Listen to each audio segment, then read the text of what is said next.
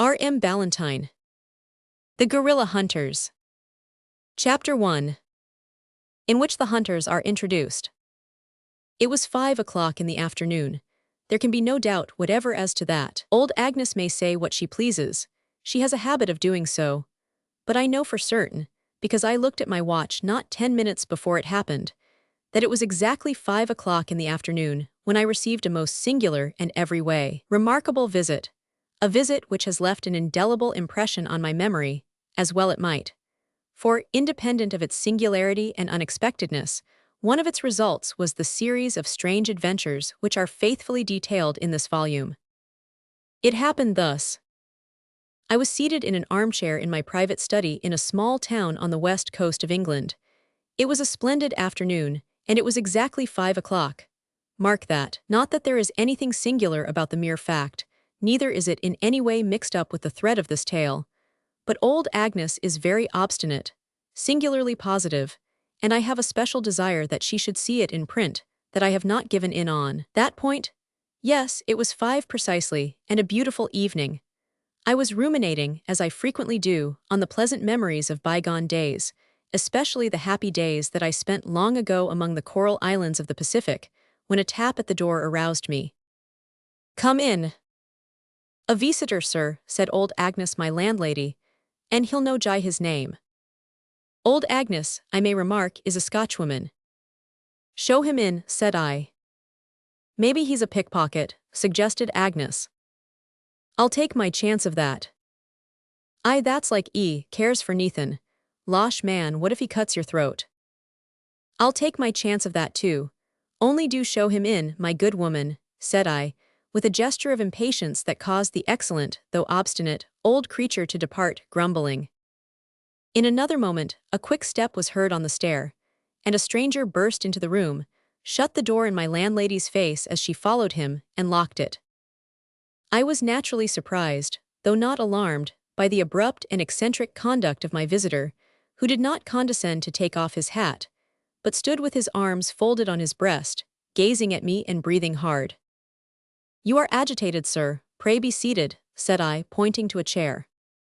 The stranger, who was a little man and evidently a gentleman, made no reply, but seizing a chair, placed it exactly before me, sat down on it as he would have seated himself on a horse, rested his arms on the back, and stared me in the face. "You are disposed to be facetious," said I, smiling, for I never take offense without excessively good reason. "Not at all, by no means," said he, taking off his hat and throwing it recklessly on the floor. "You are Mr. Rover, I presume?" "The same, sir, at your service." "Are you? Oh, that's yet to be seen. Pray, is your Christian name Ralph?" "It is," said I, in some surprise at the coolness of my visitor. "Ah, just so, Christian name Ralph, t'other name Rover, Ralph Rover, very good. Age 22 yesterday, eh?" "My birthday was yesterday, and my age is 22. You appear to know more of my private history than I have the pleasure of knowing of yours. Pray, sir, may I, but bless me, are you unwell?" I asked this in some alarm, because the little man was rolling about in his seat, holding his sides, and growing very red in the face. "Oh no, not at all, perfectly well, never was better in my life," he said, becoming all at once preternaturally grave.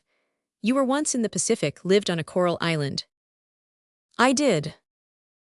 "Oh, don't trouble yourself to answer. Just shut up for a minute or two. You were rather a soft green youth then, and you don't seem to be much harder or less verdant now." "Sir," I exclaimed, getting angry. "Just so," continued he, "and you knew a young rascal there." "I know a rascal here," I exclaimed, starting up, "whom I'll kick." "What?" cried the little stranger, also starting up and capsizing the chair. "Ralph Rover, has time and sunburning, and war so changed my visage that you cannot recognize Peterkin." I almost gasped for breath. "Peterkin, Peterkin gay," I exclaimed. I am not prone to indulge in effeminate demonstration, but I am not ashamed to confess that, when I gazed on the weatherbeat though ruddy countenance of my old companion, and observed the eager glance of his bright blue eyes, I was quite overcome, and rushed violently into his arms. I may also add that until that day I had had no idea of Peterkin's physical strength, for during the next 5 minutes He twisted me about and spun me round and round my own room until my brain began to reel, and I was fain to cry him mercy. "So you're all right, the same jolly young old wiseacre in whiskers and long coat," cried Peterkin. "Come now, Ralph, sit down if you can. I mean to stay with you all evening, and all night, and all tomorrow, and all next day, so we'll have lots of time to fight our battles o'er again. Meanwhile compose yourself, and I'll tell you what I've come about. Of course, my first and chief reason was to see your face, old boy, but I have another reason too, a very peculiar reason. I've a proposal to make and a plan to unfold, both of 'em stunners. They'll shut you up and screw you down, and altogether flabbergast you when you hear 'em, so sit down and keep quiet, do." I sat down accordingly, and tried to compose myself. But to say truth, I was so much overjoyed and excited by the sight of my old friend and companion that I had some difficulty at first in fixing my attention on what he said, the more especially that he spoke with extreme volubility, and interrupted his discourse very frequently, in order to ask questions or to explain. "Now, old fellow," he began, "here goes, and mind you don't interrupt me. Well, I mean to go, and I mean you to go with me, too, but I forgot, perhaps you won't be able to go. What are you?" "What am I?" "I, your profession, your calling, lawyer, MD, scrivener, which?" "I am a naturalist." "A what?" "A naturalist." "Ralph," said Peterkin slowly, "have you been long troubled with that complaint?" "Yes," I replied, laughing. "I have suffered from it from my earliest infancy, more or less." "I thought so," rejoined my companion, shaking his head gravely. "I fancied that I observed the development of that disease when we lived together on the Coral Island. It don't bring you in many thousands a year, does it?" "No," said I, "it does not. I am only an amateur, having a sufficiency of this world's goods to live on without working for my bread. But although my dear father at his death left me a small fortune, which yields me 300 a year, I do not feel entitled to lead the life of an idler in this busy world, where so many are obliged to toil night and day for the bare necessaries of life. I have therefore taken to my favorite studies as a sort of business, and flatter myself that I have made one or two not unimportant discoveries, and added a few mites to the sum of human knowledge.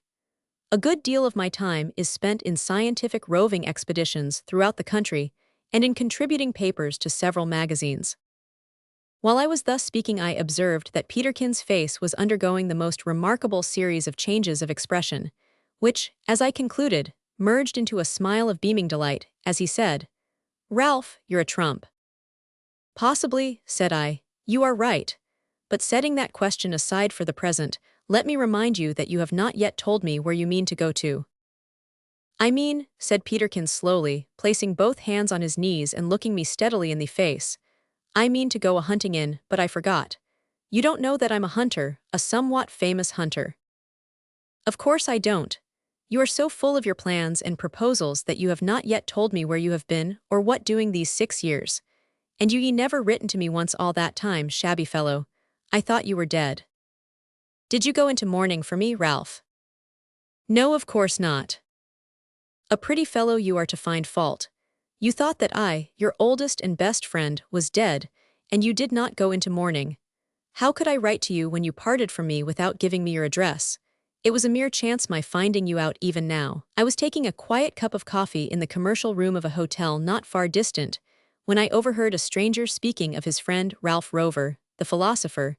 So I plunged at him promiscuously, and made him give me your address. But I've corresponded with Jack ever since we parted on the pier at Dover." "What Jack? Jack Martin?"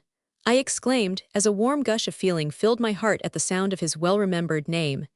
"Is Jack alive?" "Alive, I should think so. If possible, he's more alive than ever, for I should suppose he must be full-grown now, which he was not when we last met. He and I have corresponded regularly. He lives in the north of England, and by good luck happens to be just now within 30 miles of this town. You don't mean to say, Ralph, that you have never met?"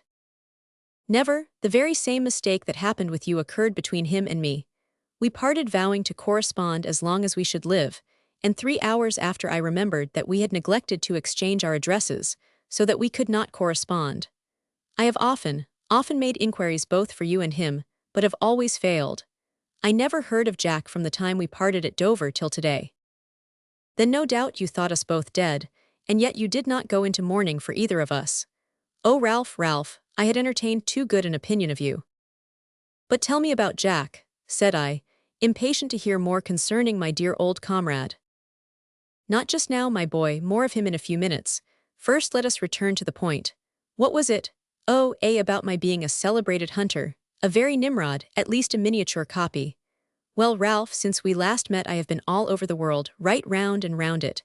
I'm a lieutenant in the Navy now, at least I was a week ago. I've been fighting with the Kaffirs and the Chinamen, and been punishing the rascally sepoys in India, and been hunting elephants in Ceylon and tiger shooting in the jungles, and harpooning whales in the polar seas, and shooting lions at the Cape. Oh, you've no notion where all I've been. It's a perfect marvel I've turned up here alive. But there's one beast I've not yet seen, and I'm resolved to see him and shoot him too. But, said I, interrupting, what mean you by saying that you were a lieutenant in the Navy a week ago? I mean that I've given it up. I'm tired of the sea. I only value it as a means of getting from one country to another. The land for me. You must know that an old uncle, a rich old uncle of mine, whom I never saw, died lately and left me his whole fortune. Of course he died in India. All old uncles who die suddenly and leave unexpected fortunes to unsuspecting nephews are old Indian uncles, and mine was no exception to the general rule. So I'm independent like you, Ralph. Only I've got 3,000 or 4,000 a year instead of hundreds, I believe. But I'm not sure and don't care, and I'm determined now to go on a long hunting expedition. What think ye of all that, my boy? In truth, said I, it would puzzle me to say what I think. I am so filled with surprise by all you tell me. But you forget that you have not yet told me to which part of the world you mean to go, and what sort of beast it is you are so determined to see and shoot if you can. If I can, echoed Peterkin with a contemptuous curl of the lip. Did not I tell you that I was a celebrated hunter?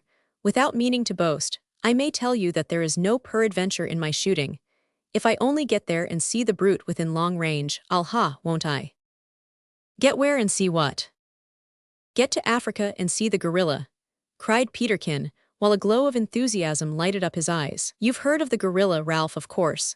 The great ape, the enormous puggy, the huge baboon, the man-monkey, that we've been hearing so much of for some years back, and that the niggers on the African coast used to dilate about till they caused the very hair of my head to stand upon end. I'm determined to shoot a gorilla or prove him to be a myth.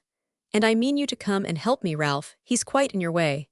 A bit of natural history, I suppose, although he seems by all accounts to be a very unnatural monster. And Jack shall go too, I'm resolved on that, and we 3 shall roam the wild woods again, as we did in days of yore, and— Hold, Peterkin, said I, interrupting. How do you know that Jack will go? How do I know? Intuitively, of course. I shall write to him tonight. The post does not leave till 10. He'll get it tomorrow at breakfast and will catch the forenoon coach which will bring him down here by 2 o'clock, and then we'll begin our preparations at once and talk the matter over at dinner. So you see it's all cut and dry. Give me a sheet of paper and I'll write at once. Ah, here's a bit, now a pen. Bless me, Ralph, haven't you got a quill? Who ever heard of a philosophical naturalist writing with steel? Now then, here goes. Beloved Jack. Will that do to begin with, eh? I'm afraid it's too affectionate. He'll think it's from a lady friend. But it can't be altered. Here I am and here's Ralph Rover. Think of that, I say, Ralph, I've put 6 marks of admiration there. I've found him out. Do come to see us. Excruciatingly important business. Ever thine Peterkin Gay. Will that bring him, d'ye think? I think it will, said I, laughing. Then off with it, Ralph, cried my volatile friend, jumping up and looking hastily round for the bell rope. Not being able to find it, my bell pull being an unobtrusive knob and not a rope, he rushed to the door, unlocked it, darted out, and uttered a tremendous roar, which was followed by a clatter and a scream from old Agnes, whom he had upset and tumbled over.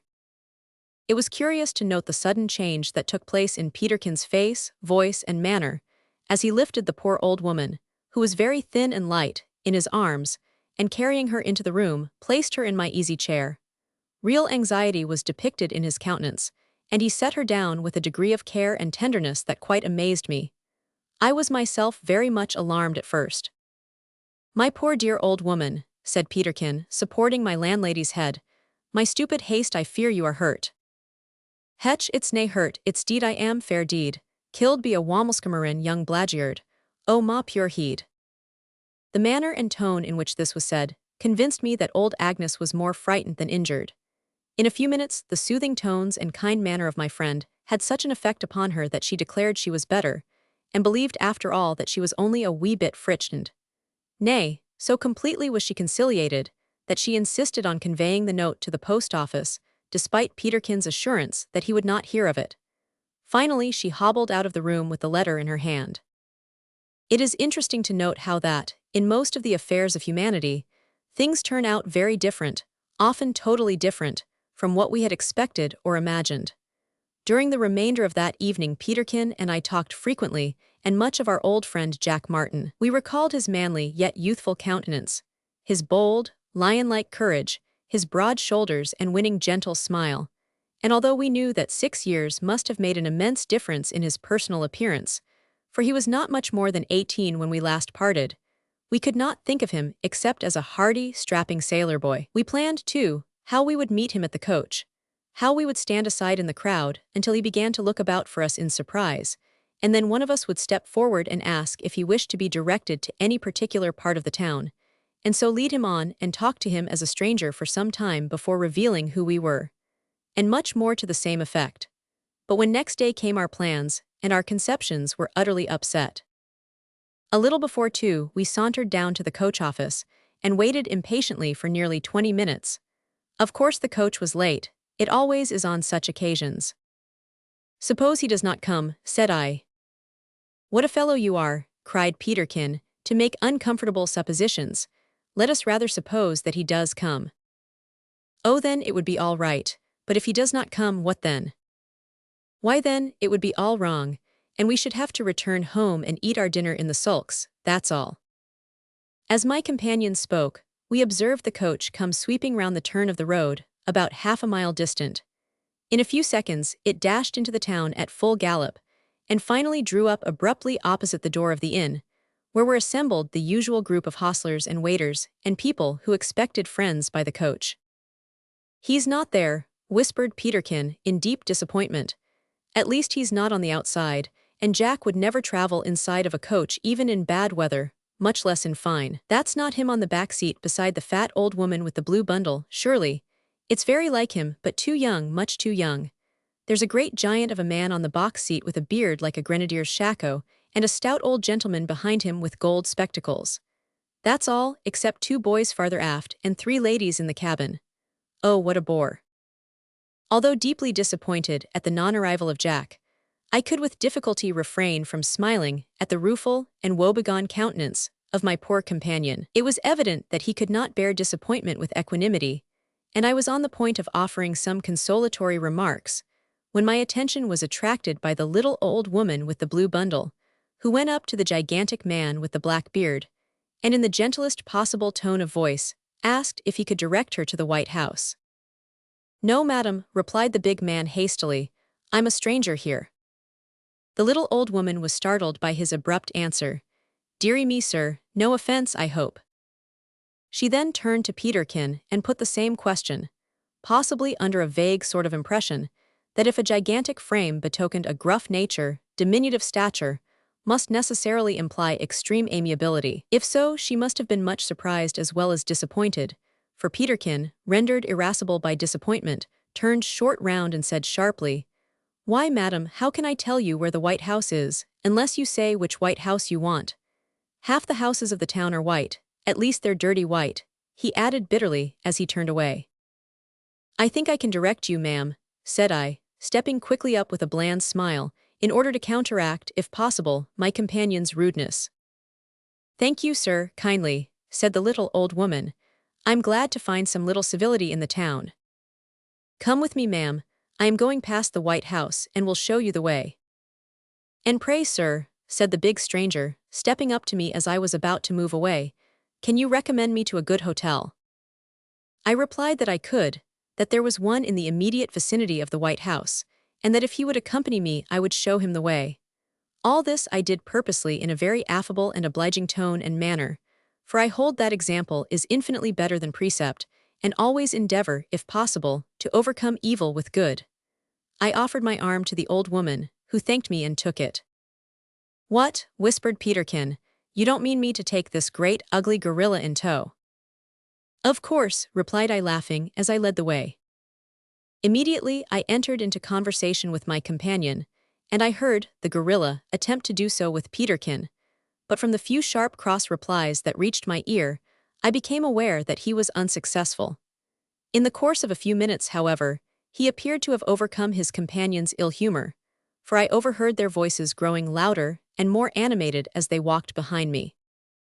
Suddenly I heard a shout, and turning hastily round, observed Peterkin struggling in the arms of the gorilla.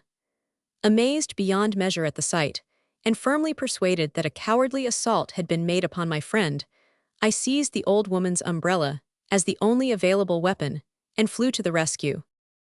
"Jack, my boy, can it be possible?" gasped Peterkin. "I believe it is," replied Jack, laughing. "Ralph, my dear old fellow, how are you?" I stood petrified. I believed that I was in a dream. I know not what occurred during the next 5 minutes. All I could remember with anything like distinctness was a succession of violent screams from the little old woman, who fled shouting thieves and murder at the full pitch of her voice. We never saw that old woman again, but I made a point of returning her umbrella to the White House. Gradually we became collected and sane. "Why, Jack, how did you find us out?"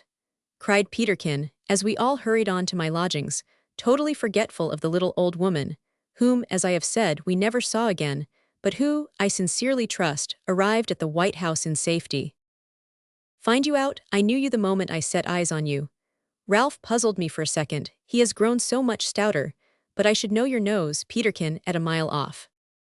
"Well, Jack, I did not know you," retorted Peterkin, "but I'm safe never again to forget you. Such a great hairy Cossack as you have become. Why, what do you mean by it?" "I couldn't help it, please," pleaded Jack. "I grew in spite of myself, but I think I've stopped now." "It's time," remarked Peterkin. Jack had indeed grown to a size that men seldom attain to, without losing in grace infinitely more than they gain in bulk. But he had retained all the elegance of form and sturdy vigor of action that had characterized him as a boy. He was fully 6 feet 2 inches in his stockings, but so perfect were his proportions that his great height did not become apparent until you came close up to him. Full half of his handsome manly face was hid by a bushy black beard and mustache, and his curly hair had been allowed to grow luxuriantly, so that his whole aspect was more like to the descriptions we have of one of the old Scandinavian Vikings than a gentleman of the present time. In whatever company he chanced to be, he towered high above everyone else, and I am satisfied that, had he walked down Whitekapelle, the horse guards would have appeared small beside him, for he possessed not only great length of limb but immense breadth of chest and shoulders. During our walk to my lodgings, Peterkin hurriedly stated his plan and proposal, which caused Jack to laugh very much at first, but in a few minutes he became grave and said slowly, "That will just suit, it will do exactly." "What will do exactly? Do be more explicit, man," said Peterkin with some impatience. "I'll go with you, my boy." "Will you?" cried Peterkin, seizing his hand and shaking it violently. "I knew you would. I said it, didn't I, Ralph? And now we shall be sure of a gorilla if there's one in Africa, for I'll use you as a stalking horse." "Indeed," exclaimed Jack. "Yes, I'll put a bearskin or some sort of fur on your shoulders, and tie a lady's boa to you for a tail and send you into the woods. The gorillas will be sure to mistake you for a relative until you get quite close. Then you'll take one pace to the left with the left foot, as the volunteers say. I'll take one to the front with the right, at 50 yards ready, present, bang, and down goes the huge puggy with a bullet right between its 2 eyes. There." And Ralph S. agreed to go too. "Oh, Peterkin, I've done nothing of the sort. You proposed it." "Well, and isn't that the same thing? I wonder, Ralph, that you can give way to such mean-spirited prevarication." "What? It's not prevarication. Don't say that now, you know it is." "Ah, you may laugh, my boy, but you have promised to go with me and Jack to Africa, and go you shall." And so, reader, it was ultimately settled, and in the course of 2 weeks more we three were on our way to the land of the slave, the black savage, and the gorilla. Chapter 2. Life in the Wild Woods. One night, about 5 or 6 weeks after our resolution to go to Africa on a hunting expedition was formed, I put to myself the question, can it be possible that we are actually here, in the midst of it? "Certainly, my boy, in the very thick of it," answered Peterkin, in a tone of voice which made Jack laugh, while I started and exclaimed, "Why, Peterkin, how did you come to guess my thoughts?" Because, Ralph, you have got into a habit of thinking aloud, which may do very well as long as you have no secrets to keep, but it may prove inconvenient someday, so I warn you in time. Not feeling disposed at that time to enter into a bantering conversation with my volatile companion, I made no reply, but abandoned myself again to the pleasing fancies and feelings which were called up by the singular scene in the midst of which I found myself.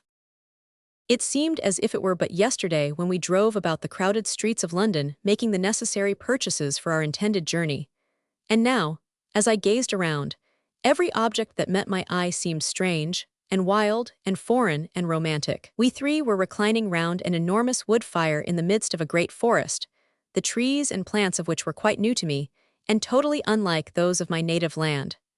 Rich luxuriance of vegetation was the feature that filled my mind most. Tall palms surrounded us, throwing their broad leaves overhead and partially concealing the starlit sky. Thick, tough limbs of creeping plants and wild vines twisted and twined round everything and over everything, giving to the woods an appearance of tangled impenetrability.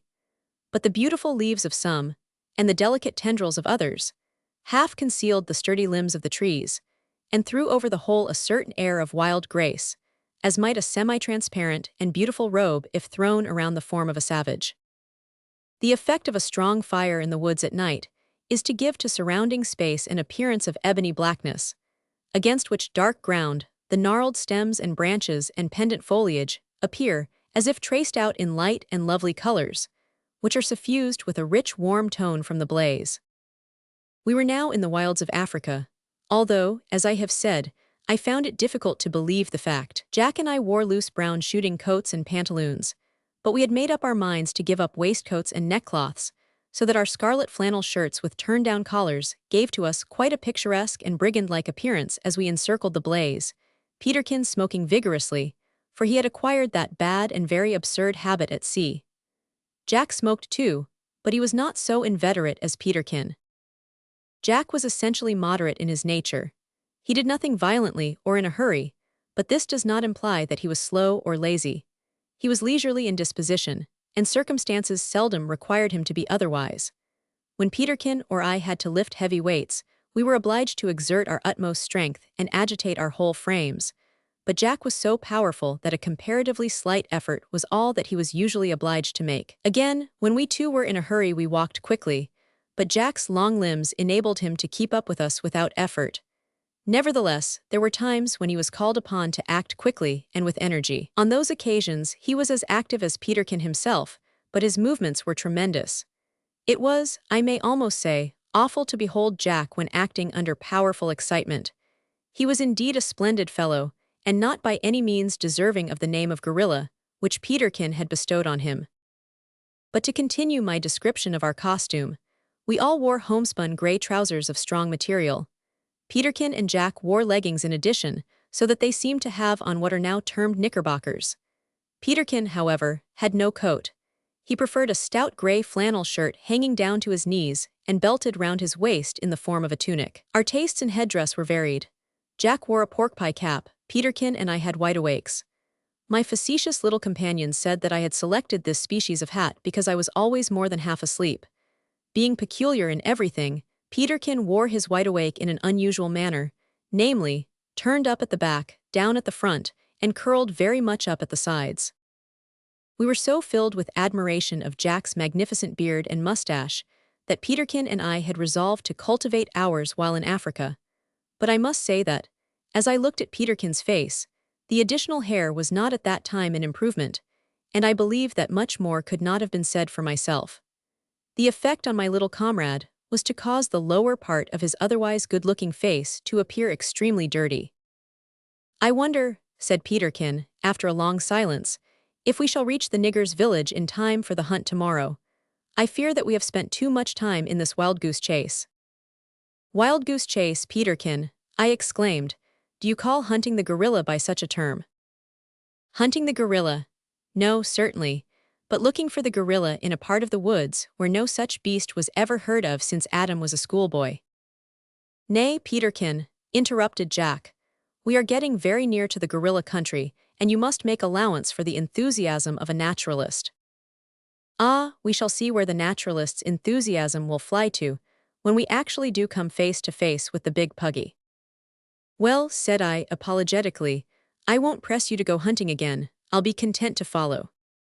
Press me, my dear Ralph, exclaimed Peterkin hastily, fearing that he had hurt my feelings. Why, man, I do but jest with you, you are so horridly literal. I'm overjoyed to be pressed to go on the maddest wild goose chase that ever was invented. My greatest delight would be to go gorilla hunting down Fleet Street, if you were so disposed. But to be serious, Jack, do you think we shall be in time for the elephant hunt tomorrow? I in capital time, if you don't knock up. What? I knock up? I've a good mind to knock you down for suggesting such an egregious impossibility. That's an impossibility anyhow, Peterkin, because I'm down already, said Jack, yawning lazily and stretching out his limbs in a more comfortable and digage manner. Peterkin seemed to ponder, as he smoked his pipe for some time in silence. Ralph, said he, looking up suddenly, I don't feel a bit sleepy, and yet I'm tired enough. You are smoking too much, perhaps, I suggested.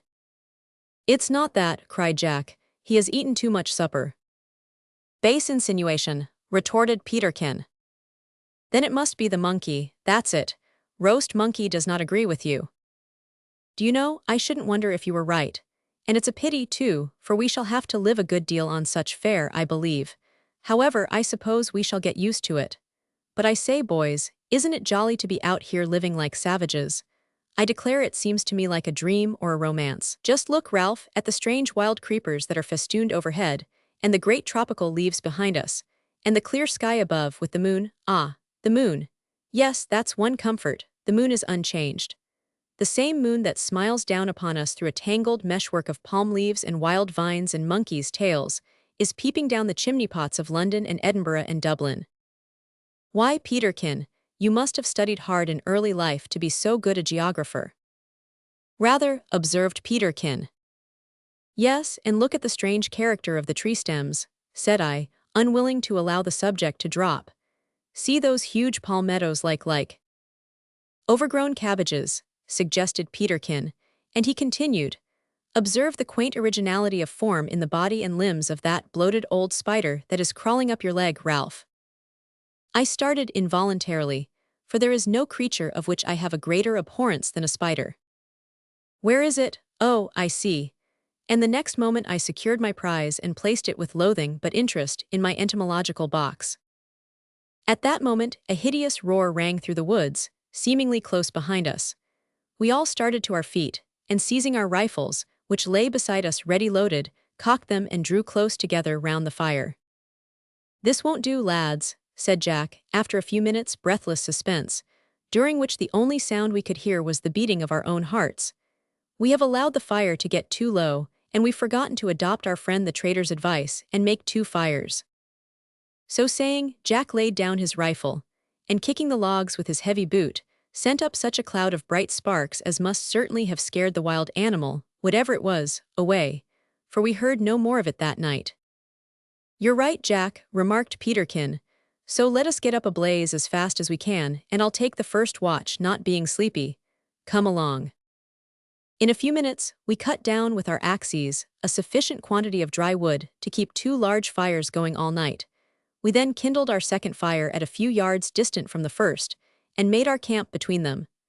This precaution we took in order to scare away the wild animals, whose cries we heard occasionally during the night. Peterkin, having proposed to take the first watch, for we had to watch by turns all the night through, lighted his pipe, and sat down before the cheerful fire with his back against the stem of a palm tree, and his rifle lying close to his hand, to be ready in case of a surprise. There were many natives wandering about in that neighborhood, some of whom might be ignorant of our having arrived at their village on a peaceful errand.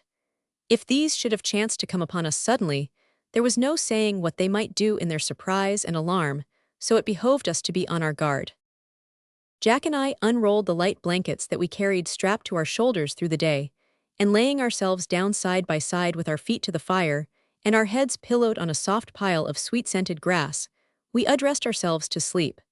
But sleep did not come so soon as we expected. I have often noted with some surprise and much interest the curious phases of the phenomenon of sleep. When I have gone to bed excessively fatigued and expecting to fall asleep almost at once, I have been surprised and annoyed to find that the longer I wooed the drowsy god, the longer he refused to come to me.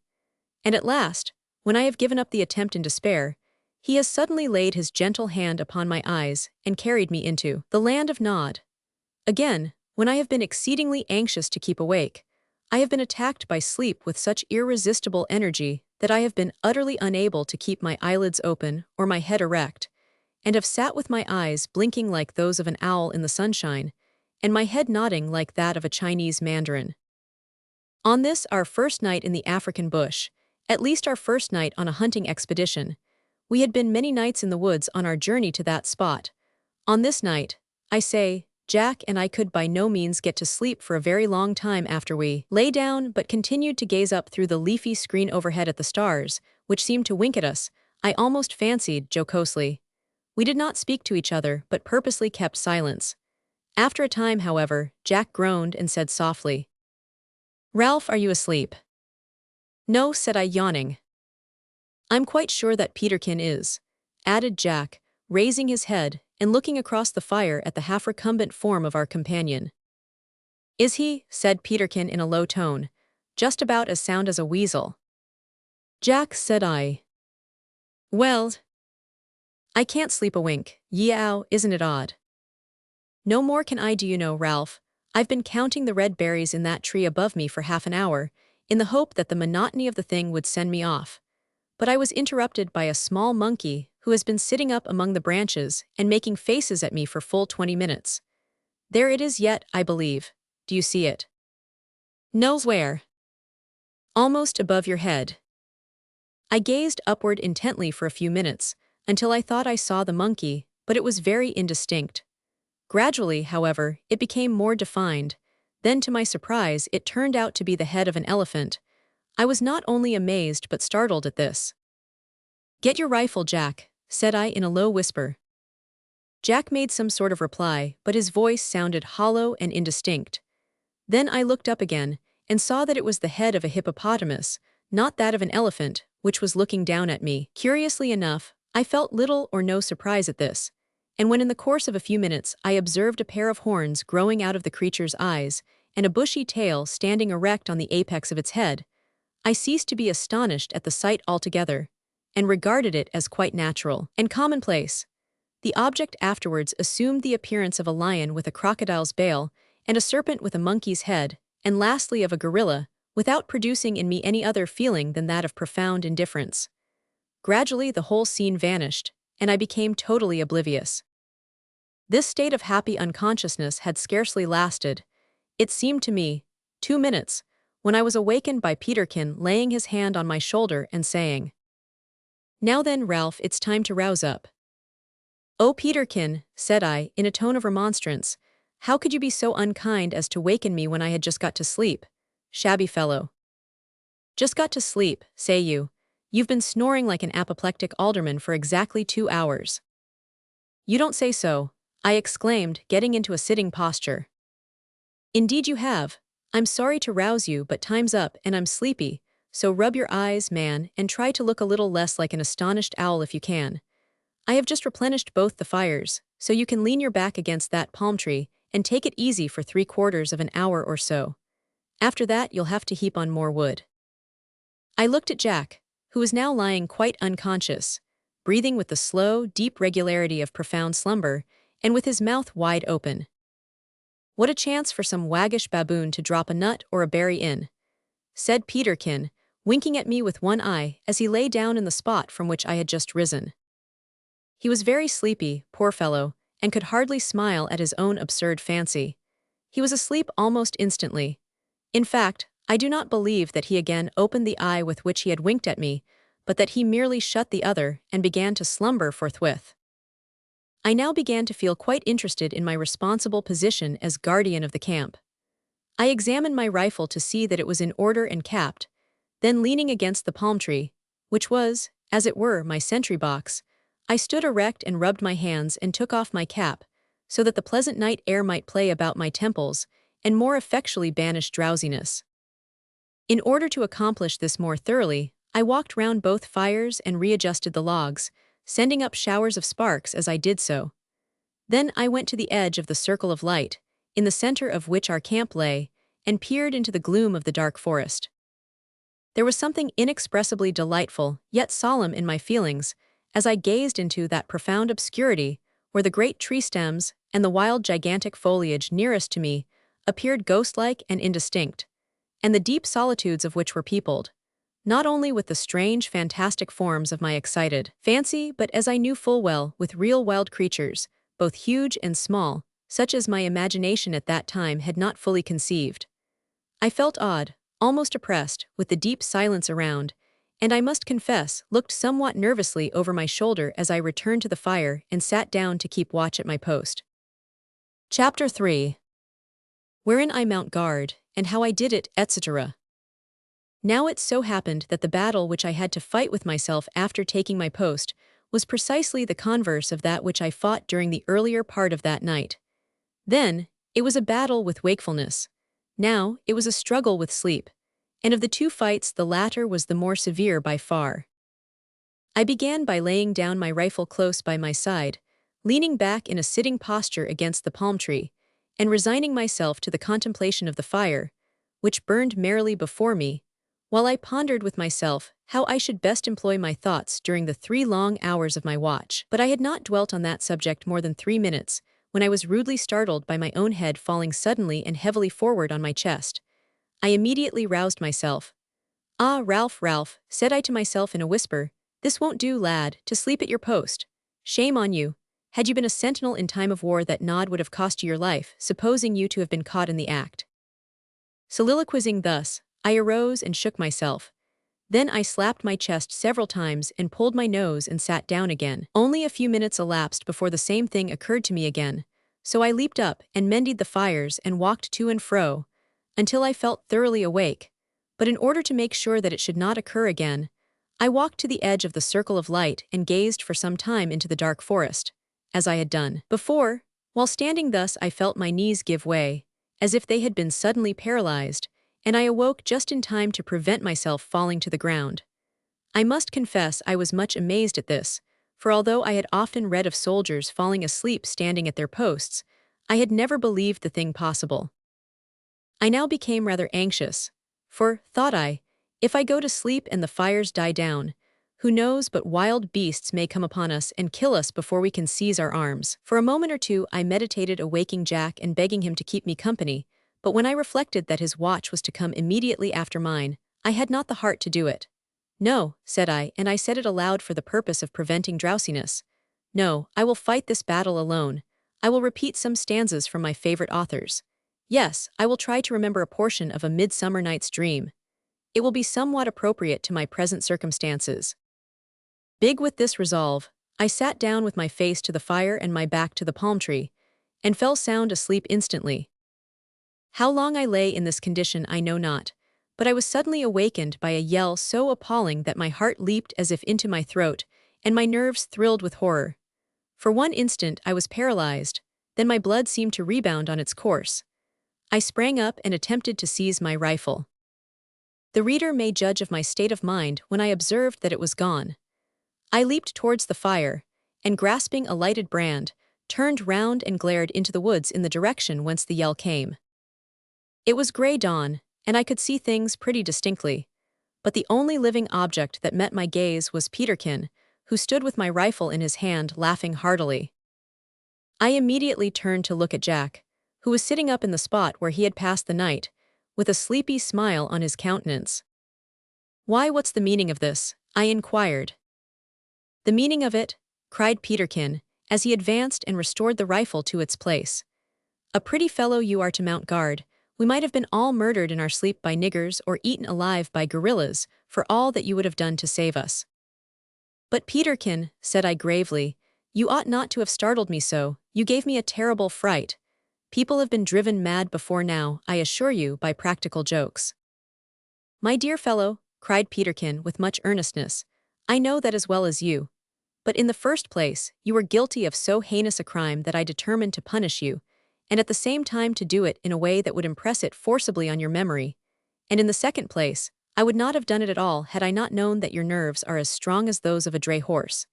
You ought to be taking shame to yourself on account of your fault rather than objecting to your punishment."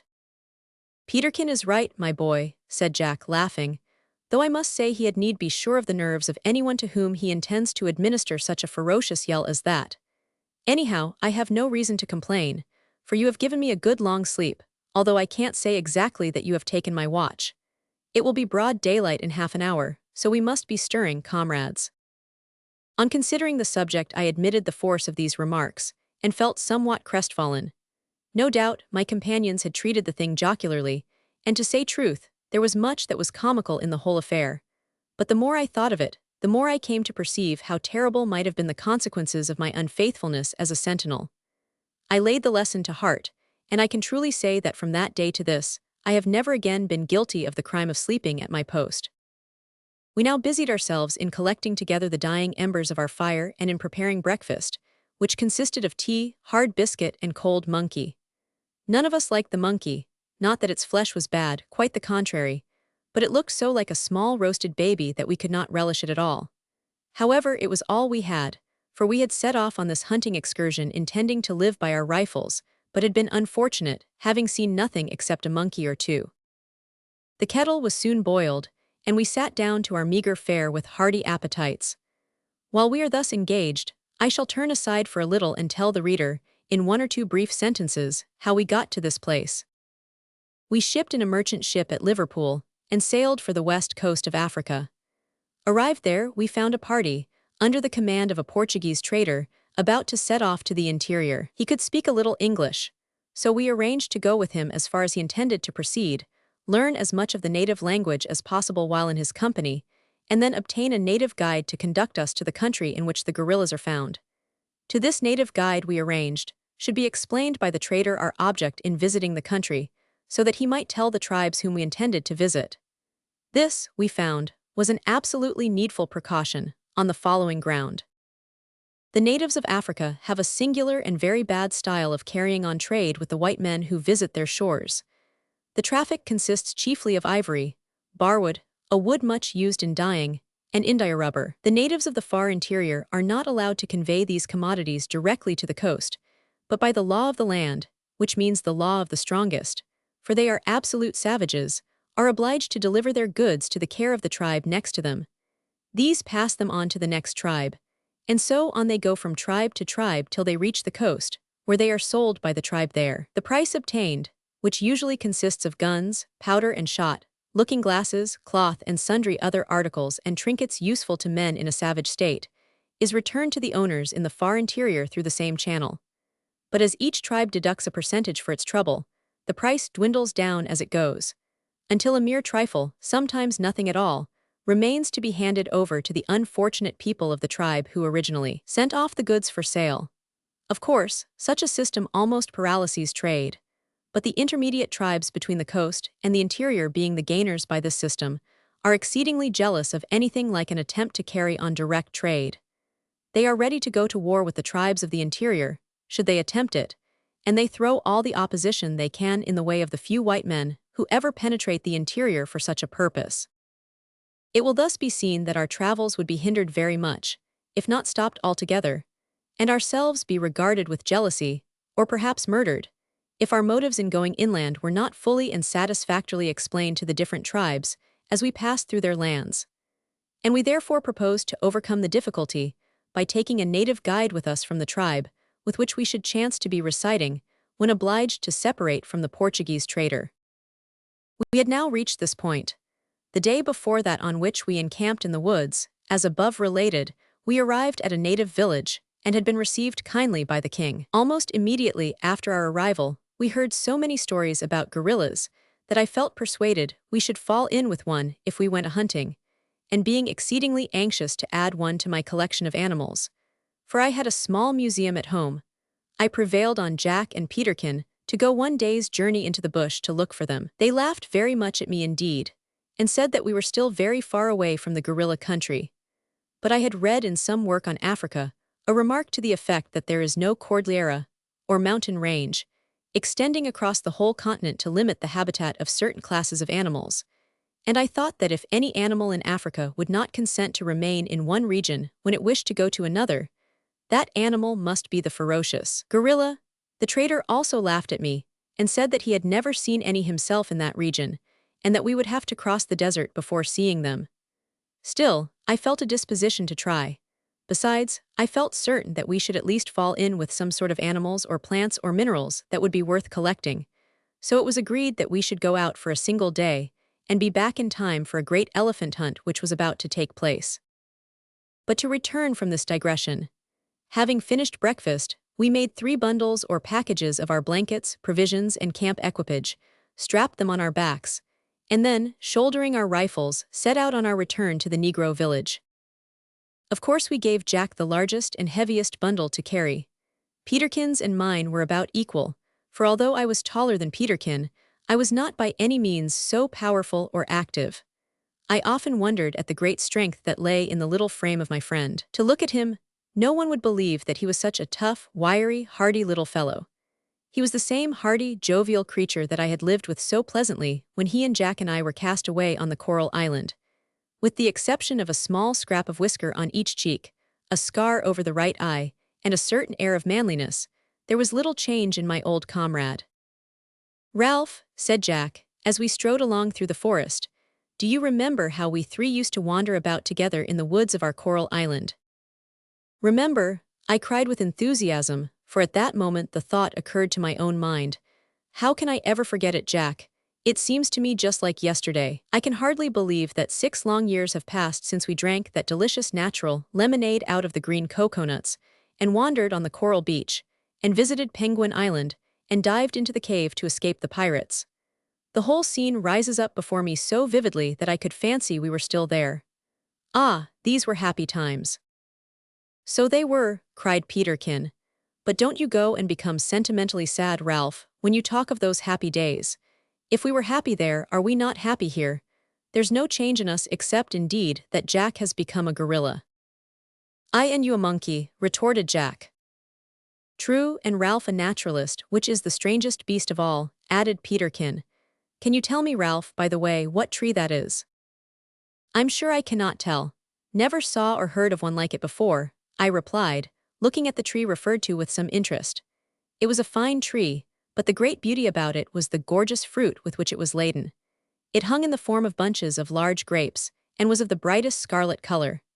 The glowing bunches seemed like precious gems glittering amongst the green foliage, and I observed that a few monkeys and several parrots were peeping at us through the branches.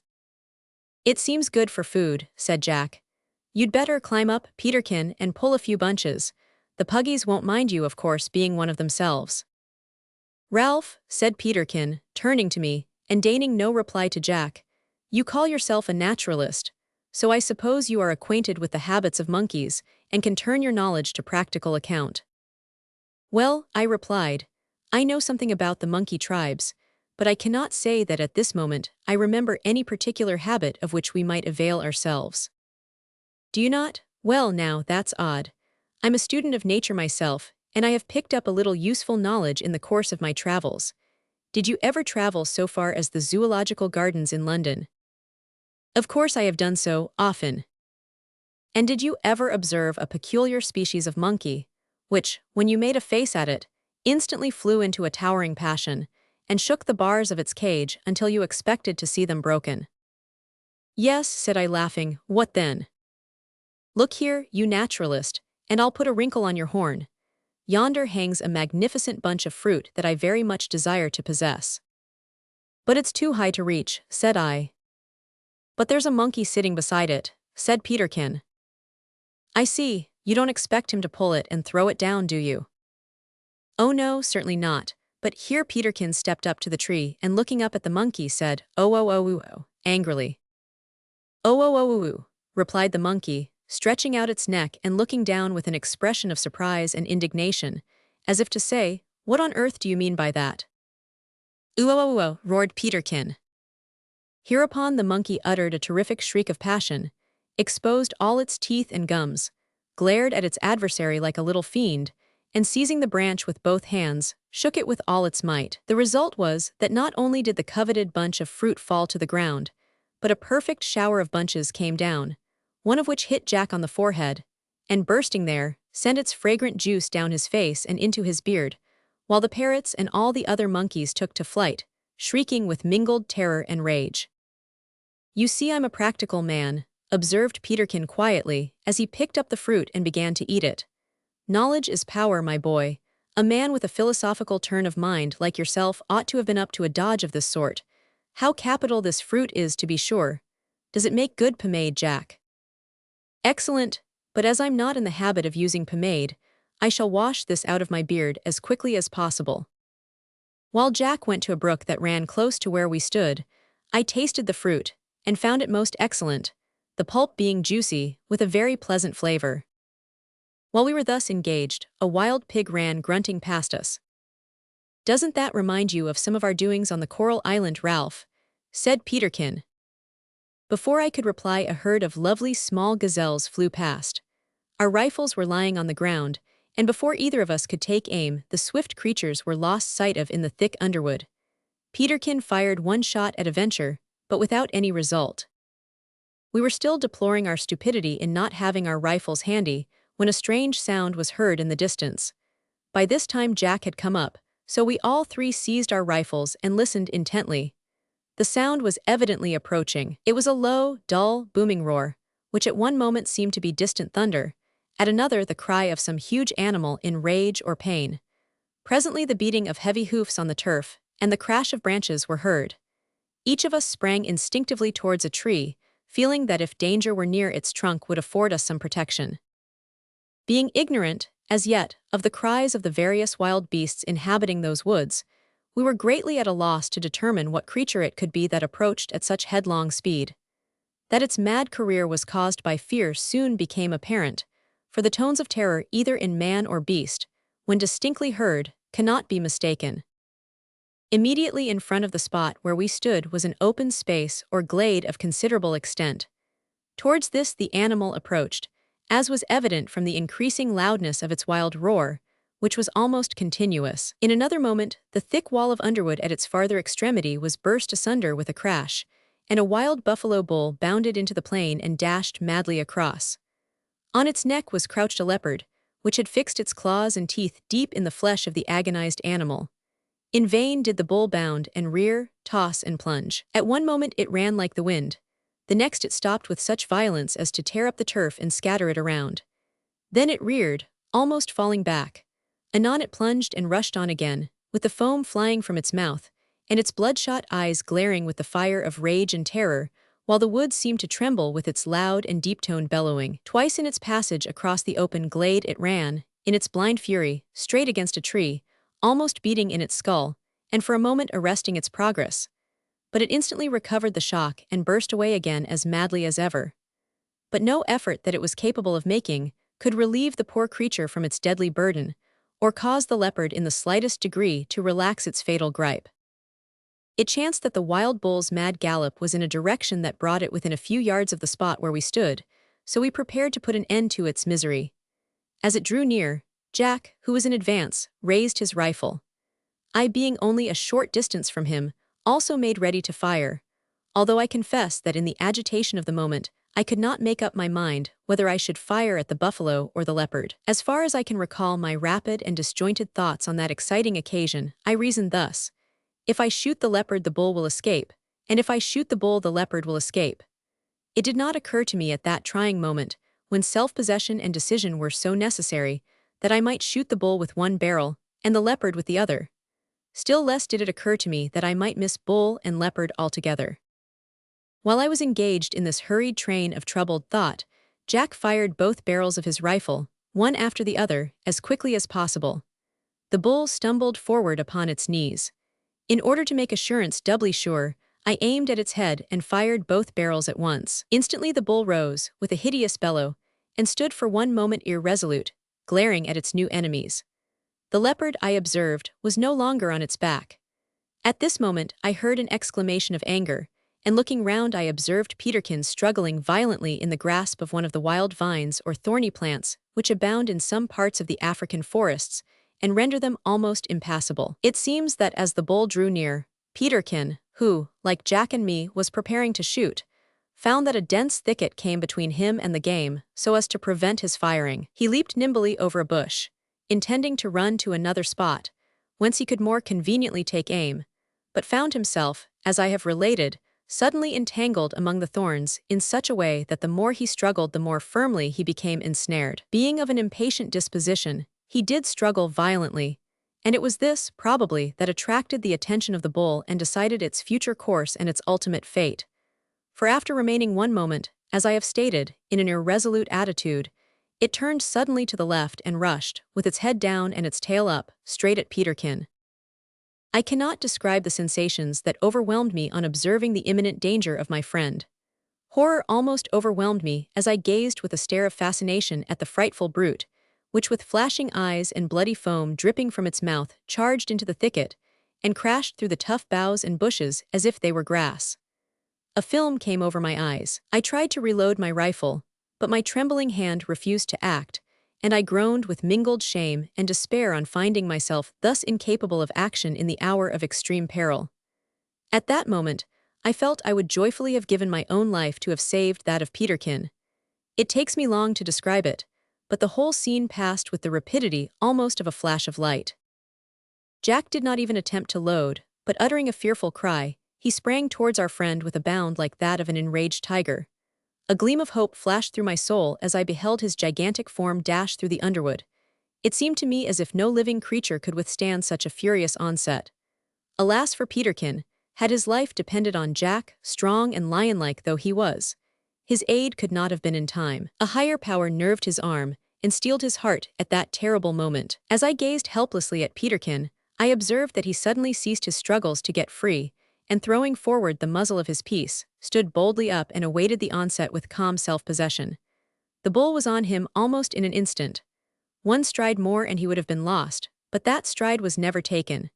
His rifle poured its deadly charge into the skull of the wild bull, which fell a mass of dead flesh, literally at his feet. It were vain to attempt to describe the state of our feelings on this memorable occasion.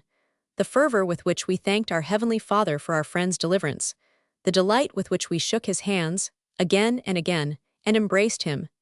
It was with considerable difficulty that we extricated Peterkin from his entanglement. When this was accomplished, we proceeded to examine our prize.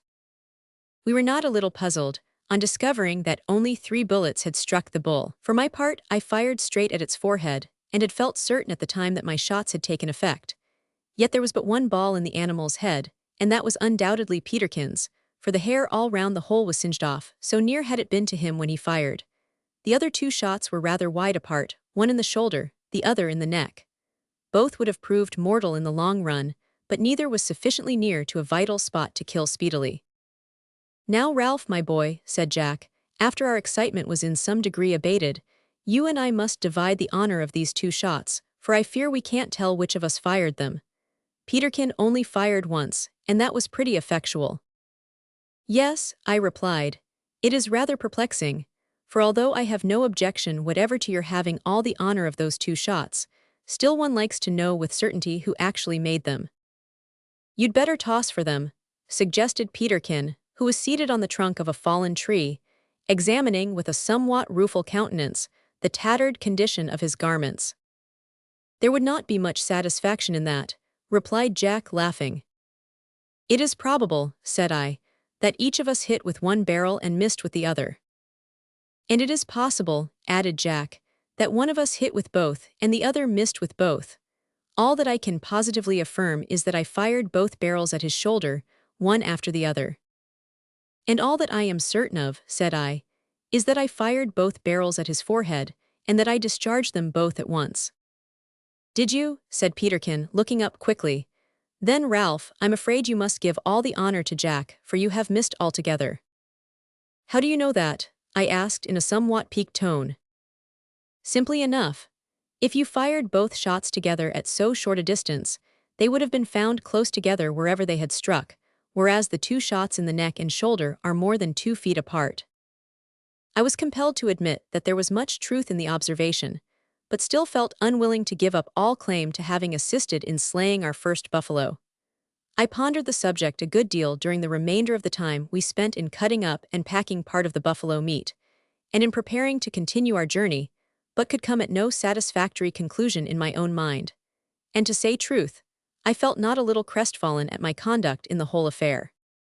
While wandering in this mood near the spot where the buffalo had been first wounded, I received a sudden and severe start on observing the leopard crouching within a couple of yards of me. I saw it through the bushes quite distinctly, but could not make quite sure of its attitude. With a mingled cry of alarm and astonishment, I sprang back to the place where I had left my rifle. Jack and Peterkin instantly ran up with their pieces cocked. "Where is it?" they cried in a breath. "There, crouching just behind that bush." Jack darted forward. "Crouching," he cried with a loud laugh, seizing the animal by the tail and dragging it forth. "Why, it's dead, stone dead." "Dead as mutton," said Peterkin. "Hallo, what's this?" he added in surprise. "Two holes close together in its forehead, I do declare. Hooray! Ralph, my boy, give us your paw. You've missed the bull and hit the leopard. If you haven't been and put two bullets right between its two eyes, I'm a Dutchman." And so, in truth, it turned out. I had aimed at the bull and hit the leopard, so I left that spot not a little pleased with my bad aim and my good fortune. Chapter 4. Wherein will be found much that is philosophical. Having skinned the leopard and cut off as much of the buffalo meat as we could carry, we started for the Negro village at a round pace, for we had already lost much time in our last adventure. As we walked along, I could not help meditating on the uncertainty of this life, and the terrible suddenness with which we might at any unexpected moment be cut off. These thoughts led me naturally to reflect how important a matter it is that everyone, no matter how young, should be in a state of preparedness to quit this world. I also reflected, and not without a feeling of shame, on my want of nerve, and was deeply impressed with the importance of boys being inured from childhood to trifling risks and light dangers of every possible description, such as tumbling into ponds and off trees, etc., in order to strengthen their nervous system. I do not, of course, mean to say that boys ought deliberately to tumble into ponds or climb trees until they fall off, but they ought not to avoid the risk of such mishaps. They ought to encounter such risks, and many others perpetually. They ought to practice leaping off heights into deep water. They ought never to hesitate to cross a stream on a narrow, unsafe plank for fear of a ducking. They ought never to decline to climb up a tree to pull fruit merely because there is a possibility of their falling off and breaking their necks. I firmly believe that boys were intended to encounter all kinds of risks, in order to prepare them to meet and grapple with the risks and dangers incident to man's career, with cool, cautious self-possession. A self-possession founded on experimental knowledge of the character and powers of their own spirits and muscles. I also concluded that this reasoning applies to some extent to girls as well as boys, for they too are liable through life to occasional encounters with danger, such as meeting with mad bulls, being run away with on horseback, being upset in boats, being set on fire by means of crinoline. In all of which cases, those who have been trained to risk slight mishaps during early life will find their nerves equal to the shock and their minds cool and collected enough to look around and take hasty advantage of any opportunity of escape that may exist, while those who have been unhappily nurtured in excessive delicacy and advised from the earliest childhood to take care of themselves and carefully avoid all risks, will probably fall victims to their nervous alarms and the kind but injudicious training of parents or guardians.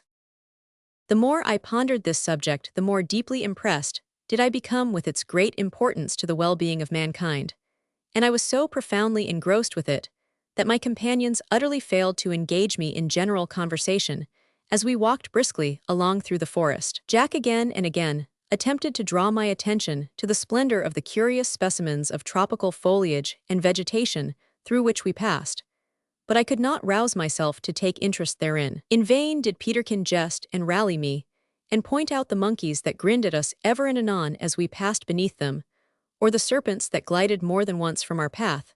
I was fascinated with my train of meditation, and as I could not then give it up until I had thought it out, so now I cannot pass from the subject until I have at least endeavored to guard myself from misconception. I beg, then, that it will be understood that I do not by any means inculcate harebrained recklessness, or a course of training that will foster that state of mind. On the contrary, the course of training which I should like to see universally practiced would naturally tend to counteract recklessness, for it would enable a boy to judge correctly as to what he could and could not do. Take an illustration. A naturally bold boy has been unwisely trained to be exceedingly careful of himself. He does not know the extent of his own courage, or the power and agility of his own muscles. He knows these things to some extent indeed, but owing to restraint, he does not know them fully. Hence he is liable both to over and underestimate them.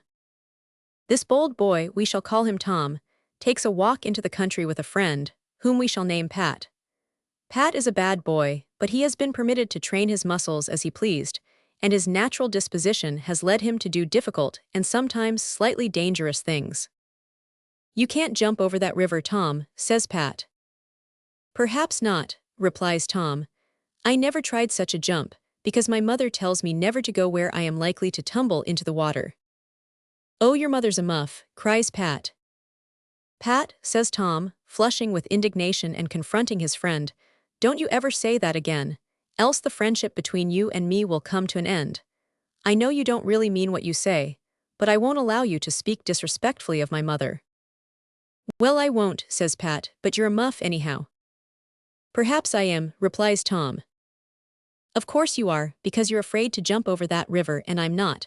So here goes." Pat thereupon jumps the river. He is a splendid leaper, and Tom hesitates. "Come along, Tom, don't be a hen." Tom gives way, alas, to a disobedient impulse, and dashing at the leap comes to the edge, when he finds, somehow, that he has not got the proper foot first for the spring. Almost every boy knows the feeling I allude to. His heart fails and he balks. "Oh, Tom, what a nemini-pimini muff you are, to be sure." Tom, as I have said, is a bold boy. His blood boils at this. He rushes wildly at the bank, hurls himself recklessly into the air, barely reaches the opposite side with a scramble, and falls souse into the river, from which he issues, as Pat says amid peals of laughter, like a half-drowned rat. Now, had Tom been permitted to follow the bent of his own bold impulses, he would have found out, years ago, how far and how high he could leap, and how far exactly he could depend on his own courage in certain circumstances. And he would either, on the one hand, have measured the leap with an accustomed eye, and declined to take it with a good-humored admission that it was beyond his powers, or, on the other hand, he would calmly have collected his well and oft-tried energies for the spring. The proper foot, from long experience, would have come to the ground at the right time. His mind, freed from all anxiety as to what he could accomplish, would have received a beneficial impulse from his friend's taunt. No nervous dread of a ducking would have checked the completeness of his bound, because he would have often been ducked before, and would have discovered that in most cases, if the clothes be changed at once, a ducking is not worth mentioning. From a hydropathic point of view is, in fact, beneficial, and he would have cleared the river with comfort to himself and confusion to his friend, and without a ducking or the uneasiness of conscience caused by the knowledge that he had disobeyed his mother. Had Peterkin not been trained to encounter danger, his natural boldness alone would never have enabled him to stand the charge of that buffalo bull. There are muffs in this world. I do not refer to those hairy articles of female apparel in which ladies are wont to place their hands, handkerchiefs, and scent bottles. Although not given to the use of slang, I avail myself of it on this occasion, the word muff being eminently expressive of a certain class of boys, big as well as little, old as well as young. There are three distinct classes of boys, namely, muffs, sensible fellows, and boasters. I say there are three distinct classes, but I do not say that every boy belongs to one or other of those classes. Those who have studied chemistry know that nature's elements are few. Nearly all kinds of matter, and certainly all varieties of mind, are composite. There are no pure and simple muffs. Most boasters have a good deal of the muff in them, and many muffs are boasters, while sensible fellows are occasionally tinged with a dash of both the bad qualities. They are, if I may be allowed to coin a word, sensible boasto-muffers. Still, for the sake of lucidity, I will maintain that there are three distinct phases of character in boys. The muff is a boy who from natural disposition, or early training, or both, is mild, diffident, and gentle. So far he is an estimable character. Were this all, he were not a muff. In order to deserve that title, he must be timid and unenthusiastic. He must refuse to venture anything that will subject him to danger, however slight. He must be afraid of a shower of rain, afraid of dogs in general, good and bad alike, disinclined to try bold things, indifferent about learning to swim.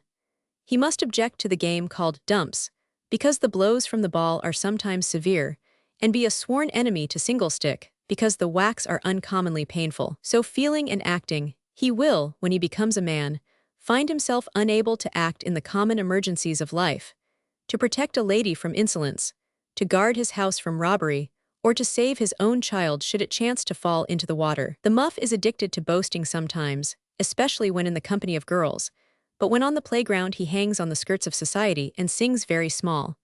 There are many boys, alas, who are made muffs by injudicious training, who would have grown up to be bold, manly fellows had they been otherwise treated. There are also many kinds of muffs. Some are good-hearted, amiable muffs, others are petty, sneaking muffs. With many of the varieties I have a strong sympathy, and for their comfort, I would say that muffs may cure themselves if they choose to try energetically.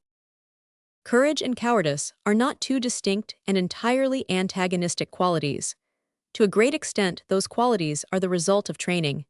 Every courageous man has a slight amount of cowardice in his composition, and all cowards have a certain infusion of courage. The matador stands before the infuriated bull and awaits its charge with unflinching firmness, not because he has more courage than his comrades in the ring who run away, but because long training has enabled him to make almost certain of killing the bull. He knows what he has done before, he feels that he can do it again, therefore he stands like a hero.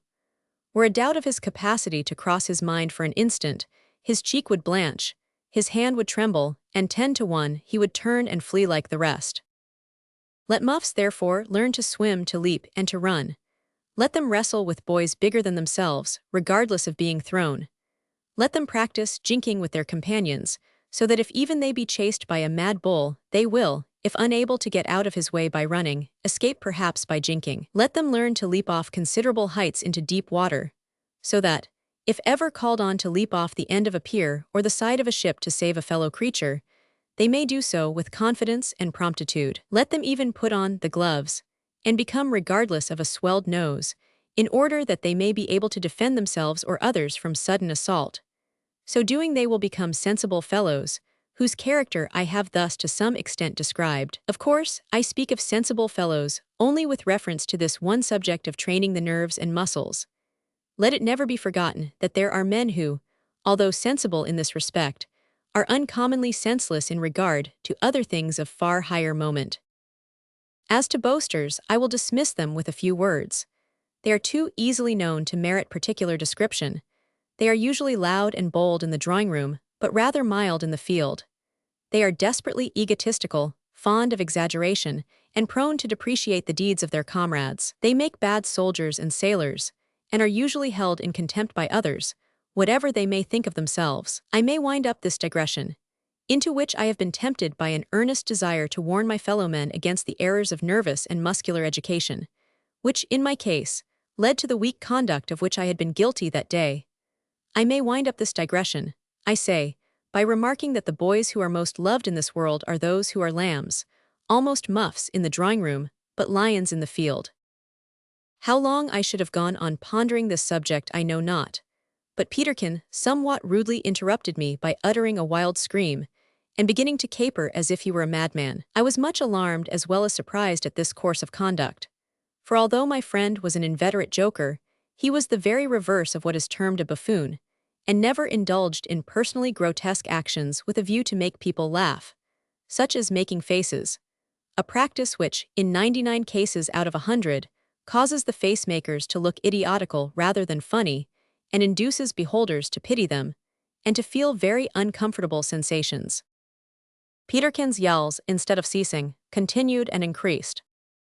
"Why, what's wrong?" I cried in much alarm. Instead of answering, Peterkin darted away through the wood like a maniac, tearing off his clothes as he went. At the same moment, Jack began to roar like a bull, and became similarly distracted. It now flashed across me that they must have been attacked by an army of the Bashikouay ant, a species of ant which is so ferocious as to prove a perfect scourge to the parts of the country over which it travels. The thought had scarcely occurred to me when I was painfully convinced of its accuracy. The ants suddenly came to me, and in an instant I was covered from head to foot by the passionate creatures, which hit me so severely that I also began to scream and to tear off my garments, for I had been told by the trader who accompanied us to this part of the country that this was the quickest method of getting rid of them.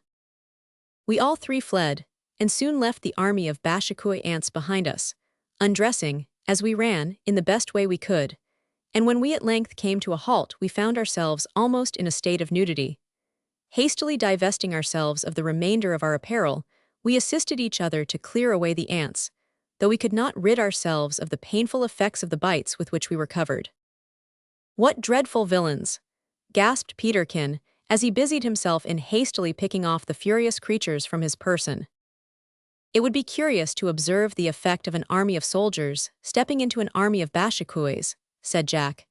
"They would be routed instantly. No discipline or courage could hold them together for 2 minutes after they were attacked."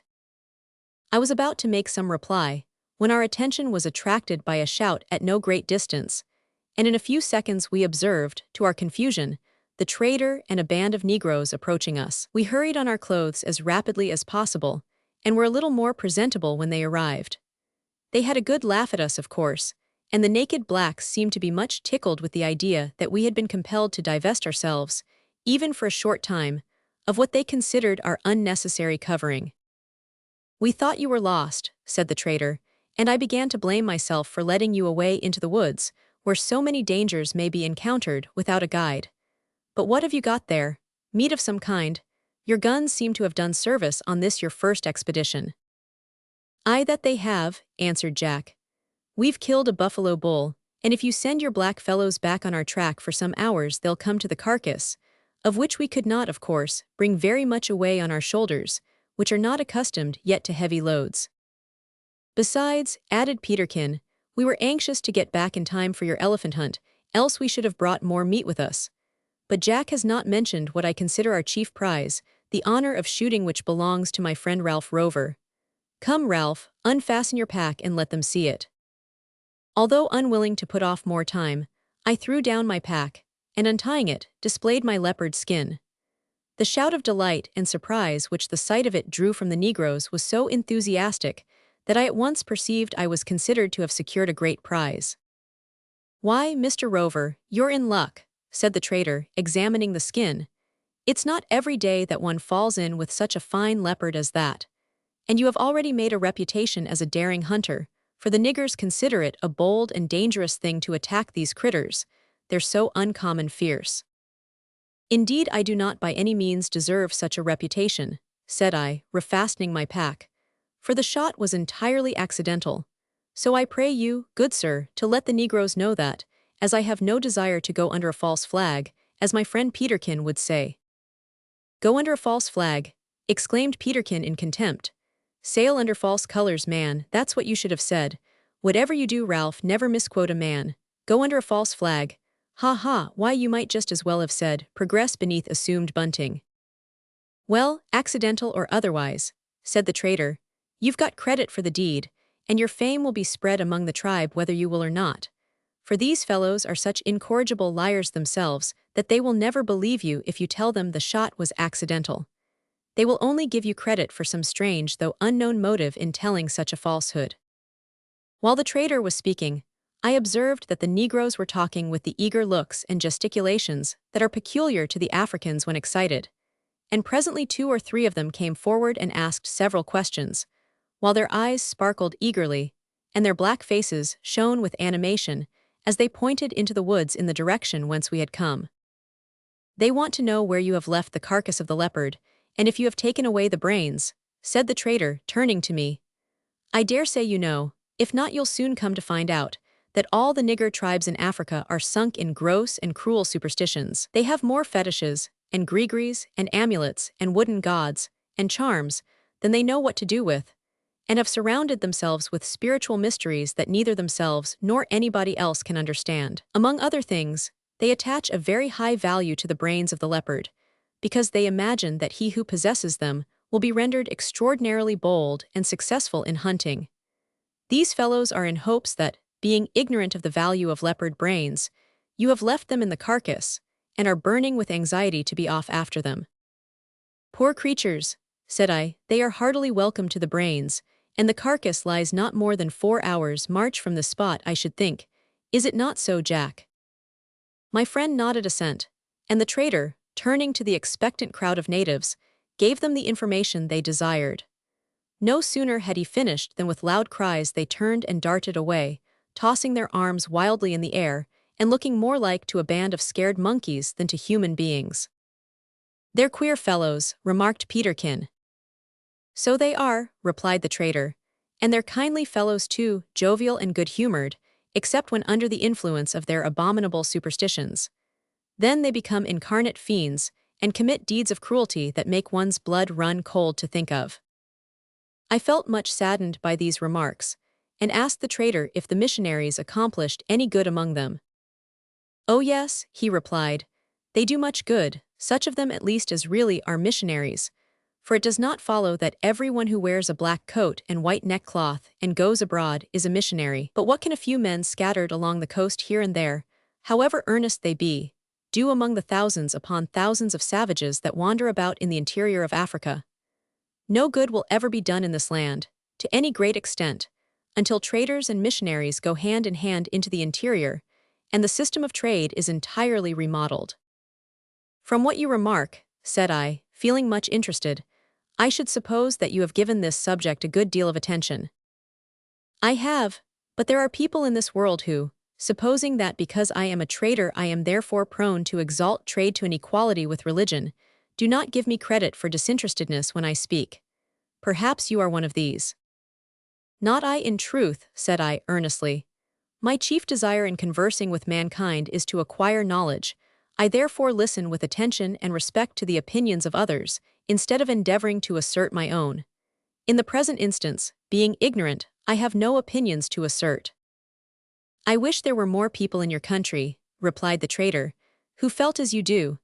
I would tell them that, although a trader, I regard the salvation of men's souls as the most important work in this world. I would argue that until you get men to listen, you cannot preach the gospel to them, that the present system of trade in Africa is in itself antagonistic to religion, being based upon dishonesty, and that therefore the natives will not listen to missionaries. Of course, in some cases they will, for I believe that the gospel, when truly preached, is never preached in vain, but they will throw every possible impediment in their way. I would tell them that in order to make the path of the missionary practicable, the system of trade must be inverted, the trader and the missionary must go hand in hand, and commerce and religion, although incomparably different in their nature and ends, must act the part of brother and sister if anything great is to be done for the poor natives of Africa." Conversing thus we beguiled the time pleasantly while we proceeded rapidly on our way, for the day was drawing to a close, and we were still at a considerable distance from the native village. Chapter 5. Preparations for a Grand Hunt. All was bustle, noise, and activity in the village, or more correctly speaking, in the native town of His Majesty King Jambai, early in the morning after our arrival. A great elephant hunt had been resolved on. The hunters were brushing up their spears and old guns, all of which latter were flintlocks that had been procured from traders, and were not worth more than a few shillings. The women were busy preparing breakfast, and the children were playing around their huts. These huts were of the simplest construction, made of bamboo, roofed with large palm leaves, and open in front.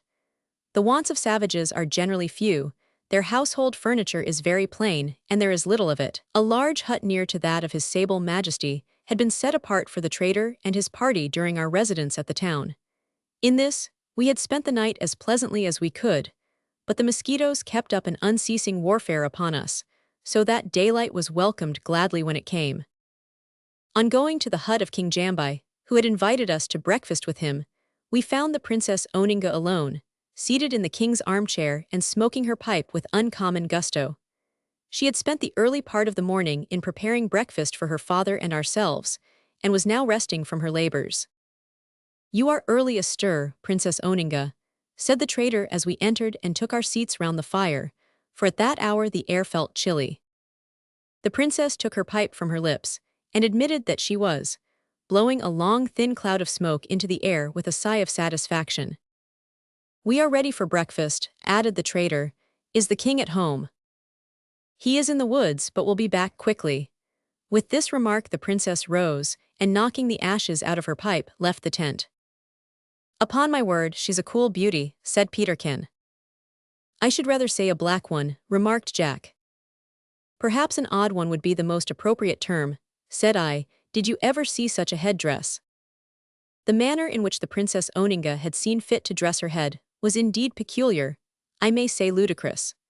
Her woolly hair had been arranged in the form of a cocked hat, with a horn projecting in front, and at a short distance off it might easily have been mistaken for the headpiece of a general officer, minus the feathers. There was little in the way of artificial ornament about it, but the princess wore a number of heavy brass rings on her arms and ankles. Those on the latter reached halfway up to her knees, and they were so heavy that her walk was little better than a clumsy waddle. Before we could pass further comment on her appearance, King Jambai entered, and saluted us by taking us each separately and rubbing noses with us. This done, he ordered in breakfast, which consisted of roast and boiled plantains, ground nuts, roast fowl and roast pig, so we fell to at once, and being exceedingly hungry after our long walk of the day before, made a hearty meal. "Now, sir," said Jack, when our repast was about concluded, "as you are going to leave us soon, you had better arrange with the king about getting us an interpreter and supplying us with a few men to carry our goods. I think you said there was once a man in the tribe who spoke a little English. Have you found out whether he is alive?" "Yes, I have heard that he is alive and well, and is expected in every day from a hunting expedition. He is a splendid hunter and a capital fellow. His name is Makaroro, and if you get him, you will be fortunate." "Then ask his Black Majesty," said Peterkin, "as quick as you please, for to say truth, I'm rather anxious on this point. I feel that we should never get on without a good interpreter." To our satisfaction, we found that the king was quite willing to do all that we wished, and a great deal more. In fact, we soon perceived that he felt highly honored by our visit, and had boasted not a little of his white men, to the chiefs of neighboring tribes, some of whom had come a considerable distance to see us. "You have made quite a conquest, gentlemen, of worthy Jambai," said the trader, after translating the king's favorable reply. "The fact is he is pleased with the liberality you have shown towards him in the way of gifts, and is proud of the confidence you have placed in him. Had you been bent on a trading expedition, he would have opposed your further progress, but knowing that you are simply hunters, he is anxious to assist you by all the means at his command. He is surprised, indeed, at your taking so much trouble and coming so far merely to kill wild animals, for he cannot understand the idea of sporting. He himself hunts for the sake of procuring meat." "Can he not understand," said Peterkin, "that we hunt for fun?" "No, he don't quite see through that. He said to me a few minutes ago, 'Have these men no meat at home, that they come all this long way to get it?' I told him that you had plenty, and then endeavored to explain your idea of hunting for fun. But he shook his head, and I think he does not believe you." At this point in our conversation, the king rose and gave the signal to set out on the hunting expedition. Instantly, the whole population of the town turned out and rushed to the banks of the river, near which it stood, where canoes were prepared for us. Suddenly there arose a great shout, and the name Makaroro Makaroro passed from mouth to mouth.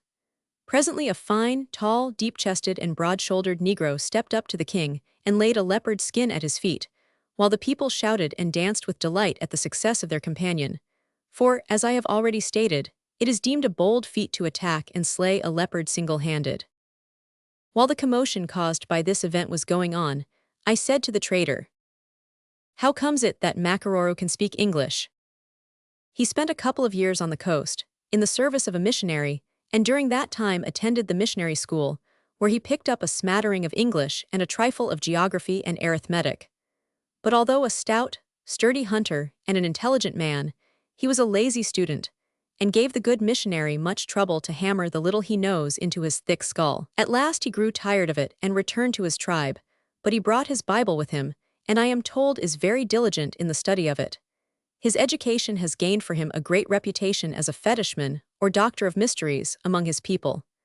I used often to see him at school hammering away at Emma, Mabie, Ba, and so on, amid a group of children. He used to sit beside the king. "The king," said I in surprise. The king of that district became a Christian, and he and the queen, with one or two others of the royal household, used to attend school with the children every day, and their diligence in studying the AB 100 was beyond all praise.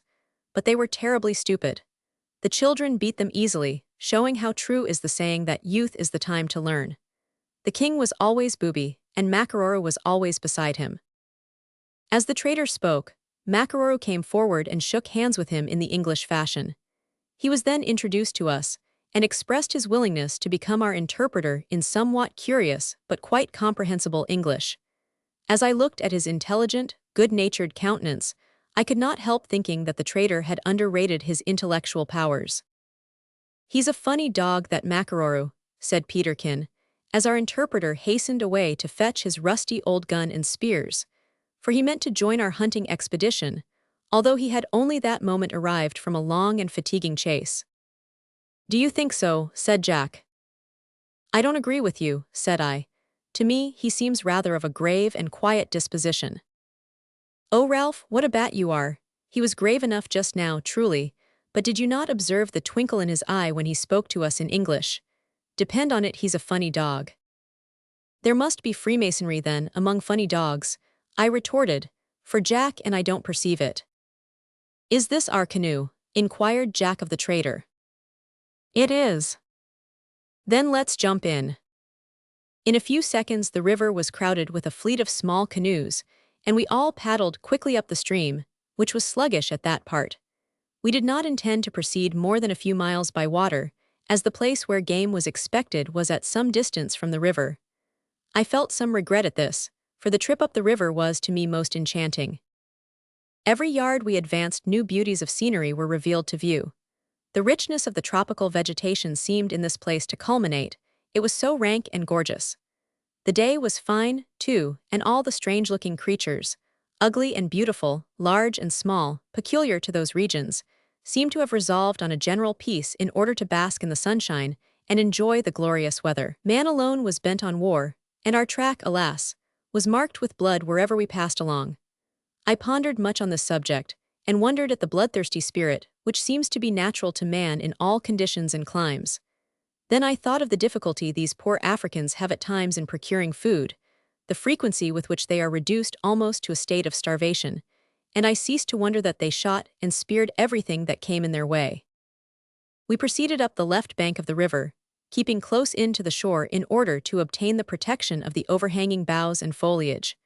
For the sun soon began to grow hot, and in the middle of the day became so intense that I sometimes feared that I or my companions would receive a sunstroke. I confess that the subject of health often caused me much anxiety, for although I knew that we were all old experienced travelers, though young in years, and had become in a great degree inured to hardships, I feared that the deadly climate of Central Africa might prove too much for our European constitutions. By the free use of quinine, however, and careful attention to the roles of health as far as circumstances would permit, we were fortunate enough to keep in excellent health and spirits during the whole course of our sojourn there.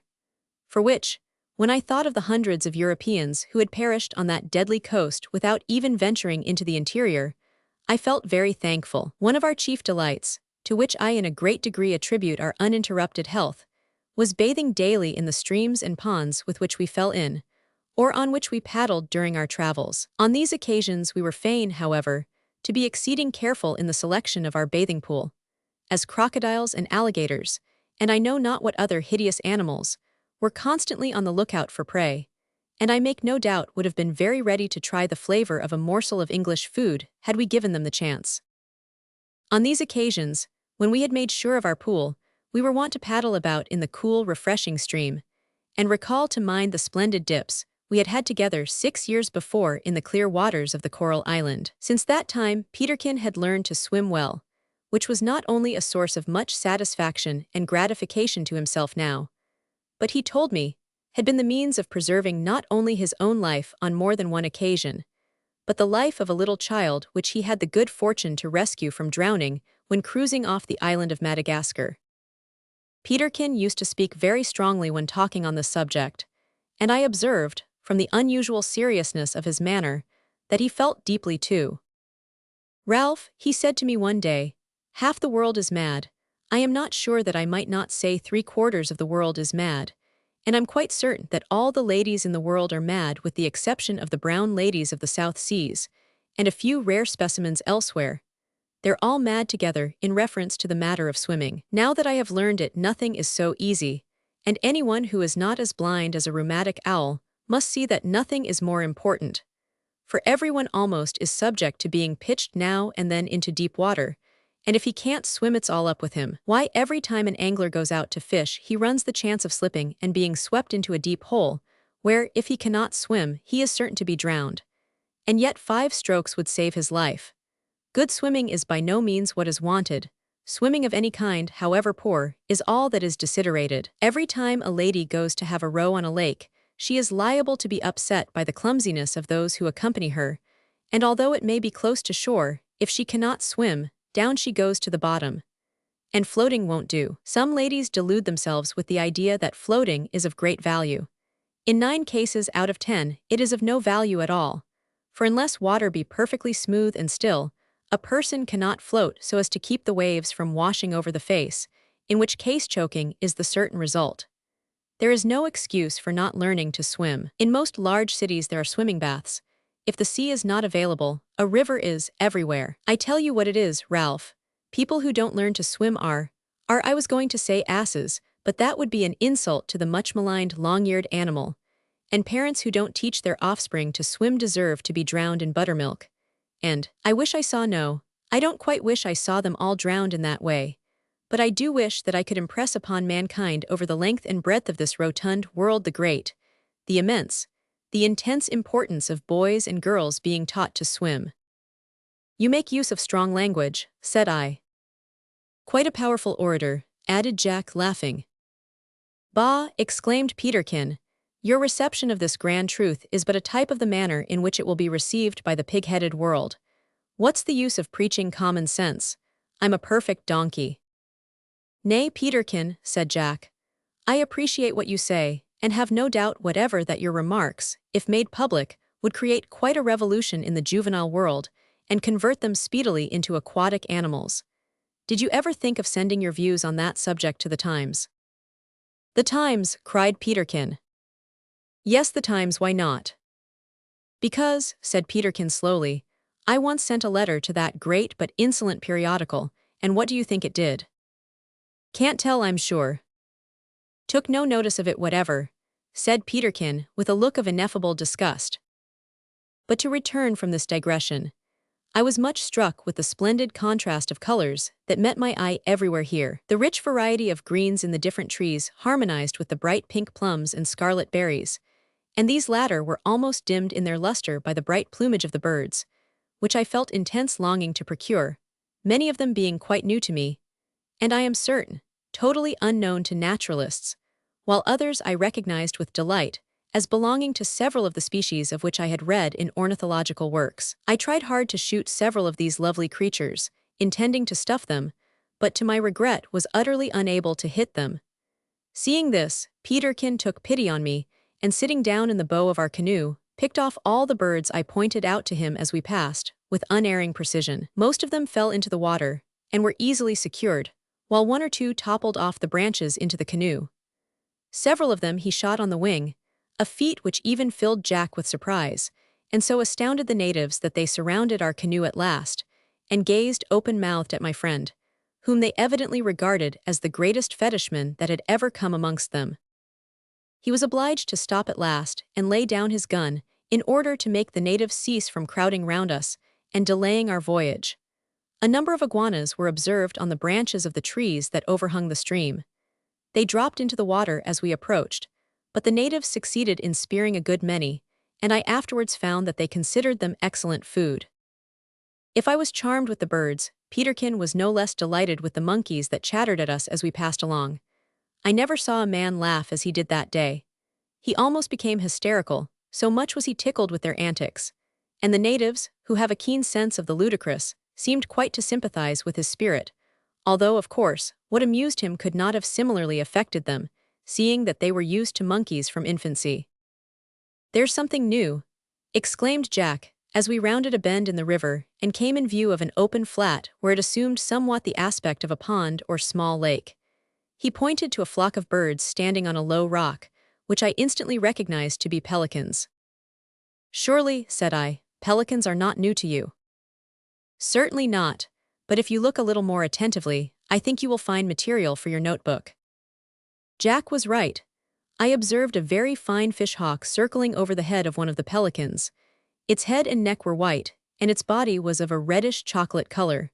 Just as we came in sight, the pelican caught a fine fish, which it stowed away safe in the pouch under its chin. The sly hawk, which had been watching for this, immediately made a descent towards its victim, making a considerable noise with its wings as it came down. Hearing this, the pelican looked hastily up, and supposing that a terrible and deadly assault was about to be made, opened its mouth and screamed in terror. This was just what the hawk wanted. The open bill revealed the fish in the pouch. Down he swooped, snatched it out, and then soared away with his ill-gotten gains in his talons. "Oh, what a thief!" exclaimed Peterkin. "And the pelican seems to take his loss in a remarkably philosophical manner," observed Jack.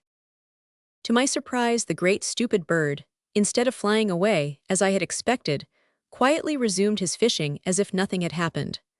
No doubt he was well pleased to find himself still alive, and it is not improbable that the hawk made several more meals at the expense of his long-beaked friend after we had passed by. We soon put him to flight, however, by landing near the spot where he stood, this being the place where we were to quit our canoes and pass through the jungle on foot. The hunters now prepared themselves for action, for the recent tracks of elephants were seen on the bank of the stream, and the natives said they could not be far off.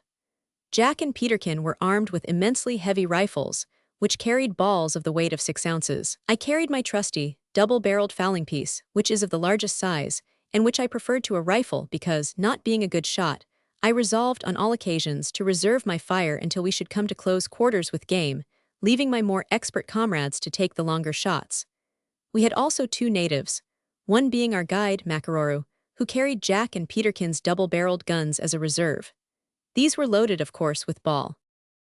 "This looks something like business," said Jack, as he leaned on his heavy rifle and looked at the natives, who were selecting their spears and otherwise making preparations. "It does," replied Peterkin. "Are you loaded?" "Aye, and I have just examined the caps to see that they are dry, for it's not like grouse shooting on the Scottish hills this African hunting, depend upon it. A snapping cap might cost us our lives. Ralph, my boy, you must keep well in rear. I don't want to hurt your feelings, but it won't do to go in front when you cannot depend on your nerves."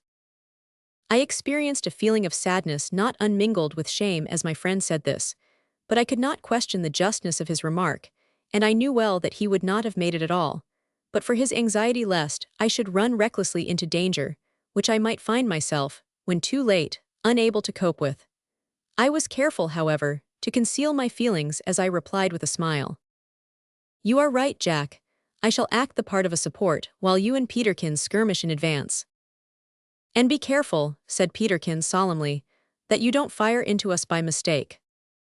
Somewhat of Peterkin's own spirit came over me as I replied, "Indeed, I have been thinking of that, and I'm not sure that I can restrain myself when I see a chimpanzee monkey and a gorilla walking through the woods before me."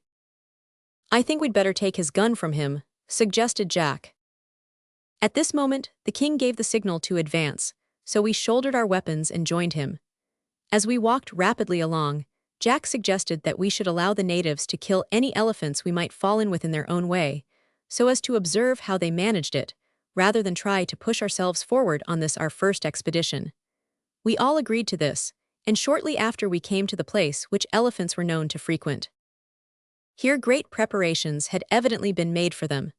A space of more than a mile was partially enclosed by what might be termed a vine wall.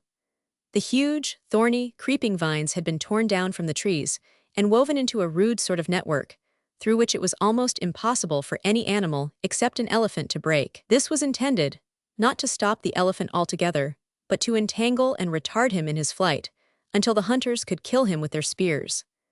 The work, we were given to understand, was attended with considerable danger, for some of the natives were occasionally caught by the thorny vines when flying from the charge of the infuriated animal, and were instantly stamped to death by his ponderous feet. I felt a new and powerful excitement creep over me as I saw the natives extend themselves in a wide semicircle of nearly 2 miles in extent, and begin to advance with loud shouts and cries, in order to drive the game towards the vines, and the flashing eyes and compressed lips of my 2 companions showed that they were similarly affected. We determined to keep together and follow close on that part of the line where the king was. "You no be 'fraid," said Macararu, looking down at Peterkin, who, he evidently supposed, was neither mentally nor physically adapted for an African hunter. Peterkin was so tickled with the question that he suddenly began to tremble like an aspen leaf, and to chatter with his teeth and display all the symptoms of abject terror. Pointing over Macararu's shoulder into the bush behind him, he gasped, "The leopard." The Negro uttered a hideous yell, and springing nearly his own height into the air, darted behind a tree with the agility of a wildcat. Instantly, Peterkin resumed his composure, and turning round with a look of cool surprise, said, "What, you're not afraid, Makaroro?" The good-humored fellow burst into a loud laugh on perceiving the practical joke that had been passed on him, and it was evident that the incident, trifling though it was, had suddenly raised his estimation of Peterkin to a very exalted pitch. We now began to draw near to the enclosure, and I was beginning to fear that our hunt was to prove unsuccessful that day. A considerable quantity of small game had passed us, alarmed by the cries of the natives, but we purposely withheld our fire, although I saw that Jack was sorely tempted once or twice, when several beautiful gazelles and one or two wild pigs ran past within shot. Presently we heard a shrill trumpeting sound, which Peterkin, who had hunted in the forest of Ceylon, told us, in an excited voice, was the cry of the elephant. We hastened forward with our utmost speed, when suddenly we were brought to a stand by hearing a tremendous roar close in front of us. Immediately after, a large male lion bounded from among the bushes, and with one stroke of his enormous paw struck down a Negro who stood not 20 yards from us. The terrible brute stood for an instant or two, lashing his sides with his tail and glaring defiance. It chanced that I happened to be nearest to him, and that the position of the tangled underwood prevented my companions from taking good aim. So without waiting for them, being anxious to save, if possible, the life of the prostrate Negro, I fired both barrels into the lion's side. Giving utterance to another terrible roar, he bounded away into the bush, scattering the Negroes who came in his way, and made his escape, to our great disappointment. We found, to our horror, on going up to the fallen hunter, that he was quite dead.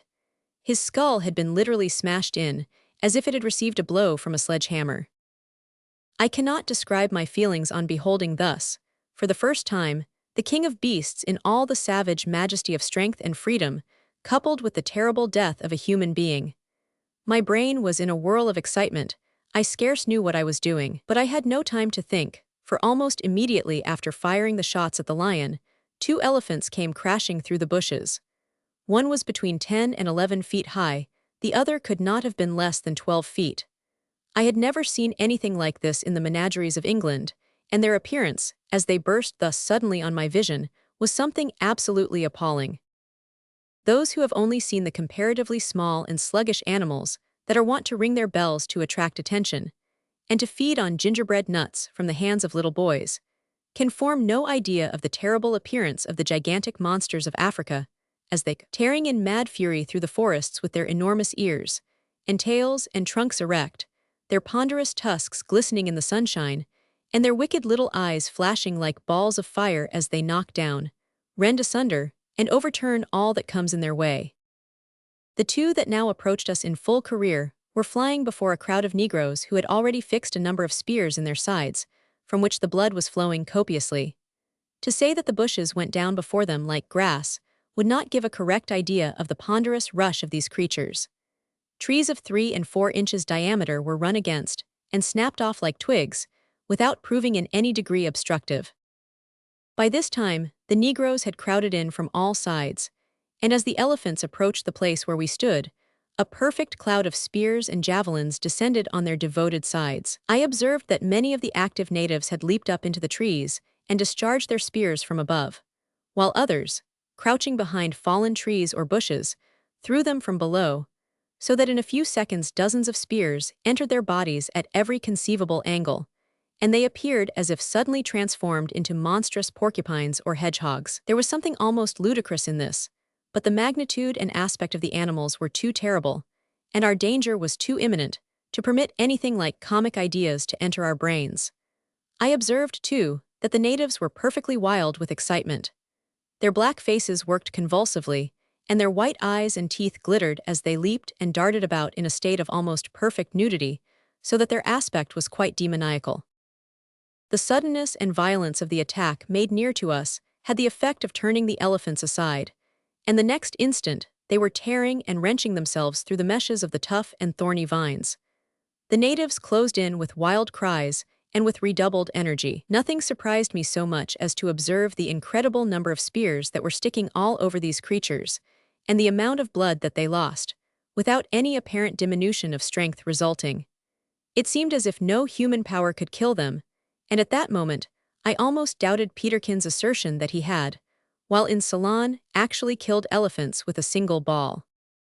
While Jack and Peterkin and I were gazing in deep interest and surprise at the curious struggle going on before us, and holding ourselves in readiness to act, should there be any chance of our game escaping, the larger of the two elephants succeeded in disentangling himself by backing out of the snare. He then wheeled round and charged straight at King Jambai, who stood close to us with incredible fury.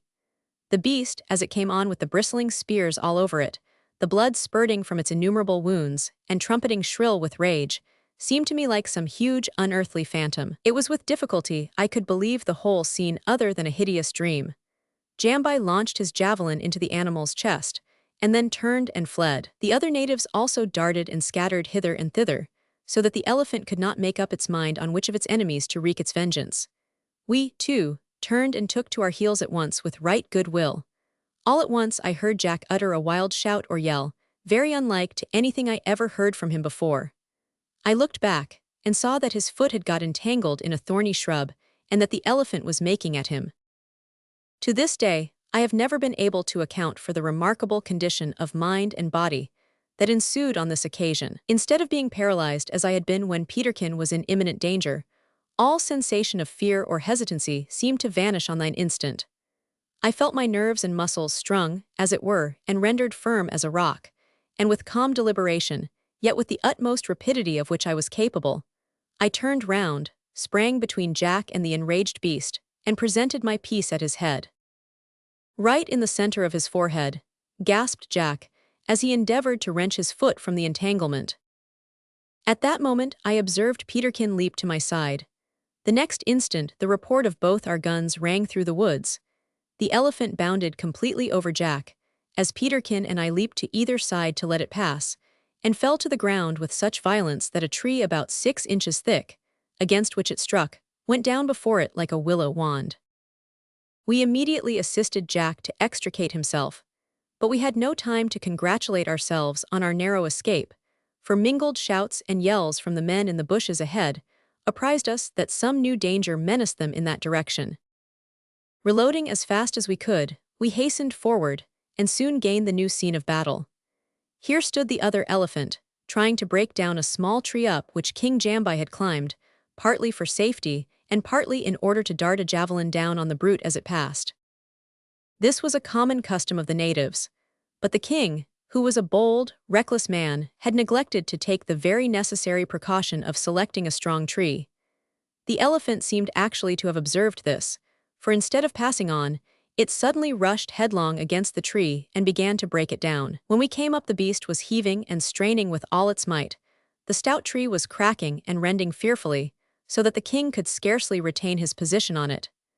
The natives were plying their spears with the utmost vigor, but although mortally wounded, it was evident that in a few more seconds the elephant would succeed in throwing down the tree and trample the king to death.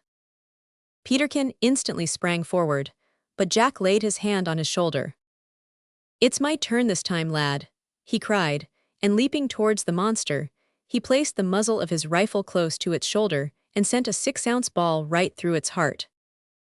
The effect was instantaneous. The elephant fell to the ground, a mountain of dead flesh. The delight of the Negroes at this happy termination of the battle was excessive.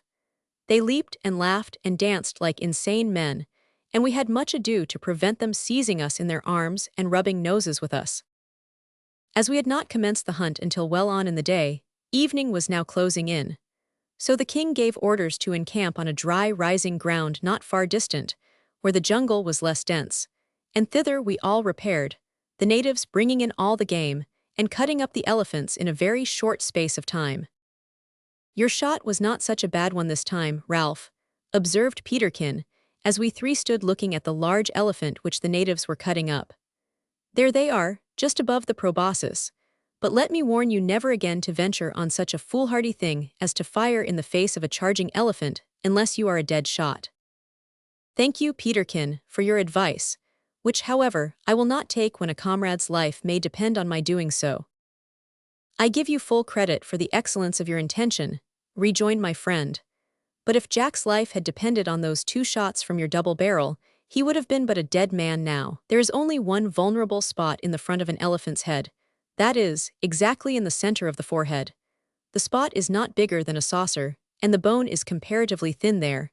If you cannot make sure of hitting that, you simply face certain death. I would not have tried it on any account whatever, had I not seen that both you and Jack would have been killed had I not done so. On examination, we found that the heavy ball from Peterkin's rifle had indeed penetrated the exact spot referred to, and had been the means of killing the elephant, while my 2 bullets were found embedded in the bone. The tusks of this animal were magnificent. I do not know what their exact weight was, not having the means wherewith to weigh them.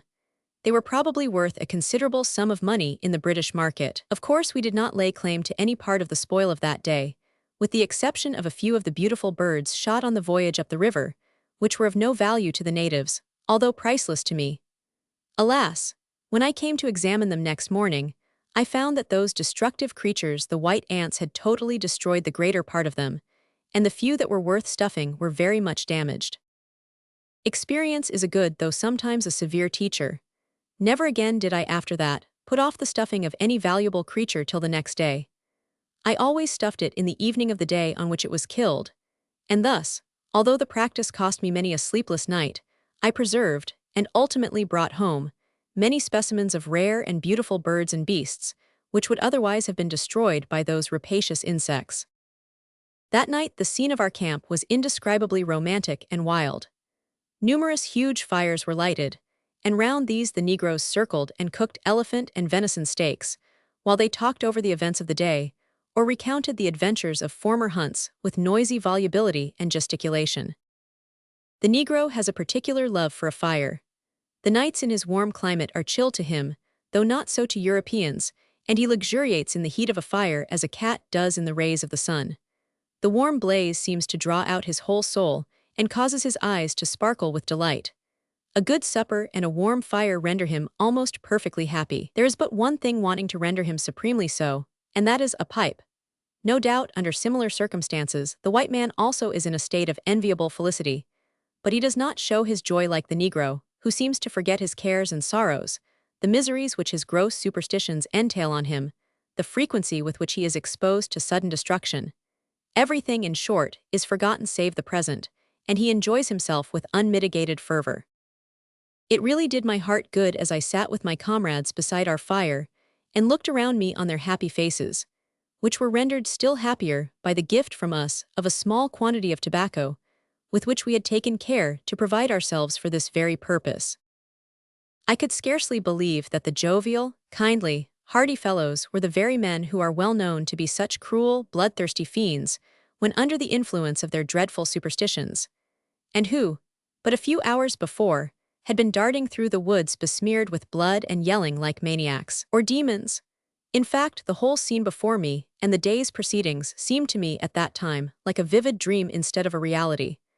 Moreover, after I lay down, the reality became a dream, and I spent that night, as I had spent the day, shooting gazelles, lions, wild pigs, and elephants in imagination.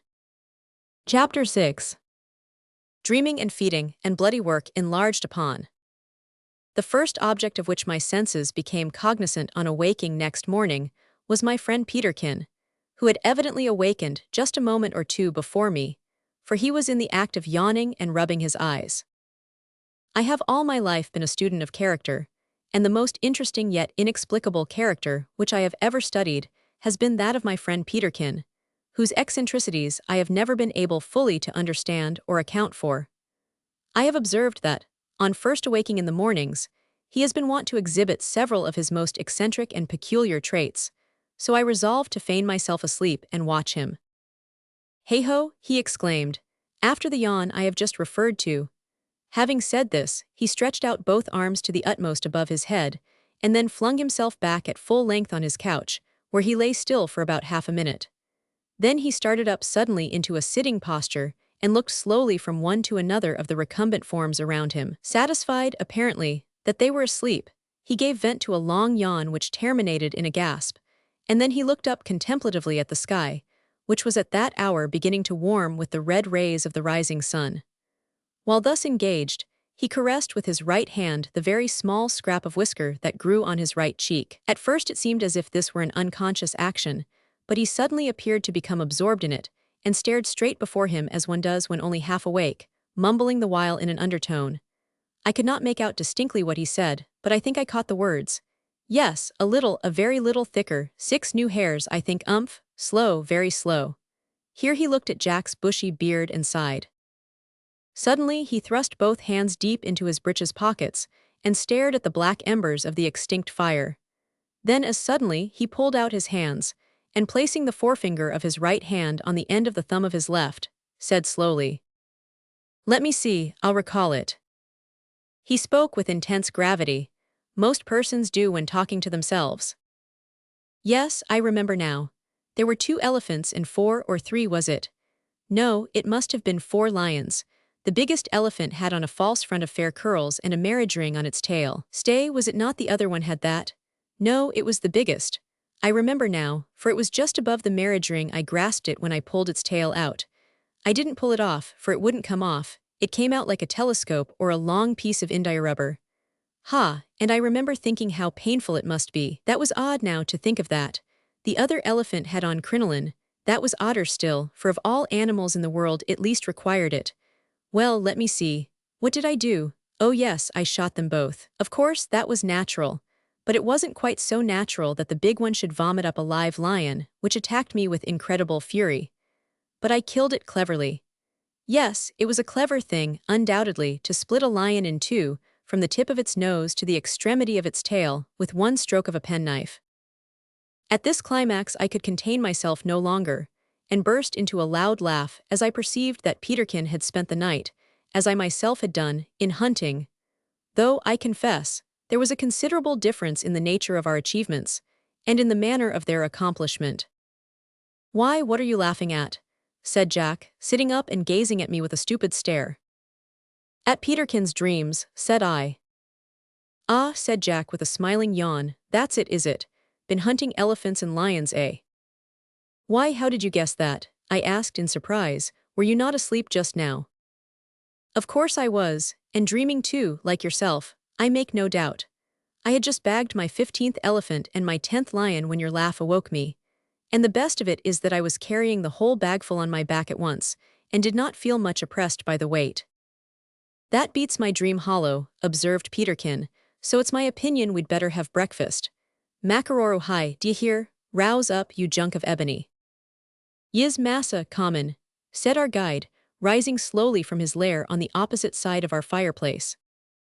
500, you hear? "Yis massa." "You're a nigger." "Datum a fact." "Well, being a nigger you're a brick, so look sharp with that splendid breakfast you promised us last night. I'll wager £1,000,000 that you had forgotten all about it." "No massa, me no forgit. Me up in center ob de night and put I am into hole. What you call im oben." "I oven, that's it." "Yis, well me get I am de recly." "And I say, hold on," added Peterkin. "Don't you suppose I'm going to stand on ceremony with you? Your name's too long by half. Too many roars about it, so I'm going to call you Mac in future, do you understand?" The Negro nodded and grinned from ear to ear as he left us. Presently he returned with a huge round, or lump of meat, at which we looked inquisitively.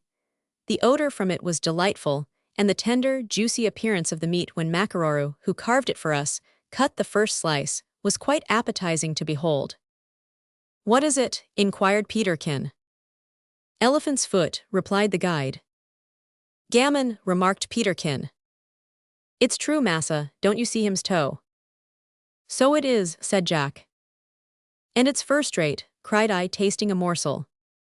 With that we fell to, and made a hearty meal. After which we, along with the king and all his people, retraced our steps to the river and returned to the native town, where we spent another day in making preparations to continue our journey towards the land of the gorilla. During the hunt, which I have just described, I was very much amused as well as amazed at the reckless manner in which the Negroes loaded their rusty old trade guns. They put in a whole handful of powder each time, and above that as much shot and bits of old iron of all kinds as they dared. Some I saw charged thus to within a few inches of the muzzle, and the owners seemed actually afraid to put them to their shoulders. As well they might be, for the recoil was tremendous, and had the powder been good their guns must have been blown to pieces and themselves killed. On our return to the village, we found the people on the eve of one of those terrible outbursts of superstitious passion, which rarely if ever pass away without some wretched human creature perishing under the hands of murderers. "There is something wrong with the fetishman, I think," remarked Jack as we disembarked at the landing. "He seems excited. Do you know what it can be at, Macaroru?" "Jack," interposed Peterkin, "I have changed his name to Mac, so you and Ralph will please to remember that. Mac, my boy, what's wrong with your doctor?" The Negro looked very grave and shook his head as he replied, "Don no, massa. Him s be goin' to riz de people wid him norable doin' s. Dara will be death in the camp Mose, bury quick, p-raps dis night." "That is terrible," said I. "Are you sure of what you say?" "Sartin sure," replied the Negro, with another shake of the head. "Then, Mac," said Jack, "it behoves us to look to ourselves. You look like an honest fellow, and I believe we may trust you. We cannot expect you to help us to fight against your own kith and kin, but I do expect that you will assist us to escape if any foul play is intended. Whatever betides, it is as well that you should know that white men are not easily conquered. Our guns are good, they never misfire. We will sell our lives dearly, you may depend on it." "Aye," added Peterkin, "it is well that you should know that. Moreover, it is well that the rascally niggers of your tribe should know it too, so you can take occasion to give them a hint that we shall keep ourselves prepared for them, with my compliments." "Demands ob my people," replied the Negro with some dignity of manner, "be not wustan oder mans, but dem is bad enough. But you no hab need for be fraid. Dey no touch de white mans. Dem bury much glad you come here. If any bodies be killed it be black mans or umans." We felt somewhat relieved on hearing this, for to say truth, we knew well enough that 3 men, no matter how well armed or resolute they might be, could not hope to defend themselves against a whole tribe of savages in their own country. Nevertheless, we resolved to keep a sharp lookout and be prepared for the worst. Meanwhile, we did all in our power to expedite our departure. That evening, the trader started on his return journey to the coast, leaving us in charge of King Jambai, who promised earnestly to take good care of us. We immediately put his willingness to fulfill his promise to the test by begging him to furnish us with men to carry our goods into the interior. He tried very hard to induce us to change our minds and remain hunting with his tribe, telling us that the guerrilla country was far, far away from his lands, that we should never reach it alive, or that if we did we should certainly be killed by the natives, who, besides being cruel and warlike, were cannibals, and that if we did meet in with guerrillas, we should all be certainly slain, for no one could combat successfully with that ferocious giant of the monkey tribe. To this, we replied that we were quite aware of the dangers we should have to encounter in our travels, but added that we had come there for the very purpose of encountering such dangers, and especially to pay a visit to the giant monkeys in their native land, so that it was in vain his attempting to dissuade us, as we were resolved to go. Seeing that we were immovable, the king eventually gave in, and ordered some of his best men to hold themselves in readiness to start with us on the following morning. We then proceeded to His Majesty's house, where we had supper, and afterwards retired to our own hut to rest. But we were destined to have little or no rest that night. The doctor or fetishman of the tribe had stirred up the passions of the people in a manner that was quite incomprehensible to us. King Jambai, it seems, had been for some weeks suffering from illness, possibly from indigestion, for he was fond of gorging himself, and the medicine man had stated that His Majesty was bewitched by some of the members of his own tribe, and that unless these sorcerers were slain, there was no possibility of his getting well. We never could ascertain why the fetishman should fix upon certain persons to be slain, unless it was that he had a personal enmity against them. But this seemed unlikely, for 2 of the persons selected were old female slaves, who could never, of course, have injured the doctor in any way. But the doings of Africans, especially in regard to religious superstitions, I afterwards found were so mysterious that no one could or would explain the meaning of them to us. And I am inclined to believe that, in reference to the meaning of many things, they were themselves utterly ignorant. Towards midnight the people had wrought themselves up to a frenzied condition, and made so much noise that we could not sleep. In the midst of the uproar Macaroru, who we observed had been very restless all the evening, rushed into our hut, exclaiming, "Massa, massa, "Come save my Akandaga, come quick." The poor fellow was trembling with anxiety and was actually pale in the face, for a distinctly discernible pallor overspreads the countenance of the Negro when under the influence of excessive terror. Akandaga we had previously heard of and seen. She was, according to African notions, an exceedingly pretty young girl, with whom our worthy guide had fallen desperately in love. Makaroro's education had done much for him, and especially in regard to females. Having observed the kind, respectful consideration with which the missionaries treated their wives, and the happiness that seemed to be the result of that course of conduct, he resolved in his own mind to try the experiment with one of the girls of his own tribe, and soon after rejoining, it paid his attentions to Akandaga, who seemed to him the most modest and lovable girl in the village. Poor Akandaga was first amazed, and then terrified at the strangely gentle conduct of her lover, and thought that he meant to bewitch her, for having never before been accustomed to other than harsh and contemptuous treatment from men, she could not believe that Makaroro meant her any good.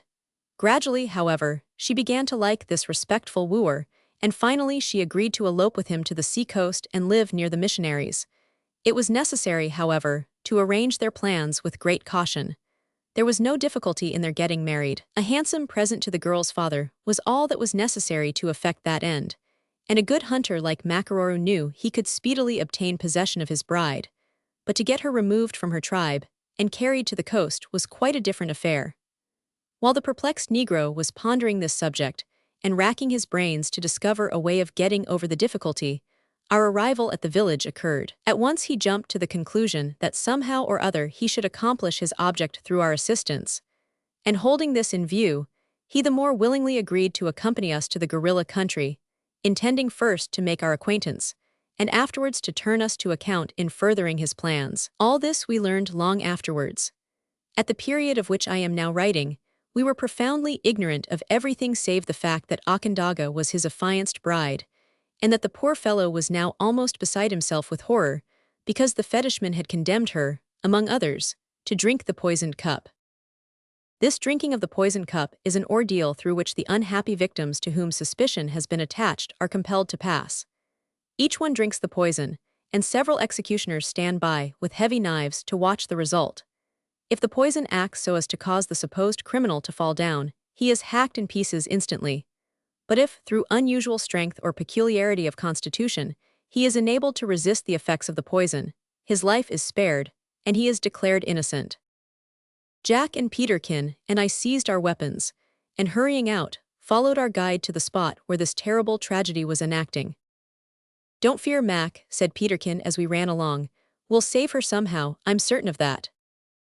The Negro made no reply, but I observed a more hopeful expression on his countenance after the remark.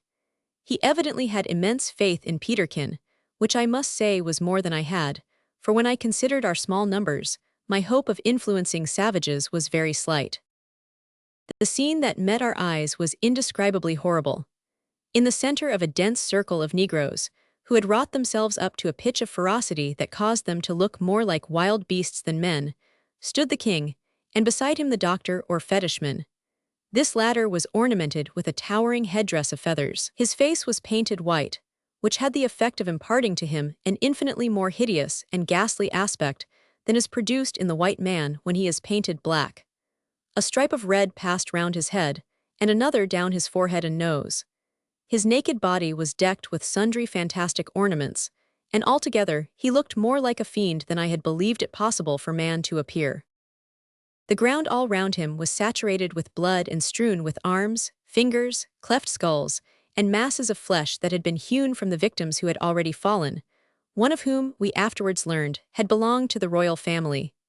Two still remained, a young female and an old man. The emaciated frame and white woolly head of the latter showed that in the course of nature, his earthly career must soon terminate. It is probable that the poor old man had become a burden to his relations, and the doctor took this opportunity of ridding the tribe of him. The girl was Akandaga, who stood weeping and trembling as she gazed upon the butchery that had already taken place. The old man had swallowed the poison shortly before we arrived, and he was now struggling to maintain an erect position. But he failed, his quivering limbs sank beneath him, and before we could interfere, the bloody executioners had cut off his head, and then, in a transport of passion, they literally hacked his body to pieces. We rushed hastily forward to the king, and Jack, in an earnest voice, implored him to spare the last victim. "Surely," said he, "enough have been sacrificed already. Tell him, Makaroru, that I will quit his village and never see him more if he does not spare the life of that young girl." The king appeared much perplexed by this unlooked-for interference on our part. "I cannot check the spirits of my people now," he replied. "They are roused. The girl has bewitched me and many others. She must die. It is our custom. Let not my white men be offended. Let them go to their hut and sleep." "We cannot sleep while injustice is done in the village," answered Jack, in a lofty tone. "Let not King Jambai do that which will make his visitors ashamed of him. Let the girl live till tomorrow at midnight. Let the case be investigated, and if she be proved guilty, then let her die." The king commenced a long reply in the same dignified manner and tone which Jack had assumed. While he was thus engaged, Peterkin touched our guide on the shoulder and whispered, "I say, Mac, tell the doctor to back up Jack's request, and I'll give him a gun." The Negro slipped at once to the side of the doctor, who had begun to frown fiercely on Jack, and whispered a few words in his ear. Instantly his face assumed a calmer aspect, and presently he stepped up to the king, and a whispering conversation ensued, in which the doctor, carefully refraining from making any mention of the gun, commended the wise advice of the white man, and suggested that the proposal should be agreed to, adding, however, that he knew for certain that the girl was a witch, but that the investigation would do good in the way of proving that he, the doctor, was correct, and thus the girl should perish on the following night, and the white men would be satisfied. Having announced this to the multitude, the king ordered Akandaga to be conducted back to her prison and carefully guarded, and we returned to our hut, not, however, to sleep, but to consult as to what was to be done next. "I knew that you wanted a respite for her," said Peterkin as we sat round our fire, "that you might have time to consider how to act, and I backed up your request accordingly, as you know. But now, I confess, I'm very much at a loss what to suggest. It seems to me we have only purchased a brief delay." "True," answered Jack. "The delay is not so brief, however, but that we may plan some method of getting the poor girl out of the scrape. What say you, Mac?" "If you no can tink pon something, I gib up all hope," replied our guide sorrowfully. "Come, Mac, cheer up," cried Peterkin. "If the worst comes to the worst, you can, at any rate, fight for your bride." "Fight!" exclaimed the Negro, displaying his white teeth like a mastiff, rolling his eyes and clenching his fists convulsively. Then in a calmer tone he continued, me can fight. Me could kill all de guards and take Akandaga by de hand, and run true de bushes for eber. But guards no die widout hollerin and yellerin like de gorilla, and nigger mans can run faster dan womans. No, dat dumpasobable." "Nothing's dumpasobable to brave hearts and stout arms," replied Jack. "There are only 4 guards put over her, I believe. Well, there are just 4 of us, not that we require to be equal by any means. Peterkin and I could settle them easily, but we require to be equal in numbers in order to do it quietly. I have a plan in my head, but there's one hitch in it that I cannot unravel." "And what may that be, if asked?" "Why, I don't see how, after getting clear off with Akandaga, we are to avoid being pursued on suspicion and captured." "Dara is one cave," remarked the guide, "not far off to here. P'raps we be safe if we get into Im, but I 'fraid it not do, cause him be peopled by fiends and dead man's spirits." "That's a grave objection," said Peterkin, laughing. "Yes, and de tribe neber go near Dara. Day is most drefful terrified to be cotched Dara." "Then that will just do," cried Jack with animation. "The very thing, and now I'll tell you what my plan is. Tomorrow morning early we will tell the king that we wish to be off at once, that we have put off too much time already and wish to make no further delay. Then we'll pack up and start. At night we will encamp in a quiet, out-of-the-way part of the woods, and slip back to the village in the dark a short time before midnight. The whole village will at that time be assembled, probably, at the spot where the execution is to take place. So we can rush in, overpower the guard, free Akandaga, and make our escape to the cave, where they will never think of looking for us." Peterkin shook his head. "There are 2 difficulties in your plan, Jack.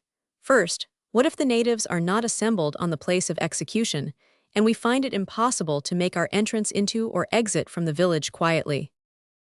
I propose, replied Jack, that we shall undress ourselves, rub ourselves entirely over with charcoal and grease, so that they shall not recognize us, and dash in and carry the girl off by a coup de main. In which case it will, of course, be neck or nothing, and a tremendous race to the cave, where if they follow us we will keep them at bay with our rifles. Dashing, no doubt, but risky, said Peterkin, extremely risky, yet it's worth trying. Well, my second difficulty is, what if they don't stick to their promise after we quit, and kill the poor thing before midnight? We must take our chance of that. But I shall put the king on his honor before leaving, and say that I will make particular inquiry into the way in which the trial has been conducted on my return. Put the king on his honor, observed Peterkin. I'm afraid that you'll put his majesty on an extremely unstable foundation. However, I see nothing better that can be done. Have you any more difficulties? Yes, said I, there is one other. What do you propose to do with the men who are to be supplied us by the king during these extremely delicate and difficult maneuvers? The countenances of my comrades fell at this question. I never thought of them, said Jack.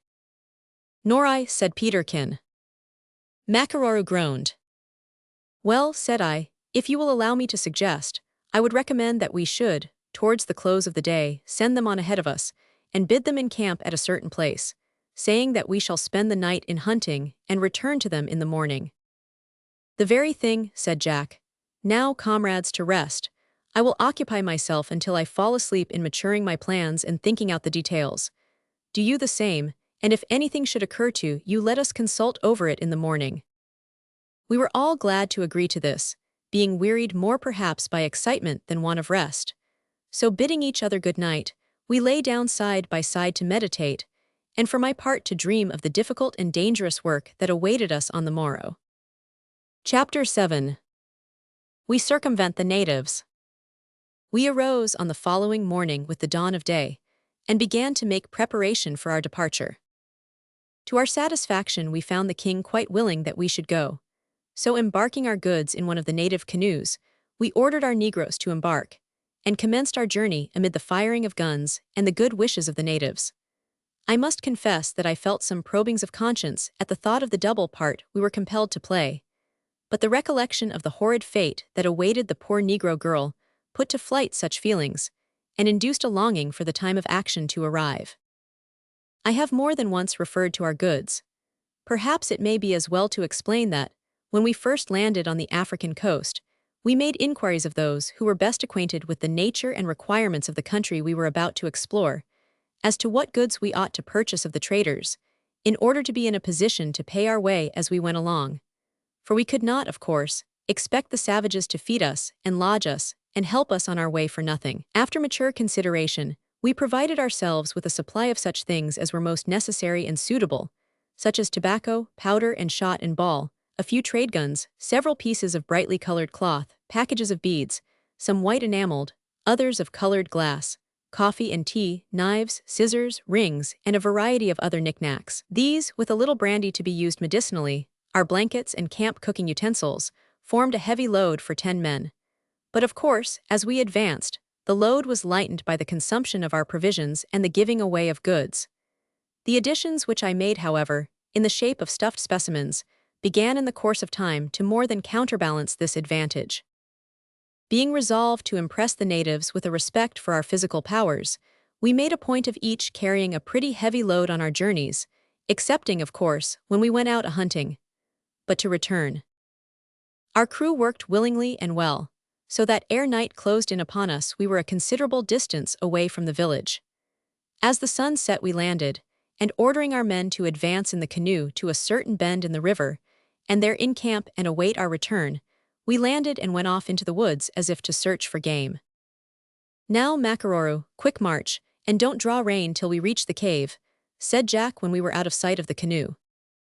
Our guide obeyed in silence, and for the next 2 hours, we traveled through the woods at a sort of half-trot that must have carried us over the ground at the rate of 5 miles an hour. The pace was indeed tremendous, and I now reaped the benefit of those long pedestrian excursions which for years past I had been taking, with scientific ends in view, over the fields and hills of my native land. Jack and Peterkin seemed both to be made of iron, and incapable of suffering from fatigue. but I have no doubt that the exciting and hazardous nature of the expedition on which we had embarked had much to do with our powers of endurance.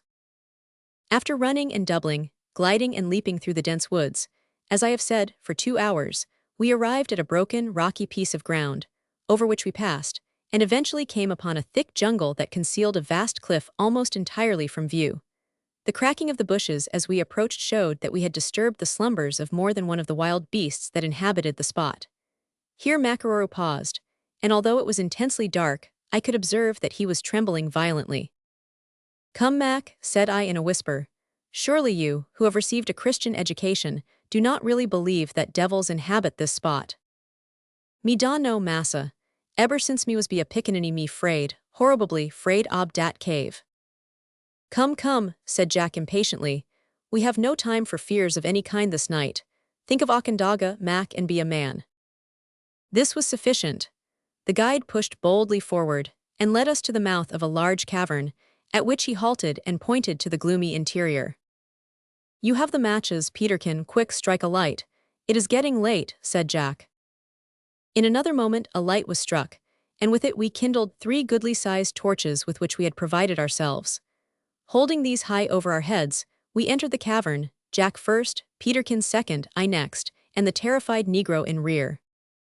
We had scarcely entered, and were peering upwards at the black vault overhead, when an indescribable rushing sound filled the air of the cavern, and caused the flame of our torches to flicker with such violence that we could not see any object distinctly. We all came to a sudden pause, and I confess that at that moment, a feeling of superstitious dread chilled the blood in my veins.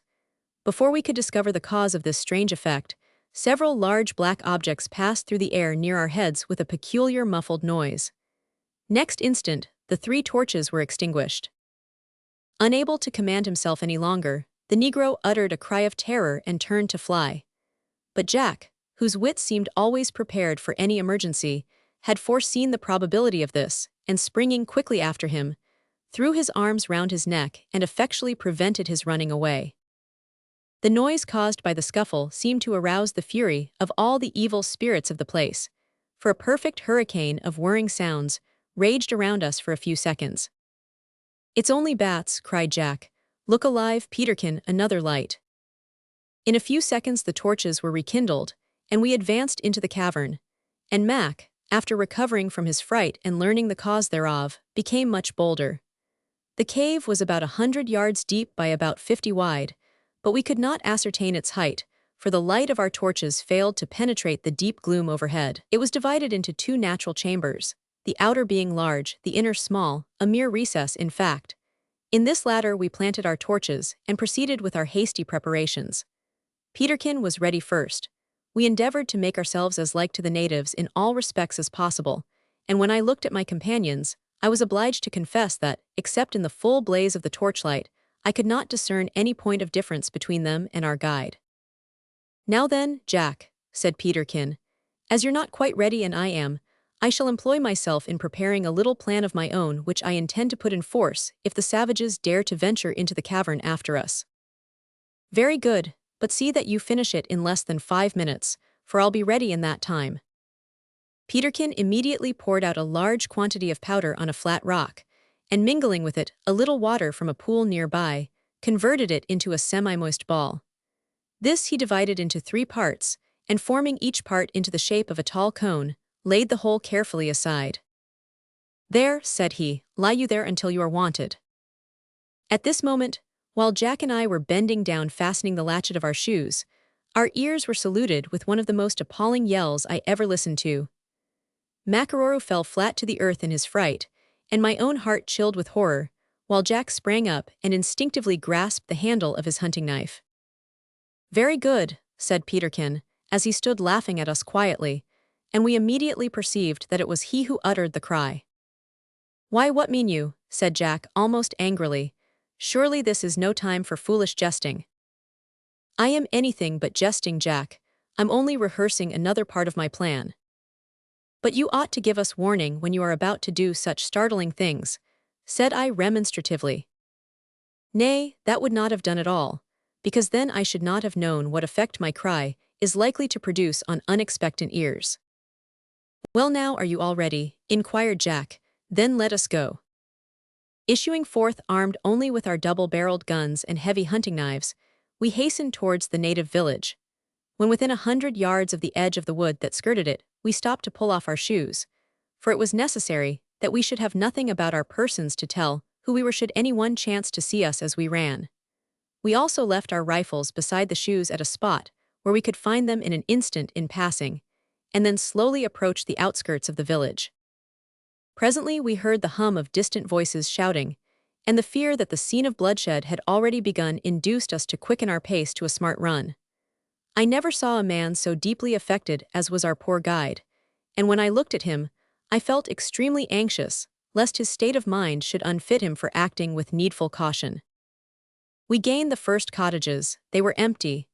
The village having been recently built, no stockade had yet been thrown round it, so our progress was unimpeded. "We must be very cautious now," observed Jack in a whisper. "Restrain yourself, Makaroro. Okandaga's life depends on our coolness."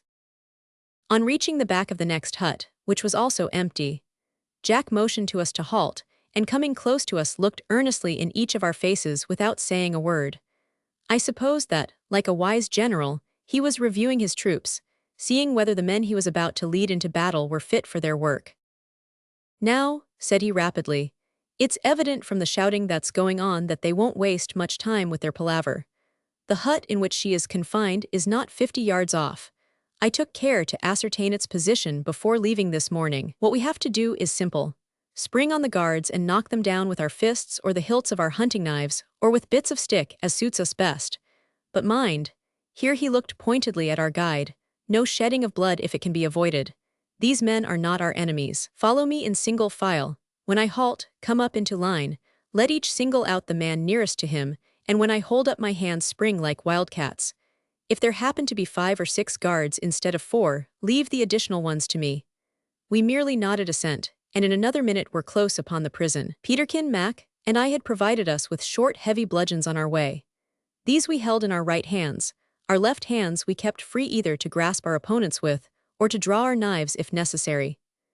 Jack carried his long knife, it might almost have been termed a short sword, in his left hand, and from the manner in which he clinched his right, I saw that he meant to make use of it as his principal weapon. On gaining the back of the house, we heard voices within, but could see nothing, so we moved softly round to the front, keeping, however, well behind the screen of bushes. Here Jack halted, and we ranged up alongside of him and peeped through the bushes. The hut was quite open in front, and the interior was brightly lighted by a strong fire, round which the 4 guards, stout fellows all of them, were seated with their spears beside them on the ground. They were conversing in an excited tone, and taking no notice of Okandaga, who sat behind them, partially in the shade, with her face buried in her hands. She was not tied in any way, as the guards knew well enough that she could not hope to escape them by mere running away. One rapid glance showed us all this, and enabled us to select our men. Then Jack gave the signal, and without an instant's hesitation we darted upon them. I know not in what manner my comrades acted their part. From the moment I set eyes on the Negro nearest to me, my blood began to boil. Somehow or other I saw Jack give the signal without taking my eyes off my intended victim.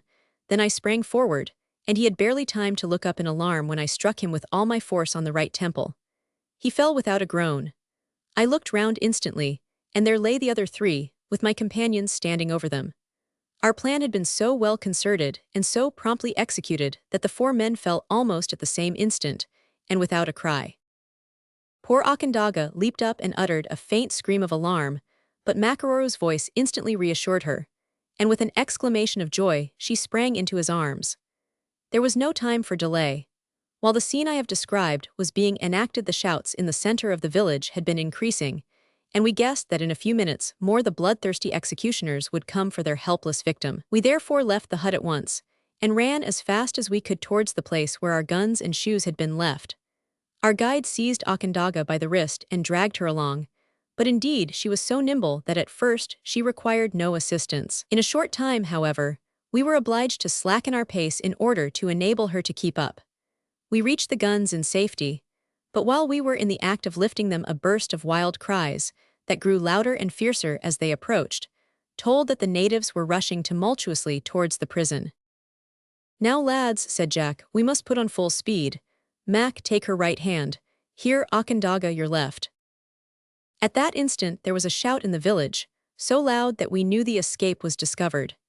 An indescribable hubbub ensued, but we soon lost it in the crackling of the underwood as we burst through it in our headlong flight towards the cave.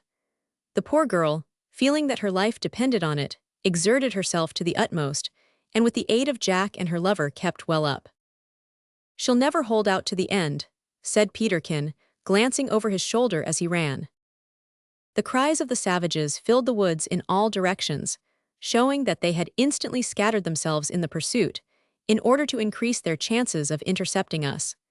We had already traversed the greater part of the wood that lay between the village and the haunted cavern, when two Negroes, who must have taken a shorter route, descried us. They instantly uttered a yell of triumph and followed us at full speed, while from the cries closing in upon us, we could tell that the others had heard and understood the shout. Just then Akandaga's strength began to fail, and her extreme terror, as the pursuers gained on us, tended still further to increase her weakness. This was all the more unfortunate that we were now almost within a couple of 100 yards of the mouth of the cave. Makaroro spoke encouragingly to her, but she was unable to reply, and it became evident that she was about to sink down altogether. Jack glanced over his shoulder. The two Negroes were within 50 yards of us, but no others were in sight. "Hold my gun," said Jack to me sharply. I seized it. He instantly stooped down, grasped Akandaga round the waist, and without stopping, swung her, with an exertion of strength that seemed to me incredible, into his arms. We gained the mouth of the cavern. Jack dropped Akandaga, who immediately ran in, while the rest of us stopped abruptly and faced about. "Back, all of you," cried Jack, "else they will be afraid to come on." The words had scarcely passed his lips when the two Negroes came up, but halted a few yards from the mouth of the cave, on seeing such a giant form guarding the entrance. To let those men escape and reveal the place of our concealment was not to be thought of. Jack darted out upon them. They separated from each other as they turned to fly. I was peeping out of the cave, and saw that Jack could not secure them both. I therefore darted out, and quickly overtaking one, seized him by the hair of the head, and dragged him into the cave with the aid of Peterkin. Jack lifted the other savage completely from the ground, and carried him in struggling in his gripe like a child in its nurse's arms. This last episode was enacted so quickly that the two Negroes were carried into the cavern and gagged before the other pursuers came up.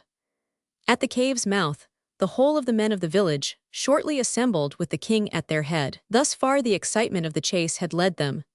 But now that the first burst of their rage was over, and they found themselves on the threshold of that haunted cavern, the fear of which had been an element in their training from infancy, they felt, no doubt, overawed by superstitious dread, and hesitated to enter, although most of them must have been convinced that the fugitives were there. Their fears increased as their anger abated, and they crowded round King Jambai, who seemed loath to take upon himself the honor of leader. "They must have sought shelter here," said the king, pointing to the cavern and looking round with an assumption of boldness which he was evidently far from feeling. "Who among my warriors will follow me?" "Perhaps the evil spirits have carried them away," suggested one of the sable crew. "That is the word of a coward," cried the king, who, although somewhat timorous about spirits, was in reality a bold, brave man, and felt nettled that any of his warriors should show the white feather. "If evil spirits are there, our fetishman will drive them away. Let the doctor stand forth." At that moment the doctor, worthy knave, must have wished in his inmost soul that he had remained quietly at home and left to warriors the task of capturing the fugitives, but there was no resisting the mandate of the king. Besides, his honor and credit as a fetishman was at stake. Moreover, no doubt he felt somewhat emboldened by the presence of such a large number of men. There were certainly several hundreds on the ground, so, all things considered, he thought it best to accept the post of leader with a good grace. Stepping quickly forward, he cried, "Let torches be brought, and I will lead the way." A murmur of approbation ran through the crowd of blacks, who, like a flock of sheep, felt bold enough to follow a leader blindly. While the consultation was going on outside, we were making hasty preparation for defending ourselves to the last extremity. Peterkin, in particular, was extremely active, and to say truth, his actions surprised us not a little. I once or twice fancied that excitement had turned his brain. He first dressed up his head in a species of wild turban made of dried grass and tall sedgy leaves. Then he put several patches of red and white earth on his black face, as well as on his body in various places, and fastened a number of loose pieces of rag, torn from a handkerchief, and bits of tattered leaves to his arms and legs in such a manner as to give him an extremely wild and disheveled appearance. I must say that, when his hasty toilet was completed, he seemed to me the most horrible-looking demon I had ever conceived of. He next poured out nearly a whole flask of gunpowder on a ledge of rock, the edge of which was visible from the entrance to the cave, while the rock itself concealed him from view. Last of all, he took up the 3 cones of moistened gunpowder, which the reader will remember he had made before we left the cave to attack the village. One of these he placed among the grass and branches on his head, the other 2 he held in his hands. "Now, boys," he said, when all was ready, "all I have to ask of you is that you will stand by with matches, and when I give the word light the points of those 3 cones of gunpowder simultaneously and instantly, and leave me to finish the remainder of my part. Of course you will be prepared to back me up with your rifles if need be, but keep well out of sight at first." We now saw the drift of our eccentric friend's intention, but for my part I felt little confidence in his success. The plan seemed altogether too wild and absurd, but our danger was imminent. No way of escape seemed possible, and it is wonderful how readily men will grasp at anything in the shape of a ruse or stratagem, no matter how silly or wild, that affords the most distant chance of escape from danger. Jack, too, I could see from the look of his face, put little faith in the plan, and I observed an expression on the countenance of our Negro guide which seemed to indicate that his respect for Peterkin's wisdom was on the wane. We had not to wait long. The doctor, with several torchbearers, suddenly darted in with a shout, followed closely by the warriors, who yelled furiously in order, no doubt, to keep up their courage. Alarmed by such an unusual hubbub in their usually quiet domain, the bats came swooping from their holes in the walls by hundreds, and the torches were extinguished almost instantly. The savages who were near the entrance drew back in haste. Those who had entered stood rooted to the spot in terror. "Now," whispered Peterkin eagerly. We struck our lights at once, and applied them to the points of the gunpowder cones, which instantly began to spout forth a shower of sparks with great violence. Peterkin darted out from behind the rock, with a yell so appalling that we ourselves were startled by it, having forgotten that it formed an element in his plan. In passing, he allowed a few sparks to fall on the heap of powder, which exploded with so bright a flame that the whole cavern was illuminated for an instant. It also set fire to the ragged scraps with which Peterkin had decked himself out, a result which had neither been intended nor anticipated, so that he rushed towards the mouth of the cave, howling with pain, as well as with a desire to scare the savages. The effect of this apparition was tremendous. The Negroes turned and crushed through the narrow entrance screaming and shrieking with terror. The bats, no less alarmed than the men, and half suffocated with smoke, fled out of the cave like a whirlwind, flapping their wings on the heads of the Negroes in their flight, and adding, if that were possible, to their consternation. The Negroes ran as never men ran before, tumbling over each other in their mad haste, dashing against trees and crashing through bushes in their terror, while Peterkin stood leaping in the cave's mouth, smoking and blazing and spurting, and unable to contain himself, giving vent to prolonged peals of demoniacal laughter. Had the laugh been that of Negroes, it might have been recognized, but Peterkin's was the loud, violent, British guffaw, which, I make no doubt, was deemed by them worthy of the fiends of the haunted cave, and served to spur them on to still greater rapidity in their wild career. Returning into the cave's innermost recess, we lighted one of the torches dropped by the savages, and placing it in a sort of natural niche, seated ourselves on several pieces of rock to rest. Our first act was to look earnestly in each other's faces, our next to burst into peals of laughter. "I say, comrades," I exclaimed, checking myself, "don't we run some risk in giving vent to our feelings so freely?" "No fear," cried Peterkin, who was still smoking a little from unextinguished sparks. "There is not a man in the whole crew who will draw rein till he is sitting, with the teeth still chattering in his head, at his own fireside.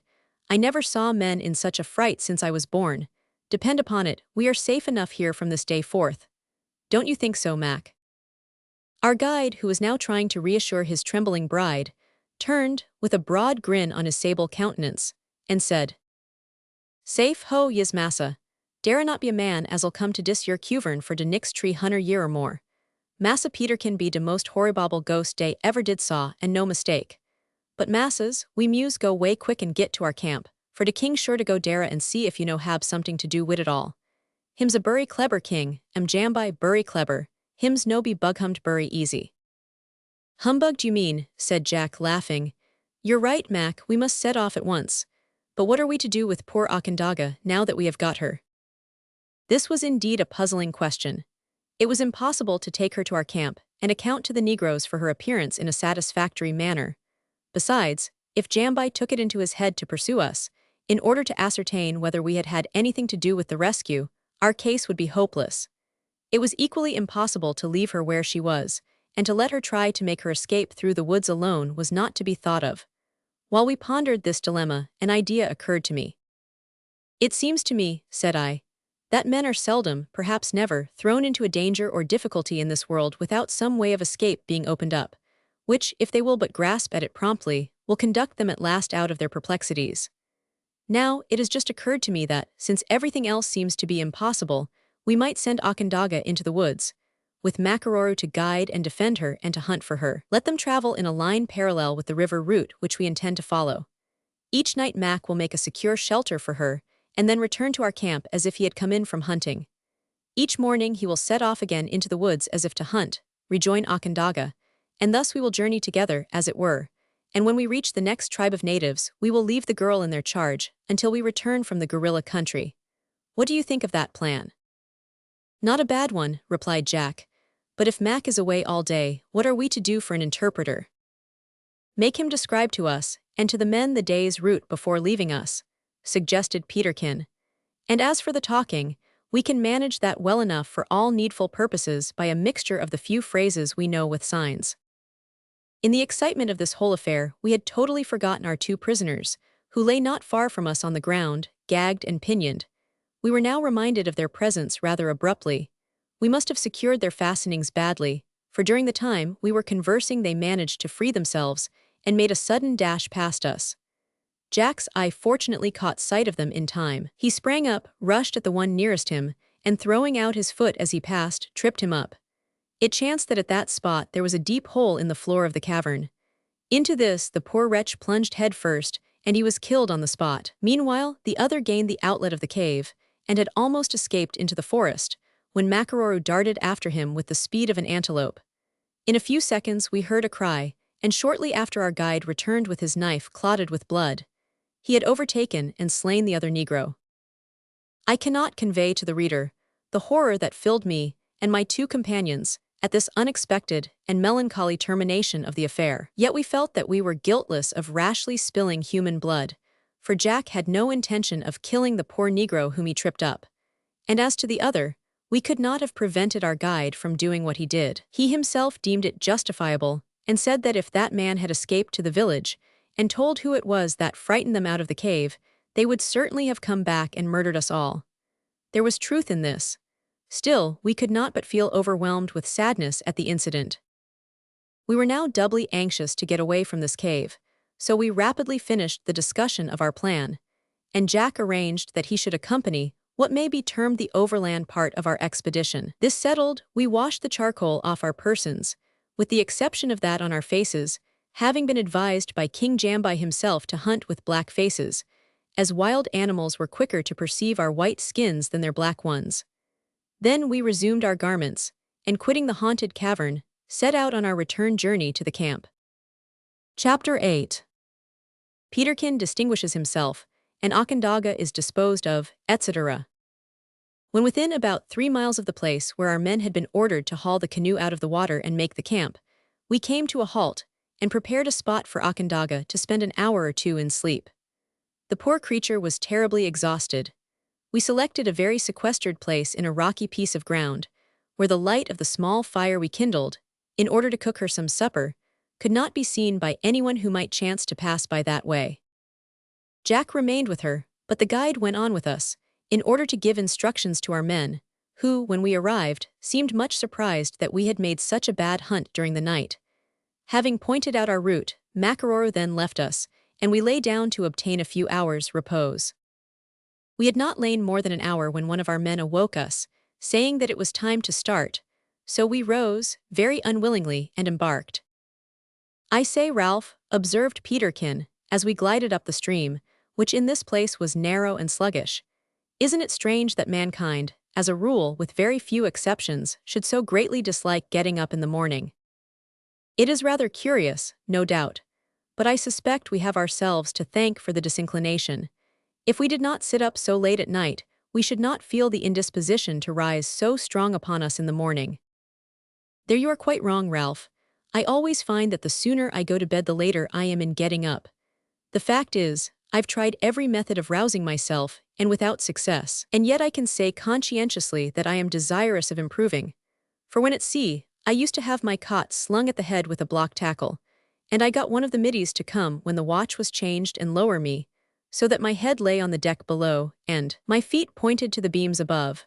And would you believe it, I got so accustomed to this at last that, when desperately sleepy, I used to hold on in that position for a few minutes, and secure a short nap during the process of suffocation with blood to the head." "You must indeed have been incorrigible," said I, laughing. "Nevertheless, I feel assured that the want of will lies at the root of the evil." "Of course you do," retorted Peterkin testily. "People always say that when I try to defend myself." "Is it not probable that people always say that just because they feel that there is truth in the remark?" "Humph," ejaculated my friend. "Besides," I continued, "our success in battling with the evil tendencies of our natures depends often very much on the manner in which we make the attack. I have pondered this subject deeply, and have come to the conclusion that there is a certain moment in the awaking hour of each day which, if seized and improved, gains for us the victory. You know Shakespeare's judicious remark, 'There is a tide in the affairs of men which, taken at the flood, leads on to fortune,' or something to that effect. I never feel quite sure of the literal correctness of my quotations, although I am generally certain as to the substance. Well, there is a tide also in the affair of getting up in the morning, and its flood point is the precise instant when you recover consciousness. At that moment everyone, I believe, has moral courage to leap violently out of bed, but let that moment pass, and you sink supinely back, if not to sleep, at least into a desperate condition of unconquerable lethargy." "You may be very correct in your reasoning," returned Peterkin, "but not having pondered that subject quite so deeply as you seem to have done, I shall modestly refrain from discussing it. Meanwhile I will go ashore, and stalk yonder duck which floats so comfortably and lazily in the cove just beyond the point ahead of us, that I think it must be in the condition of one who, having missed the flood tide you have just referred to, is reveling in the luxury of its second nap. Ho, you ebony-faced scoundrel," he added, turning to the negro who steered our canoe, "shove ashore like a good fellow. Come, Ralph, lend me your fowling piece, and do you carry my big rifle. There is nothing so good for breakfast as a fat duck killed and roasted before it has had time to cool." "And here is a capital spot on which to breakfast," said I, as we landed. "First rate. Now then, follow me, and mind your muzzle. Better put the rifle over your shoulder, Ralph, so that if it does go off it may hit the sun or one of the stars. A 6-ounce ball in one's spine is not a pleasant companion in a hunting expedition." "But," retorted I, "you forget that I am particularly careful. I always carry my piece on half-cock, and never put my finger on the trigger."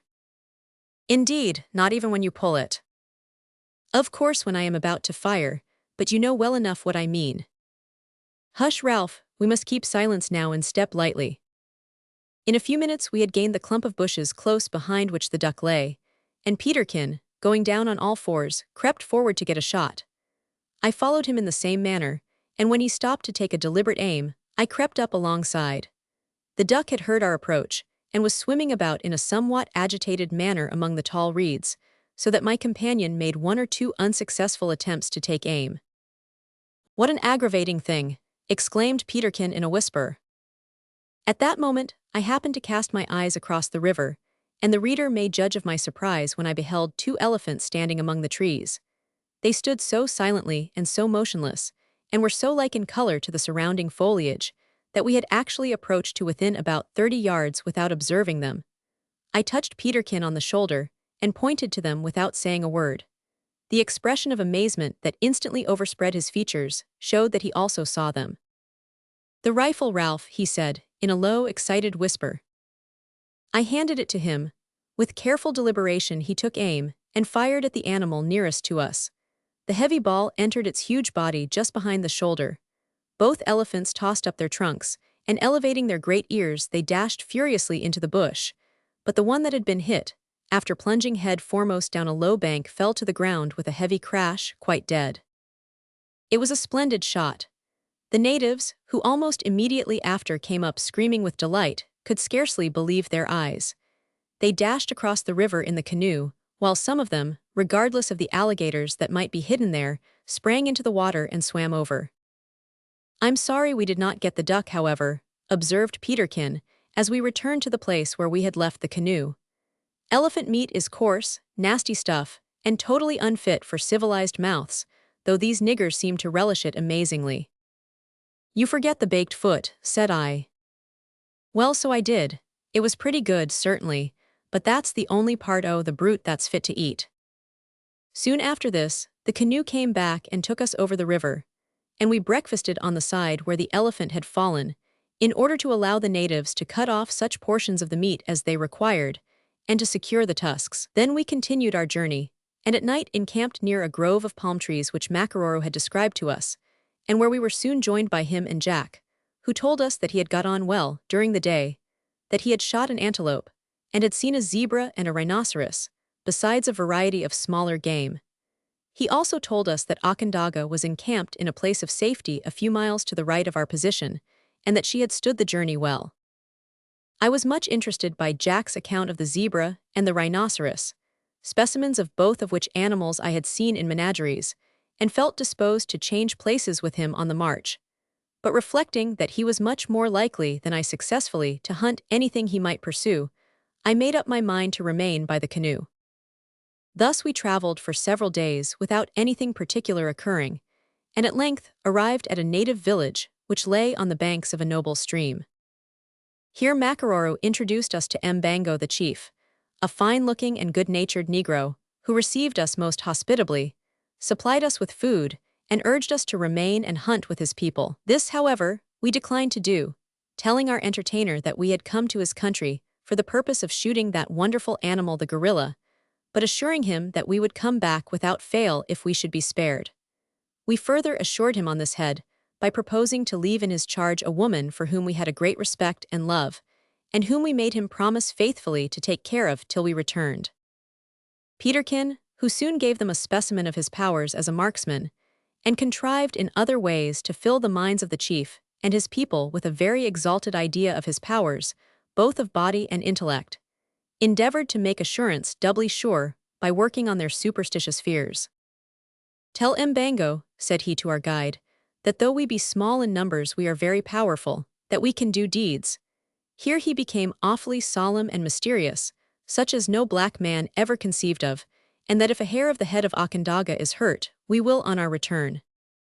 Instead of completing the sentence, Peterkin started up, threw himself into violent contortions, rolled his eyes in a fearful manner, and in short, gave the chief and his people to understand that something quite indescribable and unutterably terrible would be the result of their playing us false.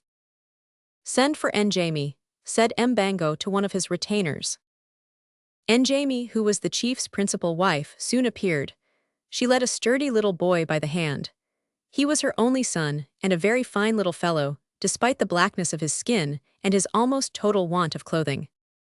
To this woman, Mbango gave Okandaga in charge, directing her in our presence how to care for her, and assuring her of the most terrible punishment should anything befall the woman committed to her care. Njami was a mild, agreeable woman. She had more modesty of demeanor and humility of aspect than the most of the women of her tribe whom we happened to see, so that we felt disposed to believe that Okandaga was placed in as safe keeping as it was possible for us to provide for her in our circumstances.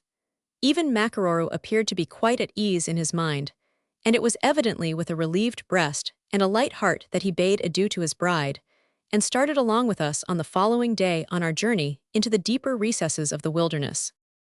Before entering upon these transactions with the people of this village, we took care to keep our crew in total ignorance of what passed by sending them on in advance with the canoe under Jack's care, a few hours before we brought Okandaga into the village or even made mention of her existence, and we secured their ready obedience to our orders and total indifference as to our motives in these incomprehensible actions by giving them each a few inches of tobacco, a gift which rendered them supremely happy. One day, about a week after the events above narrated, we met with an adventure which well-nigh cost Jack his life, but which ultimately resulted in an important change in our manner of traveling. We were traversing an extremely beautiful country with the goods on our shoulders, having, in consequence of the increasing turbulence of the river as well as its change of direction, been compelled to abandon our canoe and cut across the country in as straight a line as its nature would permit. But this was not easy, for the grass, which was bright green, was so long as to reach sometimes higher than our shoulders. In this species of country, Jack's towering height really became of great use, enabling him frequently to walk along with his head above the surrounding herbage, while we were compelled to grope along, ignorant of all that was around us save the tall grass at our sides. Occasionally, however, we came upon more open ground, where the grass was short, and then we enjoyed the lovely scenery to the full. We met with a great variety of new plants and trees in this region.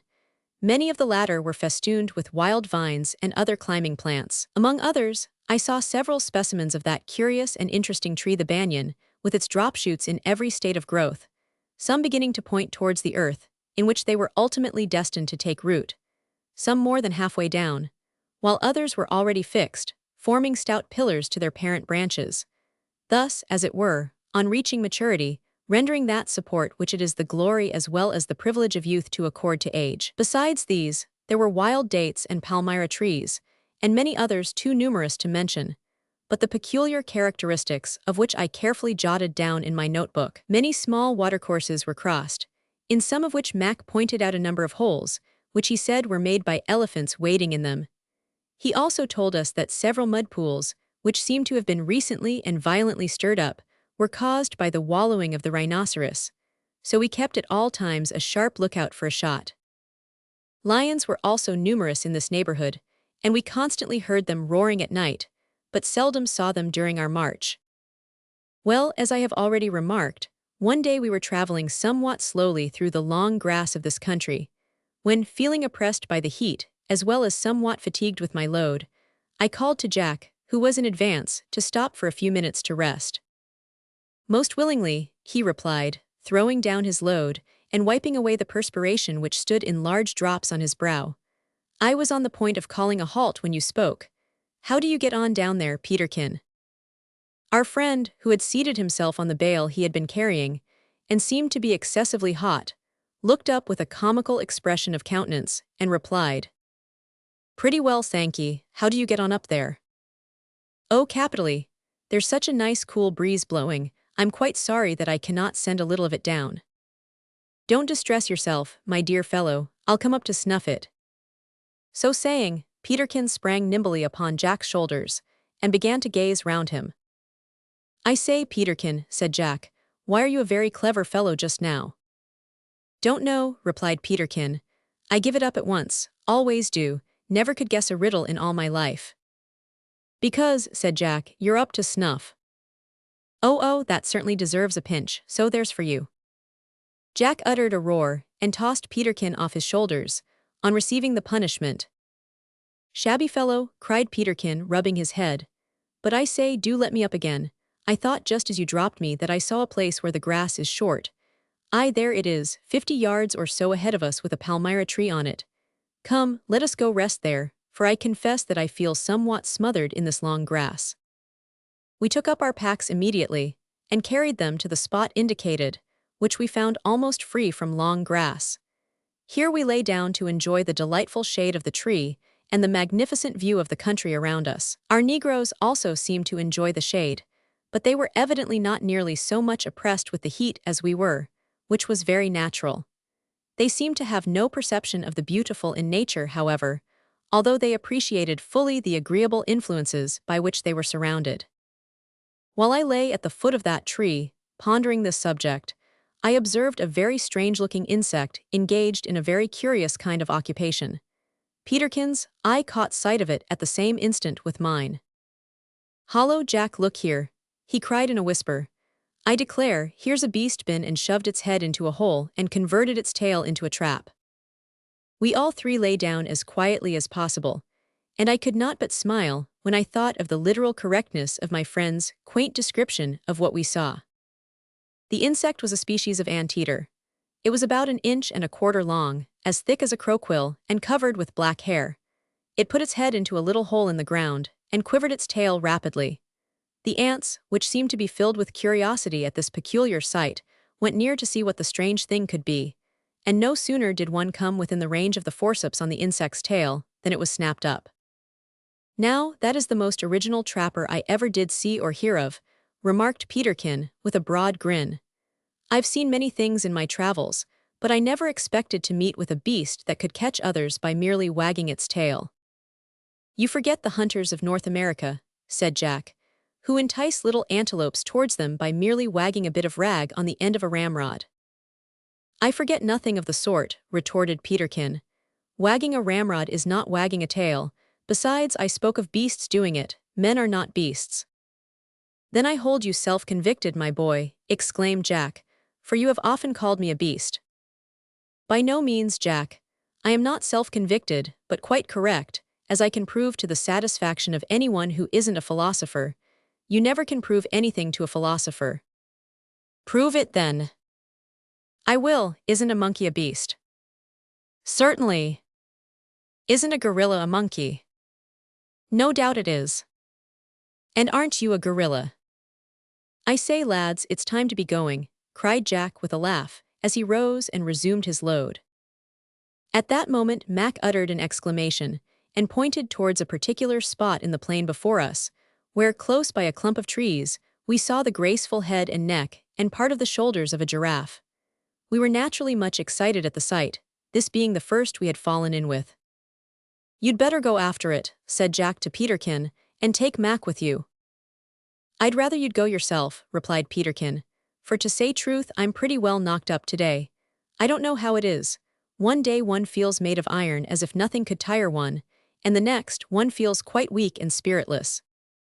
"Well, I'll go, but I shall not take anyone with me.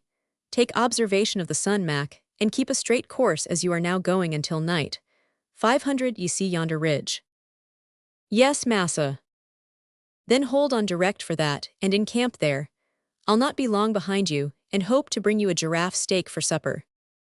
We endeavored to dissuade Jack from going out alone, but he said truly that his load distributed among us all was quite sufficient, without adding to it, by taking away another member of the party. Thus we parted, but I felt a strange feeling of depression, a kind of foreboding of evil, which I could not shake off, despite my utmost efforts. Peterkin, too, was unusually silent, and I could not avoid seeing that he felt more anxiety on account of Jack's rashness than he was willing to allow. Our friend took with him one of our large-bore rifles and a double barrel of smaller bore slung at his back. Shortly after parting with him, we descried an ostrich feeding in the plain before us. I had long desired to meet with a specimen of this gigantic bird in its native wilds, and Peterkin was equally anxious to get a shot at it, so we called a halt and prepared to stalk it. We were aware that the ostrich is a very silly and very timid bird, but not being aware of the best method of hunting it, we asked Makaroro to explain how he was in the habit of doing it. "You muse know," he began, "dat bird hims be a mose ordinary beast. When hims run hims go faster dan it be dumpasobable for say how much fast hims go. You know can see hims legs, dey go same as legs ob leetle bird, but hims be horribly stupid. Suppose he see you far, far away goin' to de windard ob him, he no run way to leeward. Hims tink you wants to get round him, so off hims start to get past you, and before hims pass he sometimes come close enough to be shooted or speared. Me hab spear him dat way, but hims awful difficult to get at for all dat." "Well then, Mac, after that lucid explanation, what do you propose that we should do?" inquired Peterkin, examining the locks of his rifle. "Me propose dat you go far ober dere, Massa Ralph go not just so far, and me go to de windard and jib him fright." Acting upon this advice, we proceeded cautiously to the several spots indicated, and our guide set off towards an exposed place, where he intended to show himself. In a few minutes we observed the gigantic bird look up in alarm, and then we saw Makaroro running like a deer over the plain. The ostrich instantly rushed off madly at full speed, not, as might have been expected, in a contrary direction, or towards any place of shelter, but simply, as it appeared to me, with no other end in view than that of getting to windward of his supposed enemy. I observed that he took a direction which would quickly bring him within range of my companion's rifle, but I was so amazed at the speed with which he ran that I could think of nothing else. Everyone knows that the ostrich has nothing worthy of the name of wings, merely a small tuft of feathers at each side, with which he cannot make even an attempt to fly. But everyone does not know, probably, that with his stout and long legs he can pass over the ground nearly at the ordinary speed of a locomotive engine. I proved this to my own satisfaction by taking accurate observation.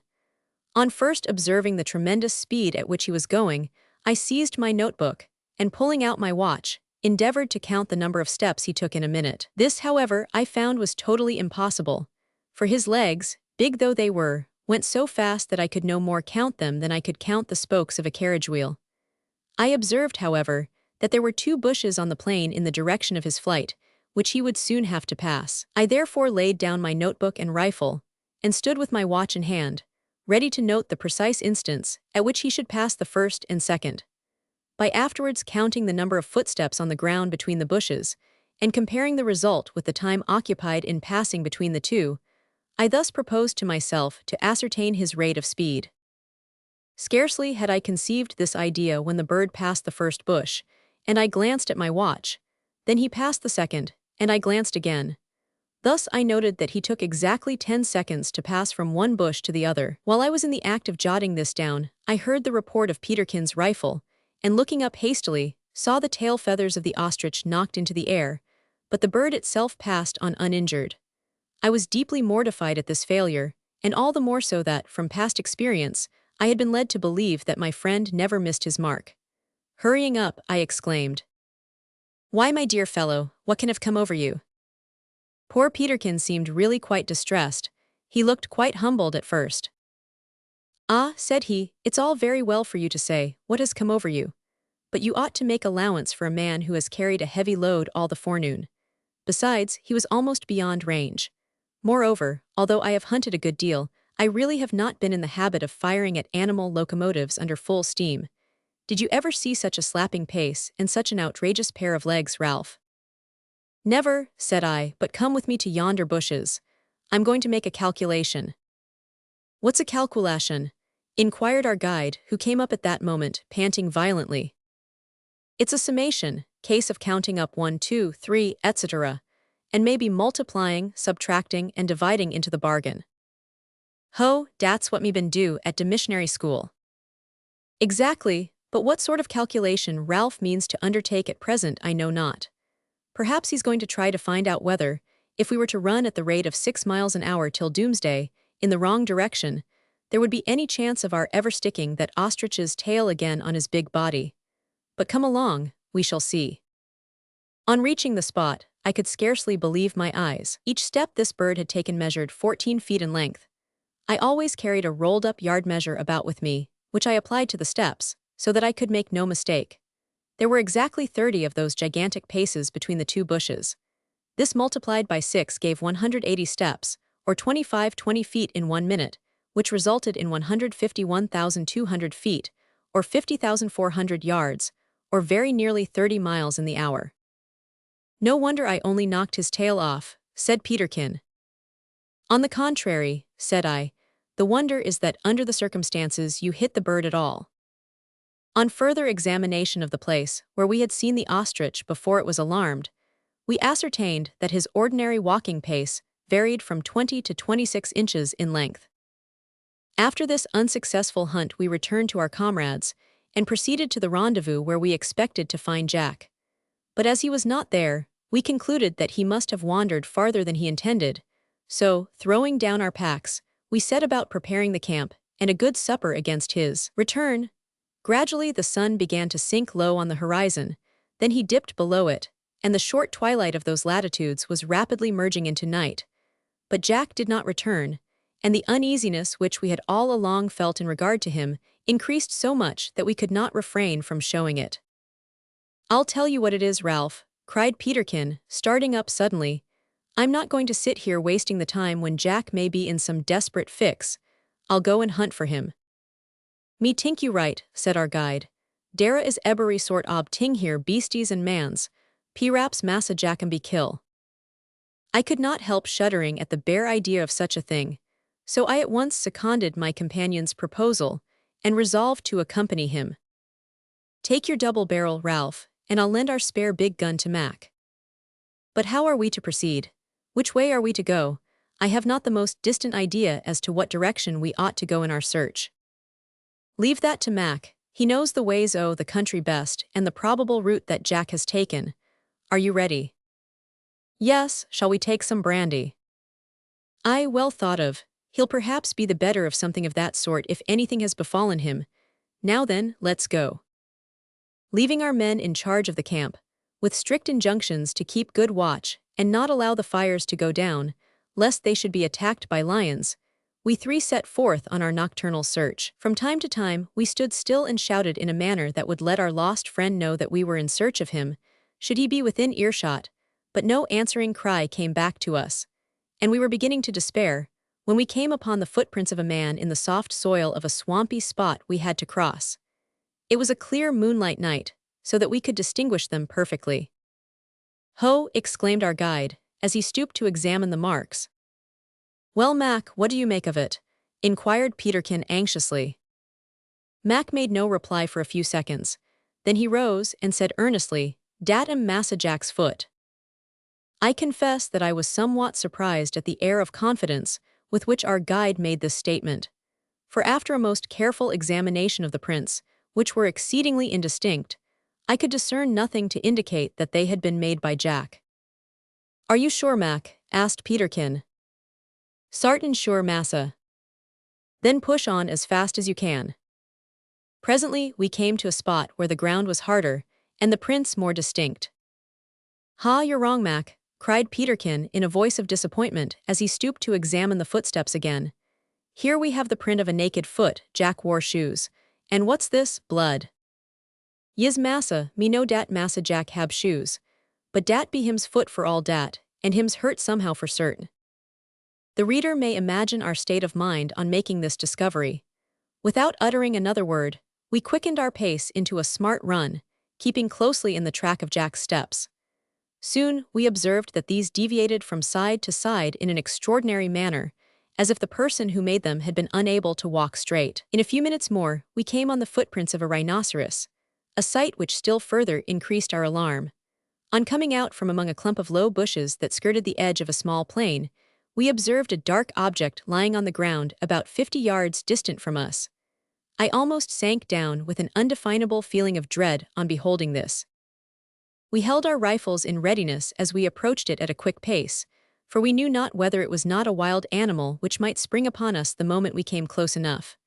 But a few seconds dispelled our dread of such an attack and confirmed our worst fears, for there, in a pool of blood, lay Jack's manly form. The face was upturned, and the moon, which shone full upon it, showed that it was pale as death and covered with blood. His clothes were rent and disheveled and covered with dust, as if he had struggled hard with some powerful foe, and all round the spot were footprints of a rhinoceros, revealing too clearly the character of the terrible monster with which our friend had engaged in unequal conflict. Peterkin darted forward, tore open Jack's shirt at the breast, and laid his hand upon his heart. Thank God, he muttered in a low, subdued tone, he's not dead. Quick, Ralph, the brandy flask. I instantly poured a little of the spirit into the silver cup attached to the flask, and handed it to Peterkin, who, after moistening Jack's lips, began assiduously to rub his chest and forehead with brandy. Kneeling down by his side, I assisted him, while I applied some to his feet. While we were thus engaged, we observed that our poor friend's arms and chest had received several severe bruises and some slight wounds, and we also discovered a terrible gash in his right thigh, which had evidently been made by the formidable horn of the rhinoceros. This and the other wounds which were still bleeding pretty freely, we staunched and bound up, and our exertions were at length rewarded by the sight of a faint tinge of color returning to Jack's cheeks. Presently his eyes quivered, and heaving a short, broken sigh, he looked up. Where am I, eh? Why, what's wrong? What has happened? He asked faintly in a tone of surprise. All right, old boy. Here, take a swig of this, you abominable gorilla, said Peterkin, holding the brandy flask to his mouth, while 1 or 2 tears of joy rolled down his cheeks. Jack drank and rallied a little. "I've been ill, I see," he said gently. "Ah, I remember now. I've been hurt, the rhinoceros. Have you killed it? I gave it a good shot. It must have been mortal, I think." "Whether you've killed it or not I cannot tell," said I, taking off my coat and putting it under Jack's head for a pillow, "but it has pretty nearly killed you. Do you feel worse, Jack?" I asked this in some alarm, observing that he had turned deadly pale again. "He's fainted, man, out o' the way," cried Peterkin as he applied the brandy again to his lips and temples. In a few seconds, Jack again rallied. "Now, Mac, bestir yourself," cried Peterkin, throwing off his coat. "Cut down 2 stout poles, and we'll make some sort of litter to carry him on." "I say, Ralph," whispered Jack faintly, "do look to my wounds and see that they are all tightly bound up. I can't afford to lose another drop of blood. It's almost all drained away, I believe." While I examined my friend's wounds and readjusted the bandages, my companions cut down 2 poles. These we laid on the ground parallel to each other and about 2 feet apart, and across them laid our 3 coats, which we fastened in a rough fashion by means of some strong cords, which I fortunately happened to have with me. On this rude litter we laid our companion, and raised him on our shoulders. Peterkin and I walked in rear, each supporting one of the poles, while Macaroru, being the stoutest of the 3, supported the entire weight of the other ends on his broad shoulders. Jack bore the moving better than we had expected, so that we entertained sanguine hopes that no bones were broken, but that loss of blood was all he had to suffer from. Thus slowly, and with much difficulty, we bore our wounded comrade to the camp. Chapter 9. I discover a curious insect, and Peterkin takes a strange flight. It happened most fortunately at this time that we were within a short day's journey of a native village, to which, after mature consideration, we determined to convey Jack, and remain there until he should be sufficiently recovered to permit of our resuming our journey. Hitherto, we had studiously avoided the villages that lay in our route, feeling indisposed to encounter unnecessarily the risk of being inhospitably received, perhaps even robbed of our goods, if nothing worse should befall us. There was, however, no other alternative now, for Jack's wounds were very severe, and the amount of blood lost by him was so great that he was as weak as a child. Happily, no bones were broken, so we felt sanguine that by careful nursing for a few weeks, we should get him set firmly upon his legs again. On the following morning, we set forth on our journey, and towards evening reached the village, which was situated on the banks of a small stream, in the midst of a beautiful country composed of mingled plain and woodland.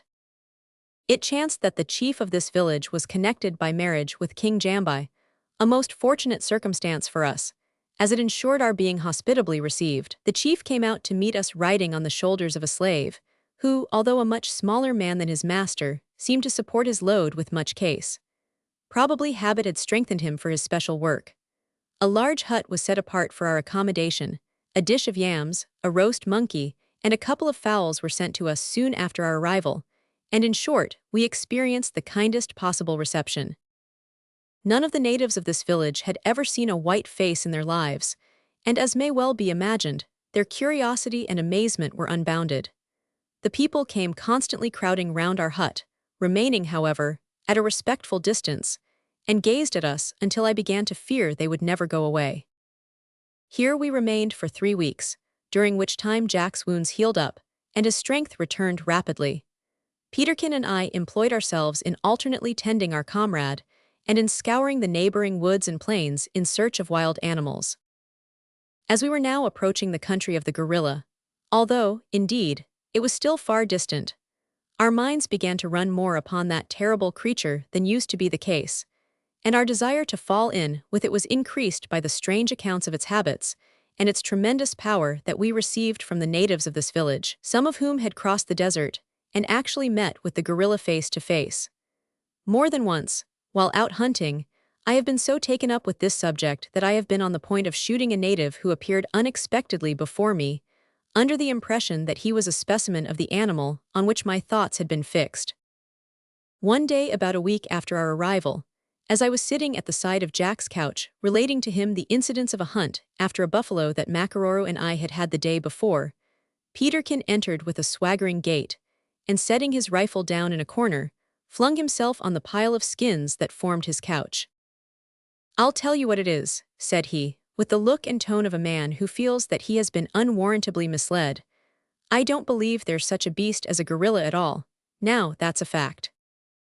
There was something so confident and emphatic in my comrade's manner that, despite my well-grounded belief on that point, I felt a sinking at the heart.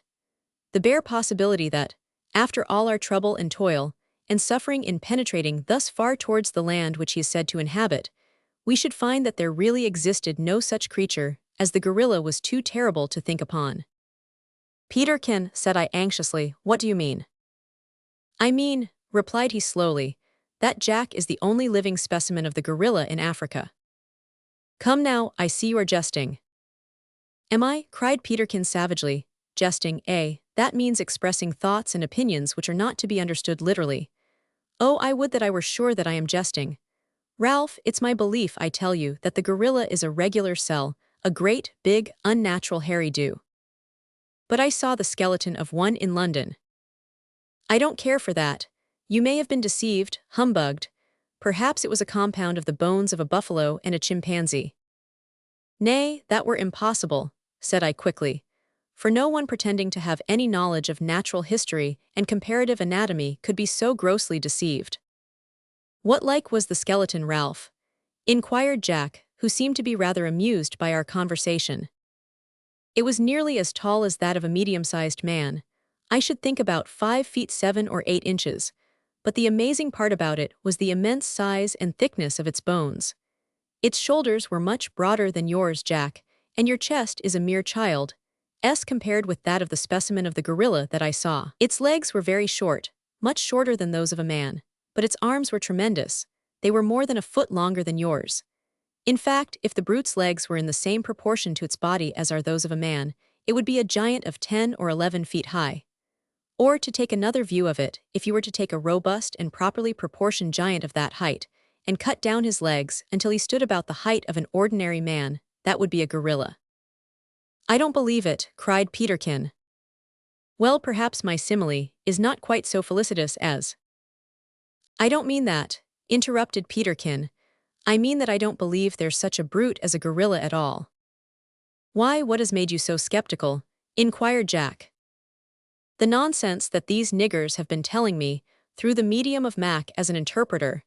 That is what has made me skeptical. Only think, they say that a gorilla is so strong that he can lift a man by the nape of the neck clean off the ground with one of his hind feet. Yes, they say he is in the habit of sitting on the lower branches of trees in lonely dark parts of the wood watching for prey, and when a native chances to pass by close enough, he puts down his hind foot, seizes the wretched man therewith, lifts him up into the tree, and quietly throttles him. They don't add whether or not he eats him afterwards, or whether he prefers him boiled or roasted. Now, I don't believe that." "Neither do I," returned Jack. "Nevertheless, the fact that these fellows recount such wonderful stories at all is, to some extent, evidence in favor of their existence. For in such a country as this, where so many wonderful and horrible animals exist, men are not naturally tempted to invent new creatures. It is sufficient to satisfy their craving for the marvelous that they should merely exaggerate what does already exist. Go to, you sophist. If what you say be true, and the gorilla turns out to be only an exaggerated chimpanzee or ring-tailed roarer, does not that come to the same thing as saying that there is no gorilla at all, always, of course, excepting yourself?" "Credit yourself with a punched head," said Jack, "and the account shall be balanced when I am sufficiently recovered to pay you off. Meanwhile, continue your account of what the niggers say about the gorilla." Peterkin assumed a look of offended dignity as he replied, "Without deigning any rejoinder to the utterly absurd and totally irrelevant matter contained in the preliminary sentences of your last remark, I pass on to observe that the natives of these wilds hold the opinion that there is one species of the gorilla, which is the residence of the spirits of defunct niggers, and that these fellows are known by their unusual size and ferocity." "Hold," cried I, "until I get out my notebook. Now, Peterkin, no fibs." "Honor bright," said he, "I'll give it you just as I got it. These possessed brutes are never caught and can't be killed. I only hope I may get the chance to try whether that be true or not. They often carry off natives into the woods, where they pull out their toe and finger nails by the roots and then let them go, and they are said to be uncommonly fond of sugar cane, which they steal from the fields of the natives sometimes in a very daring manner. Is that all? Said I. All, exclaimed my comrade. How much more would you have? Do you suppose that the gorilla can do anything it likes, hang by its tail from the moon, or sit down on its nose and run round on its chin? Massa Jack, said Makaroro, entering the hut and interrupting our conversation at this point. De chief hims tell to me for to tell to you dat wn yous be fit for go hit again hims, jib you coddle for sit upon. Coddle Mac, what's coddle? Inquired Jack with a puzzled look. Ho massa, you know bury well, just coddle hoxes you know. Indeed I don't know, replied Jack, still more puzzled. I've no doubt, interposed Peterkin, that he means cuddle, which is the short name for cuttlefish, which in such an inland place as this must of course be hoaxes. But what do you mean, Mac? Describe the thing to us. Mac scratched his woolly pate, as if he were quite unable to explain himself. Oh massas, you be most stupid dis your day. Coddle not a ting, hims am a beast, wid 2 horn and 1 tail. Dara, said he, pointing with animation to a herd of cattle that grazed near our hut, dat's coddle or hoxes. We all laughed at this proposal. What, cried Jack, does he mean us to ride upon hoxes as if they were horses? Yis massa him say dat. Hims here long ago ob one missionary as hab do dat, so de chief he tink it bury good idea, and hims try too, and like it bury much. Only hims fell off every tree steps and a'most broke all de bones in hims body down to powder. But hims get up again and fell hoff again. Oh, hims like it bury much. If we follow the chief's example, said I, laughing, we shall scarcely be in a fit state to hunt gorillas at the end of our journey. But now I come to think of it, the plan seems to me not a bad one. You know, a great part of our journey now lies over a comparatively desert country, where we shall be none the worse of a ride now, and then on oxback to relieve our limbs. I think the proposal merits consideration. Right, Ralph, said Jack. Go, Mac, and tell His Majesty or Chieftainship or His Royal Highness with my compliments that I am much obliged by the offer and will consider it.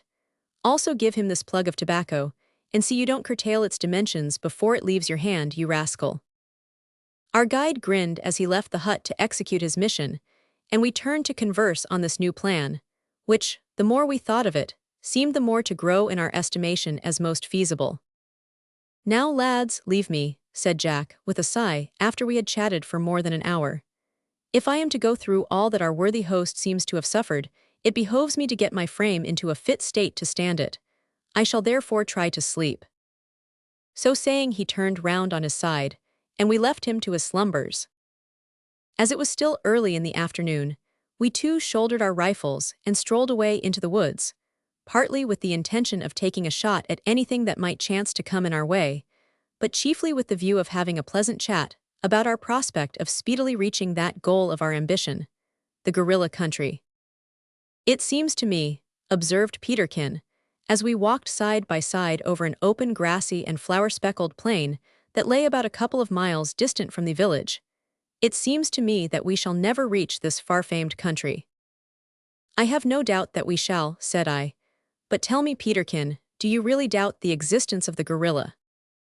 Well, since you do put it to me so very seriously, I can scarce tell what I believe.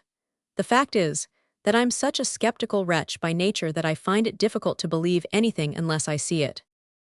I endeavored to combat this very absurd state of mind in my companion, by pointing out to him very clearly that if he were to act upon such a principle at all times, he would certainly disbelieve many of the commonest facts in nature, and give full credit, on the other hand, to the most outrageous absurdities.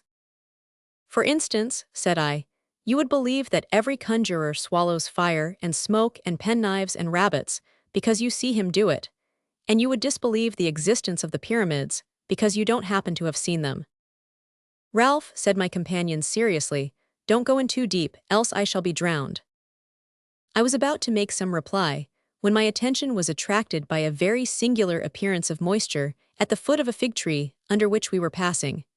Going up to it, I found that there was a small puddle of clear water near the trunk. This occasioned me much surprise, for no rain had fallen in that district since our arrival, and probably there had been none for a long period before that.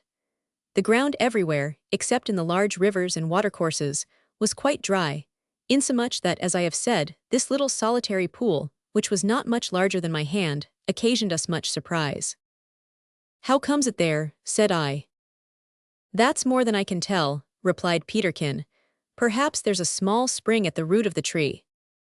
Perhaps there is, said I, searching carefully round the spot in all directions, but I found nothing to indicate the presence of a spring, and indeed, when I came to think of it, if there had been a spring, there would also certainly have been a watercourse leading from it. But such was not the case. Presently I observed a drop of water fall into the pool, and looking up, discovered that it fell from a cluster of insects that clung to a branch close over our heads. I at once recognized this water-distilling insect as an old acquaintance. I had seen it before in England, although of a considerably smaller size than this African one. My companion also seemed to be acquainted with it, for he exclaimed, "Ho, I know the fellow. He's what we used at home to call a frog hopper after he got his wings, and a cuckoo spit before that time, but these ones are 6 times the size of ours."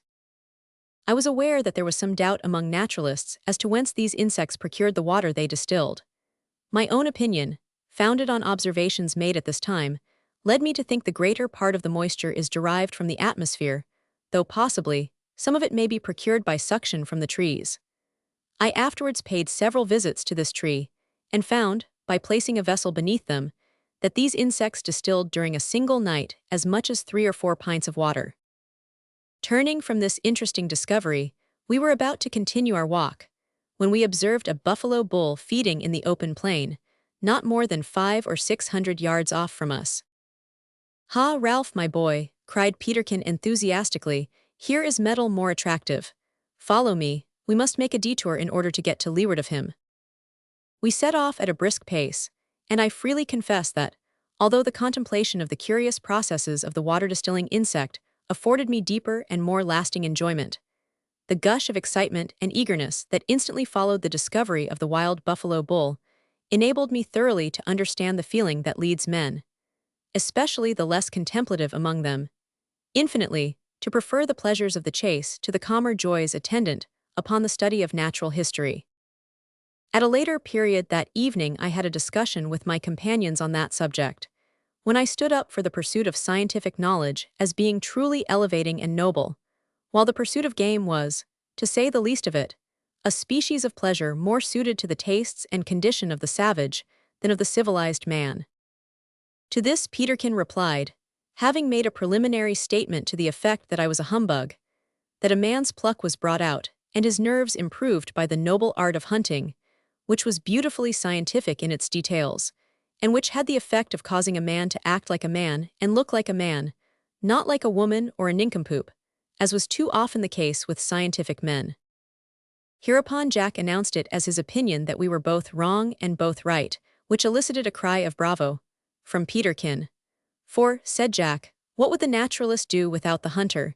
His museums would be almost empty, and his knowledge would be extremely limited. On the other hand, if there were no naturalists, the hunter, instead of being the hero who dares every imaginable species of danger, in order to procure specimens and furnish information that will add to the sum of human knowledge, would degenerate into the mere butcher, who supplies himself and his men with meat, or into the semi-murderer, who delights in shedding the blood of inferior animals. The fact is that the naturalist and the hunter are indispensably necessary to each other, both are best, to use an old expression, and when both are combined in one, as in the case of the great American ornithologist Audubon, that is best of all. Betterer than both, suggested Peterkin. But to return from this digression. In less than quarter of an hour, we gained a position well to leeward of the buffalo, which grazed quietly near the edge of the bushes, little dreaming of the enemies who were so cautiously approaching to work its destruction. "Keep well in rear of me, Ralph," said Peterkin, as we halted behind a bush to examine our rifles. "I'll creep as near to him as I can, and if by any chance I should not kill him at the first shot, do you run up and hand me your gun." Without waiting for a reply, my companion threw himself on his breast and began to creep over the plain like a snake in the grass. He did this so well and so patiently that he reached to within 40 yards of the bull without being discovered. Then he ceased to advance, and I saw his head and shoulders slowly emerge from among the grass, and presently his rifle appeared and was slowly leveled. It was one of our large-bore single-barreled rifles.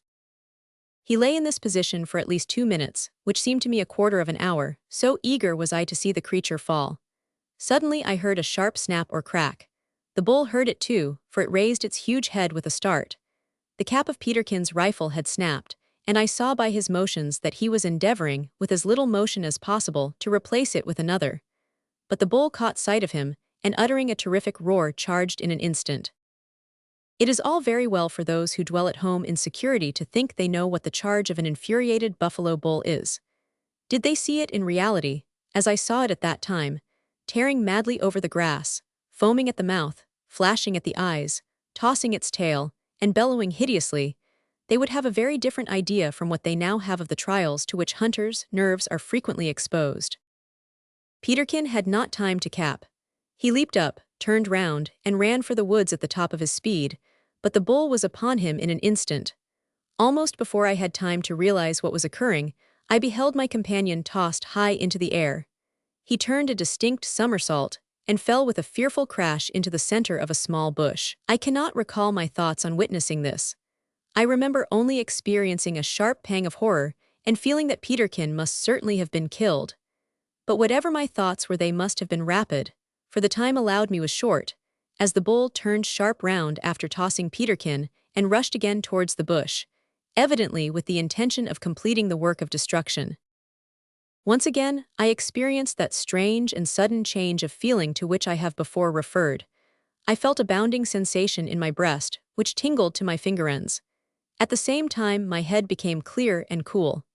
I felt that Providence had placed the life of my friend in my hands. Darting forward in advance of the bush, I awaited the charge of the infuriated animal.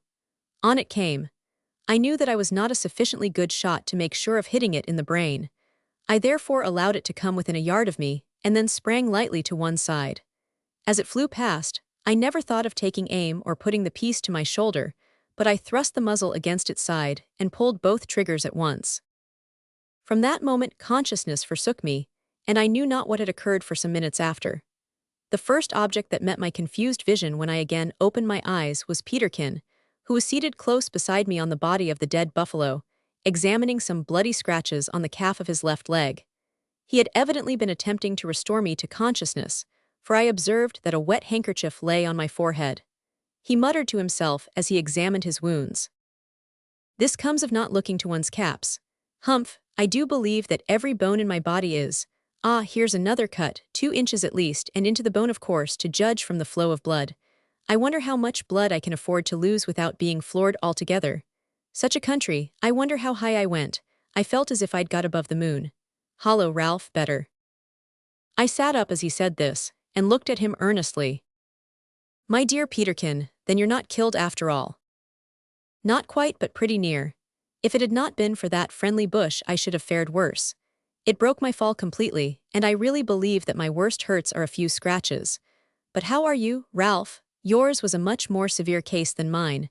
You should hold your gun tighter, man, when you fire without putting it to your shoulder." Why, what do you mean?" "Simply this, that in consequence of your reckless manner of holding your rifle, it came back with such a slap on your chest that it floored you. This, then, accounts for the pain I feel in it. But come," said I, rising and shaking my limbs to make sure that no bones were broken, "we have reason to be very thankful we have escaped so easily. I made sure that you were killed when I saw you flying through the air." "I always had a species of cat luck about me," replied Peterkin with a smile. "But now let us cut off a bit this fellow to take back with us for Jack's supper." With some difficulty we succeeded in cutting out the buffalo's tongue by the root, and carried it back to the village, where, after displaying it as an evidence of our prowess, we had it cooked for supper. The slight hurts that we had received at the time of this adventure were speedily cured, and about 2 weeks after that, we were all well enough to resume our journey. Chapter 10. Water appreciated, destructive files, etc. Our first start from the village, where we had been entertained so hospitably, and so long, was productive of much amusement to ourselves and to the natives. We had determined to accept of 3 oxen from the chief, and to ride these when we felt fatigued, but we thought it best to let our native porters carry our baggage on their shoulders, as they had hitherto done. When the animals were led up to our hut, we could not refrain from laughing. They were 3 sturdy-looking dark-skinned oxen, with wicked-looking black eyes and very long horns. "Now, Jack, do you get up first," said Peterkin, "and show us what we are to expect." "Nay, lad, I am still entitled to be considered an invalid. So you must get up first, and not only so, but you must try them all, in order that I may be enabled to select the quietest." "Upon my word, you are becoming despotic in your sickness, and you forget that it is but a short time since I came down from a journey to the sky, and that my poor bones are still tender. But here goes. I was born to be victimized, so I submit to the decrees of fate." Peterkin went up to one of the oxen and attempted to mount it, but the animal made a demonstration of an intention to gore him, and obstinately objected to this. "Hold him tight, Mac," he cried, after several futile attempts to mount. "I was always good at leapfrog when a schoolboy, see if I don't bring my powers into play now." So saying, he went behind the ox, took a short race and sprang with the agility of a monkey over its tail onto its back. The ox began to kick and sidle and plunge heavily on receiving this unexpected load. But its rider held on well, until it took it into its head to dart under a neighboring tree, the lower branches of which swept him off and caused him to fall with a heavy plump to the ground. "I told you so," he cried, rising with a rueful face and rubbing himself as he limped forward. However, his pain was more than half affected, for the next minute he was on the back of another ox. This one also proved restive, but not so much so as the first. The third was a very quiet animal, so Jack appropriated it as his charger. Having bade adieu to the chief and rubbed noses with him, and with several of our friends in the village, we all three got upon our novel steeds and set forth. But we had not got away from the village more than a mile when the two restive oxen began to display a firm determination to get rid of their intolerable burden. Mine commenced to back and sidle, and Peterkin's made occasional darts forward, and then stopping suddenly, refused to budge a step. We lost all patience at last, and belabored them soundly with twigs, the effect of which was to make them advance rather slowly, and evidently under protest. "Look out for branches," cried Peterkin as we came up to a narrow belt of wood. I had scarcely time to raise my head when I was swept off my seat and hurled to the ground by a large branch.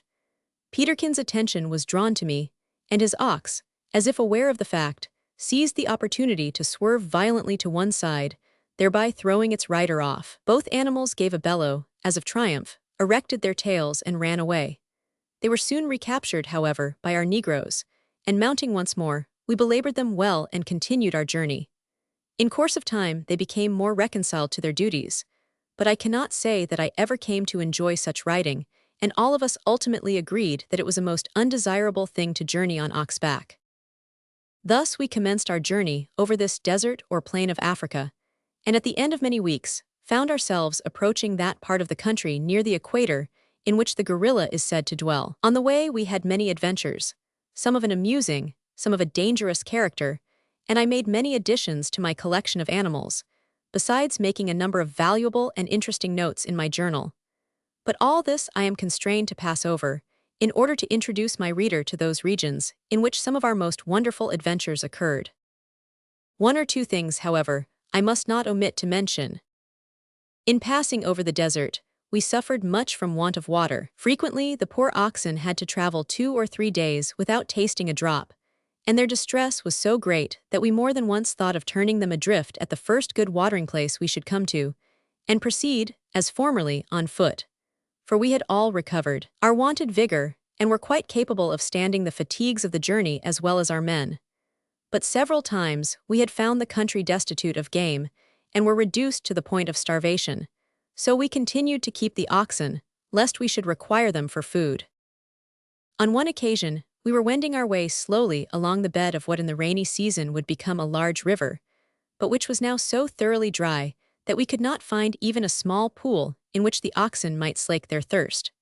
They had been several days absolutely without a drop of water, while we were reduced to a mouthful or two per man in the day. As we could not exist much longer without the life-giving fluid, Jack dismounted, and placing the load of one of the men on the ox's back, sent him off in advance to look for water. We had that morning seen the footprints of several animals which are so fond of water that they are never found at any great distance from some spot where it may be found. We therefore felt certain of falling in with it ere long. About 2 hours afterwards our negro returned, saying that he had discovered a pool of rain water, and showing the marks of mud on his knees in confirmation of the truth of what he said. "Ask him if there's much of it, Mac," said Jack, as we crowded eagerly round the man. "Him say there be great plenty of it, 'nuff to tumble in."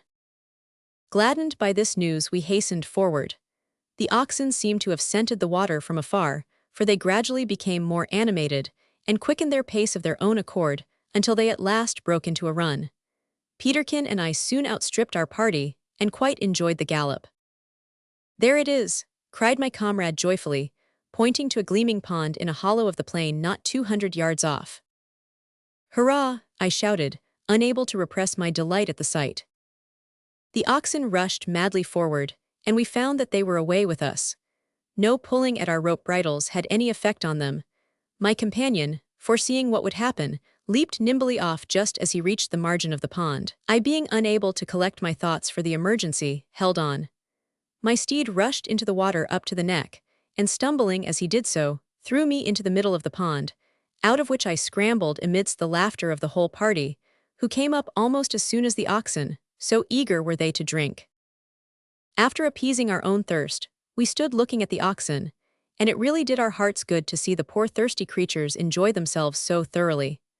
They stood sucking in the water as if they meant to drink up the whole pond, half shutting their eyes, which became mild and amiable in appearance under the influence of extreme satisfaction. Their sides, which had been for the last 2 days in a state of collapse, began to swell, and at last were distended to such an extent that they seemed as if ready to burst. In point of fact, the creatures were actually as full as they could hold, and when at length they dragged themselves slowly, almost unwillingly, out of the pool, any sudden jerk or motion caused some of the water to run out of their mouths. Some time after that, we were compelled to part with our poor steeds, in consequence of their being bitten by an insect which caused their death. This destructive fly, which is called tsetse, is a perfect scourge in some parts of Africa. Its bite is fatal to the horse, ox, and dog, yet strange to say, it is not so to man or to wild animals. It is not much larger than the common housefly, and sucks the blood in the same manner as the mosquito, by means of a proboscis with which it punctures the skin. When man is bitten by it, no more serious evil than slight itching of the part follows. When the ox is bitten, no serious effect follows at first, but a few days afterwards a running takes place at the eyes and nose, swellings appear under the jaw and on other parts of the body, emaciation quickly follows, even although the animal may continue to graze, and after a long illness, sometimes of many weeks, it dies in a state of extreme exhaustion. The tsetse inhabits certain localities in great numbers, while other places in the immediate neighborhood are entirely free. Those natives, therefore, who have herds of cattle avoid the dangerous regions most carefully. Yet, despite their utmost care, they sometimes come unexpectedly on the habitat of this poisonous fly and lose the greater part of their cattle. When our poor oxen were bitten and the fatal symptoms began to appear, we knew that their fate was sealed. So we conducted them into a pleasant valley on which we chanced to alight, where there was plenty of grass and water, and there we left them to die. Another incident occurred to us in this part of our journey, which is worthy of record. One day Peterkin and I had started before our party with our rifles, and had gone a considerable distance in advance of them, when we unexpectedly came upon a band of natives who were traveling in an opposite direction. Before coming up with their main body, we met with one of their warriors, who came upon us suddenly in the midst of a wooded spot, and stood rooted to the earth with fear and amazement. At which, indeed, we were not much surprised, for as he had probably never seen white faces before, he must have naturally taken us for ghosts or phantoms of some sort. He was armed with shield and spear, but his frame was paralyzed with terror. He seemed to have no power to use his weapons. At first we also stood in silent wonder, and returned his stare with interest. But after a few seconds, the comicality of the man's appearance tickled Peterkin so much that he burst into a fit of laughter, which had the effect of increasing the terror of the black warrior to such a degree that his teeth began to chatter in his head. He actually grew livid in the face. I never beheld a more ghastly countenance. "I say, Ralph," observed my companion, after recovering his composure, "we must try to show this fellow that we don't mean him any harm, else he'll die of sheer fright." Before I could reply, or any steps could be taken towards this end, his party came up, and we suddenly found ourselves face to face with at least 100 men, all of whom were armed with spears or bows and arrows. Behind them came a large troop of women and children. They were all nearly naked, and I observed that they were blacker in the skin than most of the Negroes we had yet met with. "Here's a pretty mess," said Peterkin, looking at me. "What is to be done?" said I. "If we were to fire at them, I'd lay a bet they'd run away like the wind," replied my comrade. "But I can't bear to think of shedding human blood if it can possibly be avoided." While we spoke, the Negroes, who stood about 50 yards distant from us, were consulting with each other in eager voices, but never for a moment taking their eyes off us. "What say you to fire over their heads?" I suggested. "Ready, present then," cried Peterkin, with a recklessness of manner that surprised me. We threw forward our rifles and discharged them simultaneously. The effect was tremendous. The whole band, men, women, and children, uttered an overwhelming shriek, and turning round, fled in mad confusion from the spot. Some of the warriors turned, however, ere they had gone far, and sent a shower of spears at us, one of which went close past my cheek. "We have acted rashly, I fear," said I, as we each sought shelter behind a tree. No doubt the savages construed this act of ours into an admission that we did not consider ourselves invulnerable, and plucked up courage accordingly, for they began again to advance towards us, though with hesitation. I now saw that we should be compelled to fight for our lives, and deeply regretted my folly in advising Peterkin to fire over their heads. But happily, before blood was drawn on either side, Makaroro and Jack came running towards us. The former shouted an explanation of who and what we were to our late enemies, and in less than 10 minutes, we were mingling together in the most amicable manner. We found that these poor creatures were starving, having failed to procure any provisions for some time past, and they were then on their way to another region in search of game. We gave them as much of our provisions as we could spare, besides a little tobacco, which afforded them inexpressible delight.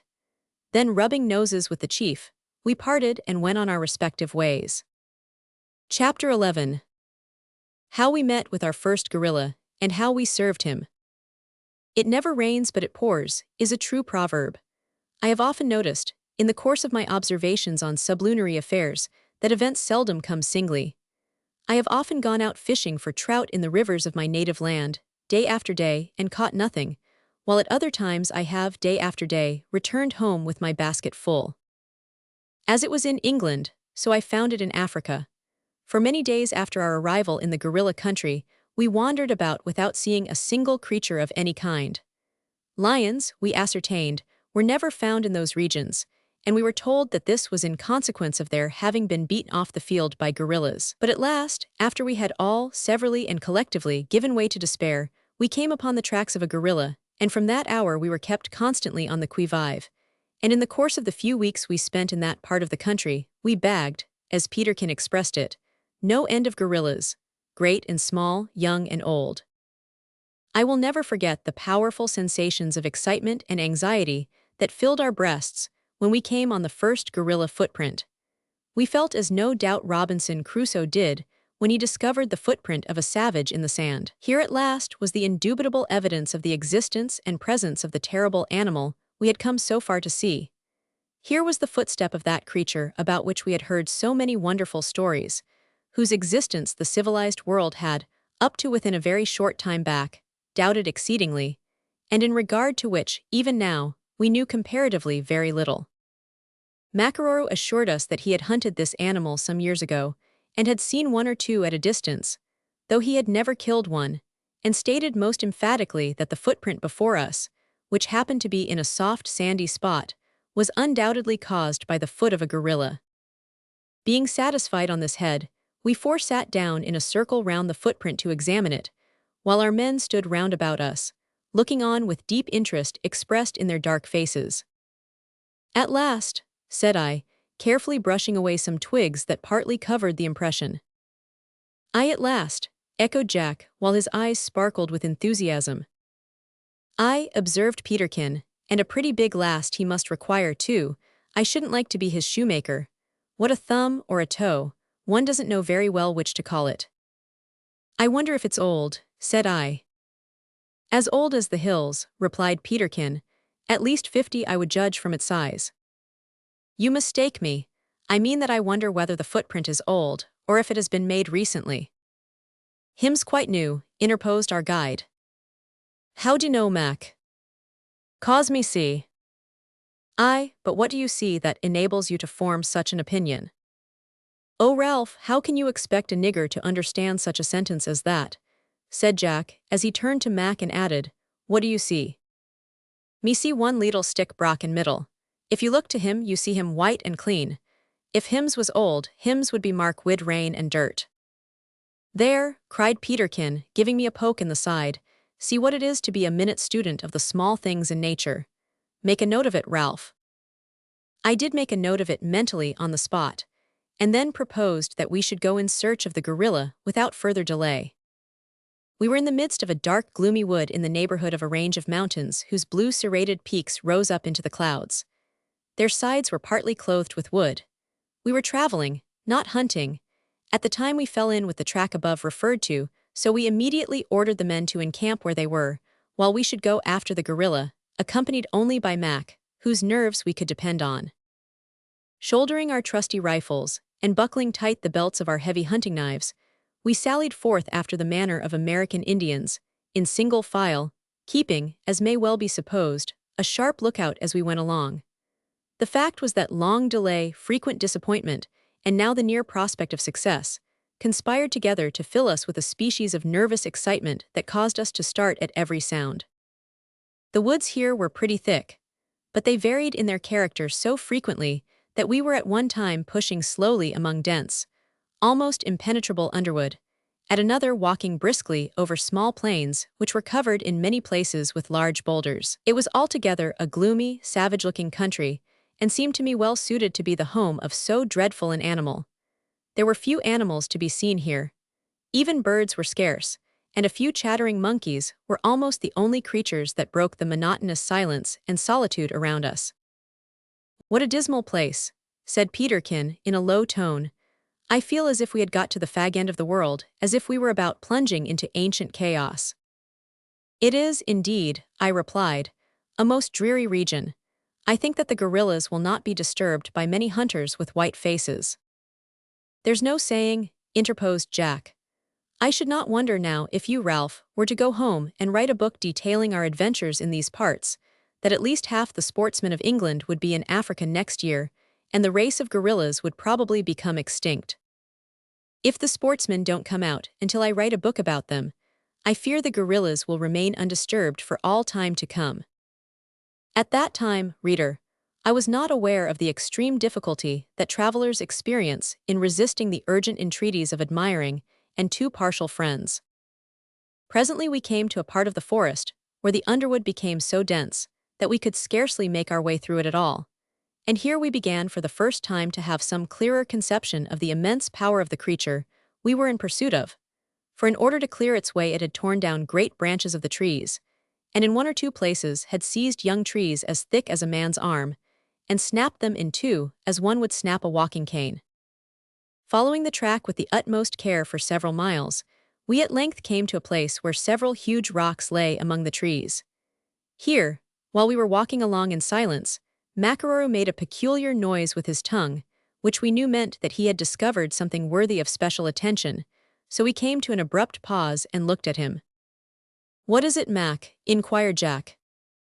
The guide put his finger on his mouth to impose silence, and stood in a listening attitude with his eyes cast upon the ground, his nostrils distended, and every muscle of his dusky frame rigid, as if he were a statue of black marble. We also listened attentively, and presently heard a sound as of the breaking of twigs and branches. Dat be gorilla, said the guide in a low whisper. We exchanged looks of eager satisfaction. How shall we proceed, Mac? Inquired Jack. We muse go bury slow dis way, said the guide, imitating the process of walking with extreme caution. No break leetle stick. If you break leetle stick hims go right away. Promising Mac that we would attend to his injunctions most carefully, we desired him to lead the way, and in a few minutes after came so near to where the sound of breaking sticks was going on that we all halted, fearing that we should scare the animal away before we could get a sight of it amongst the dense underwood. What can he be doing? Said I to the guide, as we stood looking at each other for a few seconds uncertain how to act. "Hims breakin', down branches forget at hims feed, s'pose." "Do you see that?" whispered Peterkin, as he pointed to an open space among the bushes. "Isn't that a bit o' the hairy brute?" "It looks like it," replied Jack eagerly. "Cluck," ejaculated Macaroru, making a peculiar noise with his tongue. "Dat him, blaze away." "But it may not be a mortal part," objected Peterkin. "He might escape if only wounded." "Never fear, hims come at us if hims be wound. Only we mews be ready for him." "All ready," said Jack, cocking both barrels of his rifle. "Now, Peterkin, a good aim. If he comes here he shall get a quietus." All this was said in the lowest possible whispers. Peterkin took a steady aim at the part of the creature that was visible, and fired.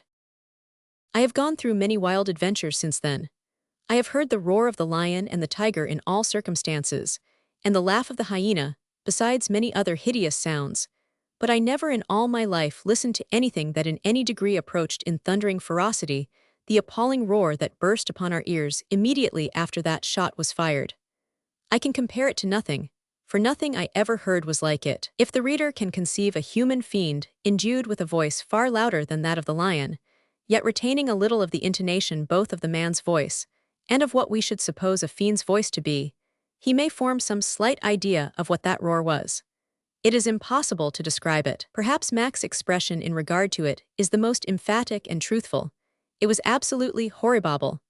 Everyone has heard a sturdy, well-grown little boy, when being thrashed, howling at the very top of his bent. If one can conceive of a full-grown male giant 20 feet high pouring forth his whole soul and voice with similarly unrestrained fervor, he may approximate to a notion of it. And it was not uttered once or twice, but again and again, until the whole woods trembled with it, and we felt as if our ears could not endure more of it without the tympanums being burst. For several moments we stood motionless with our guns ready, expecting an immediate attack, and gazing with awe, not unmingled, at least on my part, with fear, at the turmoil of leaves and twigs and broken branches that was going on round the spot where the monster had been wounded. "Come," cried Jack at length, losing patience and springing forward. "If he won't attack us we must attack him." We followed close on his heels, and next moment emerged upon a small and comparatively open space, in the midst of which we found the gorilla seated on the ground, tearing up the earth with its hands, grinning horribly and beating its chest, which sent forth a loud hollow sound as if it were a large drum. We saw at once that both its thighs had been broken by Peterkin's shot. Of all the hideous creatures I had ever seen or heard of, none came up in the least degree to this. Apart altogether from its gigantic size, this monster was calculated to strike terror into the hearts of beholders simply by the expression of its visage, which was quite satanic. I could scarcely persuade myself that I was awake. It seemed as if I were gazing on one of those hideous creatures one beholds when oppressed with nightmare. But we had little time to indulge in contemplation, for the instant the brute beheld us it renewed its terrible roar, and attempted to spring up. But both its legs at once gave way, and it fell with a passionate growl, biting the earth, and twisting and tearing bunches of twigs and leaves in its fury. Suddenly it rushed upon us rapidly, by means of its forelegs or arms. "Look out, Jack," we cried in alarm. Jack stood like a rock, and deliberately leveled his rifle. Even at this moment of intense excitement, I could not help marveling at the diminutive appearance of my friend, when contrasted with the gorilla. In height, indeed, he was of course superior, and would have been so had the gorilla been able to stand erect, but his breadth of shoulder and chest, and his length and size of arm were strikingly inferior. Just as the monster approached to within 3 yards of him, Jack sent a ball into its chest, and the king of the African woods fell dead at our feet. It is impossible to convey in words an idea of the gush of mingled feelings that filled our breasts as we stood beside and gazed at the huge carcass of our victim. Pity at first predominated in my heart, then I felt like an accomplice to a murder, and then an exulting sensation of joy at having obtained a specimen of one of the rarest animals in the world overwhelmed every other feeling. The size of this animal, and we measured him very carefully, was as follows. Height 5 feet 6 inches, girth of the chest 4 feet 2 inches, spread of its arms 7 feet 2 inches. Perhaps the most extraordinary measurement was that of the great thumb of its hind foot, which was 5.5 inches in circumference. When I looked at this, and at the great bunches of hard muscles which composed its brawny chest and arms, I could almost believe in the stories told by the natives of the tremendous feats of strength performed by the gorilla. The body of this brute was covered with gray hair, but the chest was bare and covered with tough skin, and its face was intensely black. I shuddered as I looked upon it, for there was something terribly human-like about it, despite the brutishness of its aspect. "Now, I'll tell you what we shall do," said Jack, after we had completed our examination of the gorilla. "We will encamp where we are for the night, and send Makaroro back to bring our fellows up with the packs, so that you, Ralph, will be able to begin the work of skinning and cleaning the bones at once. What say you?" "Agreed with all my heart," I replied. "Well then," observed Peterkin, "here goes for a fire to begin with, and then for victuals to continue with. By the way, what say you to a gorilla steak? I'm told the niggers eat him. Don't they, Mac?"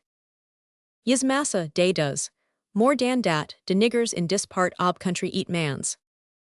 "Eat mans," echoed Peterkin in horror. "Yis eat mans and womans and childerdens." "Oh, the brutes, but I don't believe you, Mac. What are the villains called?" "Well, it not be easy for say what dem be called. Missionaries calls dem cannibobbles." "Ho!" shouted Peterkin, "cannibobbles. Well done. Mac, I must get you to write a new dictionary. I think it would pay." "It won't pay to go on talking like this, though," observed Jack. "Come, hand me the axe. I'll fell this tree while you strike a light, Peterkin. Be off with you, Mac. As for Ralph, we must leave him to his notebook. I see there is no chance of getting him away from his beloved gorilla till he has torn its skin from its flesh, and its flesh from its bones." Jack was right. I had now several long hours' work before me, which I knew could not be delayed, and to which I applied myself forthwith most eagerly, while my comrades lit the fire and prepared the camp, and Makaroro set off on his return journey to bring up the remainder of our party. That night, while I sat by the light of the campfire toiling at my task, long after the others had retired to rest, I observed the features of Jack and Peterkin working convulsively, and their hands clutching nervously as they slept, and I smiled to think of the battles with gorillas which I felt assured they must be fighting, and the enormous bags they would be certain to tell of on returning from the realms of dreamland to the regions of reality. Chapter 12.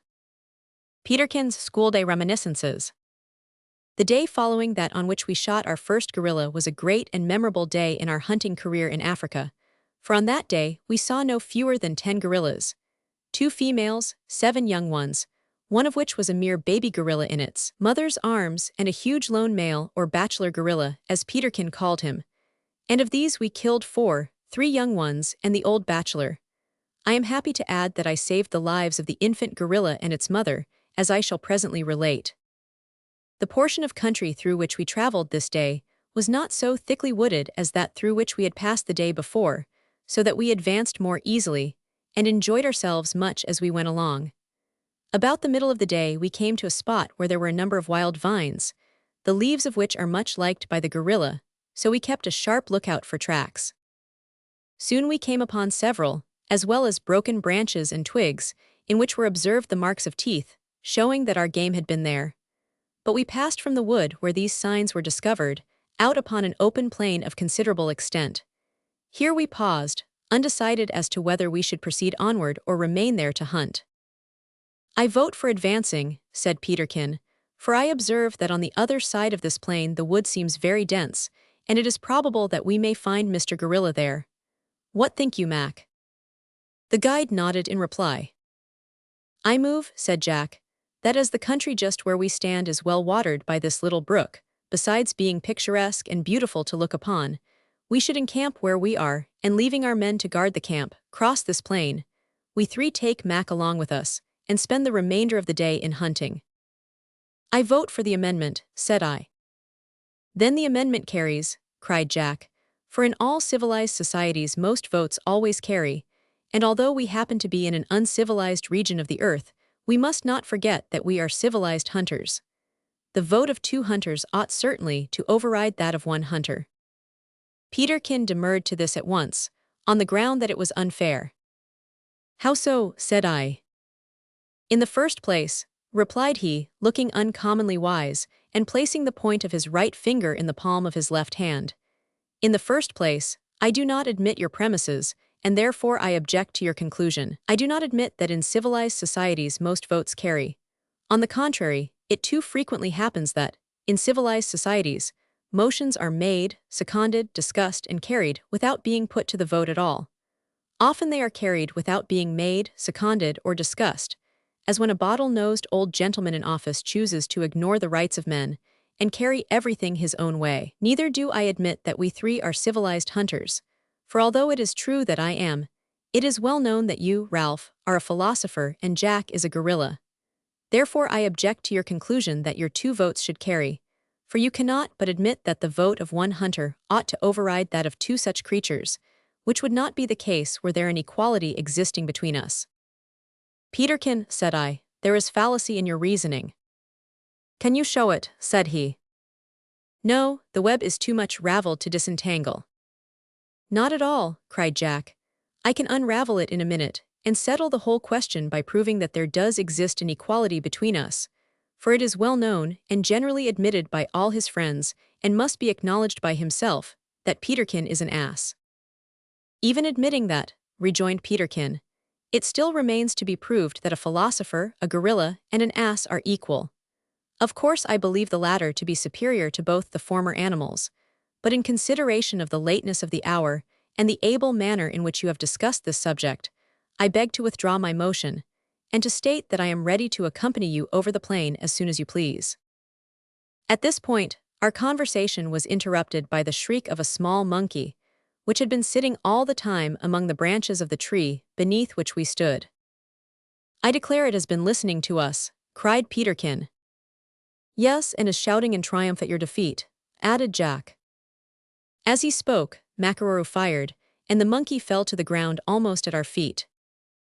Alas, it has paid a heavy price for its laugh, said Peterkin in a tone of sadness. The poor thing was mortally wounded, so much so that it could not even cry. It looked up with a very piteous expression in our faces. Placing its hand on its side, it coughed once or twice, then lying down on its back and stretching itself out quite straight, it closed its eyes and died. I never could bear to shoot monkeys. There was something so terribly human-like in their sufferings, that I never could witness the death of one without feeling an almost irresistible inclination to weep. Sometimes, when short of provisions, I was compelled to shoot monkeys, but I did so as seldom as possible, and once I resolved to go supperless to bed, rather than shoot one whose aspect was so sad and gentle that I had not the heart to kill it. My companions felt as I did in this matter, and we endeavored to restrain Makaruru as much as possible. But he could not understand our feelings, and when he got a chance of a shot, almost invariably forgot our injunctions to let monkeys alone unless we were absolutely ill off for food. To do him justice, however, I must add that we were at this particular time not overburdened with provisions, and the men were much pleased to have the prospect of a roast monkey for supper. Having given our men a little tobacco, a gift which caused their black faces to beam with delight, we shouldered our rifles and set off across the plain towards the thick wood, which was not more than 5 miles distant, if so much. It was a beautiful scene, this plain with its clumps of trees scattered over it like islands in a lake, and its profusion of wild flowers. The weather, too, was delightful, cooler than usual, and there was a freshness in the air which caused us to feel light of heart, while the comparative shortness of the grass enabled us to proceed on our way with light steps. As we walked along for some time in silence, I thought upon the goodness and the provident care of the Creator of our world.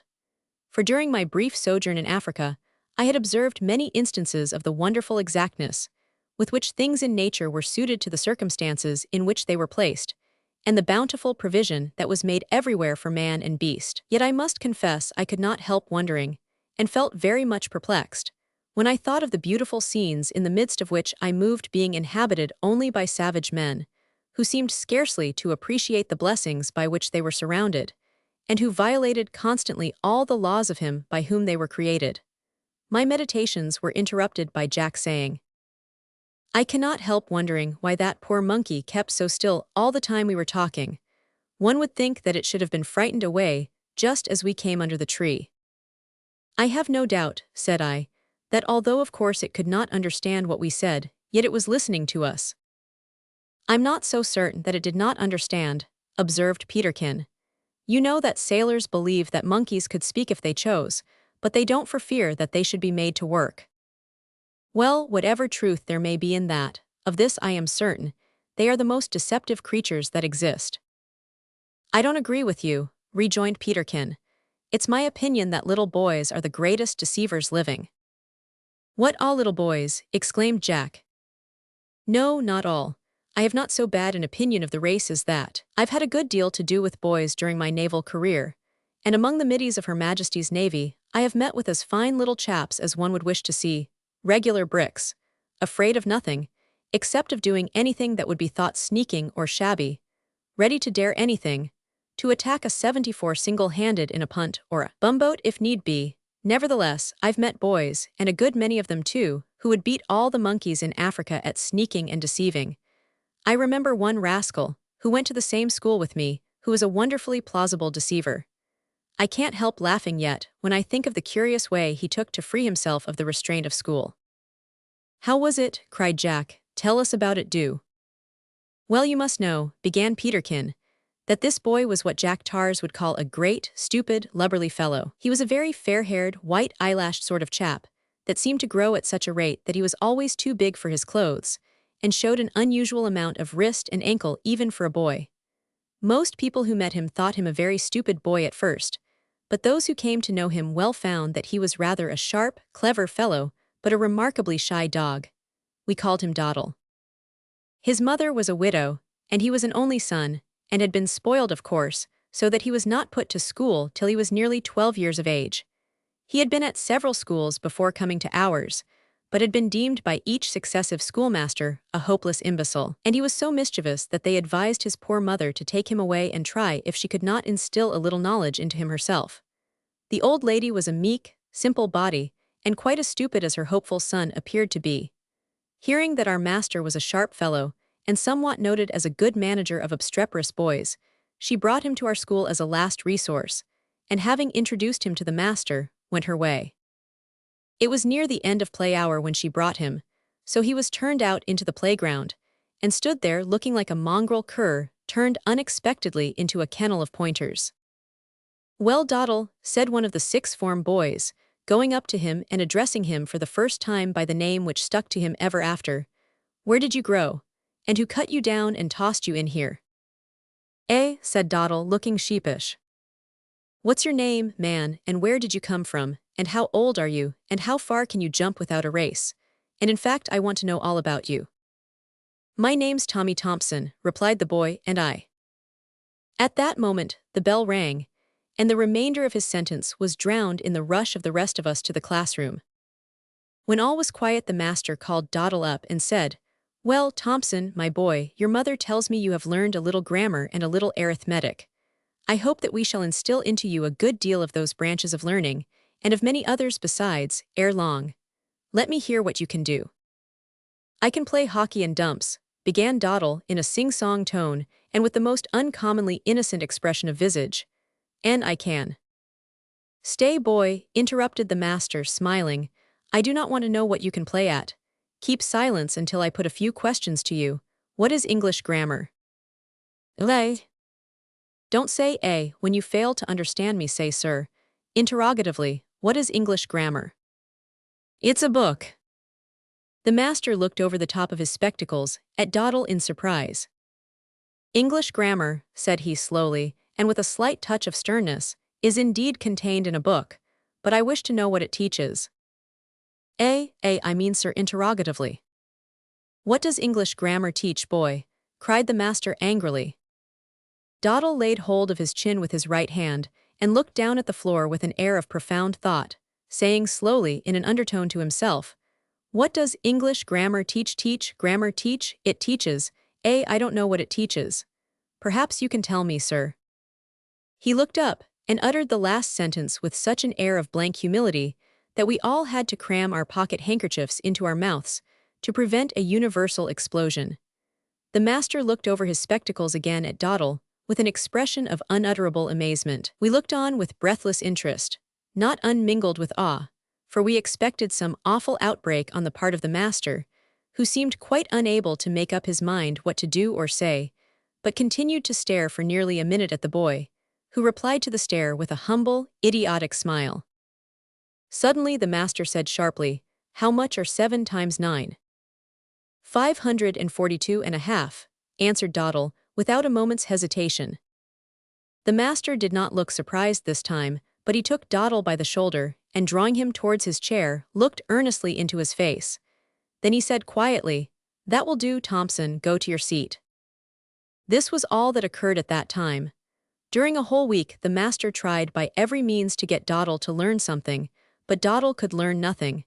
Yet he seemed to try. He pored over his book, and muttered with his lips, and sometimes looked anxiously up at the ceiling, with an expression of agony on his face that seemed to indicate a tremendous mental effort. Every species of inducement was tried, and occasionally punishment was resorted to. He was kept in at play hours and put in a corner during school hours, and once, the master having lost patience with him, he was flogged. But it was all one to Dawdle. All the methods tried proved utterly unavailing. He could not be got to acquire a single lesson, and often gave such remarkable answers that we all believed him to be mad. On the Monday forenoon of his second week at the school, the master called him up again for examination. "Now, Thompson," he began, "you have been a long time over that lesson. Let us see how much of it you have learned. What is etymology?" "Etymology," answered Dawdle, is an irregular pronoun." "Boy," cried the master sternly. "Please, sir," pleaded Dawdle with deprecatory air, I suppose I was thinkin' the othermologies, not the Eddie one." "Ha!" ejaculated the master. "Well, tell me, how many parts of speech are there?" 19, answered the boy, quite confidently. "Oh," exclaimed the master with a good deal of sarcasm in his tone, "pray name them." In a very sing-song voice, and with an air of anxious simplicity, Dawdle began. Article, noun, adjective, pronoun, verb, adverb, preposition, conjunction, interjection, outerjection, beginning with Y's in the plural as baby, babies, lady, ladies, Hades, Hades. "Please, sir, is that last one a bad word?" "The boy is a lunatic," muttered the master. The boys in the class were far past laughing now. We were absolutely stunned. The master seemed perplexed, for Dawdle was gazing at him with a look of mild self-satisfaction. "I say, Peterkin," whispered the boy next to me, "as sure as you're alive that boy's shamming stupid." Presently the master, who had been turning over the leaves of the grammar in a way that showed he was not conscious of what he was about, looked up, and said abruptly, "What is a proper noun?" "A well-behaved one," replied Dawdle. At this the whole school tittered violently. "Silence, boys," cried the master, in a tone that produced the desired effect so thoroughly that you might have heard a pin drop. Then laying his hand on Dawdle's shoulder, he looked him full in the face and said solemnly, "Thompson, I have found you out. Go, sir, to your seat, and remain behind when the other boys go to the playground." We observed that Dawdle grew very red in the face as he came back to his seat, and during the rest of the hour, he never once looked up. During the whole of the play hour, the master and he remained shut up together in the schoolroom. We never discovered what took place there between them, for neither threats nor coaxing could induce Dawdle afterwards to speak on the subject. But from that day forward, he was a changed boy. He not only learned his lessons, but he learned them well, and in the course of time became one of the best scholars in the school. So that although he never would admit it, we all came to the conclusion he had been shamming stupid, attempting to deceive the master into the belief that he was incurable, and thus managed to get rid of lessons and school altogether. "A most remarkable boy," observed Jack when Peterkin concluded. "Certainly he beat the monkeys hollow." "I wonder," said I, "what the master said or did to him that wrought such a mighty change." "Don't know," replied Peterkin. "I suppose he told him that now he had found him out, he would flay him alive if he didn't give in, or something of that sort." We had now entered the dark forest that edged the plain over which we had been walking, and further conversation on this subject was stopped, and the subject itself banished utterly from our minds by the loud, startling cry of a gorilla at no great distance from us. "Hist, that's him," whispered Peterkin. Instantly throwing our rifles into a position of readiness, we pushed rapidly through the underwood in the direction whence the cry had come. Chapter 13. We get into the thick of it, great success. In a few minutes we came upon a female gorilla, which, all unconscious of our approach, was sitting at the foot of a vine, eating the leaves. There were 4 young ones beside her, engaged in the same occupation. In order to approach within shot of these, we had to creep on all fours through the brushwood with the greatest caution, for gorillas are sharp-sighted, and they have a remarkably acute sense of hearing, so that sometimes the breaking of a dry twig under one's foot is sufficient to alarm them. We did not venture to speak even in whispers as we advanced, but by a sign Jack told Peterkin to take the lead. Jack himself followed. Makaroro went next, and I brought up the rear. In all our hunting expeditions, we usually maintained this arrangement. Where it was necessary, Peterkin was assigned the post of honor, because he was the best shot. Jack, being next best, came second, and I came last, not because our guide was a better shot than I, but because he was apt to get excited and to act rashly, so that he required looking after. I was at all times ready to lay hold of him by the hair of his woolly head, which, as he was nearly naked, was the only part of him that one could grasp with any degree of firmness. After creeping in this manner for some distance, we got within range. Peterkin and Jack took aim and fired together. The old gorilla and one of the young ones fell instantly, and from their not struggling, it was evident that they were shot quite dead. The guide and I fired immediately after, but only the one that I fired at fell. The other 2 ran off as fast as they could. Sometimes they ran on all fours, and I observed that while running in this fashion the hind legs passed between the arms, or, as it were, overstepped them. Occasionally, however, they rose and ran on their hind legs in a stooping position. When they did this, I was particularly struck with their grotesque yet strong resemblance to man, and I do not think that I could at that time have prevailed upon myself to fire at them. I should have felt like a murderer. In truth, my thoughts and sensations just then were anything but agreeable. Nevertheless, I was so excited by the chase that I am quite certain no one, to look at me, could have guessed what was passing in my mind. We ran as rapidly as was possible in such a tangled forest, but we had no chance with the young gorillas. Peterkin at last ran himself out of breath. Stopping suddenly, he said, pantingly, "It's no use whatever. Ho, dear me, my bellows are about exploded." "We've no chance in a race with these hairy men," responded Jack, as he wiped the perspiration from his forehead. "Why did you miss, Mac?" "'Cause me no could hit, s'pose massa." Very justly and modestly said, remarked Peterkin with an approving nod. "'Tis a pity that men are not more generally animated with your spirit, Mac. Most people, when they do wrong or make a mistake, are too apt to try to excuse themselves." "Yes," I added with a laugh, "particularly when they blow the tails out of ostriches." Peterkin shook his head and said solemnly, "Ralph, my boy, don't take to joking. It don't agree with your constitution. You'll get ill if you do, and we can't afford to have you laid up on our hands in these out-o'-the-way regions. Come now, let us back to the gorillas and secure them, lest their comrades carry them away," said Jack, turning to retrace our steps. I was anxious to shoot as many gorillas as possible, in order that I might study the peculiarities of, and differences existing between, the different species, if there should be such, and between various individuals of the same species in all stages of development. I had made an elaborate examination of our first gorilla, and had taken copious notes in regard to it. Being desirous of doing the same as far as possible with the female and the 2 young ones we had just killed, I hastened back with my companions, and we fastened them securely among the branches of a conspicuous tree, intending to send out some of our men for them on our return to camp. After this, we resumed our search for more, but wandered about for several hours without meeting with any, although we observed recently made footprints in abundance. We went as nearly as possible in a direction parallel to our camp, so that although we walked far, we did not increase our distance from it to any great extent. Presently Makaroro made a peculiar cluck with his tongue, and we all came to an abrupt stand. "What is't, Mac?" The Negro did not speak, but pointed eagerly in front of him, while the whites of his eyes seemed to sparkle with animation, and raised his gun to shoot. We came up at the moment, and through an opening in the bushes saw what he was about to fire at. It was a female gorilla, with a baby gorilla in her arms. Fierce and hairy though she was, there was a certain air of tenderness about this mother, as she stroked and pawed her little one, that went straight to my heart, and caused me almost involuntarily to raise my arm and strike up the muzzle of Makaroro's gun. At the moment he pulled the trigger. The consequence of this act was that the ball passed close over their heads.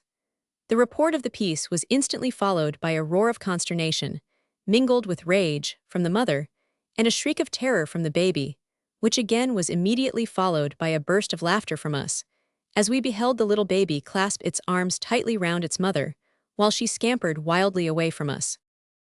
Mac looked at me in amazement. "What for you be do dat, massa?" "To prevent you from committing murder, you rascal," said I, laughing. "Have you no feelings of natural pity or tenderness, that you could coolly aim at such a loving pair as that?" The guide seemed a little put out by this remark, and went on reloading his gun without making reply.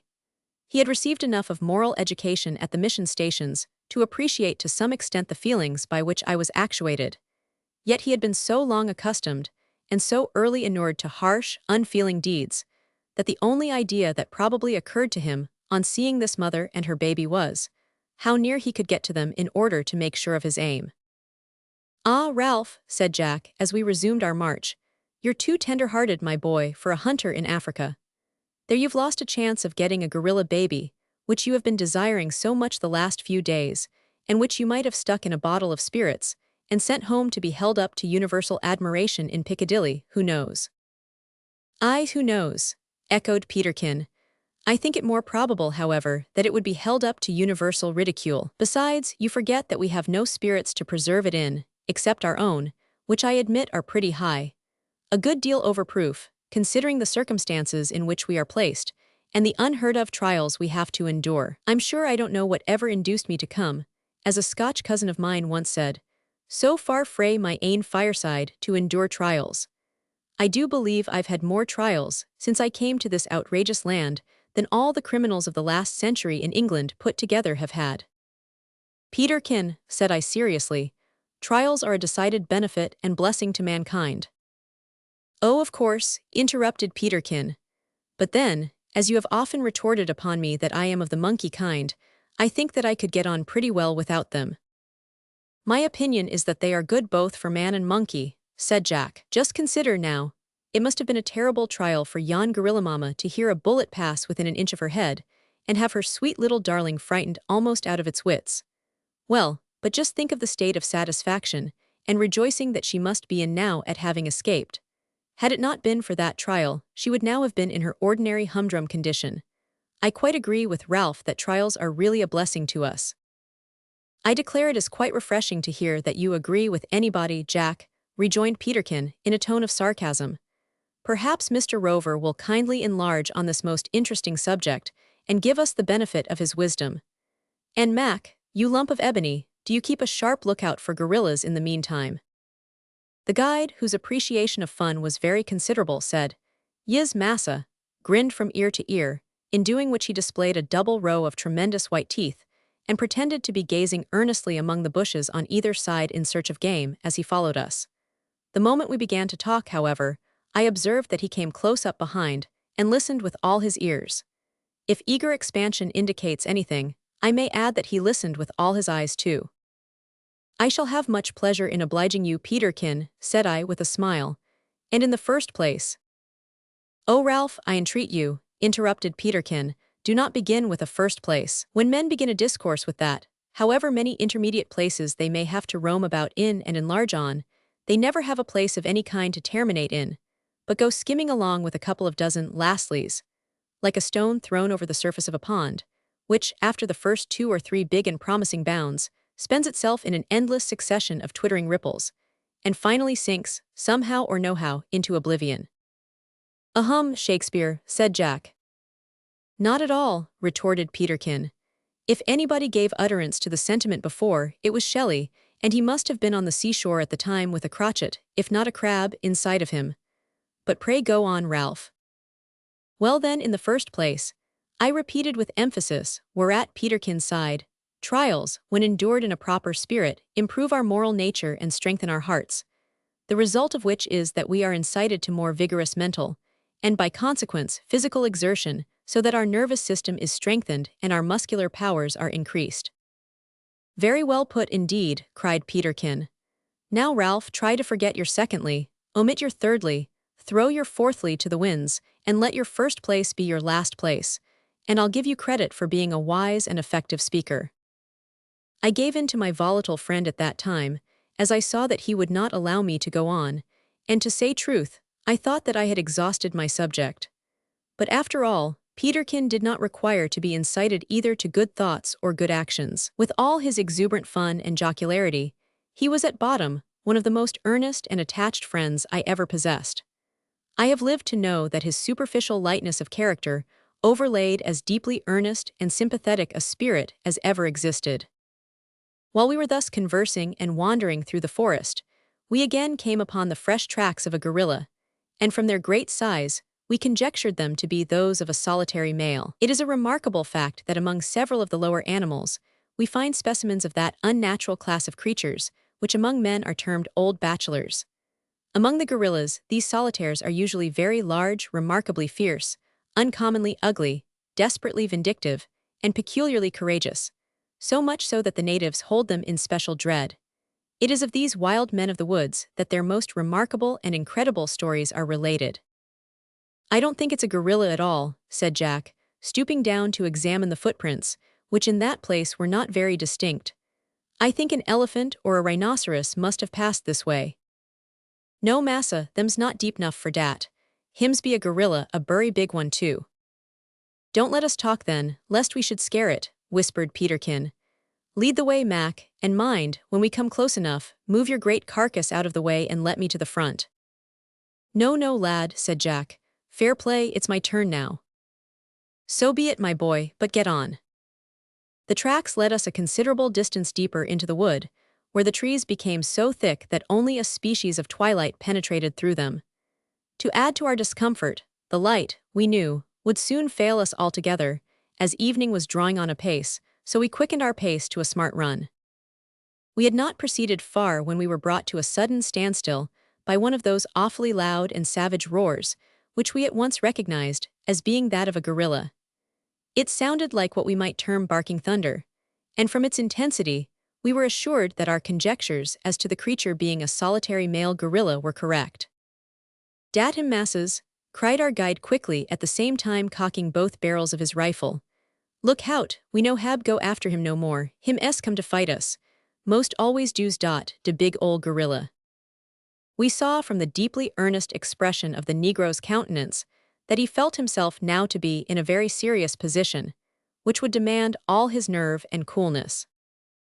Again the roar was repeated with terrible loudness and ferocity, and we heard something like the beating of a huge bass drum, mingled with the cracking of branches, as though some heavy creature were forcing its way through the underwood towards us. We were all much impressed with this beating sound, and as is often the case when men are startled by sounds which they cannot account for, we were more filled with the dread of this incomprehensible sound than of the gorilla which we knew was approaching us. We might, indeed, have asked an explanation from Makaroro, but we were all too much excited and anxious just then to speak. We drew together in a group. Jack, who stood a little in front of us, having claimed the first shot, was whispering something about its being a pity there was so little light, when his voice was drowned by a repetition of the roar, so appalling that we each started, feeling as though it had been uttered close to our ears. Next instant, the bushes in front of us were torn aside, and the most horrible monster I ever saw or hoped to set eyes on stood before us. He was evidently one of the largest-sized gorillas. In the gloom of the forest, he appeared to us to be above 6 feet high. His jet-black visage was working with an expression of rage that was fearfully satanic. His eyes glared horribly. The tuft of hair on the top of his head rose and fell with the working of his low, wrinkled forehead in a manner that peculiarly enhanced the ferocity of his expression. His great hairy body seemed much too large for his misshapen legs, and his enormous arms much too long for the body. It was with the fists at the ends of those muscular arms that he beat upon his bulky chest, and produced the unaccountable sounds above referred to, as he stood there uttering roar upon roar, apparently with the view of screwing up his courage to attack us, displaying his great canine teeth, and advancing slowly, step by step. I felt a mingling of powerful emotions such as I had never felt before in all my life, and such as cannot by any possibility be adequately described. I felt quite self-possessed, however, and stood beside my comrades with my rifle ready and my finger on the trigger. "Now," whispered Peterkin, but Jack did not move. "Now," said he again, more anxiously, as the immense brute advanced, beating its chest and roaring to within 8 yards of us.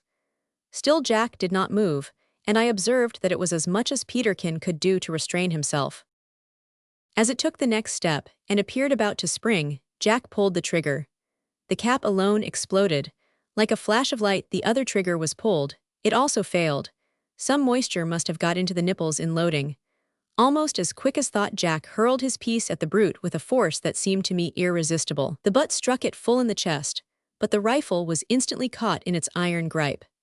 At that moment Peterkin fired, and the gorilla dropped like a stone, uttering a heavy groan as it fell prone with its face to the earth, not, however, before it had broken Jack's rifle across and twisted the barrel as if it had been merely a piece of wire.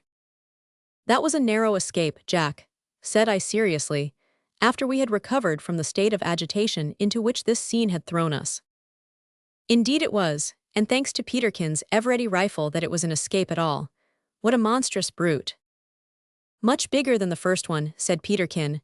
"Where is your measure, Ralph? Out with it." I pulled out my measure, and applying it to the prostrate carcass, found that the gorilla we had now shot was 5 feet 8 inches in height, and proportionately large round the chest.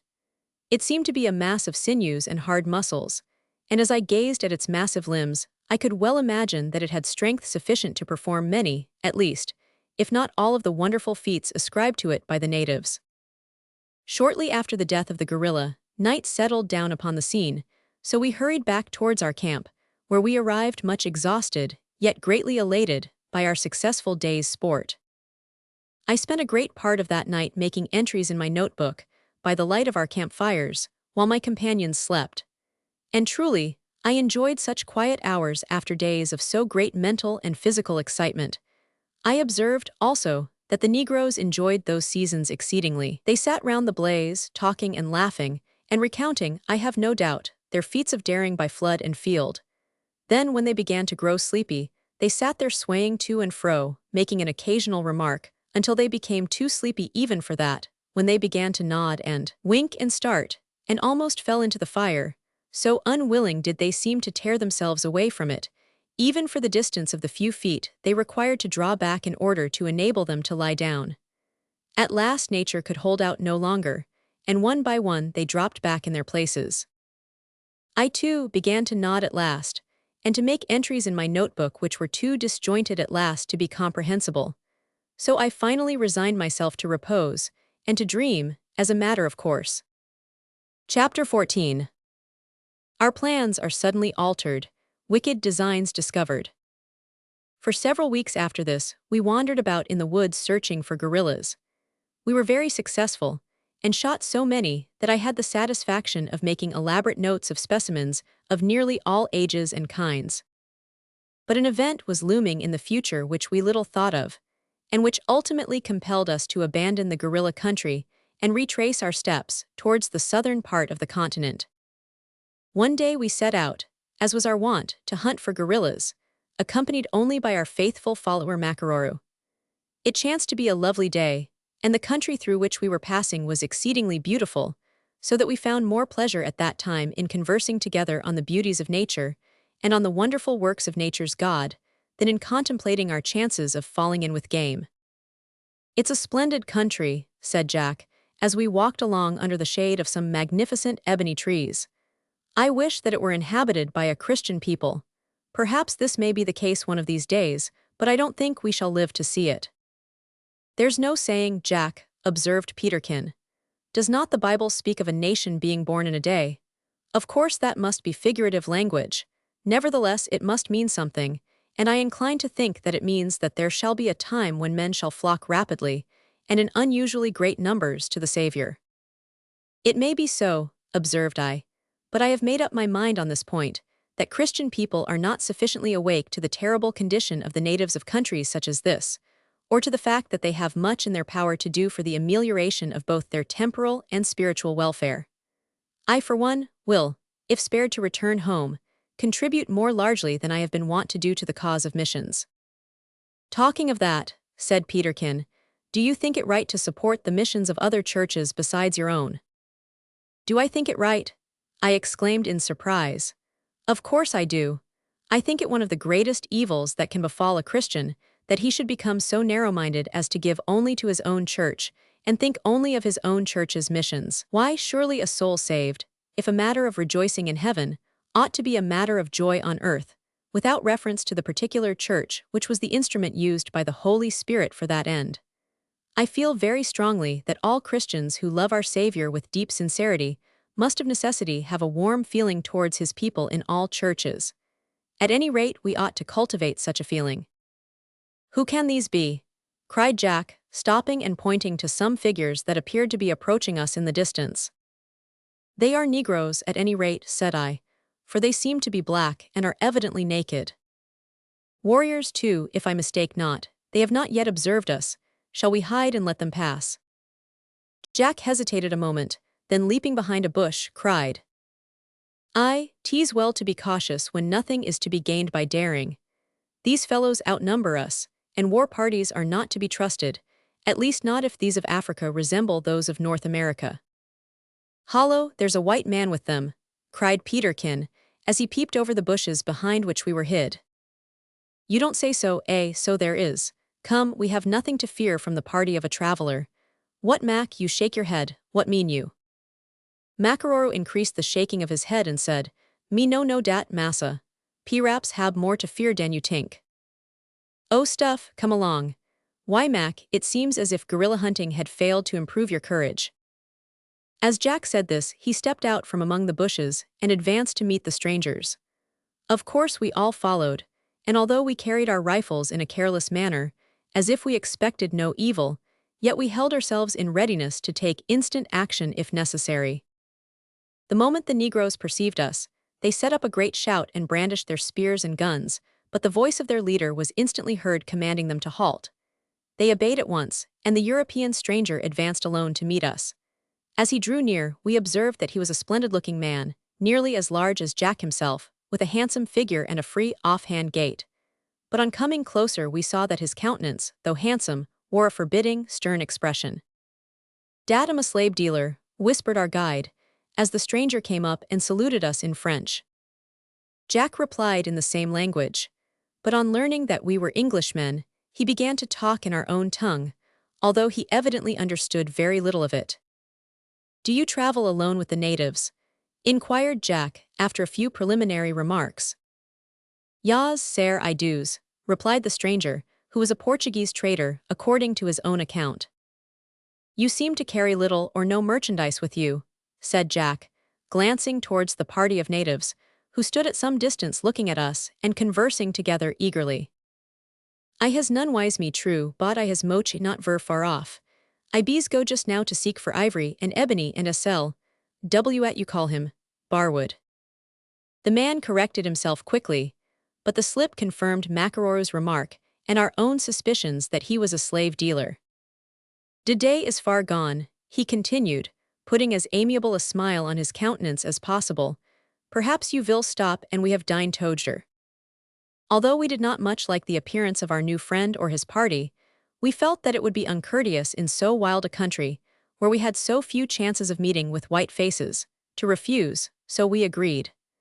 A campfire was speedily kindled, and the two parties mingled together, and sat down amicably to discuss roast monkey and venison steaks together. During the course of the meal, the Portuguese trader became so communicative and agreeable that we all began to think we had judged him harshly.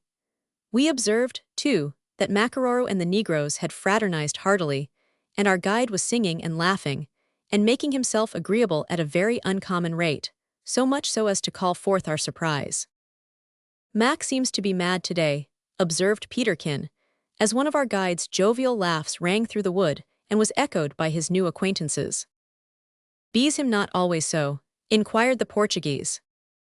"He's always hearty enough," replied Jack, "but I must confess I never saw him in such high spirits as he seems to be in just now. It must be the effect of meeting with new faces, I suppose." "I suppose so," remarked the trader.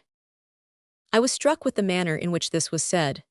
There was a tone of affected indifference, such as one assumes when making a passing remark, but at the same time, a dark frown rested for one moment on his brow, and he cast a piercing vindictive glance at our guide. Next moment he was smiling blandly and making some humorous remark to Peterkin. I looked at my companions, but they had evidently not observed this little piece of byplay. It seemed to me so unaccountable, considering that the two men had never met before, that I resolved to watch them. I soon observed that Makaroro's mirth was forced, that he was in fact acting a part, and I noticed once or twice that he also cast an occasional stealthy and piercing glance at the Portuguese. It afterwards turned out that both men had been acting the same part, and that each had suspected what the other was doing. When our meal was concluded, we prepared to resume our separate routes. I goes to the west, observed the Portuguese in a casual way as he buckled on the belt that supported his hunting knife. Indeed, I had understood you to say that you were going south. No, you not have understand me. I goes to the west, ver long way. Then, sir, I wish you a safe and pleasant journey, said Jack, lifting his cap. De same to you, sirs, and goot plenty of gorillas to you. Farder nor day be more plenty. Adieu. We took off our caps to each other, and saying farewell, we turned away, and soon lost sight of the party. Ho, de yaller-faced villain, exclaimed Makaroro between his clenched teeth, after we were out of earshot. Why, what's wrong, Mac? Inquired Peterkin in great surprise. Ho, noting particular, replied the guide with an air and tone of sarcasm that quite amused us. Hims not go south, ho no, hims go west, ho yis. Hims advise us to go nort, ho dear. Dat bury mush clibber, but we is clibberer, we is ho, ho, ho. Our worthy guide looked so terribly fierce as he uttered this fiendish laugh, that we all came to a stand, and gazed at him in surprise. We fancied that something must have deranged his mind. Mac, said Peterkin, you are mad. What mean you by such grimaces? Pursing his lips tightly, and looking at each of us for a few moments in silence, he finally crossed his arms on his chest, and turning eagerly to Jack, said with extreme volubility, Dat rascal, dat tife, hims no trader, hims slave dealer, hims no go west, hims go south, and W-at for hims go. W-at for hims carry guns so many, hims go. Here the guide dropped his voice into a whisper of intense bitterness. Hims go for attack village and take all peoples away for be slabs. No pay from tife, take dem by force. Why, how did you come to know all this, said Jack, or rather to suspect it, for you cannot be sure that you are right. W-at no can be sure me right. Ho yis me sartin sure, me bury clibber, stop now did him dat tife, speak bury mush. Certainly he did, a good deal. Yis ho, and did him make you speak bury mush? I rather think he did, replied Peterkin, laughing at our guide's eagerness. Yis ho hims did. And did him ax you plenty question, all bout where you go, and where you come from, and de way back to village where we be come from. And did him say, when him find you was come from sout, dat hims was go west, though before dat hims hab say dat hims be go sout, eh? Certainly, said Jack with a thoughtful look, he did say all that, and a great deal more to that effect. Yis ho hims did me no bury well, me see him, and me also do to de niggers what hims do to you. Me talk and laugh and sing, den me ax dem questions. But dey bury wise, dey no speak mush, but dey manage to speak nuff for me. Yis me bam bam, eh? Boozle, suggested Peterkin. Vis bamboozle dem altigitter ho ho. After a little further explanation, we found that this Portuguese trader was a man-stealer, on his way to one of the smaller villages, with the intention of attacking it. Makaroro ascertained that they meant to proceed direct to that of King Jambai, first, however, getting one of the neighboring tribes to pick a quarrel with that monarch and go to war with him. And we now recollected, with deep regret, that in our ignorance of what the Portuguese was, we had given him a great deal of information regarding the village of our late hospitable entertainer, which might prove very useful to him, and very hurtful to poor King Jambai, in the event of such a raid being carried out. But in addition to this, Makaroro had ascertained that it was possible that, before going to King Jambai's village, they might perhaps make a descent on that of our friend Mbango, with whom we had left poor Akandaga. It was this that raised the wrath of our guide to such a pitch.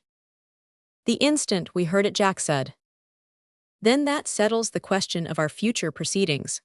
We must bid adieu to the guerrillas at once, and dog the steps of this marauding party, so as to prevent our good friends Mbango and Jambai being surprised and carried into slavery, along with all their people. It seems to me that our path is clear in this matter.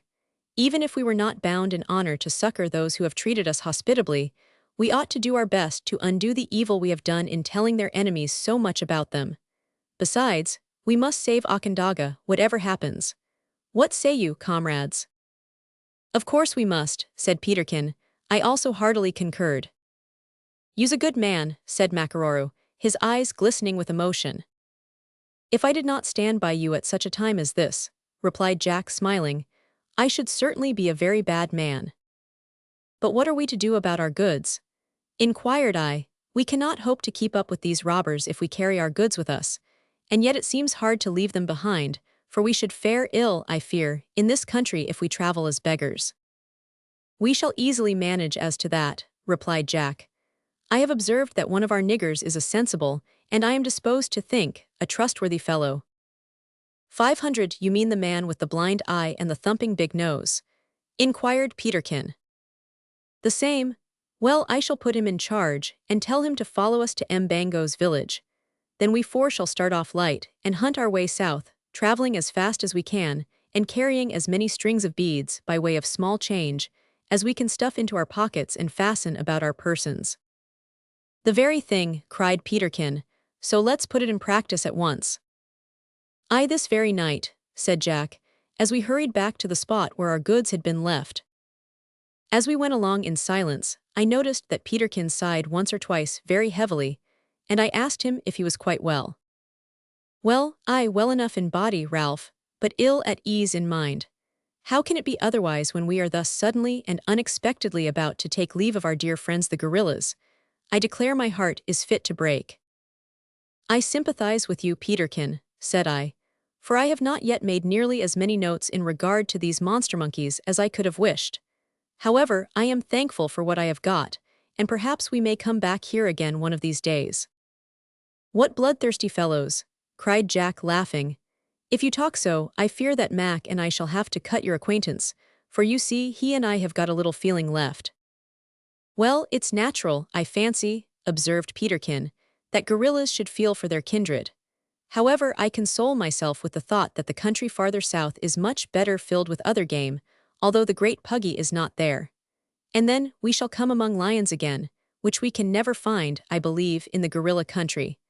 I wonder if the gorilla has really driven them out of this part of Africa. Some think it probable, observed I, but we cannot make sure of that point. Well, we can at all events make sure of this point, cried Peterkin as we came in sight of our encampment, that lions are thick enough in the country whither we are bound, so let's have a good supper and hurrah for the south. It's a bright prospect before us. A fair lady to be saved, possibly a fight with the niggers, and lion, elephant, rhinoceros, alligator, hippopotamus, and buffalo shooting by way of relaxation in the intervals of the war. Chapter 15. An unexpected meeting, we fly, and I make a narrow escape from an appalling fate. During many days after the incidents narrated in the last chapter did Jack, and Peterkin and Makaroro, and I push across the continent through bush and brake, over hill and dale, morass and plain, at our utmost possible speed. We did not, during the whole course of our journey, overtake the Portuguese slave dealer. But we thought little of that, for it was not very probable that we should hit upon exactly the same route, and we entertained sanguine hopes that the energy and speed with which we kept steadily and undeviatingly on our way would enable us to reach the village of Mbango before the slave dealer and his party. When I look back upon that time now, and reflect calmly on the dangers we encountered and the hardships we endured, I confess that I am filled with amazement.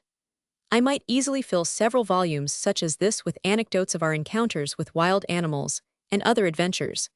But however interesting these might be in themselves, I must not forget that some of the main incidents of our sojourn in Africa have yet to be related, and that there is a limit to the patience of even youthful readers. Our power of enduring fatigue and sustained active exertion, with comparatively short intervals of nightly repose, was much greater than I could have believed to be possible. I have no doubt that anxiety to save Onondaga from the terrible fate that hung over her enabled us to bear up under fatigues which would at other times have overcome us. I know not well how it was that I kept up with my strong and agile comrades. Oftentimes I felt ready to drop down as I walked, yet somehow I never thought of falling behind, but went doggedly on, and at nights found myself little worse in condition than they. Peterkin, although small, was tough and springy, and his spirits seemed rather to rise than otherwise as his strength abated. As for Jack, I never saw anyone like him. He seemed like a lion roaming in his strength over his native deserts. So hardened had we all become during the course of our travels that we found ourselves not only equal to Makaroro in pedestrian powers, but superior. For when occasion required, we could almost knock him up, but I am free to admit that we never succeeded in doing this thoroughly. In short, we were all as nearly as possible equal to each other, with the exception of Jack, who seemed in every way invulnerable. During this long and hurried but intensely interesting and delightful journey we came upon, at different times, almost every species of animal, plant, and tree peculiar to the African continent. Oftentimes we passed by droves and herds of elephants, deer, buffalo, giraffes, antelopes, and zebras. We saw rhinoceroses, alligators, leopards, lions, apes of several kinds, and smaller monkeys innumerable. We also saw great numbers of birds, some curious on account of their habits and form, others beautiful and bright as the rainbow. Yet although, as I have said, this journey was very delightful, our feelings were at different times exceedingly varied, and not unfrequently pained. For while we saw around us much that was beautiful, innocent, and lovely, we also witnessed the conflicts of many wild creatures, and sometimes came across evidences of the savage and cruel dispositions of the human beings by whom the country was peopled. We always, however, carefully avoided native villages, being anxious not to be interrupted on our forced march. Neither did we turn aside to hunt, although we were much tempted so to do, but contented ourselves with killing such animals as we required for our daily subsistence, and of these we shot as many as we required without having to turn aside from our straight course. Thus we went on day after day, and slept under the shade of the trees or under the wide canopy of heaven night after night, until we arrived one day at a beautiful valley, bordered by a plain, and traversed by a river, where Peterkin met with a sad accident, and our onward progress was for a short period arrested. It happened thus. The region through which we chanced to be passing was peopled by so many natives that we had the utmost difficulty in avoiding them, and more than once were compelled to halt during the daytime in some sequestered dell, and resume our journey during the night.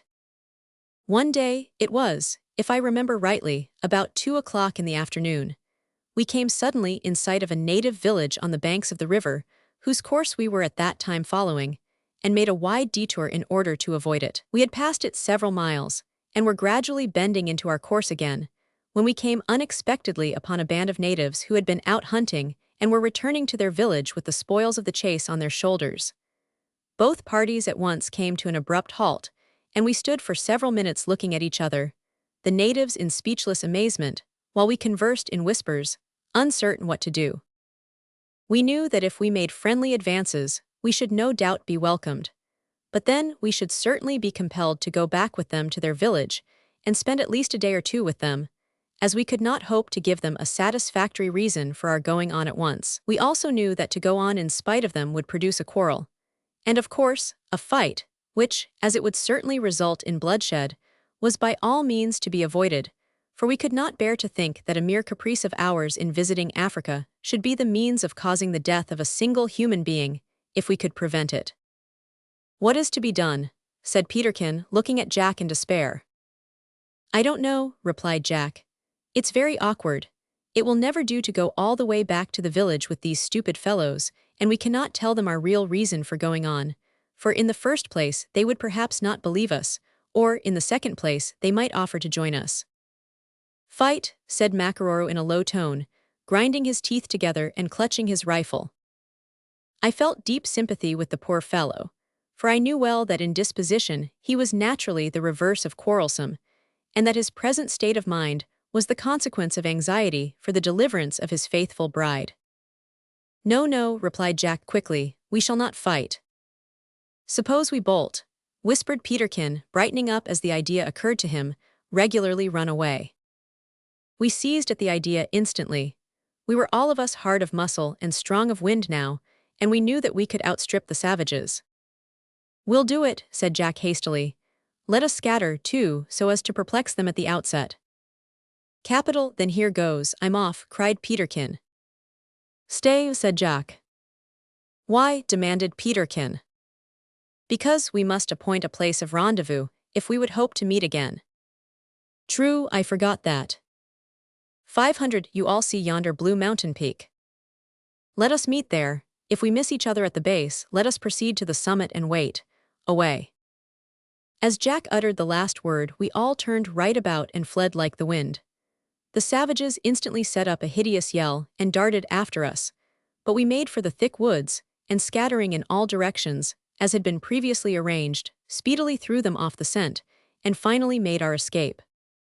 For the first time since landing on the continent of Africa, I now found myself totally alone in the wild forest. After separating from my companions, I ran at my utmost speed in the direction of a dense jungle, where I purposed taking shelter until the natives should pass by, and then come out and pursue my way leisurely. But I was prevented from adopting this course in consequence of two very fleet Negroes discovering my intention, and by taking a short cut, frustrating it. I was compelled, therefore, to keep in the more open part of the forest, and trust simply to speed and endurance for escape. I should think that I ran nearly 2 miles at full speed, and kept well ahead of my pursuers. Indeed, I had distanced them considerably, but feeling that I could not hold out long at such a killing pace, I pulled up a little, and allowed them to gain on me slightly. I was just about to resume my full speed, and if possible, throw them at once far behind, when my foot was caught by a thorny shrub, and I fell headlong to the ground. I was completely stunned for a moment or two, and lay quite motionless, but my consciousness suddenly returned, accompanied by a feeling of imminent danger, which caused me to spring up and renew my headlong career. Glancing over my shoulder, I saw that the two natives had gained so much on me that had I lain a few seconds longer, I must inevitably have been captured. I exerted myself now beyond my powers. My head, too, from the shock I had received, became confused, and I scarce knew whither I was going. Presently a loud, dull roar, as if of distant thunder, struck upon my ear, and I beheld what appeared to me to be a vast white plain covered with mist before. Next moment I found myself on the brink of a precipice of 100 feet deep, over which, a little to my left, a large river fell, and thundered down into a dark abyss, whence issued those clouds of spray which I had taken for a white plain in the confusion of my brain and vision. I made a desperate effort to check myself, but it was too late. My heels broke off the earthy edge of the cliff, and I obtained just one awful glance of the horrid turmoil directly below me as I fell over with a mass of debris. I uttered an involuntary shriek of agony and flung my arms wildly out. My hand clutched the branch of an overhanging bush. This, slight though it was the means, under God, of saving my life. The branch broke off, but it checked my fall, and at the same time swung me into the center of a tree which projected out from the cliff almost horizontally. Through this tree I went crashing with fearful violence, until I was arrested by my chest striking against a stout branch. This I clutched with the tenacity of despair, and wriggling myself, as it were, along it, wound my arms and legs round it, and held on for some time with the utmost fervor of muscular energy. My position now was beyond conception horrible. I shut my eyes and prayed earnestly for help. Presently I opened them, and in the position in which I then lay, the first thing I saw was the boiling water of the fall more than 100 feet below me.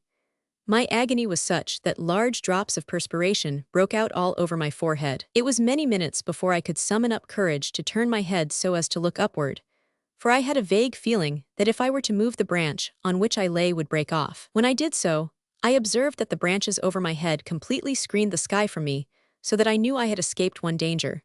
For the natives, believing, no doubt, that I had fallen down into the river, would at once give up their hopeless pursuit. The branch on which I lay was so slender that it swayed about with every motion that I made, and the longer I remained there the more nervous did I become. At last I bethought me that unless I made a manful effort I should certainly perish, so I looked about me until I became accustomed to the giddy position. Then I perceived that, by creeping along the branch until I gained the trunk of the tree, I could descend by means of it to the face of the precipice from which it projected, and thus gain a narrow ledge of rock that overhung the abyss. In any other circumstances I would as soon have ventured to cross the Falls of Niagara on a tightrope, but I had no other alternative, so I crept along the branch slowly and nervously, clinging to it, at the same time, with terrible tenacity. At last I gained the trunk of the tree and breathed more freely, for it was much steadier than the branch. The trunk projected, as I have said, almost horizontally from the precipice, so I had to draw myself carefully along it, not daring to get on my hands and knees, and finally reached the ledge above referred to. Compared with my former position, This was a place of temporary safety, for it was 3 feet wide, and having a good head, I had no fear of falling over. But on looking up, my heart sank within me, for the bare cliff offered no foothold whatever. I do not believe that a monkey could have climbed it. To descend the precipice was equally impossible, for it was like a wall. My only hope, therefore, lay in the ledge on which I stood, and which, I observed, ran along to the right and turned round a projecting rock that hid the remainder of it from view. Hasting along it, I found, to my inexpressible relief, that it communicated with the top of the precipice. The ascent was difficult and dangerous, but at last I succeeded in passing the most serious part, and soon gained the summit of the cliff in safety, where I immediately fell on my knees and returned thanks for my deliverance. I had passed nearly an hour in the trying adventure which I have just related, and feeling that my companions would naturally begin soon to be anxious about me, I started for our rendezvous, which I reached in little more than an hour and a half. Here I found Jack seated alone beside a stream of water, from which he occasionally lifted a little in the hollow of his hand, and drank greedily. "Ah, Ralph, my boy," he exclaimed joyfully as I came up, "I'm glad you've come. I had begun to fear that you must have been captured. I drink, lad, you seem warm enough, though I scarcely think you can be much more so than I am. What a run we have had, to be sure. But what, Ralph, your clothes are much torn and your face and hands are scratched. Why, you must have got among thorns. Not badly hurt, I trust." "Oh no, nothing to speak of. I have, however, had a narrow escape. But before I speak of that, what of Peterkin?" "I don't know," replied Jack with an anxious expression. "And to say truth, I begin to feel uneasy about him, for he ought to have been here almost as soon as myself." "How so? Did you then run together?" "Latterly we did.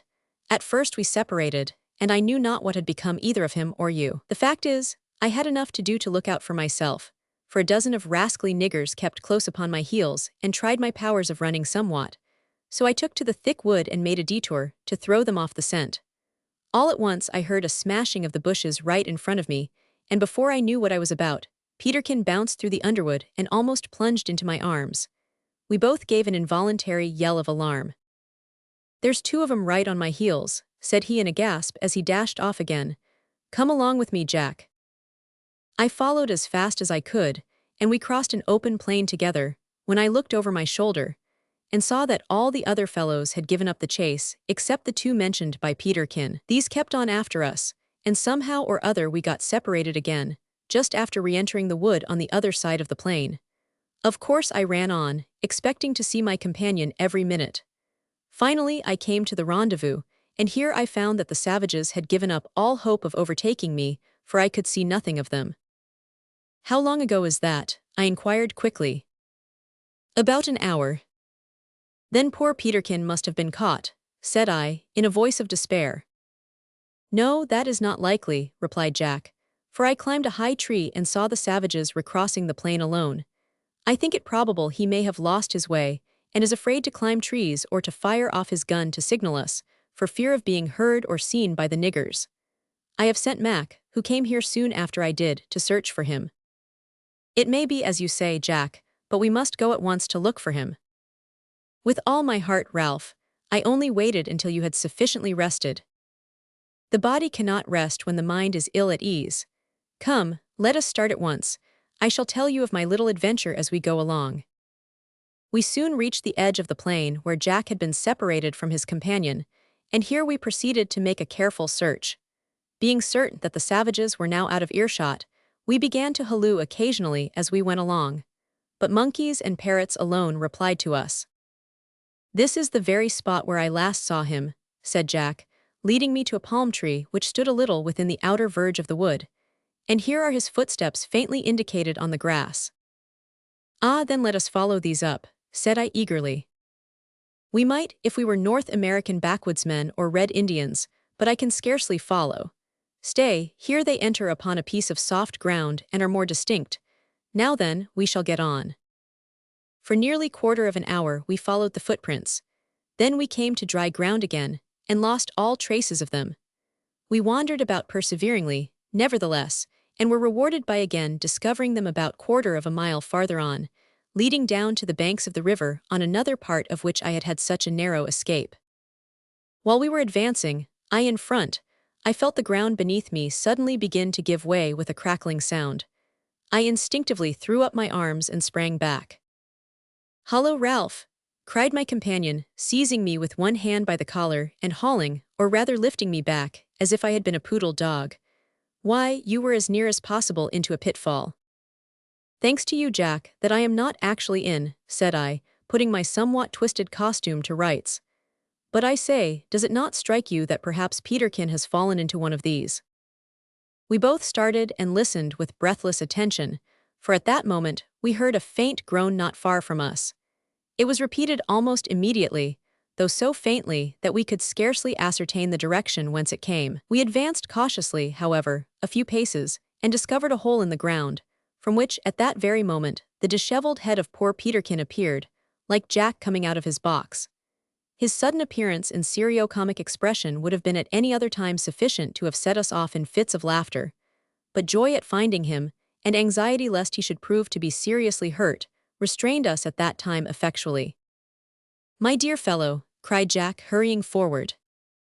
"Keep back, avant ye. Oh dear me, Jack, my poor head," said Peterkin with a sigh, pressing his hand to his forehead. "What an intolerable whack I have got on my miserable caput. There, don't come nearer, else you'll break through. Reach me your hand, that's it, thank ye." "There you are, all safe, my boy," cried Jack as he drew Peterkin out of the hole. "But hollo, I say, Ralph, run down for some water, I believe the poor fellow has fainted." I sprang down the riverbank, and speedily returned with some water in the crown of my wide awake. Peterkin had recovered before I came back, and a long draught quite restored him, so that in a few minutes he was able to relate how the accident had befallen him. "You see," said he in a jocular tone, for it was a most unusually severe accident indeed that could drive the fun out of our little friend. "You see, after I lost sight of Jack, I took a leaf out of the hare's book and doubled on my course.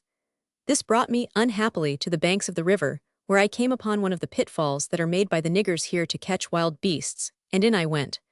I kept hold of the surface boughs, however, scrambled out again, and pushed on. But I had not gone 10 yards when the ground began to crackle and sink. I made a desperate bound to clear it, but my foot caught in a branch, and down I went head foremost into the pit. And that's the whole of my story.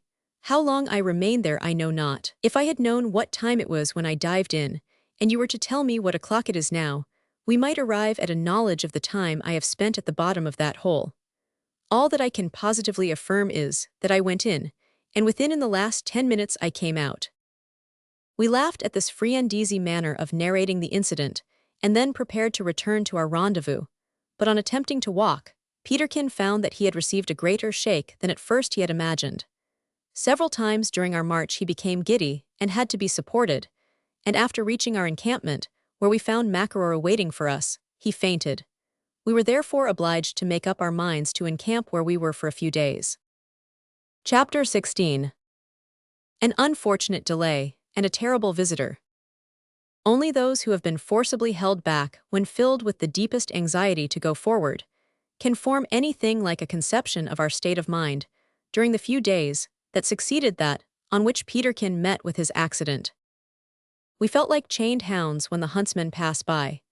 We knew that every hour increased the distance between us and the slave dealer's party, who, unless we succeeded in passing them and reaching the villages first, would infallibly succeed in their villainous design. But Peterkin was unable to proceed without great risk, as whenever he attempted to walk steadily for any distance his head became giddy, and we were compelled to halt, so that a day or two's rest was absolutely necessary.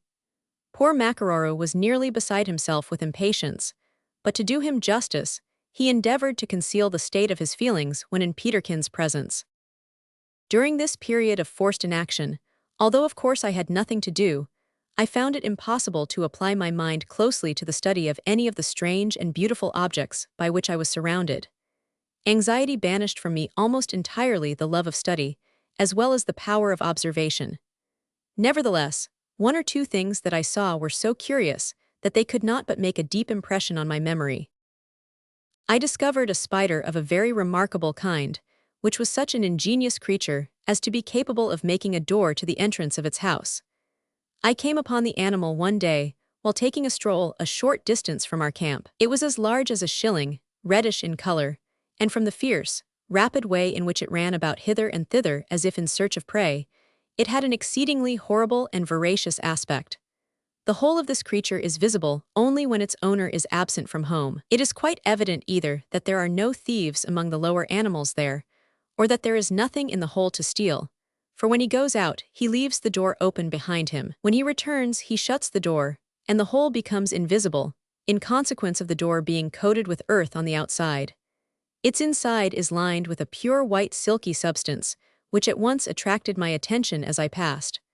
On trying to pick up the door, I found that it was attached by a hinge to the hole, and on being shut it fitted exactly. Perhaps the most singular discovery I made was a tree, the stem of which had been so completely surrounded by spiders' webs that it could not be seen, and I had to cut through the network with my knife in order to get at the tree. The lines of those webs were as thick as coarse threads, and pretty strong, as I had reason to know, for when walking back to camp the same evening, meditating deeply on our unfortunate detention, I ran my head into the middle of a spider's web, and was completely enveloped in it, so much so that it was with considerable difficulty I succeeded in clearing it away. I was as regularly netted as if a gauze veil had been thrown over me. On our third morning after the accident we set forth again, and continued our journey by forced marches, as Peterkin could bear it. Although the 2 past days and nights had been absolutely lost, and could not now be recalled, yet the moment we set out and left our camp behind us, the load of anxiety was at once lifted off our minds, and we hurried forward with an elasticity of step and spirit that was quite delightful. We felt like prisoners set free, and kept up a continual flow of conversation, sometimes in reference to the scenery and objects around us, at other times in regard to our future plans or our past experiences.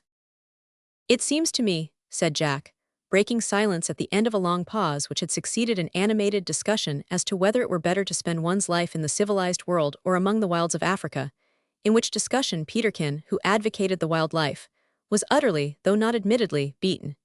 "It seems to me that, notwithstanding the short time we stayed in the gorilla country, we have been pretty successful. Haven't we bagged 33 altogether?"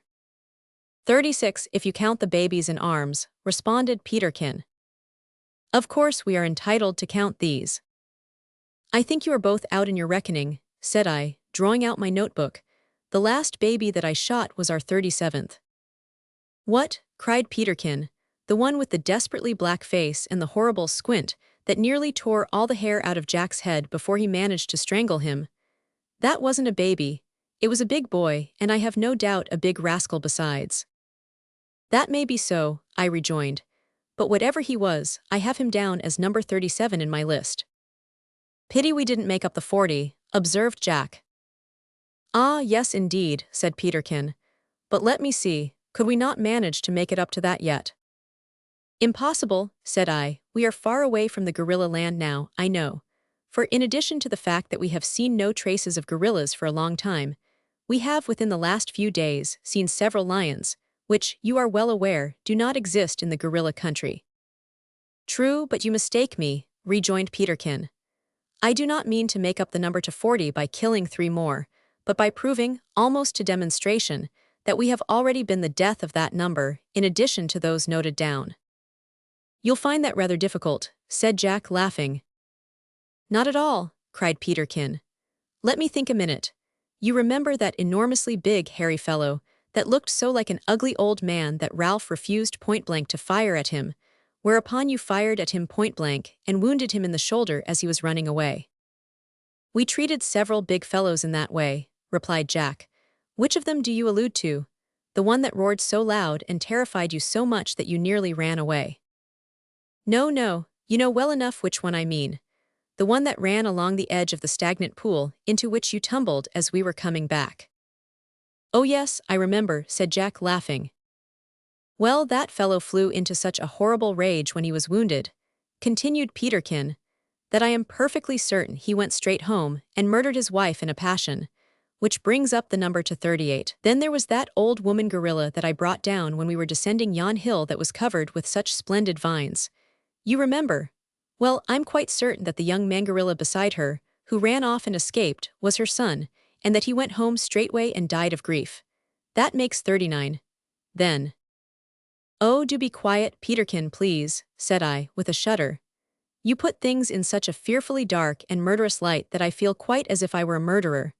I feel quite uneasy, I assure you, And if it were not that we have killed all these creatures in the cause of science, I should be perfectly miserable.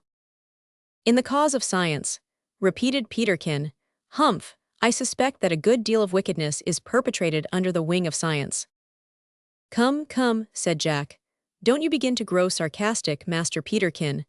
I abominate sarcasm and cannot tolerate sarcastic people. If you adopt that style, I shall revert to my natural habits as a gorilla and tear you in pieces. There you exhibit your unnatural ignorance of your own natural habits, retorted Peterkin. For you ought to know that gorillas never tear men in pieces, their usual mode being to knock you down with a blow of their huge paws. Well, I will knock you down if you prefer it. Thank you, I'd rather not. Besides, you have almost knocked me up already, so pray call a halt and let me rest a bit. We were all very willing to agree to this request, having walked the last 2 or 3 miles at a very quick pace.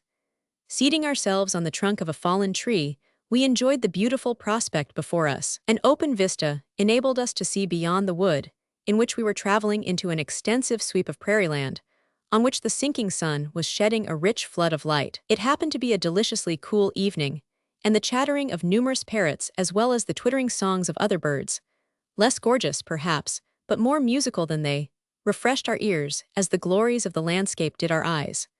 While we were gazing dreamily before us in silent enjoyment, Jack suddenly interrupted our meditations by exclaiming, "Hist, look yonder." He pointed, as he spoke, to a distant part of the plain, on which the forest closely pressed. "A zebra," cried I with delight, for besides the feeling of pleasure at seeing this splendid creature, I entertained a hope that we might shoot him and procure a steak for supper, of which at that time we stood much in need. "I'm too tired to stalk it now," said Peterkin with an air of chagrin. "Are you up to it, Jack?" "Quite, but I fear he's an animal that's very difficult to stalk in such an open country. What say you, Mac?" "Him's no be cotched dis your night, massa. Him's too far away and too wide wake." "What say you to a long shot, Peterkin? Your rifle is sighted for 400 yards, and he seems to be little more than 600 off." "I'll try," said our friend, going down on one knee and adjusting the sight of his piece. Taking a long, steady aim, he fired, and in another instant the zebra lay dead on the plain. I need hardly add that our amazement was excessive. Even Peterkin himself could scarcely believe his eyes. Had his rifle been sighted for such a distance, the shot, although a splendid one, would not have amazed us so much, because we knew that our friend's aim was deadly. But as he had to elevate the muzzle above the object fired at and guess the amount of elevation, the shot was indeed wonderful. It was a long time before our guide could move, but when he did recover himself he danced and shouted like a madman with delight, and then, setting off with a bound, sped across the plain like a deer. "Come along," cried Jack with a laugh. "Let's follow." For Mac looked so rabid when he went off that I believe he'll eat the beast raw before we can claim our share, if we don't look sharp. We all of us set off at a smart trot, and soon came to the spot where our prize lay. It was a splendid creature, and in prime condition. After examining it carefully and descanting on the beauty of its striped skin, I sat down beside it and pulled out my notebook, while my comrades entered the forest to search for a suitable place on which to encamp and to kindle a fire. A spot was quickly found, and I had scarcely finished making notes when they returned to carry the zebra into the encampment. We accomplished this with some difficulty, and laid it beside the fire. Then cutting 4 large steaks from its flanks we proceeded to sup, after which we made our arrangements for spending the night there. We little knew the startling surprise that was in store for us that night.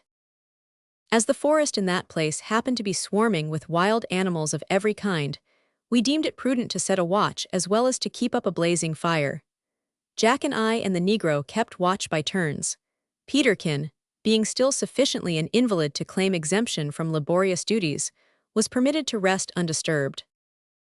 About midnight I aroused Jack, and having made him sit up, in order to show that he was thoroughly awake, I lay down and went to sleep. How long I slept I cannot tell, but I was suddenly awakened by one of the most tremendous roars I ever heard. It was so chose to me that, in the confusion of my sleepy brain, it seemed to be far more terrible than that even of the gorilla. I was mistaken in this, however, and no doubt my semi-somnolent condition tended to increase its awfulness.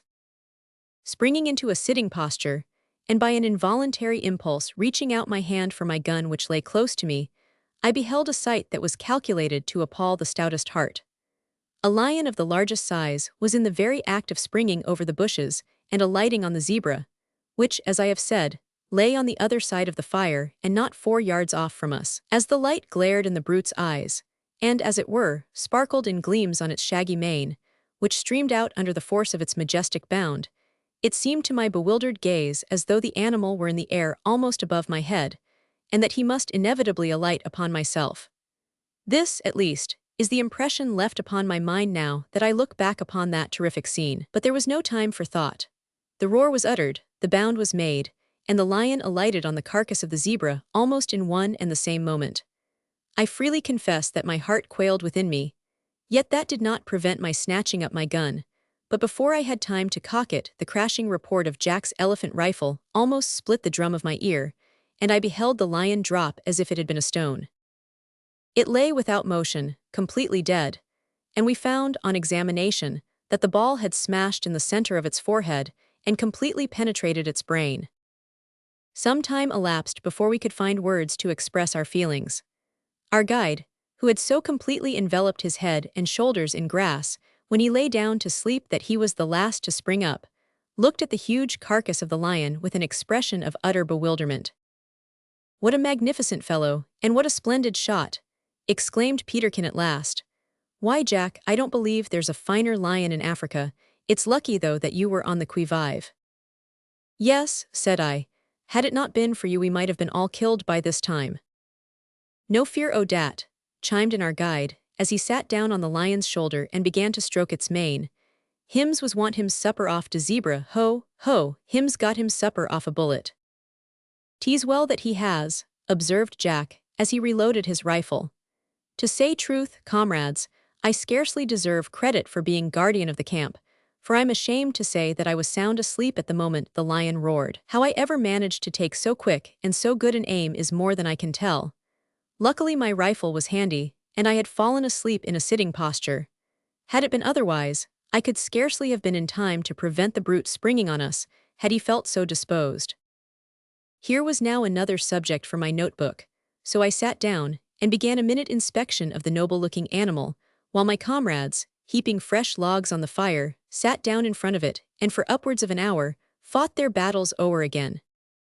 It was a matter of deep regret to us all that we could not afford to carry away with us the skin of this lion as a memorial.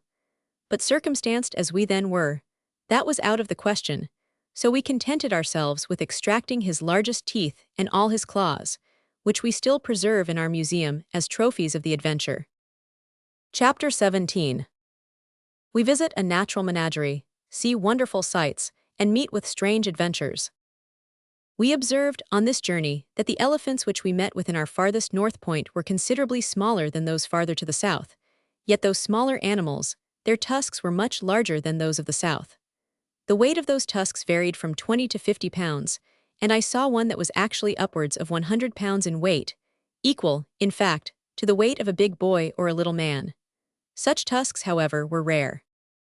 At nights, when we encamped near to a river or pool of water, we saw immense numbers of elephants come down to drink and enjoy themselves. They seemed, in fact, to be intoxicated with delight, if not with water, for they screamed with joy, and filling their trunks with water, spurted it over themselves and each other in copious showers. Of course, we never disturbed them on such occasions, for we came to the conclusion that it would be the height of barbarity and selfishness to spoil the pleasure of so many creatures merely for the sake of a shot. Frequently we were wont to go after our supper to one of those ponds, when we chanced to be in the immediate neighborhood of one, and lying concealed among the bushes, watch by the light of the moon the strange habits and proceedings of the wild creatures that came there to drink. The hours thus passed were to me the most interesting by far that I spent in Africa. There was something so romantic in the kind of scenery, in the dim mysterious light, and in the grand troops of wild creatures that came there in all the pith and fire of untamed freedom to drink. It was like visiting a natural menagerie on the most magnificent scale, for in places where water is scarce any pool that may exist is the scene of constant and ever-changing visits during the entire night. In fact, I used to find it almost impossible to tear myself away, although I knew that repose was absolutely needful, in order to enable me to continue the journey on the succeeding day, and I am quite certain that had not Peterkin and Jack often dragged me off in a jocular way by main force, I should have remained there all night, and have fallen asleep probably in my ambush. One night of this kind that we passed, I shall never forget. It was altogether a remarkable and tremendously exciting night, and as it is a good type of the style of night entertainment to be found in that wild country, I shall describe it. It happened on a Saturday night. We were then traveling through a rather dry district, and had gone a whole day without tasting water. As evening approached, we came, to our satisfaction, to a large pond of pretty good water, into which we ran knee-deep, and filling our caps with water, drank long and repeated draughts. Then we went into a piece of jungle about a quarter of a mile distant, and made our encampment, intending to rest there during the whole of the Sabbath. I may mention here that it was our usual custom to rest on the Sabbath days. This we did because we thought it right, and we came ere long to know that it was absolutely needful. For on this journey southward, we all agreed that as life and death might depend on the speed with which we traveled, we were quite justified in continuing our journey on the Sabbath. But we found ourselves at the end of the second week, so terribly knocked up, that we agreed to devote the whole of the next Sabbath to repose. This we did accordingly, and found the utmost benefit from it. And we could not avoid remarking, in reference to this, on the care and tenderness of our Heavenly Father, who has so arranged that obedience to His command should not only bring a peculiar blessing to our souls, but so to speak a natural and inevitable advantage to our bodies. These reflections seem to me to throw some light on the passage, "The Sabbath was made for man, and not man for the Sabbath." But as this is not the place for theological disquisition, I shall not refer further to that subject. Not having then to travel on the following day, we made up our minds to spend an hour or two in a place of concealment near the margin of this pond, and I secretly resolved that I would spend the whole night there with my notebook, for the moon, we knew, would be bright, and make a soft pillow of leaves on which I might drop and go to sleep when my eyes refused any longer to keep open. The moon had just begun to rise when we finished our suppers and prepared to go to our post of observation. We took our rifles with us, of course, for although we did not intend to shoot, having more than sufficient food already in camp, we could not tell but that at any moment those weapons might be required for the defense of our lives. Makaroro had been too long accustomed to see wild animals to understand the pleasure we enjoyed in merely staring at them, so he was left in charge of our camp. "Now then," said Peterkin, as we left the encampment, "hurrah for the menagerie." "You may well call it that," said Jack, "for there's no lack of variety." "Are we to shoot?" inquired Peterkin. "Better not, I think. We don't require meat, and there is no use in murdering the poor things. What a splendid scene!" We halted to enjoy the view for a few seconds. The forest out of which we had emerged bordered an extensive plain, which was dotted here and there with scattered groups of trees, which gave to the country an exceedingly rich aspect. In the midst of these, the pond lay glittering in the soft moonlight like a sheet of silver. It was surrounded on three sides by low bushes and a few trees. On the side next to us it was open and fully exposed to view. The moonlight was sufficiently bright to render every object distinctly visible, yet not so bright as to destroy the pleasant feeling of mysterious solemnity that pervaded the whole scene. It was wonderfully beautiful. I felt almost as if I had reached a new world. Continuing our walk, we quickly gained the bushes that fringed the margin of the pool, which was nowhere more than 30 yards broad, and on our arrival, heard the hoofs of several animals that we had scared away clattering on the ground as they retreated. "There they go already," cried Jack. "Now let us look for a hillock of some kind on which to take up our position." "We shall not have to look far," said I, "for here seems a suitable spot ready at our hand." "Your eyes are sharp tonight, Ralph," observed Peterkin. "The place is splendid, so let's to work." Laying down our rifles, we drew our hunting knives, and began to cut down some of the underwood on the top of a small hillock that rose a little above the surrounding bushes, and commanded a clear view of the entire circumference of the pond. We selected this spot for the double reason that it was a good point of observation and a safe retreat, as animals coming to the pond to drink, from whatever quarter they might arrive, would never think of ascending a hillock covered with bushes, if they could pass round it. Having cleared a space sufficiently large to hold us, leaving, however, a thin screen of shrubs in front through which we intended to peep, we strewed the ground with leaves, and lay down to watch with our loaded rifles close beside us. We felt certain of seeing a good many animals, for even during the process of preparing our unlace of retreat several arrived, and were scared away by the noise we made. Presently we heard footsteps approaching. "There's something," whispered Peterkin. "Aye," returned Jack. "What I like about this sort o' thing is your uncertainty as to what may turn up. It's like deep-sea fishing. Hist, look out." The steps were rapid. Sometimes they clattered over what appeared to be pebbly ground, then they became muffled as the animal crossed a grassy spot. At last it trotted out of the shade of the bushes directly opposite to us into the moonlight, and showed itself to be a beautiful little antelope of the long-horned kind, with a little fawn by its side. The two looked timidly round for a few seconds, and snuffed the air as if they feared concealed enemies, and then, trotting into the water, slaked their thirst together.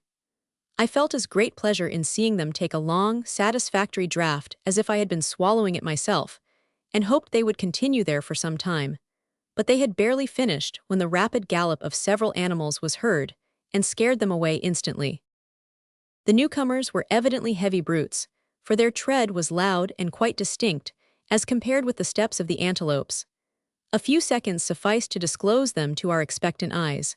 A large herd of giraffes trotted to the water's edge and began to drink. It was a splendid sight to behold these graceful creatures stooping to drink, and then raising their heads haughtily to a towering height as they looked about from side to side.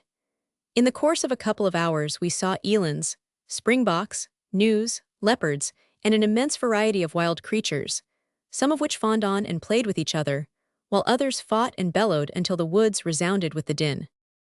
While we were silently enjoying the sight, and I attempting to make a few entries in my notebook, our attention was attracted to a cracking of the branches close to the right side of our hillock. "Look out," whispered Jack, but the warning was scarcely needed, for we instinctively seized our rifles. A moment after our hearts leaped violently as we heard a crashing step that betokened the approach of some huge creature. "Are we safe here?" I whispered to Jack. "Safe enough if we keep still, but we shall have to cut and run if an elephant chances to get sight of us." I confess that at that moment I felt uneasy. The hillock on the summit of which we lay was only a place of comparative safety, because no animal was likely to ascend an elevated spot without an object in view, and as the purpose of all the nocturnal visitors to that pond was the procuring of water, we did not think it probable that any of them would approach unpleasantly near to our citadel. But if any wild beast should take a fancy to do so, there was nothing to prevent him, and the slight screen of bushes by which we were surrounded would certainly have been no obstacle in the way. A hunter in the African wilds, however, has not much time to think. Danger is usually upon him in a moment. We had barely time to full cock our rifles when the bushes near us were trodden down, and a huge black rhinoceros sauntered slowly up to us. So near was he that we could have sprung out from our hiding place and have caught hold of him, had we chosen to do so. This enormous unwieldy monster seemed to me so large that he resembled an elephant on short legs, and in the dim, mysterious moonlight, I could almost fancy him to be one of those dreadful monsters of the antediluvian world of which we read so much in these days of geological research. I held my breath and glanced at my comrades. They lay perfectly motionless, with their eyes fixed on the animal, which hesitated on approaching our hillock. My blood almost stagnated in my veins. I thought that he must have observed us or smelt us, and was about to charge. He was only undecided as to which side of the hillock he should pass by on his way to the pond. Turning to the left, he went down to the water with a heavy, rolling gait, crushing the shrubs under his ponderous feet in a way that filled me with an exalted idea of his tremendous power. I breathed freely again, and felt as if a mighty load had been lifted off me. From the suppressed sighs vented by my comrades, I judged that they also had experienced somewhat similar relief. We had not, however, had time to utter a whisper before our ears were assailed by the most tremendous noise that we had yet heard. It came from the opposite side of the pool, as if a great torrent were rushing towards us. Presently, a black billow seemed to burst out of the jungle and roll down the sloping bank of the pond. "Elephants!" exclaimed Jack. "Impossible," said I, "they must be buffaloes." At that instant, they emerged into the full blaze of the moon, and showed themselves to be a herd of full-grown elephants, with a number of calves. There could not have been fewer than 100 on the margin of the pond, but from the closeness of their ranks and their incessant movements, I found it impossible to count their numbers accurately. This magnificent army began to drink and throw water about, waving their trunks and trumpeting shrilly at the same time with the utmost delight. The young ones especially seemed to enjoy themselves immensely, and I observed that their mothers were very attentive to them, caressing them with their trunks, and otherwise showing great fondness for their offspring. "I say," whispered Peterkin, "what a regiment of cavalry these fellows would make, mounted by guerrillas armed with scythe blades for swords and Highland claymores for dirks." "Aye, and cannon revolvers in their pockets," added Jack. "But look, that hideous old rhinoceros. He has been standing there for the last 2 minutes like a rock, staring intently across the water at the elephants." "Hush," said I, whisper softly, "he may hear us." "There goes something else on our side," whispered Peterkin, pointing to the right of our hillock. "Don't you see it? There, against the I do believe it's another giraffe." "So it is, keep still. His ears are sharp," muttered Jack, examining the lock of his rifle. "Come, come," said I, "no shooting, Jack, you know we came to see, not to shoot." "Very true, but it's not every day one gets such a close shot at a giraffe. I must procure a specimen for you, Ralph." Jack smiled as he said this and raised his rifle. Peterkin at the same moment quietly raised his, saying, "If that's your game, my boy, then here goes at the rhinoceros. Don't hurry your aim, we've lots of time."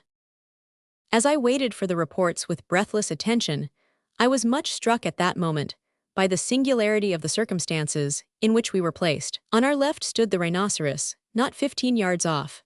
On our right the giraffe raised his long neck above the bushes, about 20 yards distant, apparently uncertain whether it was safe to advance to the water, while in front lay the lake, reflecting the soft, clear moonlight, and beyond that the phalanx of elephants, enjoying themselves vastly. I had but 2 moments to take it all in at a glance, for Jack said now, in a low tone, and instantly the loud report of the 2 rifles thundered out upon the night air. Words cannot convey, and the reader certainly cannot conceive, any idea of the trumpeting, roaring, crashing, shrieking, and general hubbub that succeeded to the noise of our firearms. It seemed as if the wild beasts of 20 menageries had simultaneously commenced to smash the woodwork of their cages, and to dash out upon each other in mingled fury and terror. For not only was the crashing of boughs and bushes and smaller trees quite terrific, but the thunderous tread of the large animals was absolutely awful. We were thoroughly scared, for, in addition to all this, from the midst of the horrid turmoil, there came forth a royal roar close behind us that told of a lion having been secretly engaged in watching our proceedings. And we shuddered to think that, but for our firing, he might have sprung upon us as we lay there, little dreaming of his presence. Since our last adventure with the King of Beasts, Makaroro had entertained us with many anecdotes of the daring of lions, especially of those monsters that are termed man-eaters. So that when we heard the roar above referred to, we all 3 sprang to our feet and faced about with the utmost alacrity. So intent were we on looking out for this dreadful foe, for we had made up our minds that it must be a man-eating lion, that we were utterly indifferent to the other animals. But they were not indifferent to us, for the wounded rhinoceros, catching sight of us as we stood with our backs towards him, charged at once up the hillock. To utter 3 simultaneous yet fearfully distinct yells of terror, spring over the low parapet of bushes, and fly like the wind in 3 different directions, was the work of a moment. In dashing madly down the slope, my foot caught in a creeping shrub, and I fell heavily to the earth. The fall probably saved my life, for before I could rise the rhinoceros sprang completely over me in its headlong charge. So narrow was my escape that the edge of one of its ponderous feet alighted on the first joint of the little finger of my left hand, and crushed it severely. Indeed, had the ground not been very soft, it must infallibly have bruised it off altogether. The moment it had passed I jumped up, and turning round, ran in the opposite direction. I had scarcely gone 10 paces when a furious growl behind me, and the grappling sound as of 2 animals in deadly conflict, followed by a fierce howl, led me to conclude that the lion and the rhinoceros had unexpectedly met each other, and that in their brief conflict the former had come off second best. But I gave little heed to that.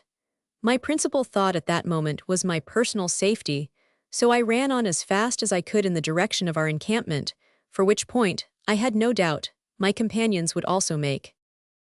I had not run far when the growl of a lion, apparently in front, caused me to stop abruptly.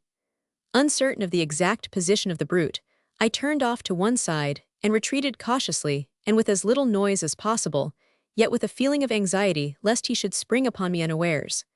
But my next step showed me that the lion was otherwise engaged. Pushing aside a few leaves that obstructed my vision, I suddenly beheld a lion in the midst of an open space, crouched as if for a spring.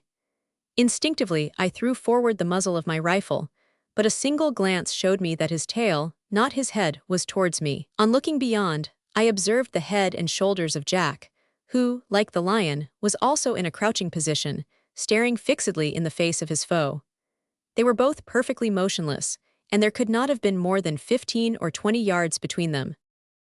The true position of affairs at once flashed across me. Jack in his flight had unwittingly run almost into the jaws of the lion, and I now felt convinced that this must be a second lion, for it could not have been the one that was disturbed by the rhinoceros, as I had been running directly away from the spot where these two brutes had met. Jack had crouched at once. We had often talked, over our campfire, of such an event as unexpectedly meeting a lion face to face, and Peterkin, who knew a good deal about such matters, had said that in such a case a man's only chance was to crouch and stare the lion out of countenance. We laughed at this, but he assured us positively that he had himself seen it done to tigers in India, and added that if a man turned and ran, his destruction would be certain. To fire straight in the face of a lion in such a position would be excessively dangerous, for while the bullet might kill, it was more than probable it would glance off the bone of the forehead, which would be presented at an angle to the hunter. The best thing to do, he said, was to stare steadily at the creature until it began to wince, which, if not a wounded beast, it would certainly do. And then, when it turned slowly round, to slink away, take aim at its heart, and fire instantly. The moon was shining full in Jack's face, which wore an expression of intense ferocity I had never before witnessed, and had not believed it possible that such a look could have been called up by him. The lower part of his face, being shrouded in his black beard, was undiscernible, but his cheeks and forehead were like cold marble. His dark brows were compressed so tightly that they seemed knotted, and beneath them his eyes glittered with an intensity that seemed to me supernatural. Not a muscle moved, his gaze was fixed, and it was not difficult to fancy that he was actually, instead of apparently, petrified. I could not, of course, observe the visage of the lion, and to say truth, I had no curiosity on that point, for just then it occurred to me that I was directly in the line of fire, and that if my friend missed the lion there was every probability of his killing me. I was now in an agony of uncertainty. I knew not what to do. If I were to endeavor to get out of the way, I might perhaps cause Jack to glance aside, and so induce the lion to spring. If on the other hand I should remain where I was, I might be shot. In this dilemma it occurred to me that, as Jack was a good shot and the lion was very close, it was extremely unlikely that I should be hit, so I resolved to bide my chance, and offering up a silent prayer, awaited the issue. It was not long of coming. The fixed gaze of a bold human eye cowed at last even the king of the woods. The lion slowly and almost imperceptibly rose, and sidled gently round, with the intention, doubtless, of bounding into the jungle. I saw that if it did so it would pass very close to me, so I cocked both barrels and held my piece in readiness. The click of my locks attracted the lion's attention. Its head turned slightly round. At that instant Jack's rifle sprang to his shoulder, and the loud crack of its report was mingled with and drowned by the roar of the lion, as he sprang with a terrible bound, not past me but straight towards me. I had no time to aim, but throwing the gun quickly to my shoulder, drew both triggers at once. I had forgotten, in my perturbation, that I carried Peterkin's heavy elephant rifle, charged with an immense quantity of powder and a couple of 6-ounce balls. My shoulder was almost dislocated by the recoil, and I was fairly knocked head over heels. A confused sound of yells and roars filled my ear for a moment. I struggled to collect my faculties. "Hollow Jack, Ralph, where are you?" shouted a voice that I well knew to be that of Peterkin. "Hurrah, I'm coming, don't give in, I've killed him, the rhinoceros is dead as a doornail, where have you?" I heard no more, having swooned away. Chapter 18. Strange and terrible discoveries. Jack is made commander-in-chief of an army. When my consciousness returned, I found myself lying on my back beside our campfire, with my head resting on Peterkin's knee, and the first sound I heard was his pleasant voice, as he said, "All right, Jack, he's coming round. I'm quite certain that no serious damage is done. I know well what sort o' rap he must have got. It'll bother him a little at first, but it won't last long." Comforted not a little by this assurance, I opened my eyes and looked up. "What has happened?" I inquired faintly. "Ah, that's right, Ralph. I'm glad to hear your voice again. 500, you know, I thought at first it was all over with you." "Over with him?" echoed Peterkin. "It's only begun with him. Ralph's days of valorous deeds are but commencing. Here, my boy, put this flask to your mouth. It's lucky I fetched it with us. Here, drink." "No, not until you tell me what has occurred," said I, for I still felt confused in my brain. "Then I won't tell you a word until you drink," repeated my friend, as he looked anxiously in my face and held the flask to my lips. I sipped a mouthful and felt much revived.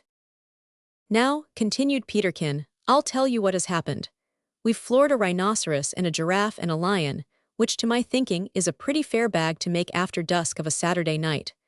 And my big rifle has floored you, which is the least satisfactory part of the night's entertainment, but which wouldn't have occurred had you remembered my instructions, which you never do." "Oh, I recollect now," said I as the spirits revived me. "I'm all right. But Jack, I trust that you have not received damage." "Not a scratch, I'm thankful to say, though I must confess I was near catching an ugly wound." "How so?" I inquired quickly, observing a peculiar smile on Jack's face as he spoke. "Oh, make your mind easy," put in Peterkin. "It was just a small bit of an escape he made. When you let drive at the lion so effectively, one of the balls went in at his mouth and smashed its way out at the back of his skull. The other ball shaved his cheek and lodged in a tree not 2 inches from Jack's nose." "You don't mean it!" cried I, starting up, regardless of the pain occasioned to my injured shoulder by the movement, and gazing intently in Jack's face. "Come, come," said he smiling, "you must not be so reckless, Ralph. Lie down again, sir."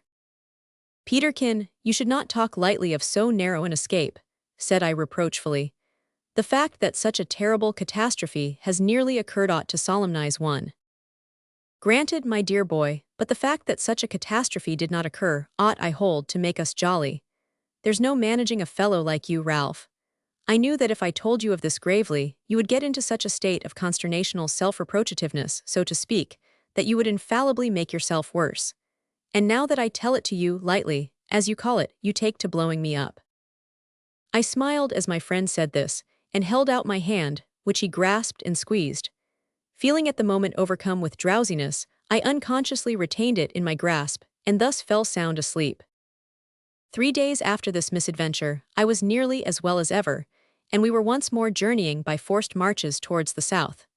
2 days more, we calculated, would bring us to Mbango's village. As the end of our journey approached, we grew more desperately anxious to push forward, lest we should be too late to give them timely warning of the slave dealer's approach.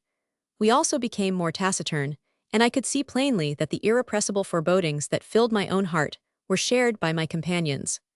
Poor Macararu never spoke, save in reply to questions addressed pointedly to himself, and seeing the state of his mind, we forbore to trouble him with conversation.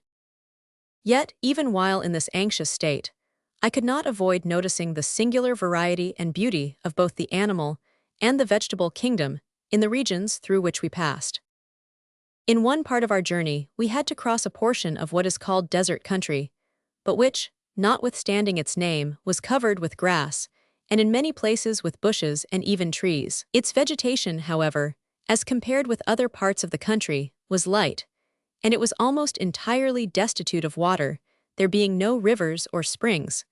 Only a few pools of rainwater were to be found in the hard beds of ancient river courses. This desert land was inhabited by numbers of bushmen and other natives, as well as by large quantities of game of various kinds. But what struck me as being most singular was the great variety of tuberous roots with which the region was supplied, and which were evidently designed by our beneficent Creator to make up to the inhabitants in a great degree for the want of a full supply of water. I also observed, with much interest, a species of plant which, like man, is capable of being, as it were, acclimatized. It is not by nature a tuber-bearing plant, yet here it had become so, in order to be able to retain a sufficiency of moisture during the dry season. Macararu also dug up for us several tuberroots, which were the size of a large turnip, and filled with a most delicious juice. which, as we were much oppressed with thirst at the time, appeared to us like nectar. Besides these, we also procured watermelons in abundance at certain spots, which were a great treat, not only to us, but also to elephants, rhinoceroses, antelopes, and many other animals, whose footprints we found in great numbers, and whose depredations among the watermelons were very evident. During the whole of this journey, we made a point, as I have already remarked, of avoiding man. Not that we were indifferent to him, but anxious not to be detained at that particular time. We were very fortunate in this matter, for we succeeded in eluding the observation of the natives of many villages that we passed, in escaping others by flight, and in conciliating those who caught us by making them liberal gifts of beads. One day we came to a halt under the most magnificent tree I ever saw. It was a moano tree, whose trunk consisted of 6 stems united in one. The circumference a yard or so from the ground was 84 feet, upwards of 9 yards in diameter. "What a tree for a nobleman's park," said Jack as we gazed at it, lost in admiration. "Aye, and behold a gentleman worthy to take up his residence under it," said Peterkin, pointing as he spoke to a living creature that sat among the grass near its roots. "What can it be?" I exclaimed. "The original father of all frogs," replied Peterkin, as he darted forward and killed the thing with a stick. "I believe it is a frog," said Jack. We all burst into a fit of laughter, for undoubtedly it was a frog, but certainly the largest by far that any of us had ever seen. It was quite as large as a chicken. "What a shame to have killed it," said I. "Why did you do it?" "Shame? It was no shame. In the first place, I killed it because I wished you to make scientific inspection of it, and in the second place, I wanted to eat it. Why should not we as well as Frenchmen eat frogs? By the way, that reminds me that we might introduce this giant species into France, and thereby make our fortunes." "You greedy fellow," cried Jack, who was busying himself in lighting the fire, "your fortune is made already. How many would you have?" 500. You know, Jack, I have been in possession of my fortune, as you call it, so short a time that I cannot realize the fact that I have it. Hollo, Mac, what's wrong with you?" Peterkin thus addressed our guide, because he came into the camp at that moment, with a very anxious expression of countenance. "Dare have been fight go on here," said he, showing several broken arrows, stained with blood, which he had picked up near our encampment. "Ha, so there has, unless these have been shot at wild beasts," said Jack, examining the weapons carefully. "No, massa, no shot at wild beast. De wild beast have been here too, but dey come for to eat mans after he dead." "Come, let us see the spot," said Jack. Macaroro at once led the way, and we all followed him to a place not 100 yards distant, where there were evident traces of a fight having taken place. Jack seemed to be much distressed at the sight. "There can be no question as to the fact," he remarked as we returned to our fire, "and at any other time or in any other place I would have thought nothing of it, for we know well enough that the natives here often go to war with each other. But just at this time, and so near to our friend Mbango, I fear much that that villain has been before us." "No been long, massa," said Macaroro earnestly. "If we go quick we catch im." "We shall go quick, Mac. But in order to do that, we must eat well and sleep at least an hour or so. If we push on just now, after a hard day's journey, without food or rest, we shall make but slow progress. And even if we did come up with the slave dealer, we should not be in a very fit state for a battle." This was so obvious that we all felt the wisdom of Jack's remarks, so we ate a hearty supper and then lay down to rest. Peterkin declared the frog to be excellent, but I could not at that time make up my mind to try it. An hour and a half after lying down, our guide awakened us, and we set forth again with recruited energies. That night the lions and hyenas roared around us more than was their wont, as if they were aware of our anxious condition, and were desirous of increasing our discomforts. We had to keep a sharp lookout, and once or twice discharged our rifles in the direction of the nearest sounds, not in the expectation of hitting any of the animals, but for the purpose of scaring them away. Towards morning, we came out upon an open plain, and left these evil prowlers of the night behind us. About daybreak we came within sight of Mbango's village, but the light was not sufficient to enable us to distinguish any object clearly. Here again we came upon traces of war, in the shape of broken arrows and daggers, and human bones, for the poor wretches who had been slain had been at once devoured by wild beasts. Hurrying forward with intense anxiety, we reached the outskirts of the village, and here a scene presented itself that was well calculated to fill our breasts with horror and with the deepest anxiety. Many of the houses had been set on fire and were reduced to ashes. The mangled corpses of human beings were seen lying here and there amongst the embers, some partially devoured by wild beasts, others reduced to simple skeletons, and their bones left to whiten on the ruins of their old homes. In one place, the form of a woman tied to a tree and dreadfully mangled showed that torture had been added to the other horrors of the attack. With feelings of mingled rage, pity, and anxiety, we hastened towards the hut that had been the residence of Mbango, the chief. We found it, like the rest, in ruins, and among them discovered the remains of a child. Recollecting the little son of our friend Njami, Akandaga's guardian, I turned the body over in some anxiety, but the features were too much mutilated to be recognizable. "Alas, alas!"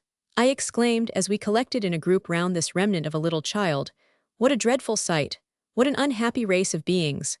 Without doubt our friends have been slain or carried into captivity." Poor Makaroru, who had been from the first going about among the ruins like a maniac, with a bewildered air of utter despair on his sable countenance, looked at me as if he hoped for a slight word that might reanimate hope in his bosom. But I could give him none, for I myself felt hopeless. Not so Jack. With that buoyancy of spirit that was peculiar to him, he suggested many ideas that consoled our guide not a little. "You see," said he, "the rascally Portuguese trafficker in human flesh would naturally try to effect his object with as little bloodshed as possible. He would just fight until he had conquered, not longer, and then he would try to take as many prisoners as he could in order to carry them away into slavery. Now, I cannot conceive it possible that he could catch the whole tribe."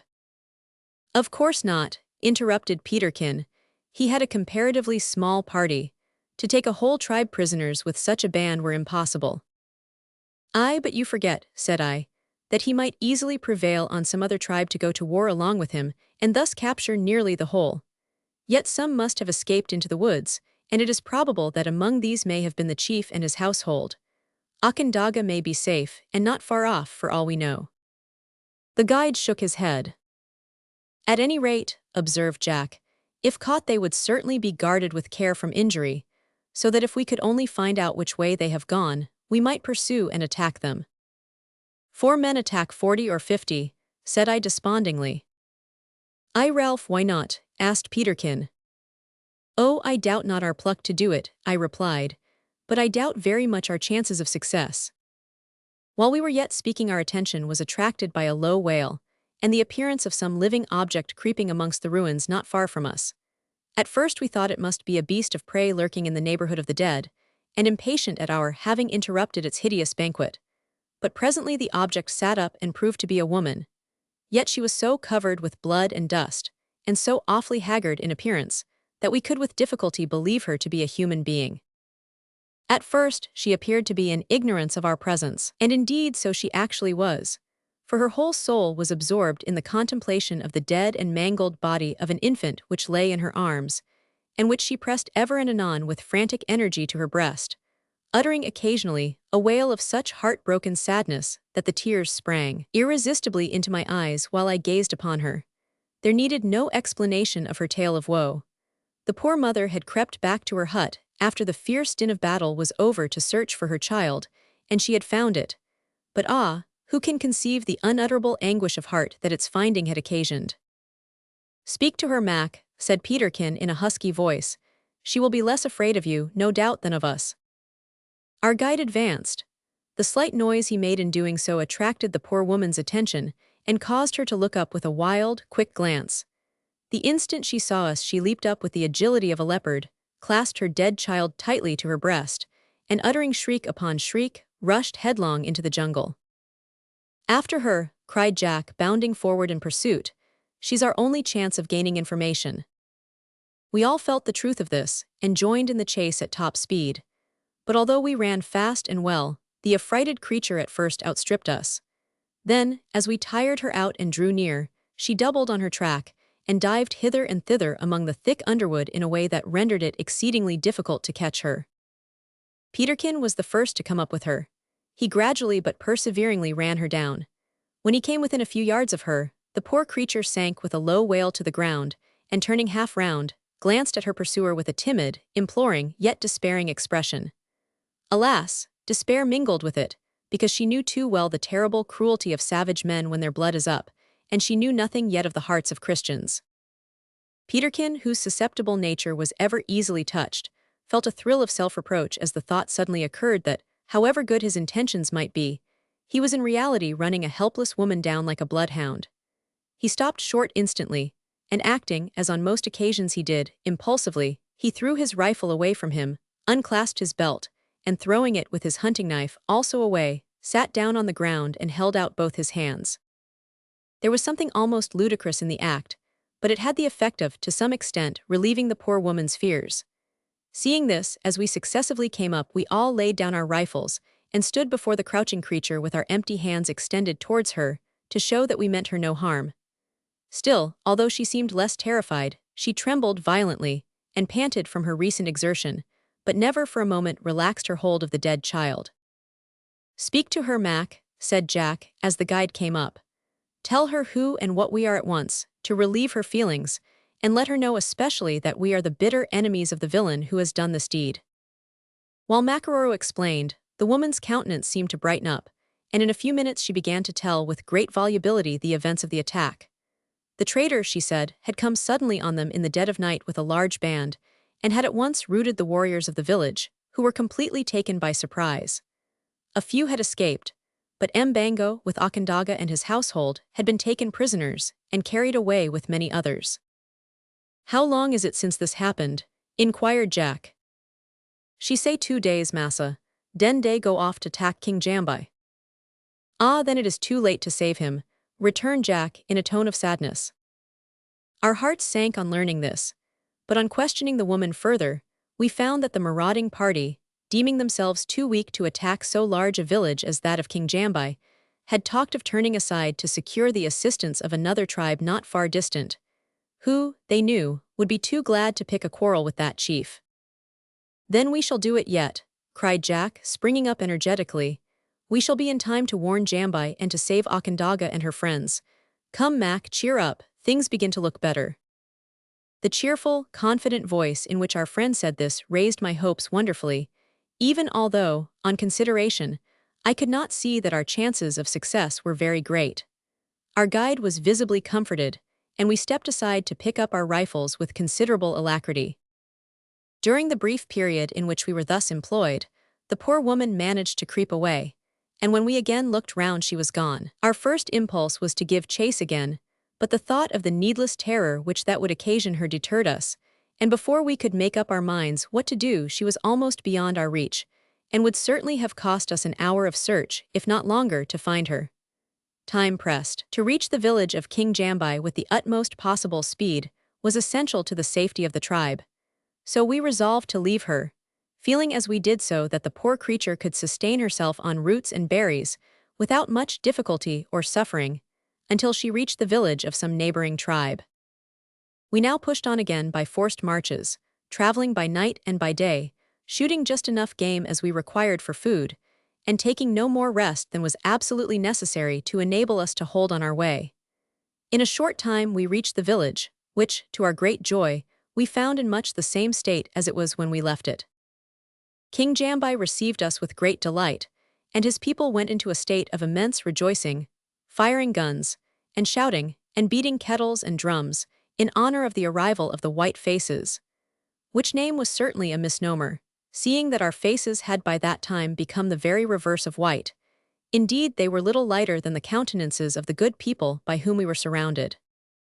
But the king's consternation was very great when we told him the reason of our unexpected visit, and related to him the details of the terrible calamity that had befallen poor Mbango and his people. He appeared sincerely grateful for the effort we had made to warn him of the impending attack, and seemed unable to express his thanks when we offered to aid him in the defense of his village. We now deemed this a fitting moment to tell the king boldly of our having assisted in the escape of Okandaga from his village, and beg his forgiveness. He granted this at once, but strongly advised us to keep our secret quiet, and leave it to him to account to his warriors for the reappearance of the runaway maiden when retaken. Of course we could make no objection to this, so after thanking him, we entered upon a discussion of the best method of frustrating the slave dealer's designs. "Tell the king," said Jack, addressing himself to our guide, "that if he will make me commander-in-chief of his forces, I will show him how white warriors manage to circumvent their enemies." "I would like much," said Peterkin, laughing, "to know how Mac will translate the word circumvent. Your style is rather flowery, Jack, for such an interpreter, and upon my word, now I think of it, your presumption is considerable. How do you know that I do not wish to be commander-in-chief myself?" "I shall make over the command to you with all my heart if you wish it," said Jack, smiling blandly. "Nay, I'll none of it. However suited I may be to the work is not suited to me, so I resign in your favor." "Well then," said Jack, "since you decline to accept the chief command, I'll make you my second. Mac shall be my aide-de-camp, you and Ralph shall be generals of divisions." "I thank you much, my honored and honorable generalissimo, but perhaps before being thus liberal of your favors, it were well to ascertain that your own services are accepted." "That is soon done. What says the king, Mac?" "Him say that him's delighted to get you, and you may do's how you like." "That's plain and explicit. You see, Peterkin, that I'm fairly installed, so you and I will take a short walk together and hold a consultation as to our plans in the approaching campaign, while Ralph arranges our hut and makes things comfortable." A glorious campaign, truly, to serve in an army of baboons, led by a white gorilla. I would deem it almost comical, did I not see too sure a probability of bloodshed before its conclusion, remarked Peterkin. "That you shall not see, if I can prevent it. And it is for the purpose of consulting you on that point, and claiming your services in an old and appropriate character, that I drag you along with me now," said Jack, as he rose, and making a bow to the king, left the hut. Chapter 19. Preparations for War and Peculiar Drill. The plan which Jack and Peterkin concocted, while I was engaged in making the interior of our old residence as comfortable as possible, was as follows. Scouts were in the first place to be sent out that night all over the country to ascertain the whereabouts of the enemy. Then, when the enemy should be discovered, they were to send back one of their number to report, while the remainder should remain to dog their steps, if need be, in order to ascertain whether Mbango and Akandaga were in their possession, and if so, where they were kept, whether in the midst of the warriors or in their rear. This settled, the remainder of the warriors of the village were to be collected together, and a speech to be made to them by Jack, who should explain to them that they were to be divided into two bands, all who carried guns to be under the immediate charge of Jack himself, the others, carrying bows and spears, to be placed under me. Peterkin was to act a peculiar part, which will appear in the course of narration. Having partaken of a hearty supper, we assembled the scouts, and having, through Makaroro, given them their instructions, sent them away just as the shades of night began to fall.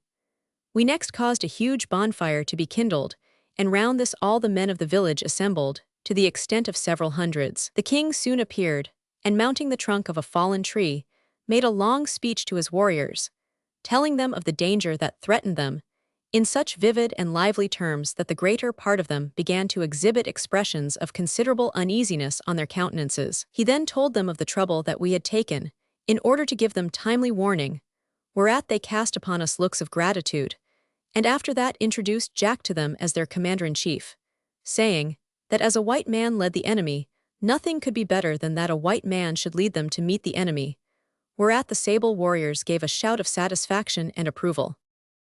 Having been thus introduced, Jack mounted the trunk of the fallen tree, and Makaroro got up beside him to interpret. He began, like a wise diplomatist, by complimenting King Jambai, and spoke at some length on courage in general, and on the bravery of King Jambai's warriors in particular, which of course he took for granted. Then he came to particulars, and explained as much of his intended movements as he deemed it good for them to know, and wound up by saying that he had 3 words of command to teach them, which they must learn to understand and act upon that very night. They were forward, halt, and fire, by saying the first of these words very slow and in a drawling voice, thus, forward, and the second in a quick, sharp tone, and the third in a ferocious yell that caused the whole band to start. He actually got them to understand and distinguish the difference between the commands, and to act upon them in the course of half an hour. The drill of his army being thus completed, Jack dismissed them with a caution to hold themselves in readiness to answer promptly the first call to arms, and the king enforced the caution by quietly assuring them that the man who did not attend to this order, and otherwise respect and obey Jack as if he were the king, should have his heart, eyes, and liver torn out, and the rest of his carcass cast to the dogs, a threat which seemed to us very horrible and uncalled for, but which, nevertheless, was received by the black warriors with perfect indifference. "Now, Mac," said Jack as he descended to the ground, "do you come with me and help me to place sentries?" "At be dat, massa." "Men who are placed to guard the village from surprise during the night," explained Jack. "Ho, dat be de ting, me know something 'bout dat."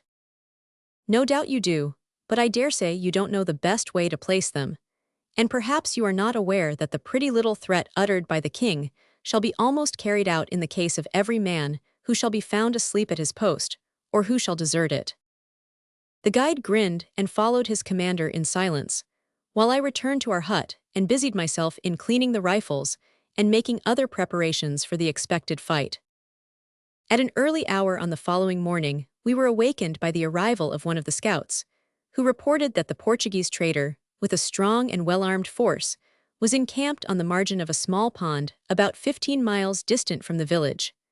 The scout had gone straight to the spot on being sent out, knowing that it was a likely place for them to encamp, if they should encamp at all, and here he found them making active preparations for an attack on the village. Creeping like a serpent through the grass, the scout approached near enough to overhear their arrangements, which were to the elect that the attack should take place at midnight of the following day. He observed that there were many prisoners in the camp, men, women, and children, and these were to be left behind, in charge of a small party of armed men, while the main body, under the immediate command of the Portuguese trader, should proceed to the attack of the village. From the scout's description of the prisoners, we became convinced that they were none other than our friends Mbango and his people, and one woman answering to the description of Okandaga was among them. "So, Mac, we shall save her yet," cried Jack heartily, slapping the shoulder of the guide, whose honest visage beamed with returning hope. "Yis, massa, s'pose we go off dis hour and fight 'em." "Nay, that were somewhat too hasty a movement. Slow but sure must be our motto until night. Then we shall pounce upon our foes like a leopard on his prey, but ask the scout if that is all he has got to tell us." "Him say, massa, dat hims find one leetle chilly, one boy, when hims go away from de camp to come back to here." "A boy," repeated Jack, "where how?" "In de woods, where hims was trod to die, so de scout take him up and bring him to here." "Ah, poor child," said I, "no doubt it must have been sick and being a burden has been left behind. But stay, how could that be possible if it was found between the camp and this village?" On further inquiry, we ascertained that the scout, after hearing what he thought enough of their arrangements, had traveled some distance beyond the encampment, in order to make sure that there were no other bands connected with the one he had left, and it was while thus engaged that he stumbled on the child, which seemed to be in a dying condition. "Him say too," continued Makaroro, after interpreting the above information, "that there be one poor woman in affable sorrow, screechin' and holleroin' like one lion." Exclaimed Peterkin, "describe her to us." The scout did so as well as he could. "As sure as we live," cried Peterkin, "it is our friend Njamie, and the child must be her boy. Come, show us the little fellow." We all ran out and followed the scout to his hut, where we found his wives, for he had 3 of them, nursing the child as tenderly as if it had been their own. It was very much wasted, evidently through want of food and over-fatigue, but we instantly recognized the once sturdy little son of Njamie in the faded little being before us. He, too, recognized us, for his bright spectral eyes opened wide when he saw us. "I knew it," said I. "I told you so," cried Peterkin. "Now, Mac, pump him and let's hear what he knows." The poor child was far too much exhausted to undergo the pumping process referred to. He could merely answer that Njamie and Okandaga and Mbango were prisoners in the camp, and then turned languidly away, as if he desired rest. "Poor boy," said Peterkin tenderly, as he laid his hand gently on the child's woolly pate. "Tell them, Mac, to look well after him here, and they shall be paid handsomely for nay." Here he interrupted himself, Don't say that. 'Tis a bad thing to offer to pay for that which people are willing to do for love." "Right, lad," said Jack. "We can easily make these poor folk happy by giving them something afterwards, without saying that it is bestowed because of their kindness to the boy. The proper reward of diligent, successful labor is a prize, but the best reward of love and kindness is a warm, hearty recognition of their existence. Just tell them, Mac, that we are glad to see them so good and attentive to the little chap. And now, my generals, if it is consistent with your other engagements, I would be glad to have a little private consultation with you." "Ready and willing, my lord," said Peterkin, as we followed Jack towards the king's palace. "But," he added seriously, "I don't like to be a general of division at all." "Why not, Peterkin?" "Why, you see, when I was at school I found division so uncommonly difficult, and suffered so much, mentally and physically, in the learning of it, that I have a species of morbid antipathy to the very name. I even intend to refuse a seat in Parliament, when offered to me, because of the divisions that are constantly going on there. If you could only make me a general of subtraction now, or—" "That," interrupted Jack, "were easily done, by deducting you from the force altogether, and commanding you to remain at home." "In which case," rejoined Peterkin, "I should have to become general of addition, by revolunteering my services, in order to prevent the whole expedition from resolving itself into General Muddle, whose name and services are well known in all branches of military and civil service. So that," added Jack, "it all comes to this, that you and Ralph and I must carry on the war by rule of 3, each taking his just and appropriate proportion of the work to be done.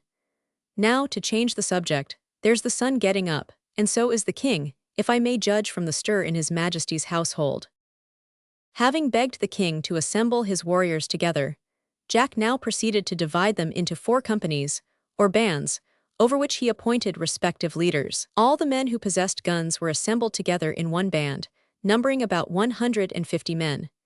These Jack subdivided into 2 companies, one including 100, the other 50 men. The remainder, constituting the main army, were armed with bows and arrows, spears and knives.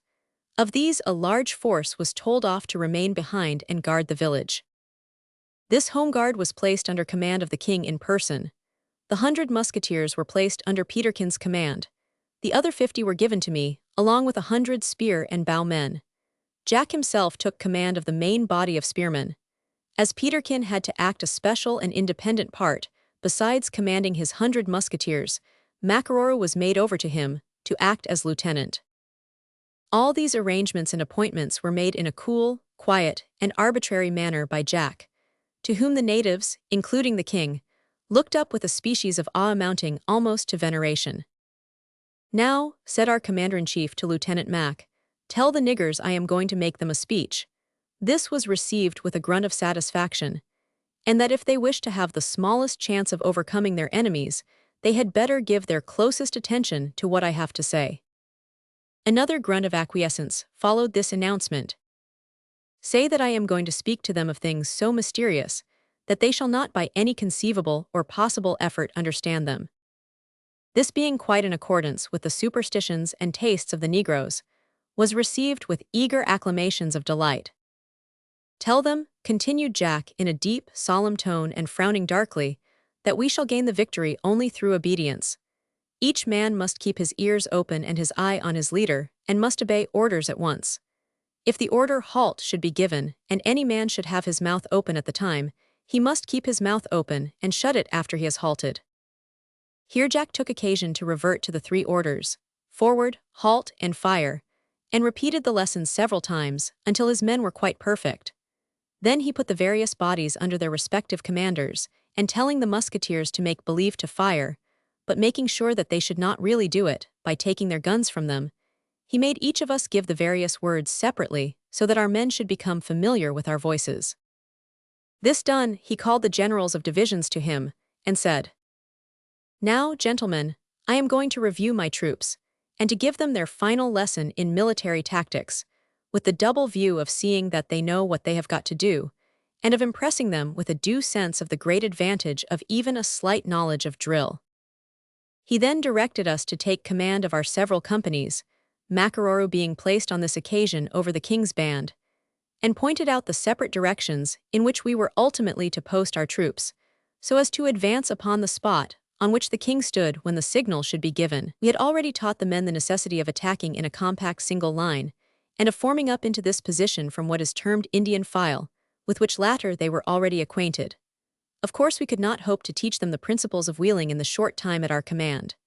To overcome this difficulty, we told each band to follow its leader, who should walk in front, to advance when he advanced, to retire when he retired, and to turn this way or that way, according to his movements. At a signal we gave the word forward, and the whole band defiled into the woods before the king, and disappeared like a vision, to the unutterable amazement of his majesty, who stood perfectly motionless, with eyes and mouth open to their fullest extent.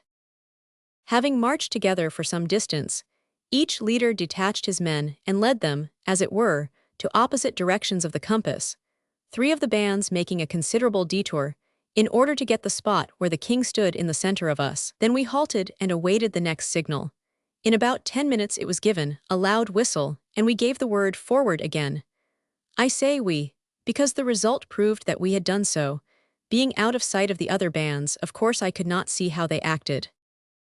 On I rushed over brake and bush and morass, my men following me in a very good line, considering the nature of the ground. I had divided them into 4 lines, with an interval of about 6 yards between each, and it was really wonderful how well they kept in that position. The other companies had been ordered to act in the same way. On bursting out of the woods, I saw that we had outstripped the other companies, so I held my men in check by running somewhat slower, and they had been so deeply impressed with the fatal consequences of not doing exactly as I did, that they stared at me with all their eyes, to the no small risk of their lives, for 1 or 2 dashed against trees, and others tumbled head over heels into holes, in their anxiety to keep their eyes upon me.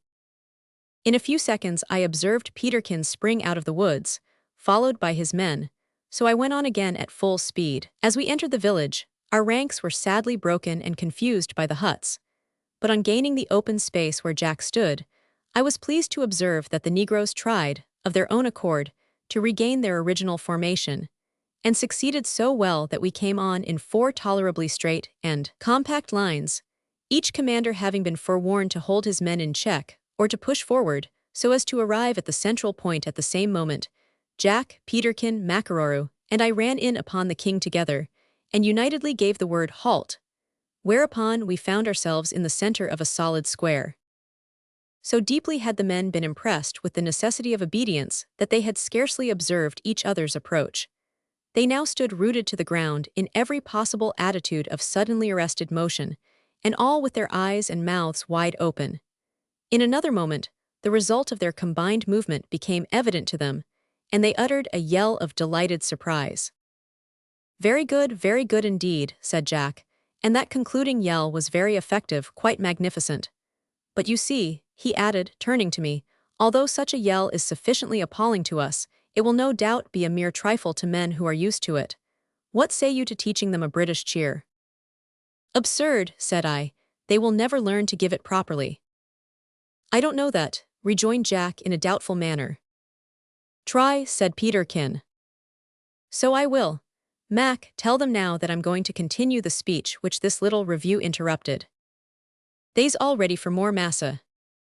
This was patent to the meanest capacity, for the Negroes stood gazing at their commander-in-chief with eyes and mouths and ears open, and nostrils expanded, as if anxious to gulp in and swallow down his words through every organ.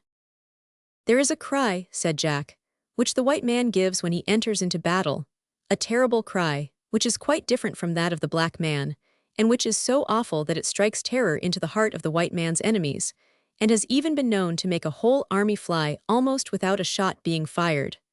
We shall let you hear it." Thereupon Jack and I and Peterkin gave utterance to a cheer of the most vociferous description, which evidently filled the minds of the natives with admiration. "Now," resumed Jack, "I wish my black warriors to try that cheer." Some of the black warriors, supposing that the expression of this wish was a direct invitation to them to begin, gave utterance to a terrific howl. Stop," cried Jack, holding up his hand. Every mouth was closed instantly. "You must cheer by command. I will say hip, hip, hip. 3 times as soon as I say the third hip, out with the cry. Now then, hip hip. Popotamus, whispered Peterkin. Hip hurrah, shouted Jack. Hurl ho, key, how, yelled the savages, each man giving his own idea of our terror-inspiring British cheer. That will do, said Jack quietly. It is quite evident that the war cry of the white man is not suited to the throat of the black. You will utter your usual shout, my friends, when the signal is given, but remember, not before that. And now I come to the greatest mystery of all. Every ear was eagerly attentive. The shot and bits of metal and little stones with which King Jambi's warriors are accustomed to kill will not do on this great and peculiar occasion. They will not answer the purpose, my purpose. Therefore I have provided a kind of bullet which everyone must use instead of his usual shot. No warriors ever used such bullets in the fight before. They are very precious, because I have only enough of them to give one to each man. But that will do. If the enemy does not fly at the first discharge, then you may load with your own shot. So saying, Jack, with the utmost gravity, took from the pouch that hung at his side a handful of little balls of paper, about the size of a musket bullet, which he began to distribute among the savages. We had observed Jack making several hundreds of these, the night previous to this memorable day, out of 1 or 2 newspapers we had carried along with us for wadding. But he would not at that time tell us what he was going to do with them. The Negroes received this novel species of ammunition with deep interest and surprise. Never having seen printed paper before, or, in all probability, paper of any kind, they were much taken up with the mysterious characters imprinted thereon, and no doubt regarded these as the cause of the supernatural power which the bullets were supposed to possess. Remember, said Jack, when these are discharged at the enemy, I do not say that they will kill, but I do say that they will cause the enemy to fly. Only be assured that everything depends on your obedience, and if one single stone, or nail, or hard substance is put in along with these bullets, the chief part of my plans will be frustrated. It was quite evident, from the expression of their sable countenances, that the idea of the bullets not killing was anything but agreeable. They were too deeply impressed, however, with Jack's power, and too far committed in the enterprise, and generally too much overwhelmed with mingled surprise and perplexity, to offer any objection.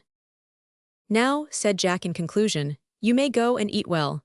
Tonight when it grows dark, hold yourselves in readiness to go forth in dead silence. Mind that, not a sound to be uttered until the signal, hip hip hip, is given. And, added Peterkin, in an undertone to Makaroro, tell them that King Jambi expects that every man will do his duty. This remark was received with a shout, and a frightful display of white teeth, accompanied by a tremendous flourish of guns, bows, and spears. There was something quite awful, not to say picturesque, in this displaying of teeth, which took place many times during the course of the above proceedings. You looked upon a sea of black ebony balls, each having 2 white dots with black centers near the top of it. Suddenly the ebony balls were gashed across, and a sort of storm, as it were, of deep red mingled with pure white swept over the dark cloud of heads before you, and vanished as quickly as it had appeared, only to reappear, however, at the next stroke of humor, or at some touch of that nature, which is said on very high authority to make the whole world kin. The proceedings eventually closed with a brief speech from the king, who referred to Peterkin's remark about each man doing his duty, and said that, if each man did not do his duty— here his majesty paused for a minute, and wrought his countenance into horrible contortions, indicative of the most excruciating agony, and wound up with an emphatic repetition of that dire threat about the unnatural treatment of eyes, heart, liver, and carcass, which had on the previous evening sounded so awful in our ears, and had been treated with such profound indifference by those whom it was specially designed to affect. I didn't know, Jack, observed Peterkin gravely, as we returned to our hut, that you were such an out-and-out humbug. You are severe, Peterkin. I scarcely deserve to be called a humbug for acting to the best of my judgment in peculiar circumstances. Peculiar circumstances, responded Peterkin. Truly they have received peculiar treatment. That is as it should be, rejoined Jack. At any rate, be they peculiar or be they otherwise, our plans are settled and our mode of action fixed, so we must e'en abide the issue. Chapter 20. A warlike expedition and a victory. It was excessively dark that night when we set forth on our expedition. The scout from whom we had already ascertained so much about the intended movements of the enemy also told us that they meant to set out at a little before midnight and march on the village by a certain route. Indeed, it was very unlikely that they would approach by any other, as the jungle elsewhere was so thick as to render marching, especially at night, very difficult. Jack therefore resolved to place the greater proportion of his troops in ambush at the mouth of a small gully, or dell a few miles from the enemy's camp, where they were almost certain to pass. But with a degree of caution that I thought highly creditable in so young and inexperienced a general, he sent out a considerable number of the most trustworthy men in advance, with instructions to proceed with the stealth of leopards, and to bring back instant information of any change of route on the part of the foe. The troops placed in ambush at the dell above referred to were Peterkin's 100 musketeers, supported by Jack's spear and bow men. I was ordered to advance by a circuitous route on the camp itself with my 50 musketeers, followed by my small company of spearmen. My instructions were to conceal my men as near to the camp as possible, and there await the first discharge of firearms from the dell, when I was to rise, advance upon the camp, utter a terrific shout when within 50 yards, rush forward to within 25 yards, halt, pour in one withering volley of blank cartridge, and charge without giving my men time to load. Of course I could not speak to my men, but this was a matter of little consequence, as they were now well acquainted with our 3 words of command, forward, halt, in fire, and fully understood that they must under all circumstances follow their leader. I knew well enough that there must be no little danger in this arrangement, because the leader would necessarily be always in front of the muzzles of the loaded guns. But there was no help for it, so I resolved to act upon my usual principle, namely, that when a thing is inevitable, the best thing to do is to treat it as being unavoidable. Having conducted my men stealthily and successfully to the vicinity of the enemy's camp, though with some difficulty, owing to the almost impenetrable nature of the jungle through which we had to pass in making the detour necessary to avoid falling in with the attacking force, we proceeded to advance to within as short a distance of it as possible without running the risk of being discovered. This was not difficult, for the men left to guard the camp, supposing, no doubt, that their presence in that part of the country was not suspected, had taken no precautions in the way of placing sentries. So we quickly arrived at the foot of a small mound about 60 yards or so from the encampment. At the foot of this mound, I caused my men to lie down, giving them to understand, by signs, that they were on no account to move until I should return. Then I crept alone to the brow of the mound and obtained a clear view of the camp. The men who should have guarded it were, I found, busily employed in cooking their supper. There were, perhaps, upwards of 100 of them. To my great satisfaction, I observed the captives sitting near to the fire, and although at so considerable a distance from them, I felt certain that I recognized the figures of Mbango and Akandaga. Hastening back to my men, I endeavored to give them as much information as possible by means of signs, and then lay down beside them to await the signal from Jack's party. Although the attack of both our parties was to be simultaneous, the first shot was to be fired by our troops in the dell. I will therefore describe their part of the engagement first. Jack described it to me minutely after all was over. On reaching the dell, Jack disposed his forces so as to command the only approach to it. The 100 musketeers he placed in a double row directly across the deepest and darkest part. The spearmen he divided into 2 bodies, which he posted on the flanks of the musketeers among the bushes.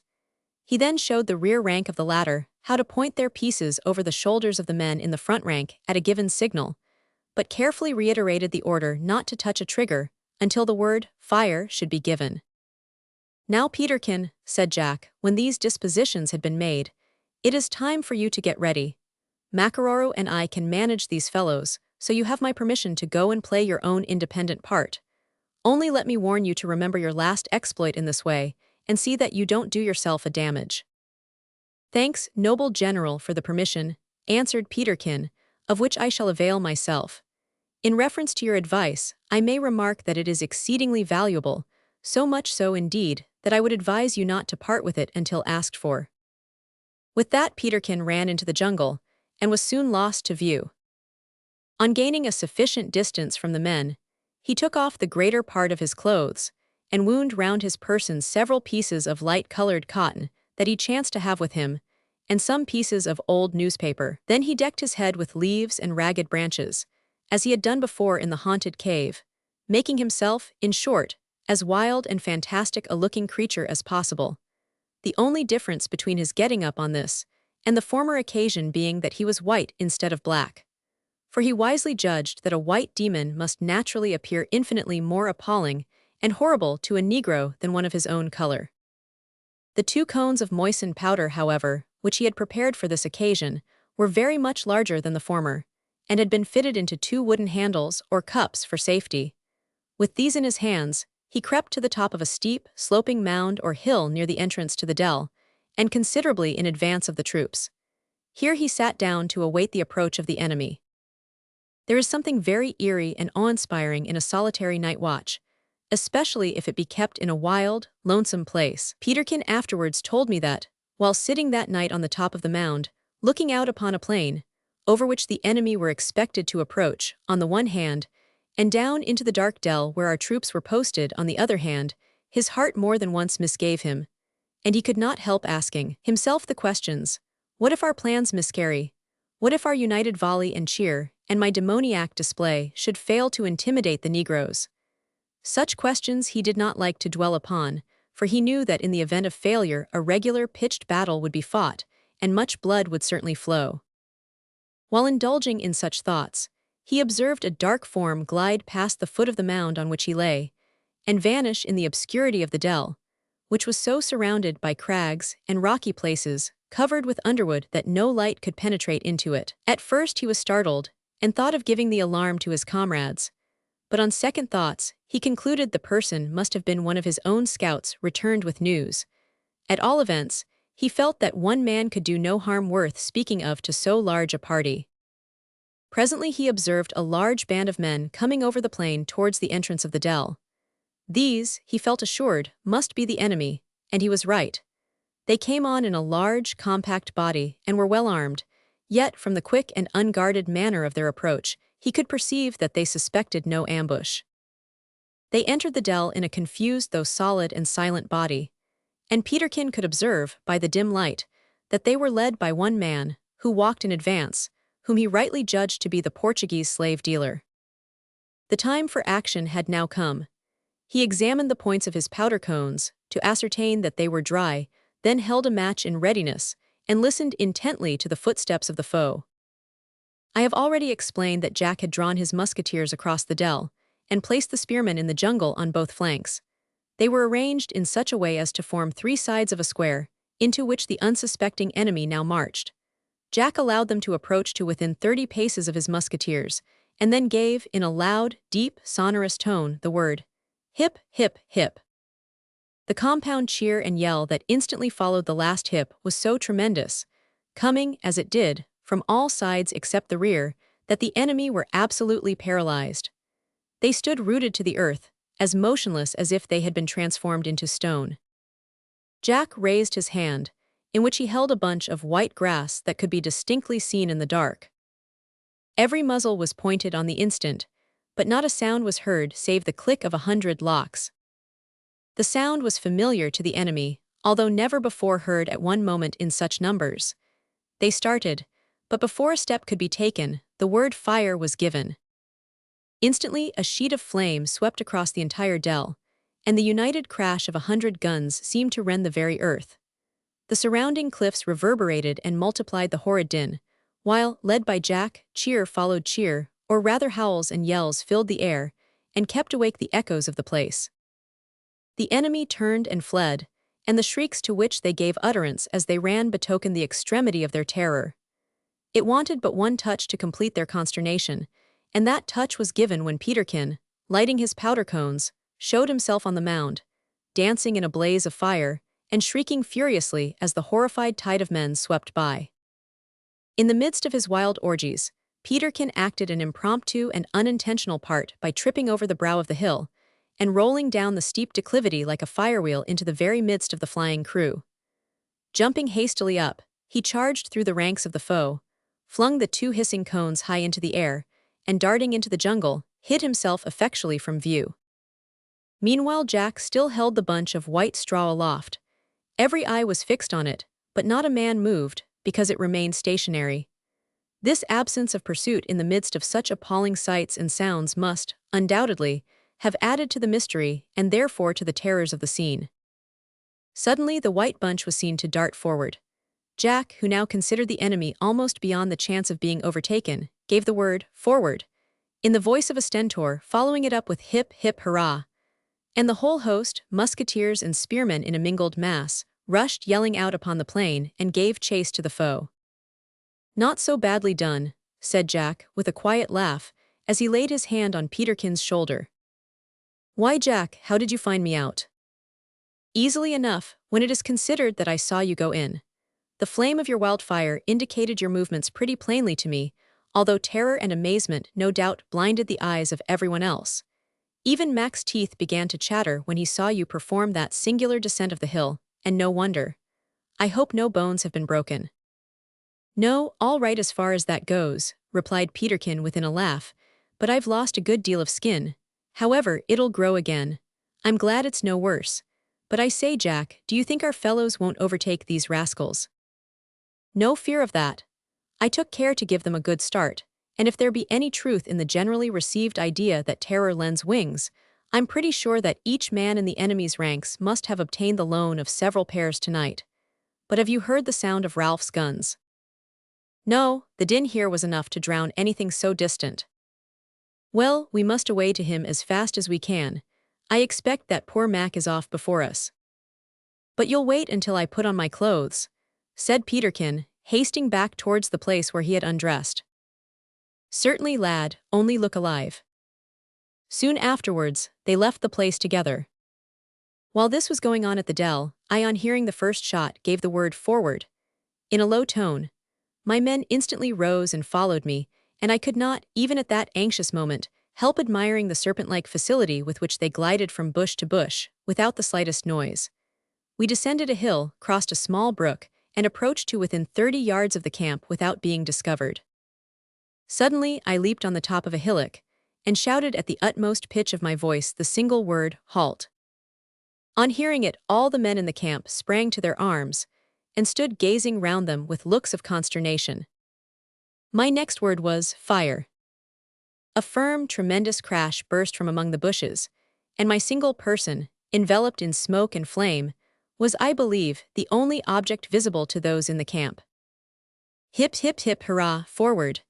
I shouted, and with a ferocious yell we poured like a whirlwind upon the foe. The same result that had occurred at the dell took place here. The enemy never awaited our charge. They fled instantly, and so great was their terror that they actually threw down their arms in order to facilitate their flight. On gaining the camp, however, I found, to my sorrow, that we had done the thing only too vigorously, for we had not only put the enemy to flight, but we had also frightened away those whom we had come to deliver.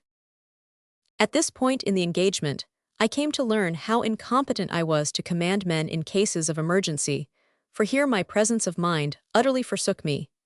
In my anxiety to capture Mbango and his friends, I ordered an immediate pursuit. Then it occurred to me that, in the event of my men being successful in overtaking the fugitives, they would instantly murder them all, so I tried to call them back.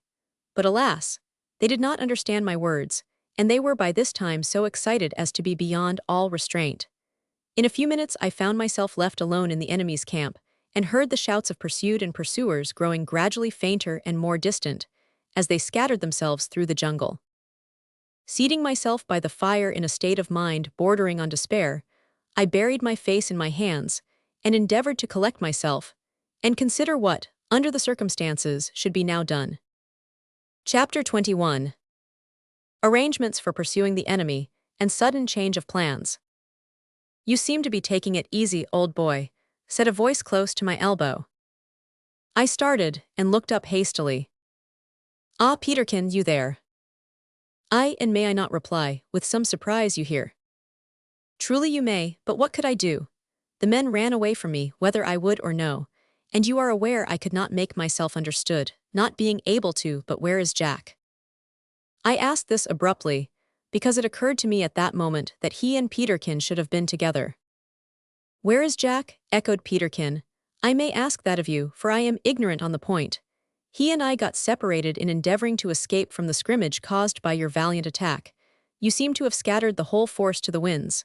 Oh, here he is, and Mac along with him." Jack and our guide came running into the camp at that moment. "Well, Ralph, what of Akindaga?" "Ah, what of her indeed," said Peterkin. "I forgot her. You don't mean to say she was not in the camp?" "Indeed she was," said I.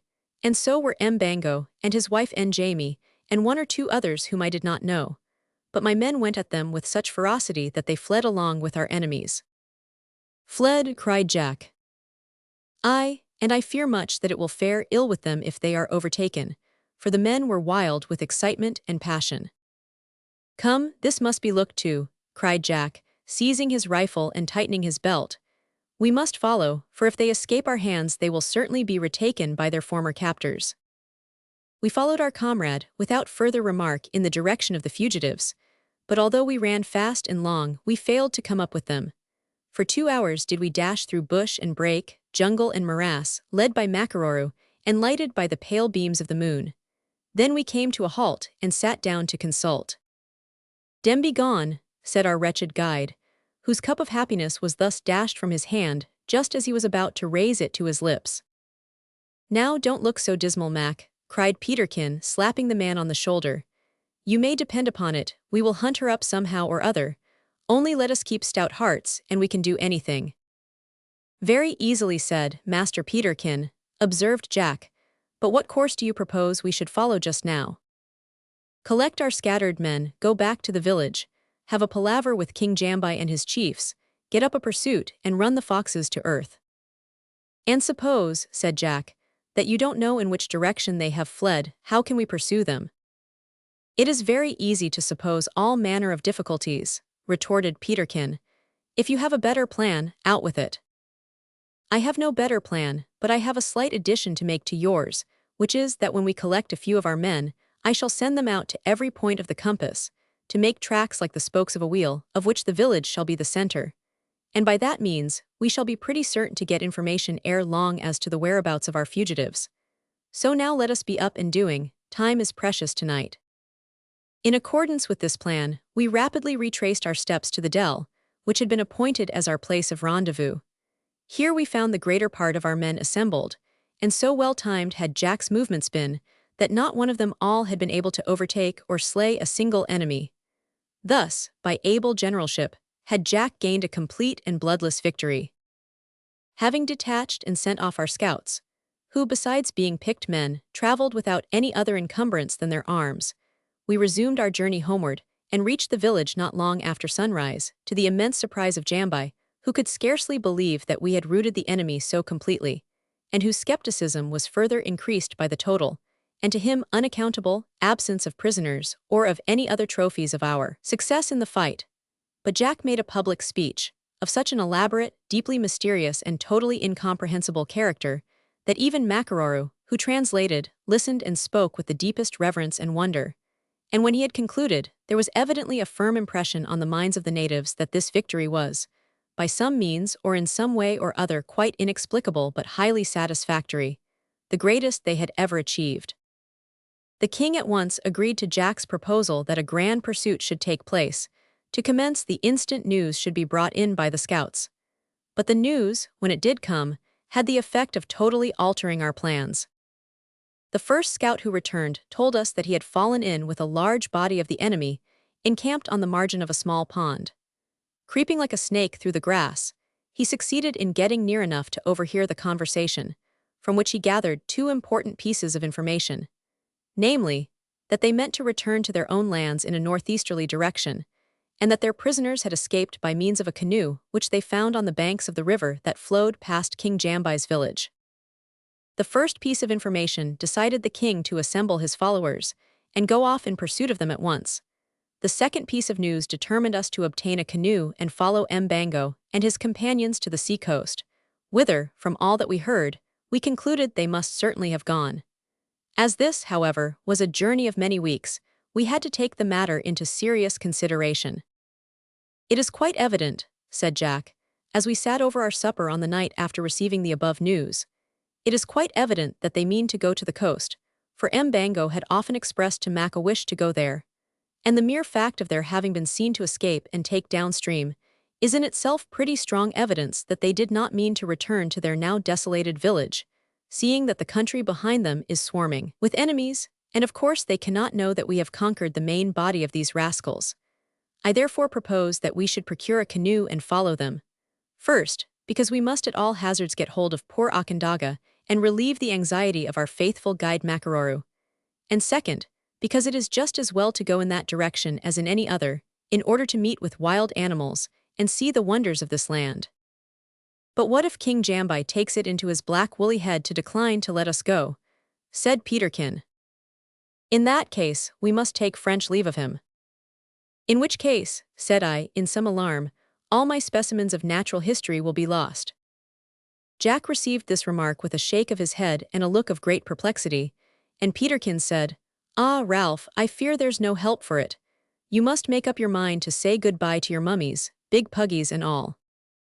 "But you do not know," said I energetically, "that Jambai will detain us against our will."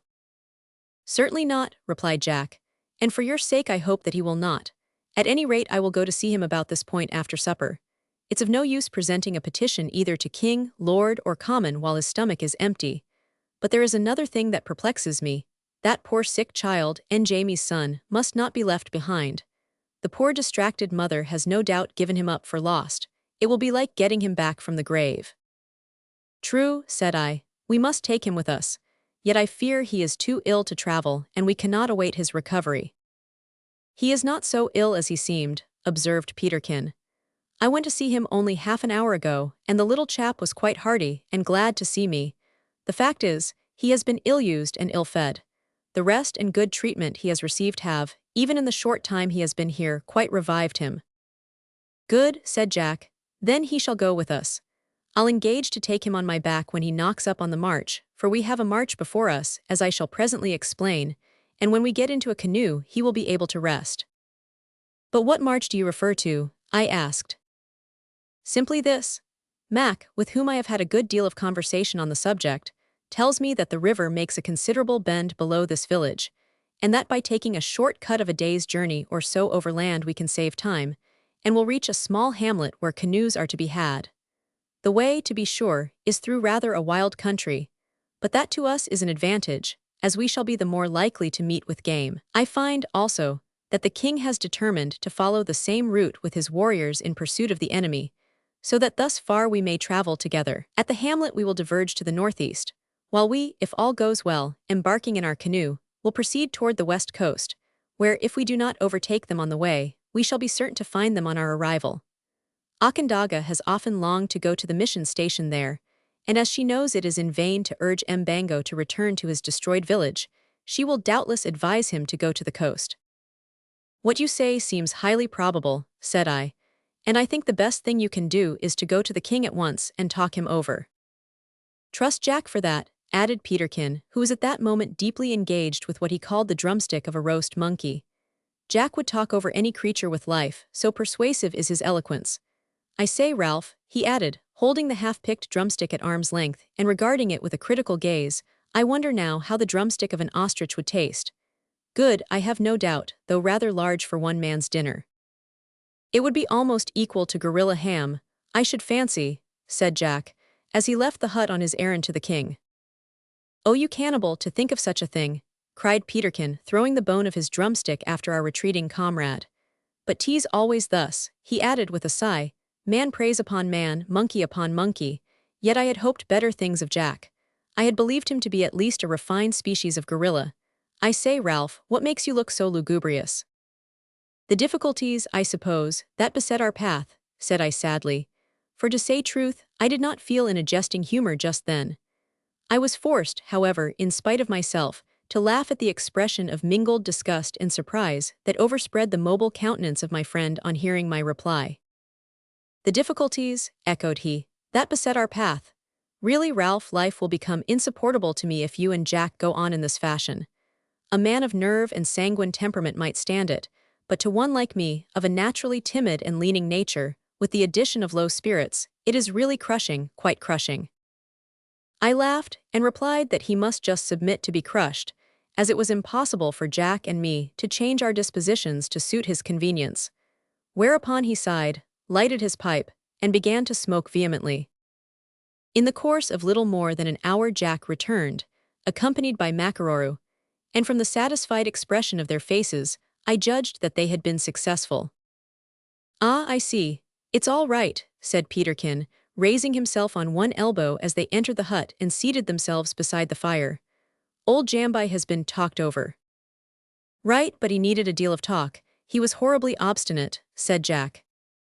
"Ho yis ho, horribly obstinate," added Makaroro in corroboration, rubbing his hands and holding his nose slyly over the bowl of Peterkin's pipe, in order to enjoy, as it were, a second-hand whiff.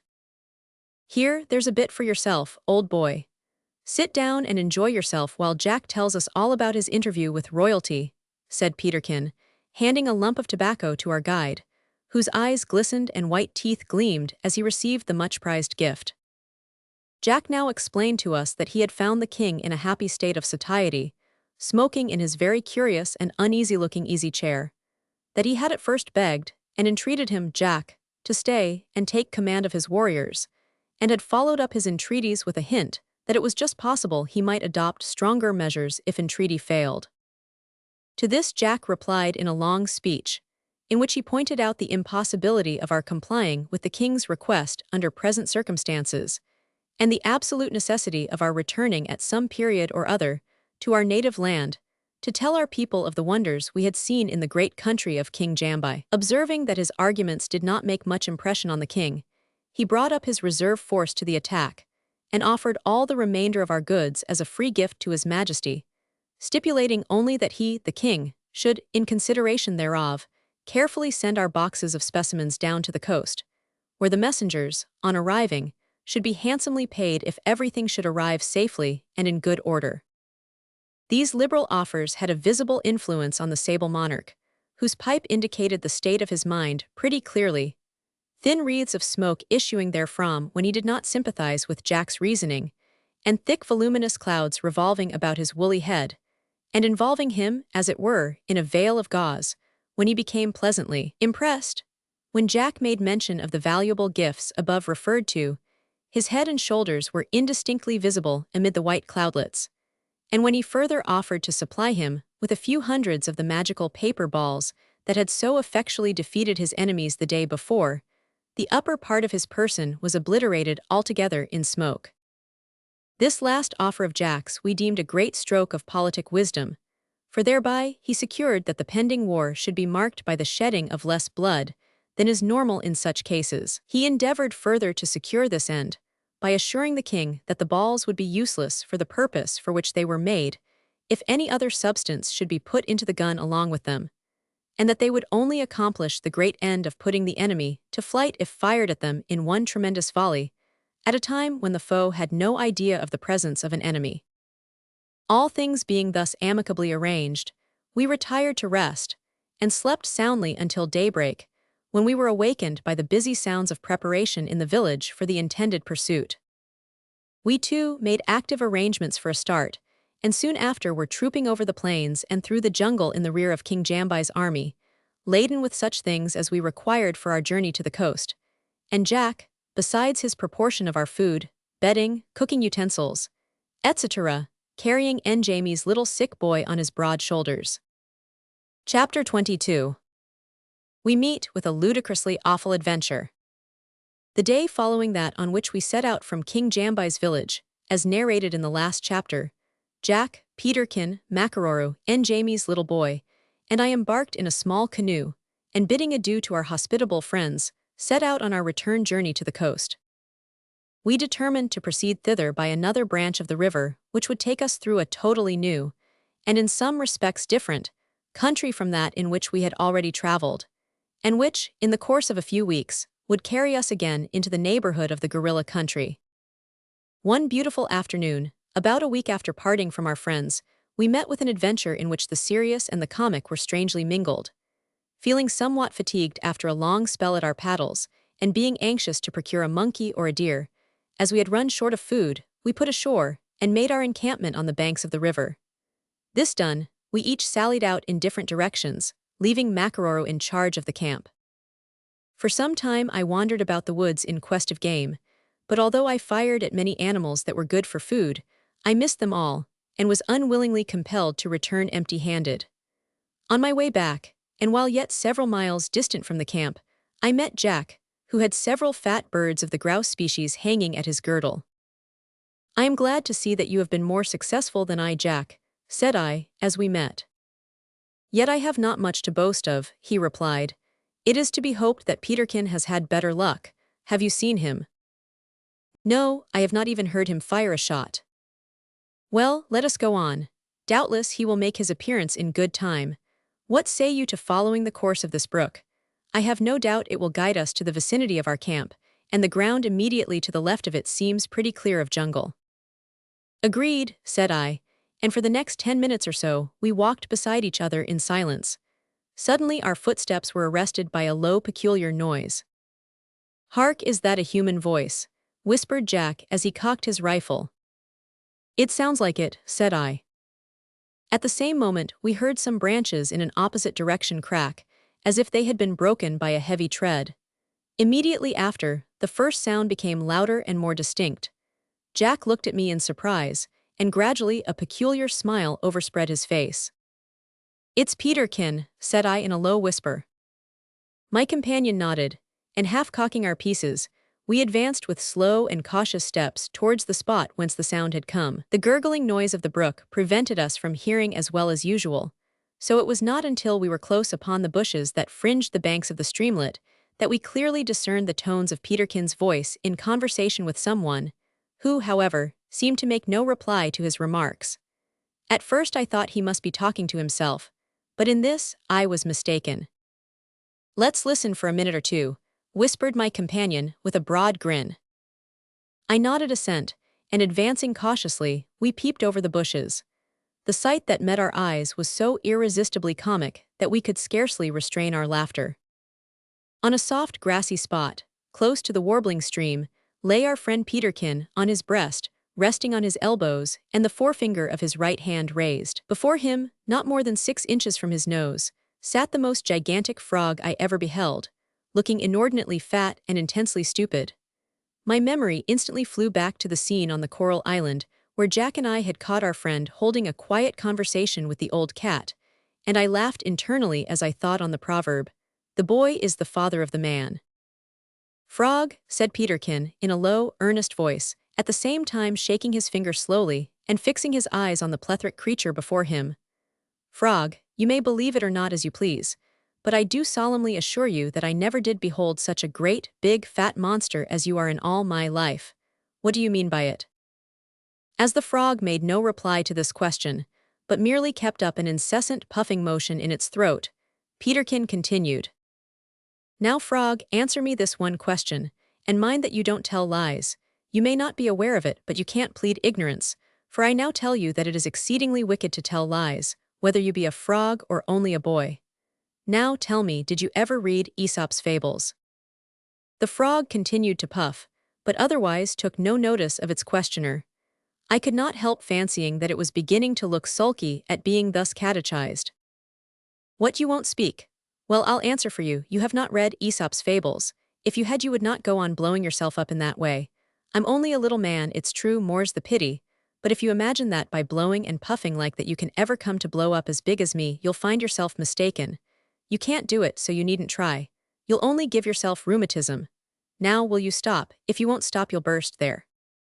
Peterkin paused here, and for some time continued to gaze intently in the face of his new friend. Presently he began again. "Frog, what are you thinking of? Do you ever think? I don't believe you do. Tightened up as you seem to be with wind or fat or conceit, if you were to attempt to think the effort would crack your skin, so you'd better not try. But after all, you've some good points about you. If it were not that you would become vain, I would tell you that you've got a very good pair of bright eyes, and a pretty mottled skin, and that you're at least the size of a big chicken, not a plucked but a full-fledged chicken. But oh, Frog, you've got a horribly ugly big mouth, and you're too fat, a great deal too fat for elegance, though I have no doubt it's comfortable. Most fat people are comfortable. Oh, you would you?" This last exclamation was caused by the frog making a lazy leap to one side, tumbling heavily over on its back, and rolling clumsily on to its legs again, as if it wished to escape from its tormentor, but had scarcely vigor enough to make the effort. Peterkin quietly lifted it up, and placed it deliberately before him again in the same attitude as before. "Don't try that again, old boy," said he, shaking his finger threateningly and frowning severely, "else I'll be obliged to give you a poke in the nose. I wonder now, Frog, if you ever had a mother, or if you only grew out of the earth like a plant. Tell me, were you ever dandled in a mother's arms? Do you know anything of maternal affection, eh? Humph, I suspect not. You would not look so besottedly stupid if you did. I tell you what it is, old fellow.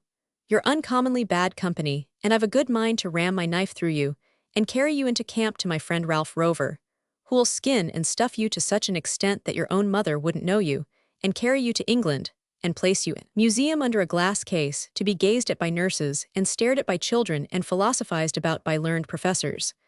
Hollow, none o' that now. Come, poor beast, I didn't mean to frighten you. There, sit still, and don't oblige me to stick you up again, and I'll not take you to Ralph." The poor frog, which had made another attempt to escape, gazed vacantly at Peterkin again without moving, except in regard to the puffing before referred to. "Now, Frog, I'll have to bid you good afternoon. I'm sorry that time and circumstance necessitate our separation, but I'm glad that I have had the pleasure of meeting with you." Glad and sorry, Frog, in the same breath. Did you ever philosophize on that point, eh? Is it possible, think you, to be glad and sorry at one and the same moment? No doubt a creature like you, with such a very small intellect, if indeed you have any at all, will say that it is not possible. But I know better. Why, what do you call hysterics? Ain't that laughing and crying at once, sorrow and joy mixed? I don't believe you understand a word that I say. You great puffing blockhead, what are you staring at? The frog, as before, refused to make any reply, so our friend lay for some time chuckling and making faces at it. While thus engaged he happened to look up, and to our surprise as well as alarm we observed that he suddenly turned as pale as death.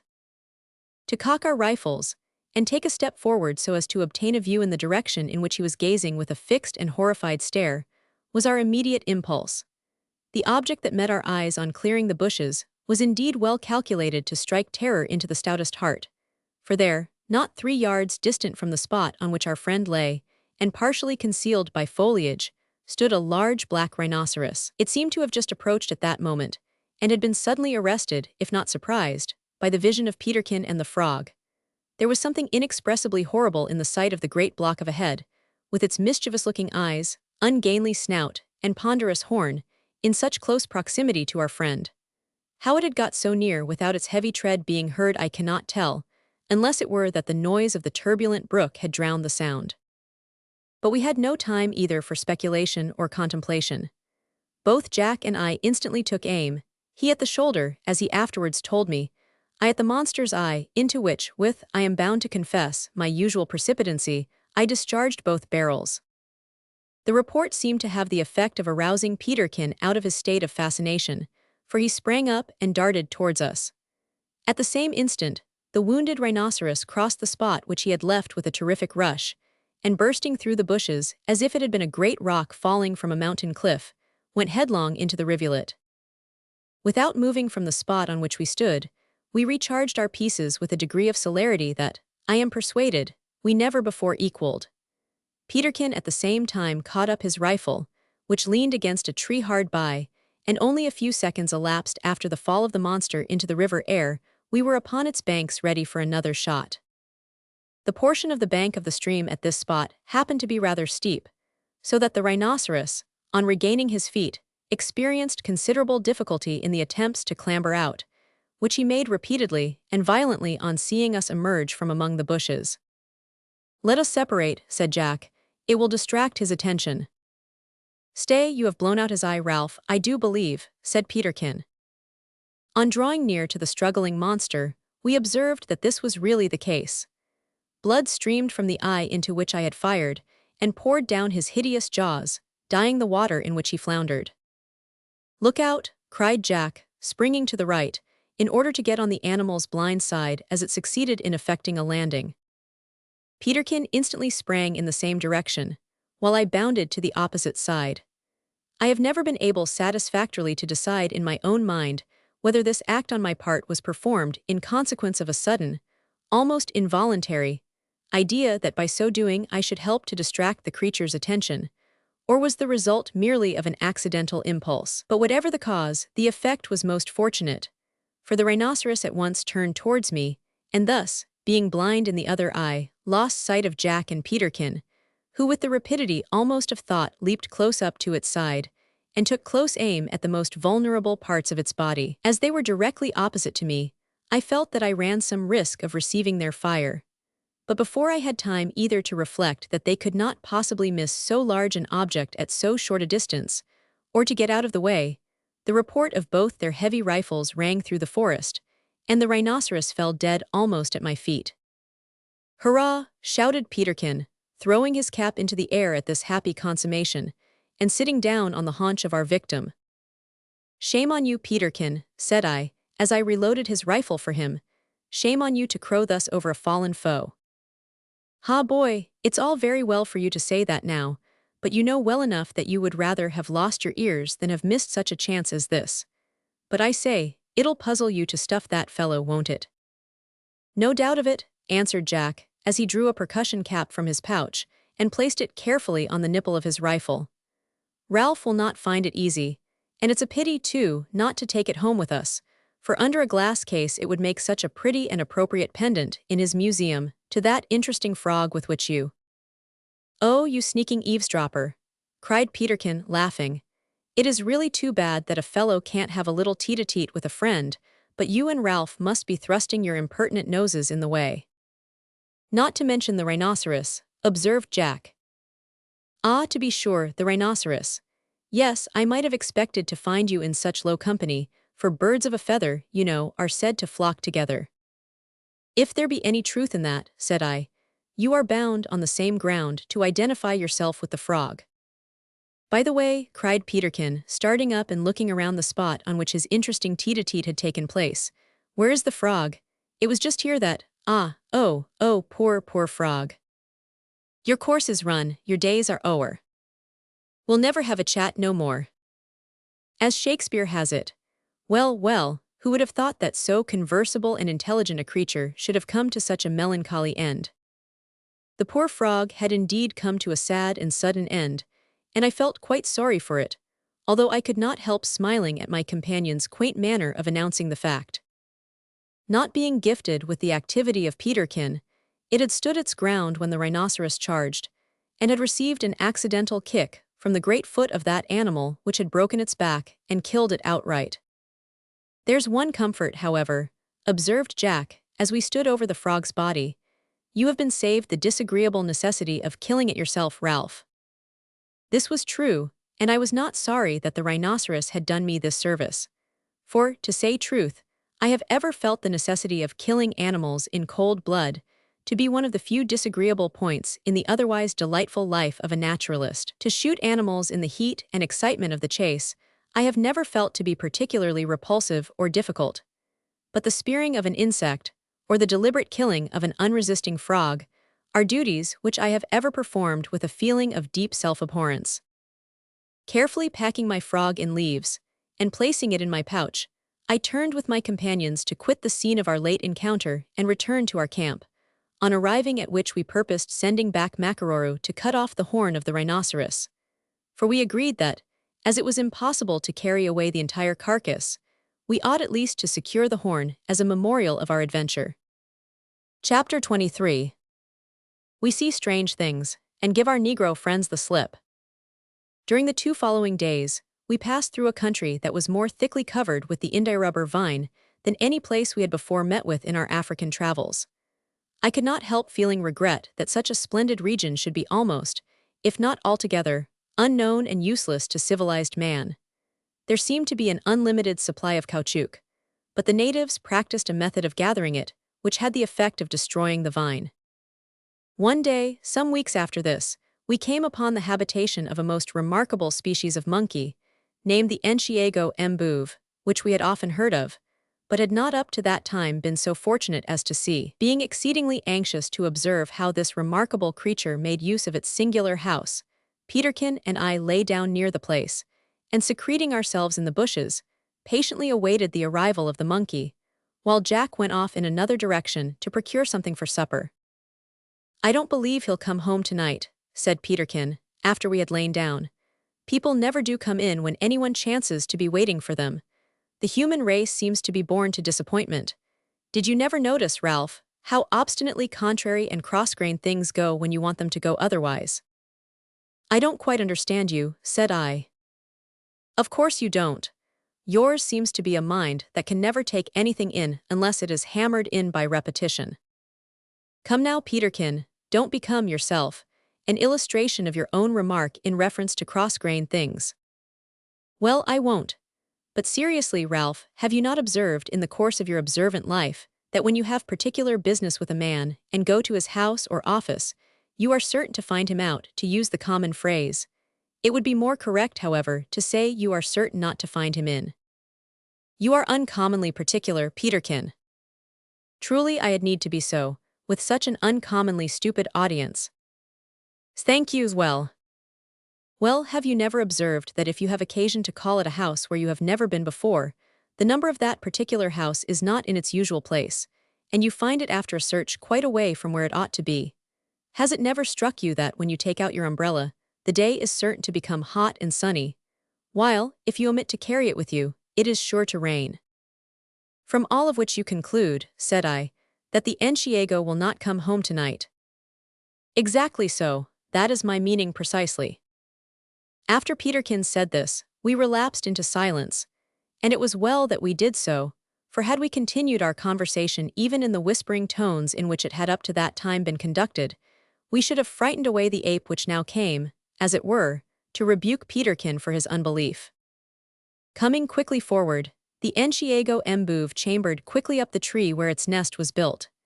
This nest was not a structure into which it clambered, but a shelter or canopy formed of boughs with their leaves, somewhat in shape like an umbrella, under which it sat. The construction of this shelter exhibited a good deal of intelligent ingenuity on the part of the ape, for it was tied to the tree by means of wild vines and creepers, and formed a neat, comfortable roof that was quite capable of shedding the night dews or heavy rains, and thus protecting its occupant. We were greatly amused by the manner in which the creature proceeded to make itself comfortable. Just below the canopy was a small branch which jutted out horizontally from the stem of the tree. On this branch the ape seated itself, its feet and haunches resting thereon. Then it threw one arm round the tree, and hugging that lovingly to its side, gave what appeared to me to be a small sigh of satisfaction, and prepared to go to sleep. At this Peterkin chuckled audibly. The Enciego's eyes opened at once. I cocked my gun and took aim. The desire to procure a specimen was very strong within me, but an unconquerable aversion to kill an animal in such cozy circumstances restrained me. The Enciego got up in alarm. I pointed the gun but could not fire. It began to descend. I pulled the trigger, and I am happy to add, missed my aim altogether, to the intense delight of Peterkin, who filled the woods with laughter, while the Enciego Mbuve, dropping to the ground, ran shrieking from the spot. My forbearance at this time was afterwards repaid by my obtaining two much finer specimens of this shelter-building ape, both of which were killed by Peterkin. On quitting this place we had a narrow escape, the recollection of which still fills me with horror. We were walking rapidly back towards our encampment, chatting as we went, when Peterkin suddenly put his foot on what appeared to be the dead branch of a tree. No sooner had he done so than the curling folds of a black snake fully 10 feet long scattered the dry leaves into the air, and caused us both to dart aside with a yell of terror. I have thought that in the complicated and wonderful mechanism of man, there lies a species of almost involuntary muscular power, which enables him to act in all cases of sudden danger with a degree of prompt celerity that he could not possibly call forth by a direct act of volition. At all events, on the present emergency, without in the least degree knowing what I was about, I brought my gun from my shoulder into a horizontal position and blew the snake's head off almost in an instant. I have pondered this subject, and from the fact that while at one time a man may be prompt and courageous in case of sudden danger, at another time the same man may become panic-stricken and helpless, I have come to the conclusion that the all-wise Creator would teach us, even the bravest among us, the lesson of our dependence upon each other, as well as our dependence upon Himself, and would have us know that while at one time we may prove a tower of strength and protection to our friends, at another time our friends may have to afford succor and protection to us. I have often wondered, in reference to this, that many men seem to take pride in bold independence, when it is an obvious fact that every man is dependent on his fellow, and that this mutual dependence is one of the chief sources of human happiness. The black snake which I had killed turned out to be one of a very venomous kind, whose bite is said to be fatal, so that we had good cause to be thankful and to congratulate ourselves on our escape. In this region of Africa, we were particularly fortunate in what we saw and encountered, as the narrative of our experiences on the day following the above incidents will show. We had scarcely advanced a few miles on our journey on the morning of that day, when we came upon a part of the country where the natives had constructed a curious sort of trap for catching wild animals, and it happened that a large band of natives were on the point of setting out for a grand hunt at that time. We were greeted with immense delight on our arrival, for those natives, we soon discovered, had already heard of our exploits in the lands of the gorilla, and regarded us as the greatest hunters that had ever been born. After a short conversation with the chief, through the medium of Makaroro, we arranged to rest there a day and accompany them on their hunting expedition, and the better to secure their goodwill, we presented some of the headmen with a few of the beads which we still possessed. Then, hauling our canoe out of the water, we prepared ourselves for the chase. After a long and tedious march through somewhat dense jungle, we came upon the ground, which was partly open, partly clothed with trees and shrubs. Here the natives, who numbered several hundreds, spread themselves out in a long semicircular line in order to drive the game into the trap. As we followed them, or rather formed part of the line, I overheard the following conversation between Peterkin and Makaroro, who chanced to be together. "Now, Mac," said the former, examining the caps of his rifle, "explain to me what sort of trap this is that we're coming to, and what sort of brutes we may expect to find in it." "De trap, massa," replied our faithful follower, drawing the back of his hand across his mouth. "De trap and be call hopo." "Called what-o?" inquired Peterkin. "Hopo." "Oh, go on." "And hymns be made ob great number o sticks tumble down, and hole at de end ob dat. And de beasties dat goes in be zebros, elosphants, elands, buffaloes, gaffs, nocrases, news, and great more noters ob which me forgit de names." "Oh, you forget de names, do you?" "Yis, massa." "Ah, it wouldn't be a great loss, Mac, if you were to forget the names of those you remember." The conversation was interrupted at this point by the appearance of a buffalo, which showed that we were drawing near to the scene of action.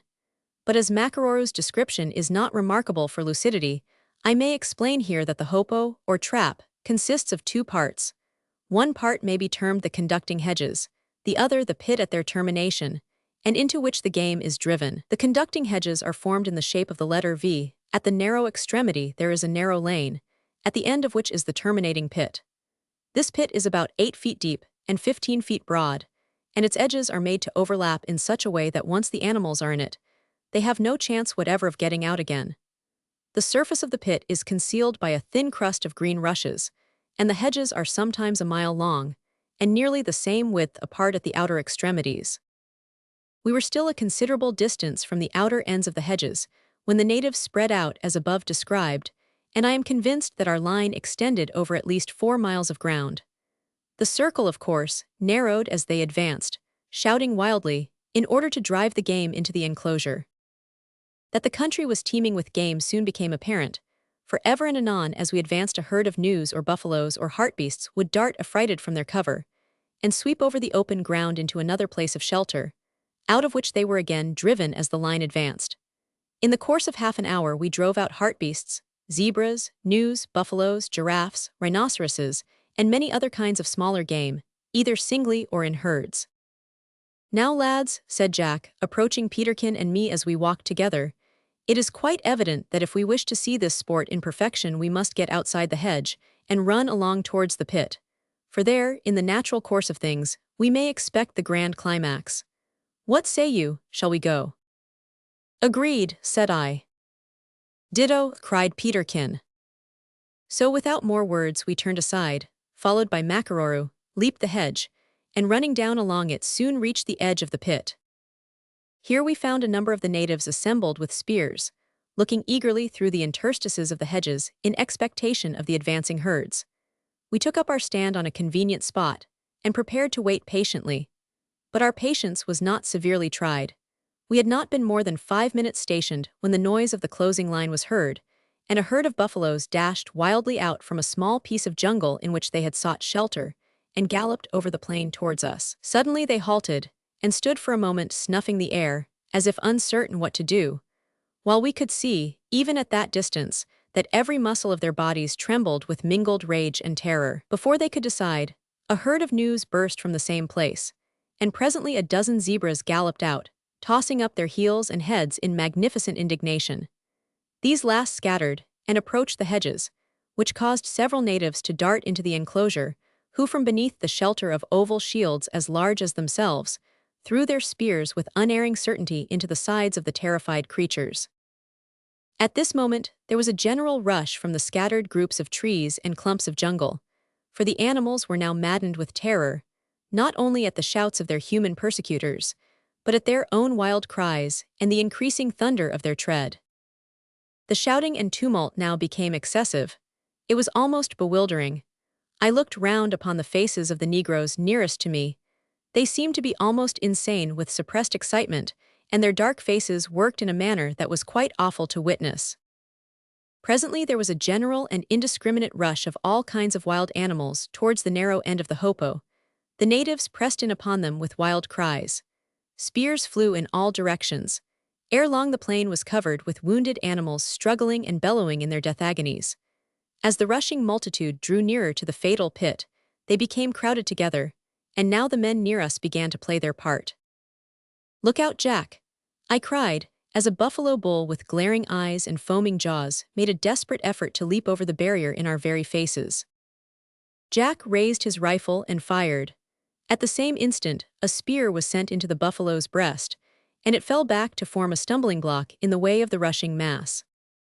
The report of the rifle caused the whole herd to swerve from our side so violently that they bore down the other side, until I began to fear the hedge would give way altogether. But they were met by the spears and the furious yells of the natives there, and again swept on towards the narrow lane. And now the head of the bellowing mass came to the edge of the pit. Those in front seemed to suspect danger, for they halted suddenly, but the rush of those behind forced them on. In another moment, the thin covering gave way, and a literal cataract of huge living creatures went surging down into the abyss. The scene that followed was terrible to witness, and I could not regard it with other than feelings of intense horror, despite my knowledge of the fact that a large tribe of natives depended on the game then slain for their necessary food. The maddened animals attempted to leap out of the pit, but the overlapping edges already referred to effectually prevented this until the falling torrent filled it up. Then some of them succeeded in leaping out from off the backs of their smothered comrades. These, however, were quickly met and speared by the natives, while ever and anon the great mass was upheaved by the frantic struggles of some gigantic creature that was being smothered at the bottom. While this scene of wholesale destruction was going on, Makaroro came up to me and begged me, with mysterious looks, to follow him out of the crowd. I obeyed, and when we had got away from the immediate neighborhood of the turmoil, I said, "Well, Mac, what's wrong?" "De chief, massa, hims tell me few moments ago dat canoe wid Mbango and Umans hab pass dis way tomorrow." "Tomorrow," I exclaimed. "No, me forjit, hab pass yistumday." "Indeed." "Yis, and de chief hims say hims want us to stop wid him and go hunt for week or two. P'raps he no let us go way." "That's just possible, Mac. Have you told Jack?" "No, massa." "Then go bring him and Peterkin hither at once." In a few minutes, my companions were with me, and we held a brief earnest consultation as to what we should do.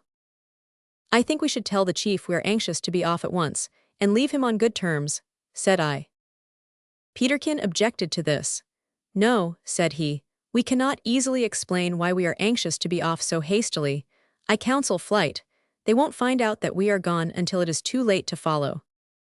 Jack agreed with this view, so of course I gave in, though I could not in my heart approve of such a method of sneaking away. But our guide seemed also to be exceedingly anxious to be off, so we decided, and slipping quietly away under the shelter of the hedge, while the natives were still busy with their bloody work, we soon gained the forest.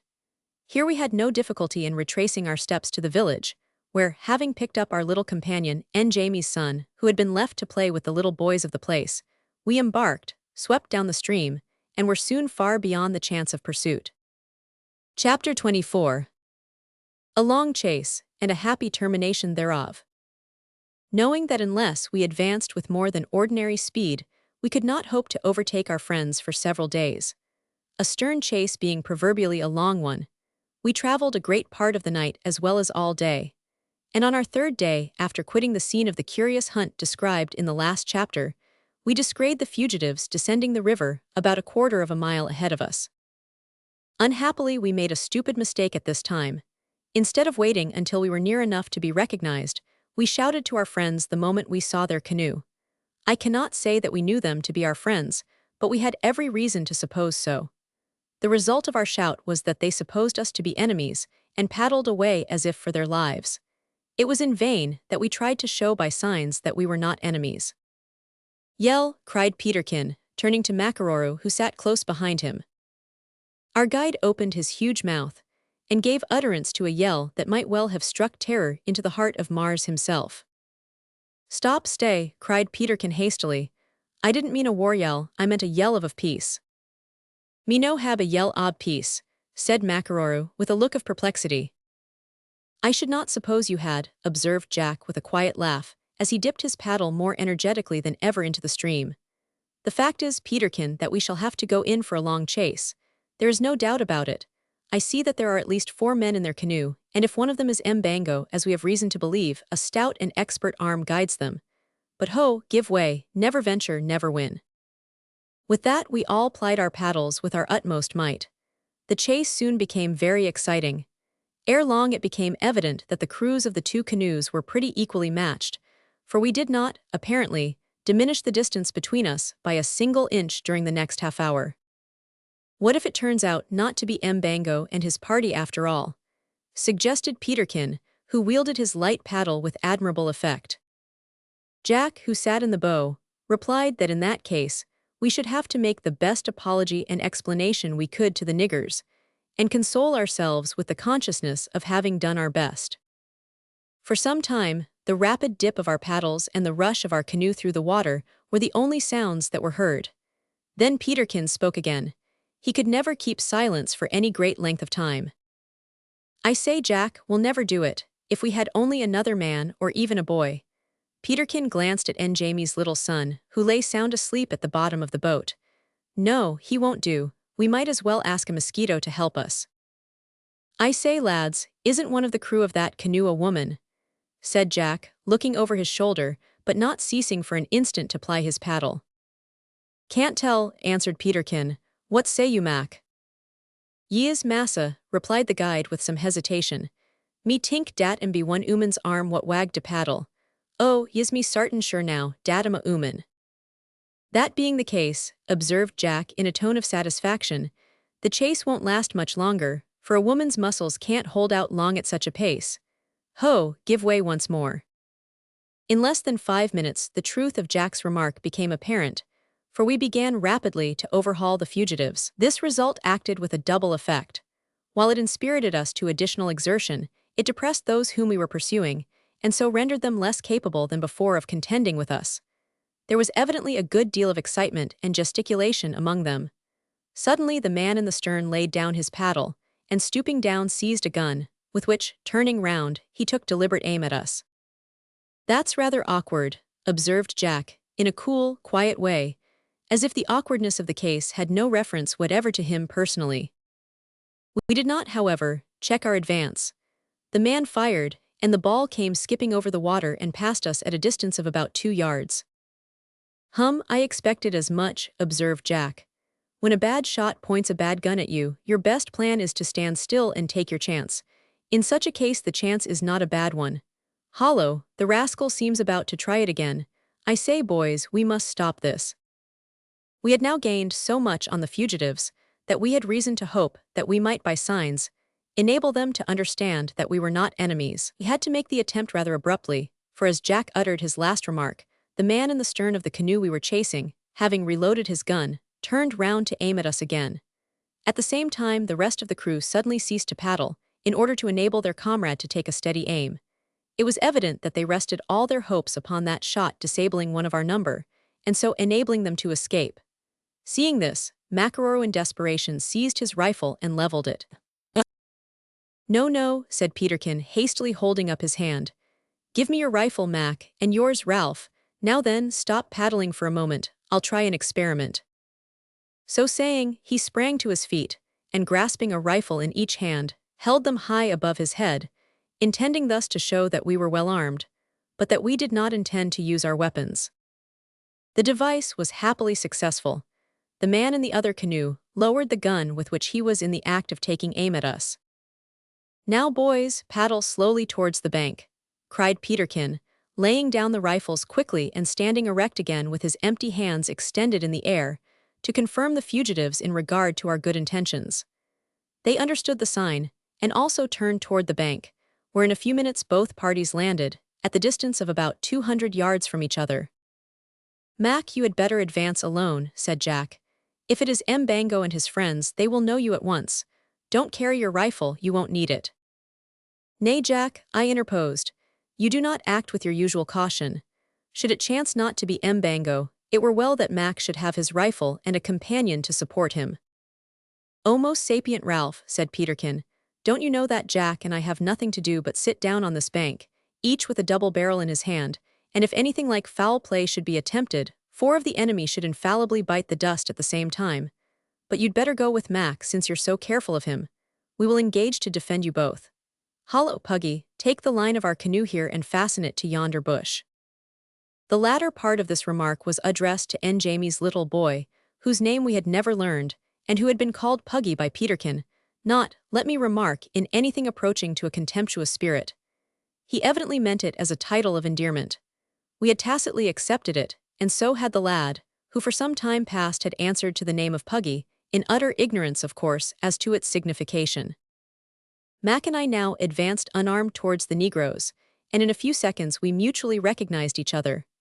I was overjoyed to observe the well-known face of Okandaga, who no sooner recognized her lover than she uttered a joyful shout and ran towards him.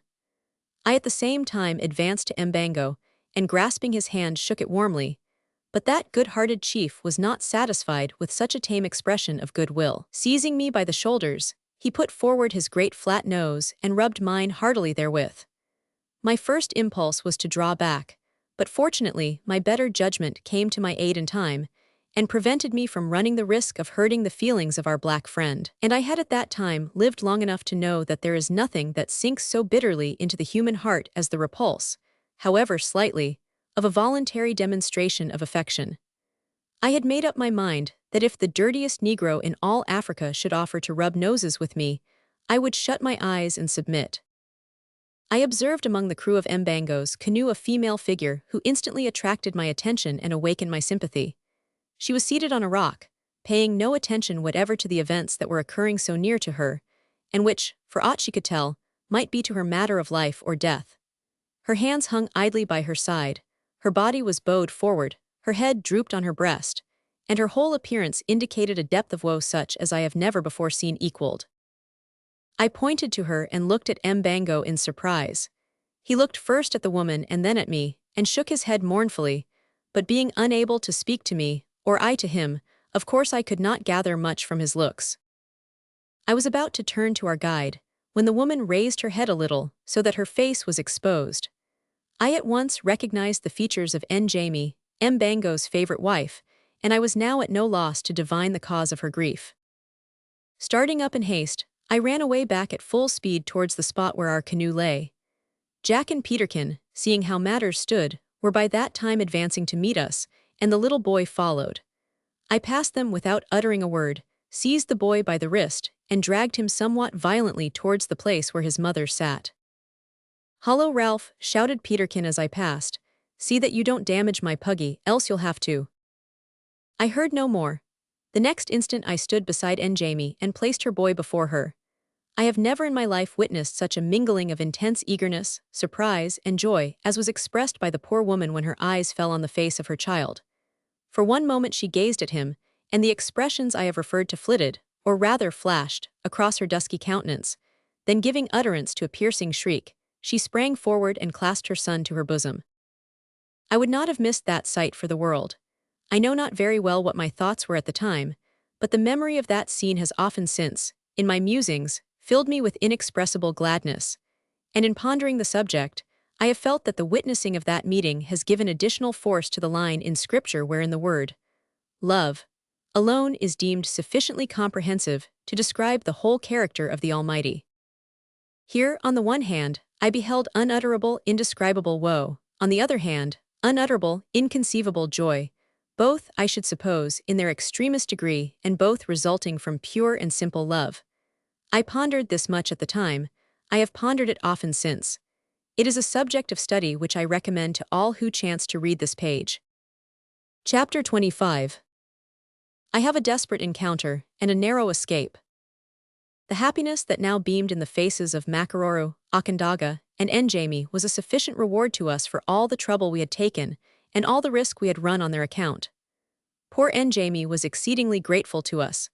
She sought by every means in her power to show this, and among other things, hearing us call her son by the name of Puggy, she at once adopted it, to the immense amusement and delight of Peterkin. After the first excitement of our meeting had subsided somewhat, we consulted together as to what we should now do. On the one hand, we were unwilling to quit the scene of our hunting triumphs and adventures. On the other hand, Makaroro and his bride were anxious to reach the mission stations on the coast and get married in the Christian manner.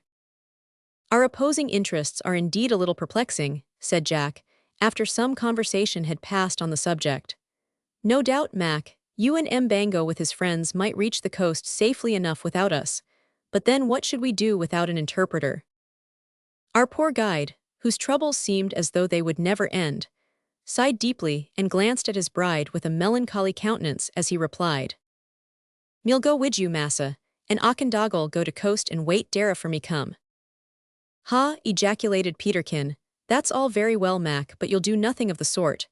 That plan won't do, so we'll have to try again." "I agree with you, Peterkin," observed Jack. "That plan certainly will not do, but I cannot think of any other that will, so we must just exercise a little self-denial for once, give up all further attacks on the wild beasts of Africa, and accompany Mac to the coast." "Could we not manage a compromise?" said I. "What be a compromise?" asked Makaroro, who had been glancing anxiously from one to the other as we conversed. Peterkin laid hold of his chin, pursed up his mouth, and looked at me with a gleeful leer. "There's a chance for you, Ralph," said he. "Why don't you explain?" "Because it's not easy to explain," said I, considering the best way in which to convey the meaning of such a word. "A compromise, Mac, is a bargain, a compact, at least so Johnson puts it." "Yes," interposed Peterkin. "So you see, Mac, when you agree with a trader to get him an elephant tusk, that's a compromise, according to Johnson." "No, Mac," said I quickly. "Peterkin is talking nonsense. It is not a bargain of that kind, it's you know every question has two sides." "Yis, massa." "Well, suppose you took one side." "Yis." "And suppose I took the other side." "Then suppose we were to agree to forsake our respective sides and meet, as it were, halfway, and thus hold the same middle course." "I down the middle and up again, that's it, Mac," again interrupted Peterkin. "That's a compromise. In short, to put it in another and a clearer light, suppose that I were to resolve to hit you an awful whack on one side of your head, and suppose that Ralph were to determine to hit you a frightful bang on the other side. Then suppose that we were to agree to give up those amiable intentions, and instead thereof to give you, unitedly, one tremendous smash on the place where, if you had won, the bridge of your nose would be. That would be a compromise." "Ho ha ha hi," shouted our guide, rolling over on the grass and splitting himself with laughter. For Makaroro, like the most of his race, was excessively fond of a joke, no matter how bad, and was always ready on the shortest notice to go off into fits of laughter, if he had only the remotest idea of what the jest meant. He had become so accustomed at last to expect something jocular from Peterkin, that he almost invariably opened his mouth to be ready whenever he observed our friend make any demonstration that gave indication of his being about to speak. From the mere force of sympathy, Mbango began to laugh also, and I know not how long the two would have gone on, had not Jack checked them by saying, "I suspect we are not very well fitted to instruct the unenlightened mind." "Ho hi," sighed Makaroro, gathering himself up and settling down to listen. "And it seems to me that you'll have to try again, Peterkin, some other mode of explanation." "Very good, by all means," said our friend. Now Mac, look here, you want to go there, pointing to the coast with his left hand, and we want to go there, pointing to the interior with his right hand. Now if we both agree to go there, pointing straight before him with his nose, that will be a compromise. 500, you understand? Ho yas massa, me can pipperhen now. Exactly so, said I. That's just it. There is a branch of this river that takes a great bend away to the north before it turns towards the sea, is there not? I think I have heard yourself say so before now. Yas massa, all right. Well, let us go by that branch. We shall be a good deal longer on the route, but we shall be always nearing the end of our journey, and at the same time shall pass through a good deal of new country, in which we may hope to see much game. Good, said Jack. You have wisdom with you for once, Ralph. It seems feasible. What say you, Mac? I think it a capital plan. Yas massa, it am a capital plan, sure enough. The plan being thus arranged and agreed to, we set about the execution of it at once, and ere long our two canoes were floating side by side down the smooth current of the river. The route which we had chosen led us, as I had before suspected, into the neighborhood of the gorilla country, and I was much gratified to learn from Mbango, who had traveled over an immense portion of southwestern Africa, that it was not improbable we should meet with several of those monstrous apes before finally turning off towards the coast. I say that I was much gratified to learn this, but I little imagined that I was at that time hastening towards a conflict that well-nigh proved fatal to me, and the bare remembrance of which still makes me shudder. It occurred several weeks after the events just related. We had gone ashore for the purpose of hunting, our supply of provisions chancing at that time to be rather low. Feeling a desire to wander through the woods in solitude for a short time, I separated from my companions. I soon came to regret this deeply, for about an hour afterwards I came upon the tracks of a gorilla. Being armed only with my small-bore double rifle, and not being by any means confident of my shooting powers, I hesitated some time before making up my mind to follow the tracks. At first I thought of retracing my steps and acquainting my comrades with the discovery I had made, but the little probability there was of my finding them within several hours deterred me. Besides, I felt ashamed to confess that I had been afraid to prosecute the chase alone, so, after pondering the matter a little, I decided on advancing. Before doing so, however, I carefully examined the caps of my rifle and loosened my long hunting knife in its sheath. Then I cautiously followed up the track, making as little noise as possible, for I was well aware of the watchfulness of the animal I was pursuing. The footprints at first were not very distinct, but ere long I came on a muddy place where they were deeply imprinted, and my anxiety was somewhat increased by observing that they were uncommonly large, the largest I had ever seen, and that, therefore, they had undoubtedly been made by one of those solitary and gigantic males, which are always found to be the most savage. I had scarcely made this discovery when I came unexpectedly on the gorilla itself. It was seated at the foot of a tree about 50 yards from the spot where I stood, the space between us being comparatively clear of underwood. In an instant, he observed me, and rose, at the same time giving utterance to one of those diabolical roars which I have before referred to as being so terrible. I halted and felt an irresistible inclination to fire at once, but remembering the oft-repeated warnings of my companions, I restrained myself. At that moment I almost wished, I freely confess, that the gorilla would run away. But the monster had no such intention. Again uttering his horrible roar, he began slowly to advance, at the same time beating his drum-like chest with his doubled fist. I now felt that my hour of trial had come. I must face the gorilla boldly and act with perfect coolness. The alternative was death. As the hideous creature came on, I observed that he was considerably larger than the biggest we had yet seen. But strange to say, this fact made no deeper impression upon me. I suppose that my whole mental and nervous being was wound up to the utmost possible state of tension. I felt that I was steady and able to brave the onset, but I was not aware of the severity of the test to which I was destined to be subjected. Instead of coming quickly on and deciding my fate at once, the savage animal advanced slowly, sometimes a step or two at a time, and then pausing for a moment ere it again advanced. Sometimes it even sat down on its haunches for a second or two, as if the weight of its overgrown body were too much for its hind legs, but it did not cease all that time to beat its chest, and roar, and twist its features into the most indescribable contortions. I suppose it took nearly 5 minutes to advance to within 12 yards of me, but those 5 minutes seemed to me an hour. I cannot describe the mental agony I endured.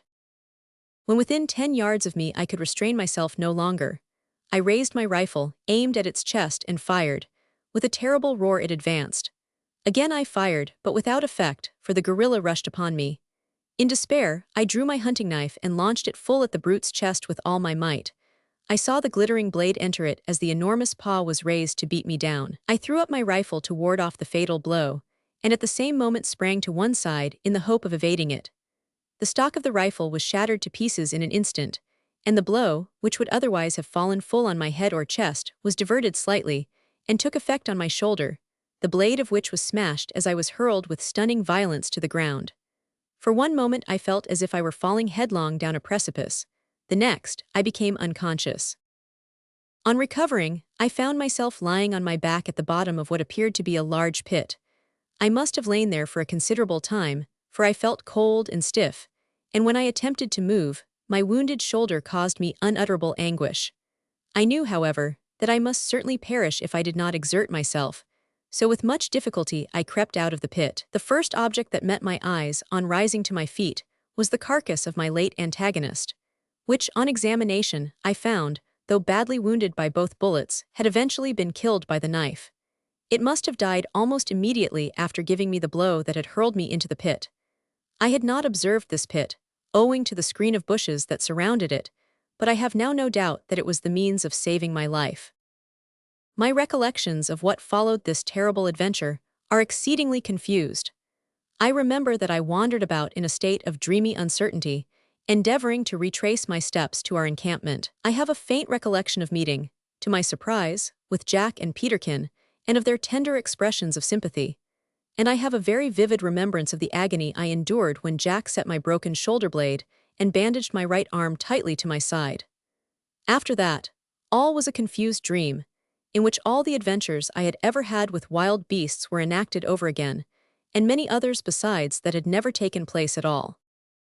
Under the influence of fever, I lay in a state of delirium for many days in the bottom of the canoe, and when my unclouded consciousness was at length restored to me, I found myself lying in a bed, under the hospitable roof of a missionary, the windows of whose house looked out upon the sea. And now, reader, the record of our adventures is complete. During the few weeks that I spent with the kind missionary of the cross, I gained strength rapidly, and amused myself penning the first chapters of this book. Makaroro and Akandaga were married, and soon became useful members of the Christian community on that part of the African coast. Mbango and his friends also joined the missionary for a time, but ultimately returned to the interior, whither I have no doubt they carried some of the good influences that they had received on the coast along with them. King Jambai proved faithful to his engagement. All our packages and boxes of specimens arrived safely at the coast, and when unpacked for examination and displayed in the large schoolroom of the station, the gorillas and other rare and wonderful animals, besides curious plants, altogether formed a magnificent collection, the like of which has not yet been seen in Great Britain, and probably never will be. When I was sufficiently restored to stand the voyage, Jack and Peterkin and I embarked in a homeward-bound trading vessel, and taking leave of our kind friends of the coast, and of Makaroro and Akandaga, who wept much at the prospect of separation from us, we set sail for Old England. "Farewell," said I, as we leaned over the vessel's side and gazed sadly at the receding shore. "Farewell to you, kind missionaries and faithful Negro friends." "I," added Peterkin with a deep sigh, "and fare you well, ye monstrous apes, gorillas, fare you well."